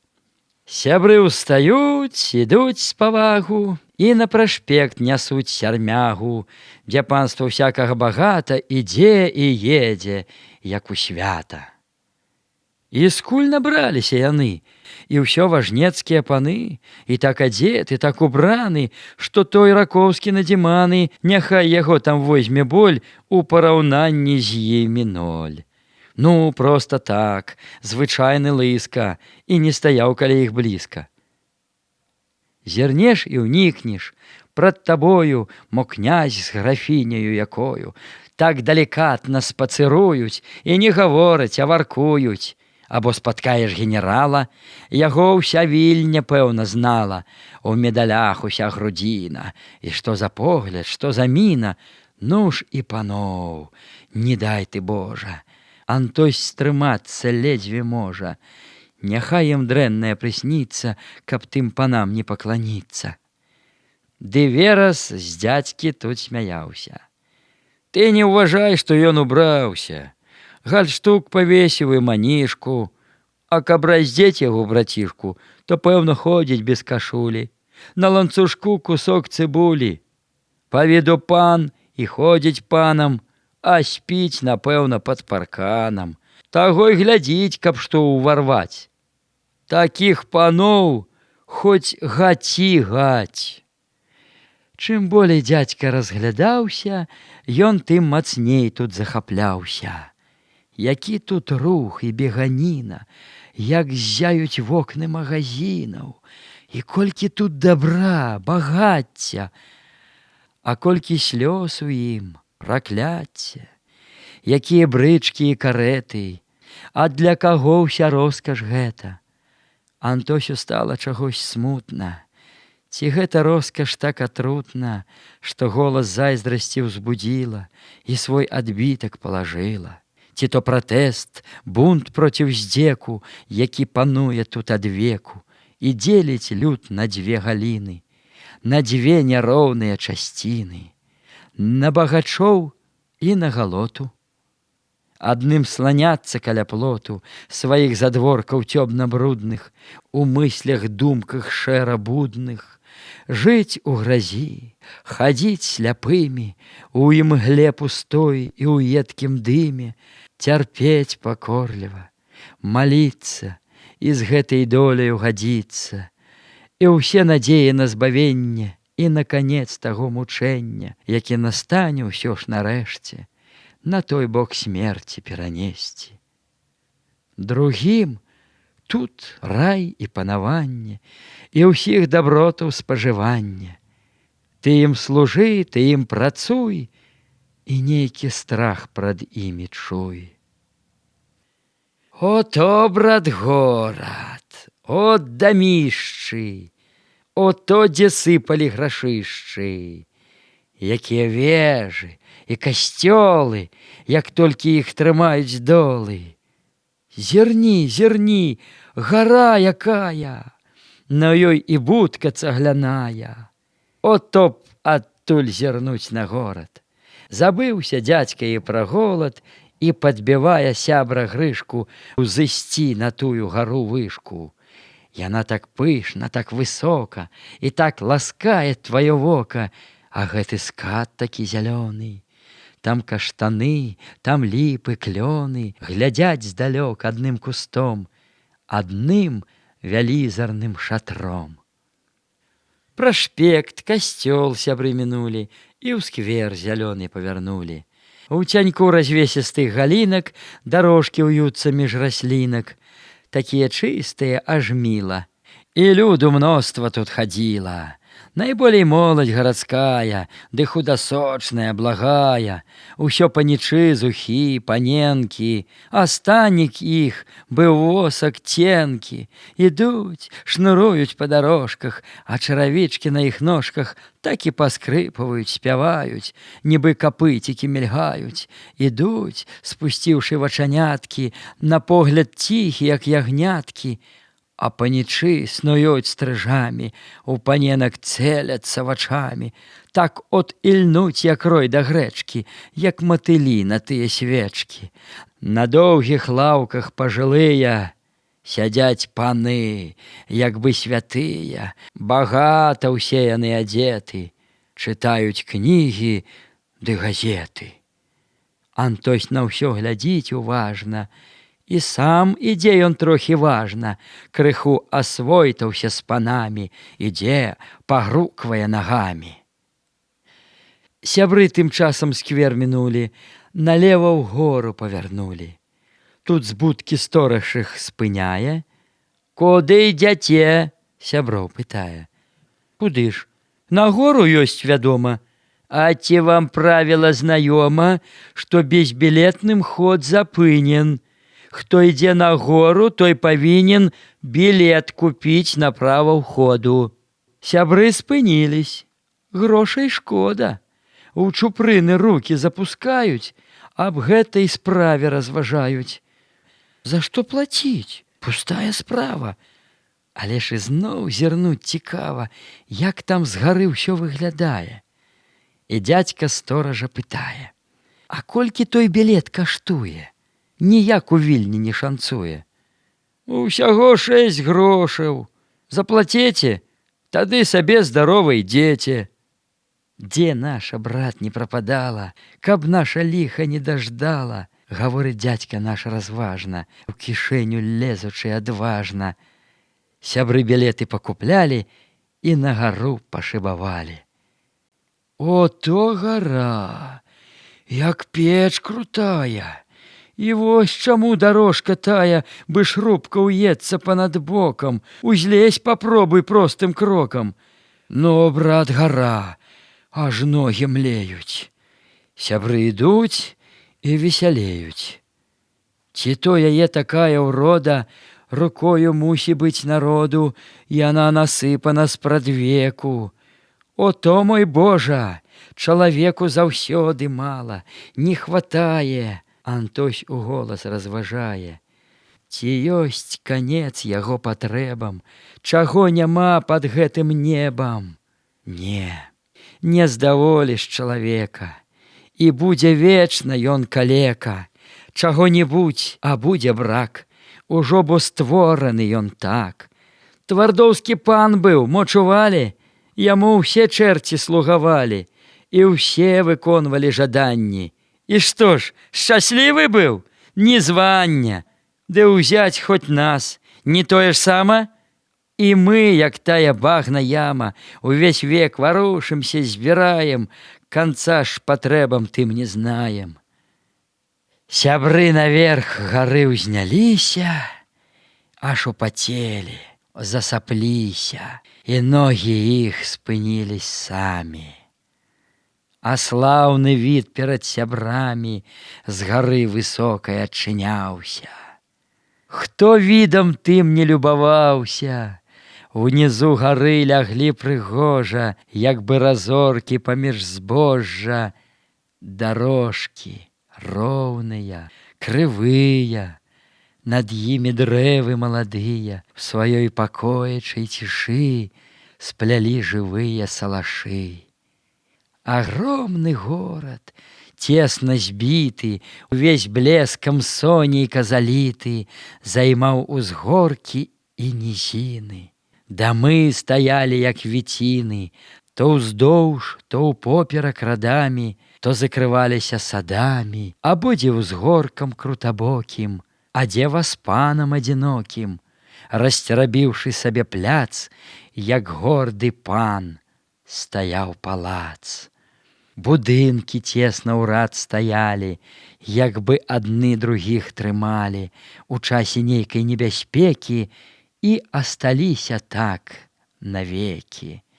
А між высокіх дамоў градак, свой, пэўны маючы парадак, віліся вулачкі так гэтак, густою тканню цёмных клетак. Угары высока над дамамі, пазалачонымі крыжамі, блішчалі цэрквы і касцёлы, узняўшыся к небу галавамі, на сонцы ззяючы вярхамі. І гоман іх званоў вясёлы у паветры гуў таемна злучна і заміраў дзесь мілагучна. Налева між гор крутабокіх, у берагах сваіх высокіх, па камянях бытая змейка, велася шумная вілейка і, закруціўшыся дугою, знікала зараз за гарою. А справа ўніз свабодным махам лягла другая рэчка шляхам, як бы сталёвая пружына. То Вілія, Літвы дзяціна, няслася пышна між абрываў, бліскучай стужкай гожых звіваў, як бы жывое срэбра. Хвалі на сонцы песцілись, дрыжалі. Так майскім днём дрыжыць лістамі, абліты сонейка агнямі, зялёны клён і пышна зяе, на сонцы лісцікі купае. Па левым беразе ў шнурочак зялёных дрэў пралёг радочак, як стрэлка роўненька пад меру, як тыя буквы на паперу. Дамы, каменныя грамады, палацы, пышныя пасады, крутыя горы з жоўтым скатам, пяскамі, глінаю багатым, увесь правы бераг абступалі, у рэчцы цені іх дрыжалі. І адбівались бы ў люстэрцы у Віліі хмурынак перцы, што віслі белай чарадою высока ў небе над зямлёю. А там за горадам так здатна і так прыгожа, так прыятна, узгоркі леглі ў сіняй далі. Па іх адложыстых уклонах, любоўна ветры па загонах, жытцо ярынку чуць гайдалі, як нянька добрая ці матка у калысцы гойдае дзіцятка. Палоскі нівак ішлі абрусам, гаі, лясочкі з дольным вусам, у палях то тут, то там чарнелі, як бы на сонейку гарэлі. І ў абразах тых самавітых, палёў, задумаю спавітых, пачуліся родныя павевы і дарагія сэрцу спевы для мужикоў, сыноў заўзятых, палёў, лясоў, лугоў багатых. Там іх душа і там іх думы. Ім далей хочацца ад шуму, траскучых вуліц, перавулкаў, ад пылу, смроду, закавулкаў. А на гары было спакойна. Чуць далятаў сюды нястройна, далёкі шум і той змякчаўся, сюды нейк боязна ўрываўся. Гара спакойна пазірала, маўклівасць важную хавала, як сведка той вялікай справы, што для пустой людской забавы ніколі вус не раскрывае і моцна тайнасць ахраняе. Ну што, Антоні, надзівіўся? Ад думак верас абудзіўся. Ці не пара пасілкавацца, бо трубіць чэрава прызнацца. Так, час ісці, глядзець даволі, бо не нагледзішся ніколі. Сябры назад з гары звярнулі, шырокім крокам сціганулі. Пастой, а там што? Там гармата. Чаму ж няма пры ёй салдата? Пытае дзядзька. Мо старая, а мо фальшывая якая. Не буду спрэчвацца заўзята. З такой гаворкай да гарматы прыйшлі яны і важна сталі, гармату доўга разглядалі, глядзелі ззаду і з бакоў, аб ёй сказалі колькі слоў. Калёсы дзядзька разглядае і бліжай падступае, хацеў яе яшчэ пагладзіць. Уй, не чапай, а то рассадзіць. Няхай яна, брат, лепей спрахне. Зачэпіш падлу, ды як гахне, і вочы высмаліць, і кішкі шпурне, глядзі, аж на лукішкі. О, з ёю, брат, такія штукі. Спужаўся дзядзька борздарукі, рвануў назад, як ад гадзюкі, ды так, што Грышка стаў смяяцца. Ходем, брат, лепей силковаться. Смерть Михала. Конец. Як проста гэта слова, і многазначна заўжды нова. Як часта мы пад крыжам мукі, утамленні духу ўзносім рукі, і вочы поўныя гарэння, і прагнем мігу вызвалення. Шчаслівы міг, бо палі путы, конец, і нейкі круг замкнуты у небыццё ідзе і гіне, каб месца іншай даць часіне. І вера ў той канец няўхільны знішчае тлен гнілы, магільны. Конец.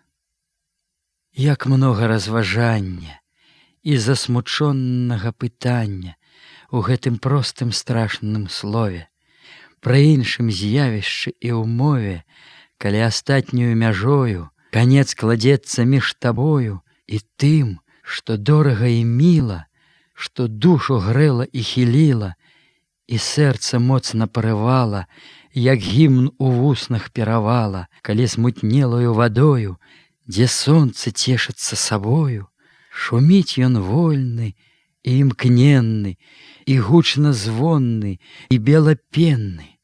І ты, маё апавяданне, жыцця адбітак, разважання, нязжыты след прасцяцкай долі, адвечны водгук праўды, волі, ужо бачыш дзень свайго змяркання. І сціхне ліры звон тужлівы, бо блізак захад той маўклівы, апошні крок твайго блукання. І смутна мне, я жыў з табою, адною думкаю, душою, насіў цябе, як носіць маці, няясны воблік той дзіцяці. Ды ты, відаць, не ўміг шчаслівы, на свет радзілася бурлівы, яшчэ далёкаю вясною, замураваную сцяною, у няволі жудаснай астрога. Калі над намі ноч аблога навісла цемраю густою і гнула цяжкаю пятою, як неадхільная навала, усё, што жыцце асвятляла. Ды ноч мінулася памалу, у агульным жыцця перавалу, а там дарога, зноў дарога, разлука з краем і трывога, і паднявольнае блуканне, і гэта нуднае змаганне за інтарэсы жывата, ды зноў варожая пята. Як часта я жывіў табою, у разлуцы з роднаю зямлёю, гадзіну смутку, летуцення і момант радасці, натхнення. Святым агнём душа палала, і злучнасць згоду адчувала, таемных чараў сугалосся, і чула шум тады калоссяў на родных гонях на далёкіх і песні жнеек яснавокіх. А выгляд горак крутабокіх, лясочкаў, хвоек кучаравых, такіх прыветных і ласкавых, як дабрадушныя бабулі, і грэлі сэрца, і гарнулі. У вачах стаялі, як жывыя, дрыжалі струны гаваркія, у агульны тон суладдзя гралі, і на нявідныя скрыжалі трох неажыццяўленых слоў пісалі напісы вякоў. Ды так, часіна развітання, апошні крок твайго блукання. З зямлёю клопат быў вялікі. Прыйшлося ездзіць да хадыкі, ды варушыць і галавою над гэтай справай грашавою. А грошы ішлі, плылі, як сліна, аж высякалася чупрына, і брала нейкая нудота, і адпадала ўся ахвота зямлю купляць і нават жыць. Такая хваля набяжыць. А колькі гэтай валакіты, і ўсе на грошы прагавіты, таму рубель, таму 20, і ўсё няма ладу парадку, куды не кінься, не ткніся, Бадай яны былі звяліся, і ўсе натарусы канторы, і іх пісакі кручкатворы. Вандруеш бы ў той чартавіцы, ці дурань сам, ці ўсе дурніцы, ці проста кпяць з цябе дурнога, бо ты не ведаеш нічога, а толькі грошы выцягаюць, але на грош не памагаюць. Прыйшлося дзядзьку весці справу і папацець такі на славу. Бывала, вернецца з дарогі, бяда і смех з яго нябогі, сярдзіты, чорны, як махнуша, і нават нос той, дуля груша, відаць, таксама не ў гумору, і задзярэцца больш у гору. Малыя шэранькія вочкі яшчэ больш звужваюць куточкі, глядзяць з-пад броў зусім панура, і ўся выраза яго хмура. У хаце ў першыя часіны маўчыць, не кажа пра навіны, зямлі не лае і не хваліць, але канторы агнём паліць, і крэпасць купчую без меры кляне і жычыць ёй халеры, ды злосна кідае паперы на стол з кішэні і бубніць. Да дзядзькі страшна прыступіць, але патроху і памалу ён траціць імпат і запалу. У яго душы сціхаюць громы, ён зноў такі, як нам вядомы, лагодны, добры, клапатлівы, на ўсё спагадны і руплівы. Праз нейкі час сямейка ў зборы, тут маці сходзіць да каморы, нясе з банішча тварагу, каб скрасіць дзядзькаву тугу, залье туды яшчэ смятаны, і дзядзьку хоць кладзі да раны, смятана гэта з тварагом, краса дзяўчына з жаніхом, хоць зараз іх вядзі да шлюбу. І вось маўклівасці той шрубу адкруціць дзядзька з галавы, вясёлы робіцца жывы, і ўсе прыгоды, ўсе нягоды, і ўсе парогі перашкоды пачне апісваць сакавіта і пераймаць таленавіта пісцоў, іх закіды намеры за тыя копіі паперы у тваю сярмяжную кішэню, спрытней, глыбей засунуць жменю. Ох, трэба ведаць іх псялы так, сказаць жа, гэта іх прыбытак. Сядзіць, расказвае Антоні, што чуў, што бачыў у заблонні, хадыку высмее часамі і яго мухі з камарамі, а скончыць тым апавяданне, што многа трэба вандраванне і гэтай нуднай цяганіны, каб дацягнуць да палавіны. Так, многа клопатаў з зямлёю. Як цяжка голаю рукою рабіць, вясці такія справы, і больш той гутаркі і славы, і гэтай зайздрасці і плётак, дзядзькоў дасужых і іх цётак, і ўсіх наогул сваякоў, бо чалавек ужо такоў. Ну, больш галасу, чым карысці. Ох, цяжка ў людзі выйсці і моцна стаць на свае ногі, бо многа ў свеце вас парогі, і часта роздараш іх быту над імі зляжа, як навала, і гэта даль падчас пужала, як нейкі лёс пусты сярдзіты. І засмуткуеш паняволі ад гэтых думак цёмнай долі, калі набытак і скарб хатні ідуць на звод на той астатні. Але ці ёсць парука, што будзе сэнс мець гэта мука? Ці дасць зямля табе збавенне ад злога панскага насення? З адным расватаешся тут, там у другі залазь хамут. Паны ж і розныя чынушы і там патрапяць выбіць душы і павыцягваць з цябе жылы, бо ты без права і без сілы. Такія думкі-разважанні, як молат, білі ў сэрца Ганне. Тут права не ў сваёй сядзібе, а ўладзе гэтым уся злыбець. Хмурнеў тады Міхал таксама. Няўжо ж у свет замкнённа брама? Няўжо старанне пойдзе прахам? Пытаў Міхал сябе са страхам. Ды цяжка мары думкі траціць, пажыць у сваёй хаце. Гэ, так казаў Міхась бывала, вядома, клопату нямала, ды што без клопату даецца? І тут ён нават засмяецца, каб цень развеяць тае смуты. І трэба часам крыж пакуты панесці, мілыя мае вы, зазнаць і гора, неспадзевы. Але раз ты наважыў дзела, ідзі станоўка роўна, смела, ідзі, назад не аглядайся і на другіх не пакладайся. А вам, сынкі мае любыя, не век сядзець на маёй шыі. Пора падумаць, небажаткі, як жыць без бацькі і без маткі, бо іх жыццё не вечна ў свеце. Вось тут глуздом паварушэце, дык трэба грунт мець пад нагамі, каб не бадзяцца батракамі. Які ж то грунт? Зямля, навука, але не панская прынука.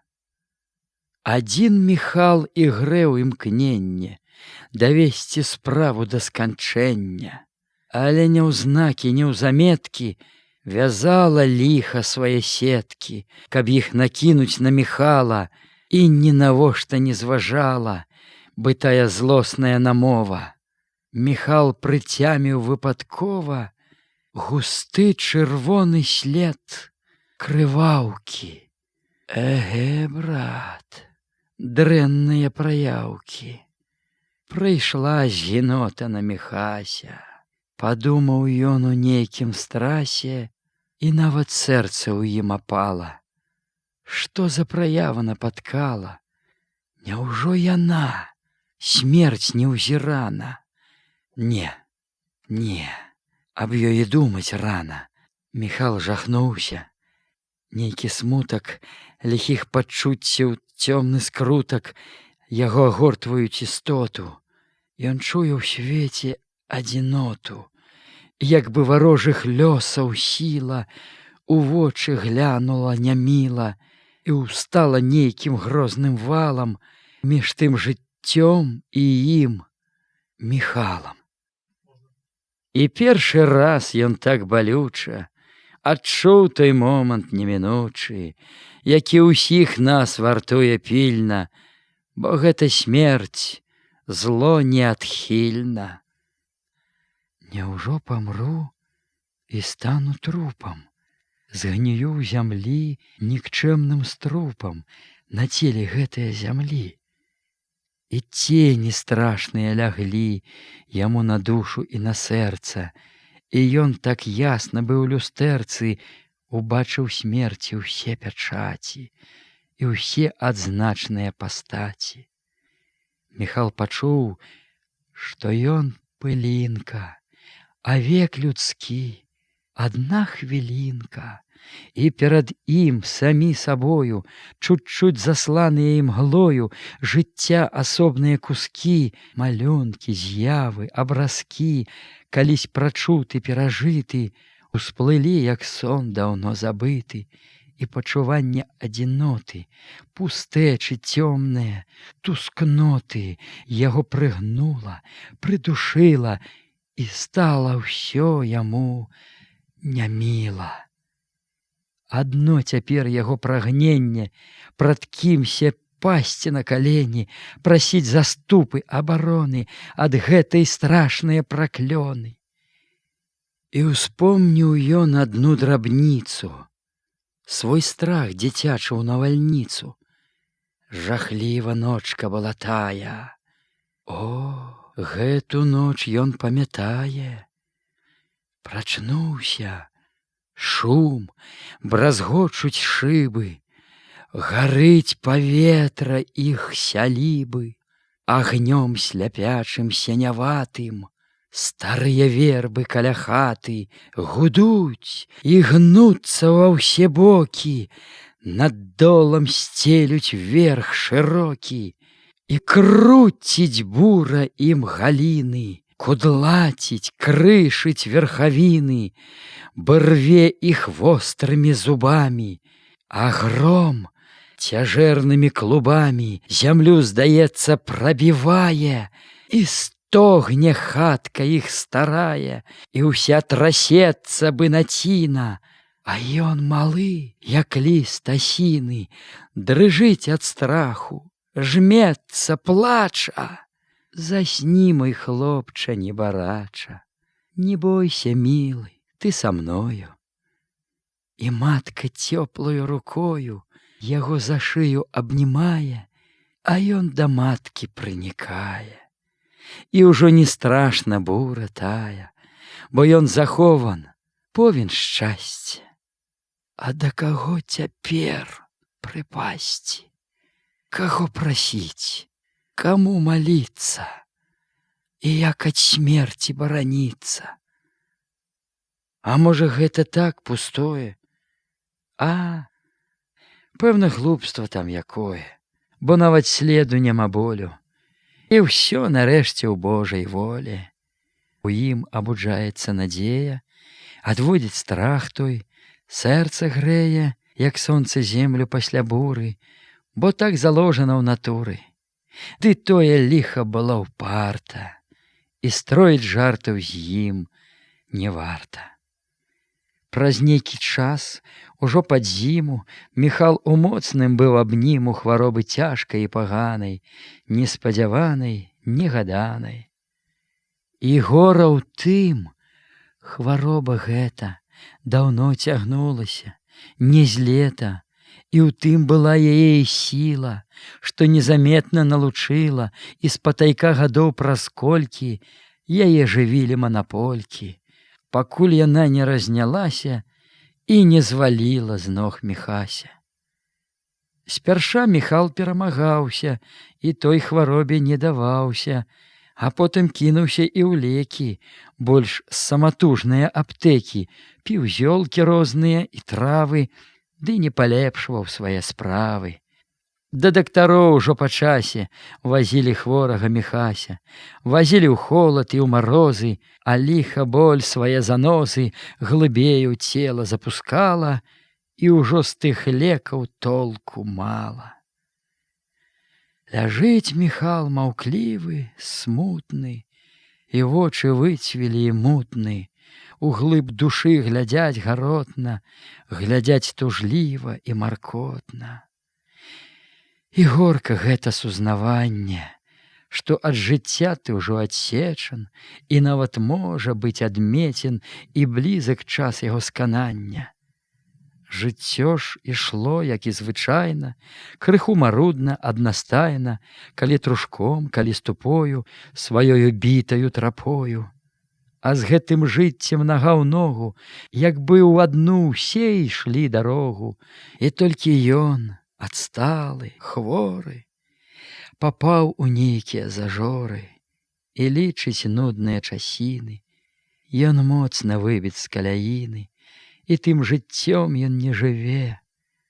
Другія думкі ў галаве, зусім другія пачуванні, другі настрой і разважанні. І тое, што даўней бывала, яго так моцна захапляла, цяпер здавалася няўзрачным і непатрэбным, і нязначным. Яго цікавіць лёс уласны, лёс пагражаючы няясны, зацята схованы, замкнёны, быкара цёмныя праклёны, што кожны момант над табою звісае страшною марою, і кожны час яна гатова, свядома або выпадкова, узнесці грозна булаву і апусціць на галаву, і разам скончыць адным махам з жыццём і з цёмным гэтым страхам. Але што ёсць там, за заслонай, за гэтай сцежкаю замкнёнай? Няўжо пустэлі мрок разліты, канец астатні, ноч нябыту? Міхалу вусцішна і жутка, і сэрца стукае ў ім путка. Ох, страшна гэта ноч пустэля, яна ў пякельны мрок засцеле яго жыццё і гэты свет. Сатрэцца, згіне яго след у тым сусветным праху смерці, як бы і не жыў на гэтым свеце. Ён чуе страшнае тамленне, яго жахае зніштажэнне. Ён хоча жыць, Прэч ценем року, там сэрцу цяжка, цёмна воку. І гэта там ён адпачыне? О не! І кроў у жылах стыне, і сэрца ў страсе замірае, і пот халодны выступае. Якая гэта недарэчнасць! Хіба ён жыў? О, вечнасць, вечнасць! Як зразумець цябе і змерыць, і каго слухаць, каму верыць? Міхал ахоплен цёмнай хваляй, не хоча думка ісці ўжо далей. Ён хоча сцішыць жудасць тую, ён прагне чуць душу жывую. Ну што ты, маці, ты б прысела. Да жонкі мовіць ён не смела, а вочы просяць спачування, жывога слова, спагадання. І ёй таксама не салодка. Каротка песня ты, каротка, і заціхаеш так не ў часе. Баліць ёй сэрца аб Міхасю. Яна адгадвае душою, у якім ён цяпер настроі. І цяжка ёй, яна ўздыхае, ідзе, сябе перамагае, і горла ціснуць ёй залозы, і волі, волі просяць слёзы. Памру я, Ганна, кажа ціха, дайшоў да дна свайго кяліха. Міхась глядзіць кудысь далёка, і нудна ёй ад таго зроку. Надзеі гіне рэштка тая, і большы смутак пашыбае. Міхал здзівіўся. Ён не тое хацеў сказаць, а штось другое. Ды так сказалася. Ну што ж, не думай гэтак ты, нябож. Ці мала людзі так хварэлі. Хварэлі годы, не нядзелі. Такіх здарэнняў вельмі многа. Але ачуньвалі і нічога. І ты, дасць Бог, на ногі станеш. Пяройдзе ліха, ачуняеш. Міхал глядзіць ёй пільна ў вочы. Штось расчытаць па твары хоча, але з усмешкаю крывою трасе адмоўна галавою. Пацеха знаць яму малая, і погляд дзесь ізноў блукае, але не тут, а там далёка.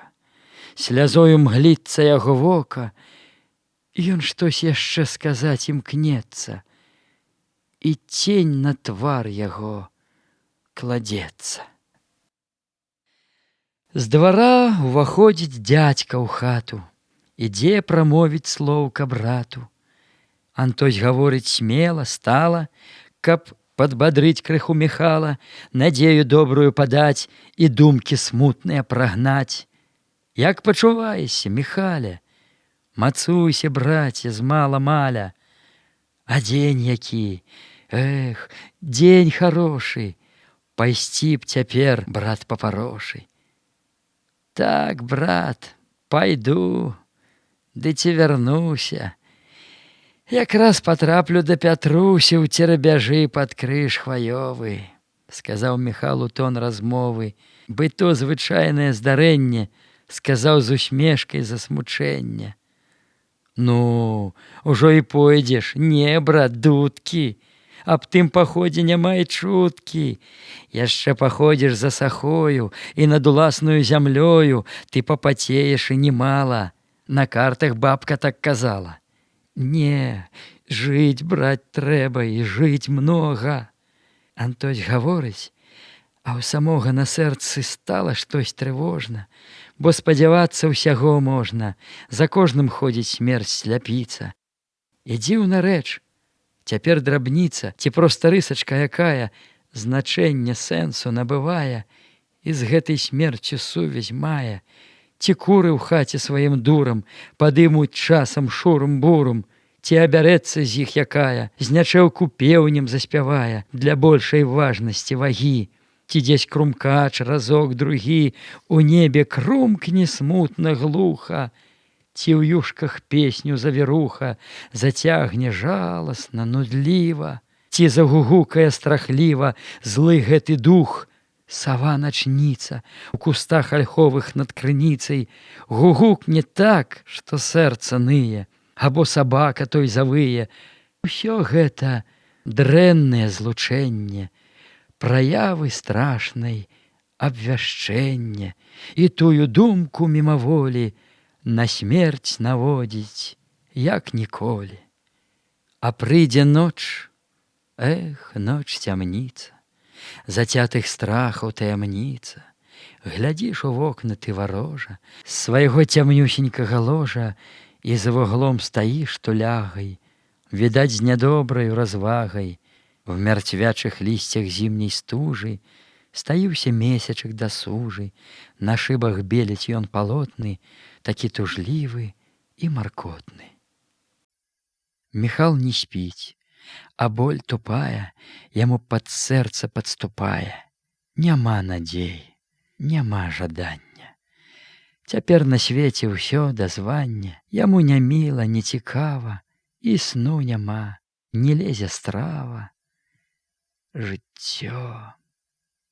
Ды што жыццё такое? Эх, глупства, глупства ўсё, пустое. Міхал глядзіць на блеск газніцы, у вочы ўбіліся драбніцы, дрыгучы блескі, цені тыя, і танцы скокі іх нямыя. Яны варушацца, трасуцца, пустымі смехамі смяюцца, то расплываюцца па столі, то зноў насунуцца паволі. Агеньчык дрыгае і скача, бы штось чуваць, нібы хто плача, ці то званочак пад дугою звініць бясконцаю тугою.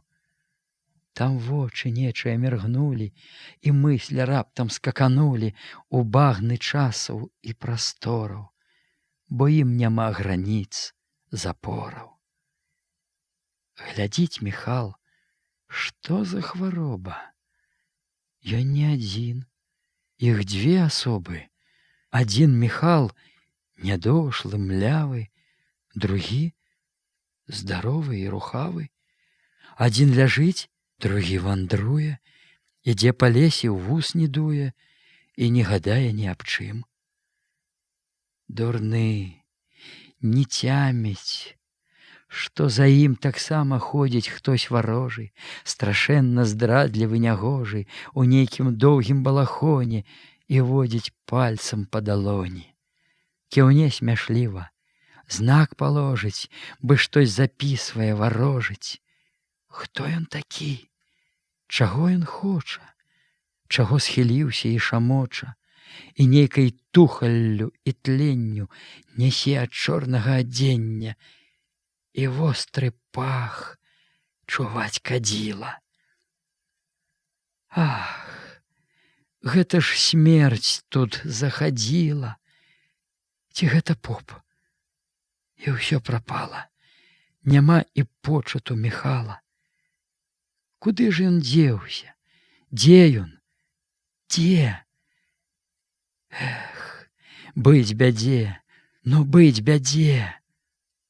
Ах, не, унь ён. Ён воўкам стаўся. Бяжыць як можа, знаць спужаўся. Ой, ой, стрыжэнь, ён гоп туды, ніяк не вылезе з вады. Капут. Міхал воўк прападае. Пад лёдам знік, як мыш рудая, а ўсё вакол глядзіць здзіўлёна, і раптам нейкая заслона чыёсь страшною рукою, сінь неба лучачы з зямлёю, усё пасуваецца бліжэй, Міхалу робіцца цяжэй, у грудзях дыханне забівае, а ноч заслона націскае, і светлы круг прамень пустыні вось-вось у багне цьме загіне. Міхал крычыць і б'ецца ў страсе. Заслона чуць-чуць адышлася, ён вочы цяжка размыкае, у руцэ рука чыясь другая, і вочы поўныя пакуты, да мутных воч яго прыкуты. Зняможан цяжкім ён змаганнем, з глыбокім жалем, з адрыганнем ратунку просяць у людзей, у брата, жонкі і дзяцей, бо неба жорстка, неба глуха, і не прыклоніць свайго вуха, хоць ты прасі, хоць ты малі, хоць грудзі рві і сэрца выні, ты не кранеш яго цвярдыні, яно далёка ад зямлі, яно зацята, бо нямое, яно маўкліва, бо пустое. Ты пазнаеш мяне, Міхаська. Ён уздымае вочы цяжка, глядзіць на жонку.